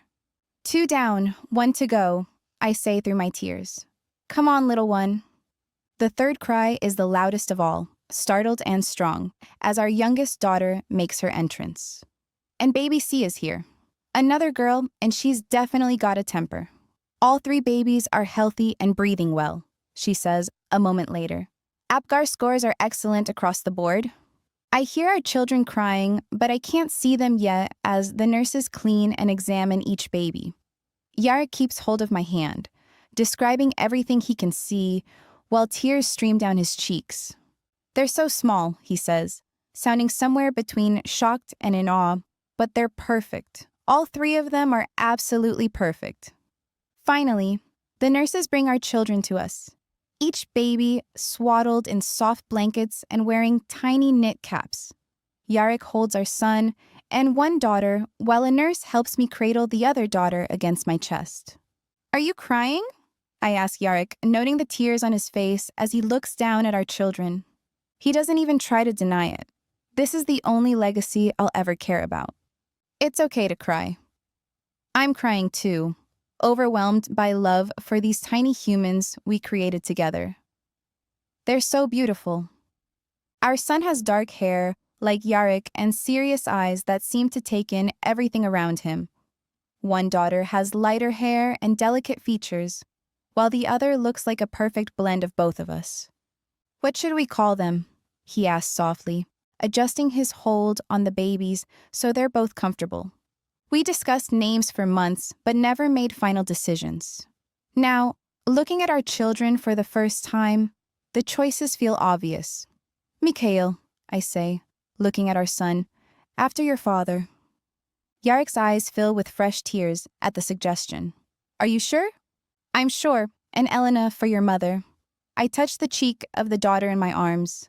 This little one can be Katrina, after my mother, Catherine. Mikhail, Elena, and Katrina Barinov. Yarek tests the names, his voice full of wonder. Our family. Sorry to interrupt, but they need to go to the NICU now, says the doctor, looking regretful. If they continue to do as well as they are at the moment, I don't anticipate they'll be with us more than 2 or 3 weeks. I sniffle as 2 nurses collect the babies and a third positions each in an incubator. Yarek goes with them to the NICU, while Dr. Rannick returns to the afterwork following birth. 3 weeks in the NICU sounds like a lot, but it's better than the 6 weeks we'd been preparing ourselves to endure. Hold on, little ones, I whisper, longing to hold them again already. Hours later, after my own stint in recovery, Yarek wheels me in a wheelchair into the NICU. We go through the stages to sterilize ourselves before finally entering a NICU room with soft lighting and comfortable chairs for visitors. All the babies are inside this room, arranged in a loose triangle. We already have visitors, and they seem like they've been here for a while. Nina sits in the corner, holding Elena while Valentin stands awkwardly by the window, looking like he'd rather be anywhere else, but somehow unable to leave. You can hold her, you know, I tell Valentin, noting how his gaze keeps drifting to the baby in Nina's arms. She won't break. I don't know anything about babies. He clasps his hands behind his back, maintaining his professional distance even in this intimate moment. None of us knew anything about babies 6 hours ago, Yarek says, as he gently takes Mikhail from the incubator, ensuring he's still attached to his monitors and oxygen before carefully placing him in my arms. But we're all learning. He pulls down my gown somewhat so the baby can nuzzle against me. Skin to skin is best. I grin up at him. Look at you, already a NICU nurse. He flushes but grins. I like to know everything about a situation. I chuckle as Nina convinces Valentin to hold Elena. After all, you went through all the process to get into the NICU, so why waste that gorgeous blue gown? She teases, making him frown at her. But he sits down in the chair by Elena's incubator and takes the baby, though without skin-to-skin contact. That would probably push him too far. I watch in amazement as the man who spent his entire adult life managing violence and criminal enterprises becomes completely entranced by a 4-pound baby girl. She's so small, he says, his voice softer than I've ever heard it. How does something this small survive? Very carefully, with lots of help. I pause as Mikhail shifts slightly, letting out a small sigh. You're going to be Uncle Valentin, whether you like it or not. Yarek takes the seat by Katrina's incubator and calls for a nurse to help hold her. She has more monitoring, wires, and an extra IV, since she's our smallest at 3 pounds 2 ounces, and is showing some difficulty her siblings aren't. I worry about her, but she settles comfortably against him and seems content. After an hour, the nurse returns with the reminder the babies need rest, and I need to pump, since they can't nurse yet. Valentin pales at that and hastily departs, having returned Elena to Nina a while ago. Elena follows him a bit later, and the nurse wheels in a hospital pump for me so I can remain with the babies while pumping. Just don't overdo it, she says kindly to me. You're recovering too, Mama. When the nurse leaves, we're alone with our children. The pump whooshes rhythmically in the background, along with the quiet symphony of the machines monitoring and supporting our babies. I can't believe they're really here, I whisper, afraid to speak too loudly and wake them. After everything we've been through, after all the fear and uncertainty, we actually made it. We made it. Yarek leans over to kiss me gently, careful not to disturb the babies. We have everything we could possibly want. I love you, I say, meaning it with every fiber of my being. I love you too, all of you. He looks around at our children in their incubators, his expression full of wonder. This is just the beginning. As if on cue, Mikhail opens his eyes and looks directly at his father, with the serious expression he's maintained since birth. Yarek smiles, and for just a moment, our son's face relaxes into what might be the beginning of a smile behind the plastic separating him from us. He knows you, I say, watching the connection form between father and son. We all know each other because we're family. The word fills me with warmth and contentment I've never experienced before. Family. After years of running and hiding, after months of uncertainty and fear, I finally have the thing I've wanted most, which is a home built on love rather than obligation, children who will grow up safe and cherished, and a man who chose us over everything else he could have had. Epilogue. 18 months later, I stand on a cliff overlooking the Atlantic Ocean, watching Sarah walk toward me across the sand. She wears a simple white dress that moves with the ocean breeze, with her hair loose around her shoulders and a fascinator instead of a veil. She's never looked more beautiful. There is no cathedral, hundreds of guests, or political alliances disguised as celebration. We have just the 5 people who matter most to us gathered on a beach in Maine, where the only witnesses are seagulls and the endless rhythm of waves against stone. Nina walks beside Sarah, carrying Elena and Katrina in her arms. Both girls wear matching white dresses with tiny flower crowns they keep trying to pull off their heads. Elena, true to her calm nature, tolerates the attention with patient dignity. Katrina, who inherited my stubborn streak, has already managed to grab a handful of flowers and is attempting to eat them. Valentin stands beside me as my best man, holding Mikhail with the careful precision he once reserved for handling explosives. Our son wears a miniature linen suit that matches mine, and has been fascinated by Valentin's tie for the past 10 minutes, gripping it with both tiny fists like he's afraid his uncle might disappear. The officiant, a retired minister Nina found through her catering connections, stands between us with a kind smile and a weathered Bible. He's performed hundreds of weddings over 40 years, but he seems genuinely moved by the intimacy of this moment. Sarah reaches me just as a gust of wind carries the salt-sweet scent of the ocean across the beach. I take her hand, brushing my thumb across the solitaire she's already wearing on her left hand that I gave her 3 months ago when I asked her to marry me properly. "Ready?" she asks, her eyes bright with happiness and unshed tears. I nod. I've been ready since maybe the moment I first saw you. The ceremony is brief and perfect. We exchange vows we wrote ourselves, speaking truths about love and partnership and the family we've built together. We don't mention the past or acknowledge the violence that brought us together. We just make promises to build forward, to choose each other every day, and to give our children all the love they'll need and more. When the minister pronounces us husband and wife, the kiss tastes like sea air. Our children provide commentary in the form of baby babbles and the occasional shriek from Katrina, who has decided she's hungry and wants everyone to know about it. "I love you, Mrs. Baranov," I murmur against Sarah's lips. "I love you too, husband." After the ceremony, we walk along the shoreline while Nina takes pictures with an old camera she found at an antique shop. The photos will be imperfect, slightly blurred by wind and motion, but they'll capture something real that no professional photographer could replicate. Valentin has relaxed enough to let Mikhail grab his sunglasses, though he draws the line at letting our son put them in his mouth.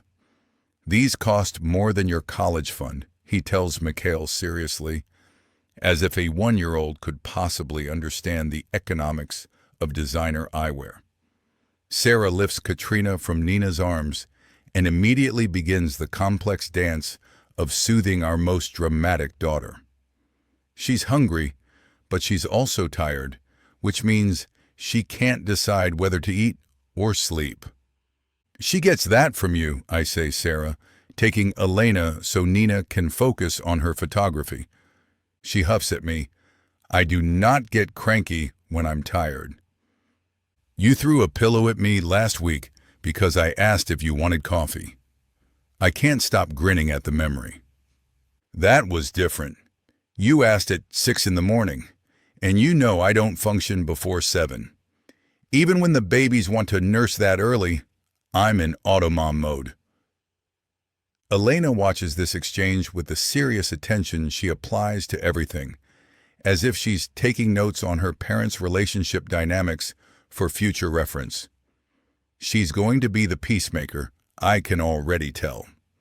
Mikhail will be the leader, Katrina will be the rebel, and Elena will be the one who keeps them all from killing each other.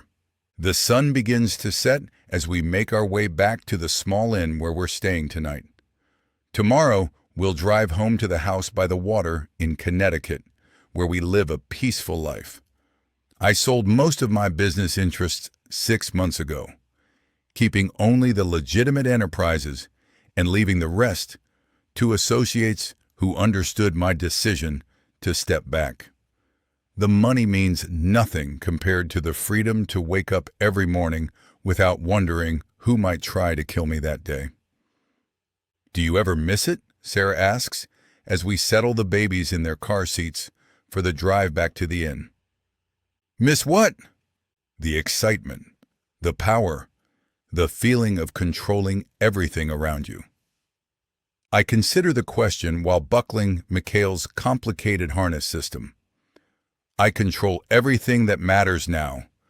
Whether my children grow up feeling safe and loved, and my wife knows she's the most important thing in my world, if we have dinner together every night, and what bedtime stories get read.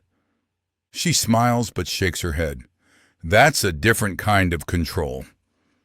It's the only kind that matters. Later, after the babies are asleep in their portable cribs, Sarah and I sit on the small balcony overlooking the ocean. She curls against my side, her head on my shoulder, and we listen to the waves in comfortable silence. I have something to tell you, she says, eventually, her voice soft in the darkness. What's that? I might be pregnant again. I go very still, processing this information. Might be? I'm a week late, and I've been nauseated in the mornings. I was going to take a test when we get home, but I wanted you to know I was thinking about it. The possibility of another child should terrify me. 3 babies under 18 months old is already a logistical challenge that requires military-level planning, a part-time nanny, and more coffee than should be humanly possible to consume. Adding a 4th seems like madness. Instead, I find myself smiling. How do you feel about that?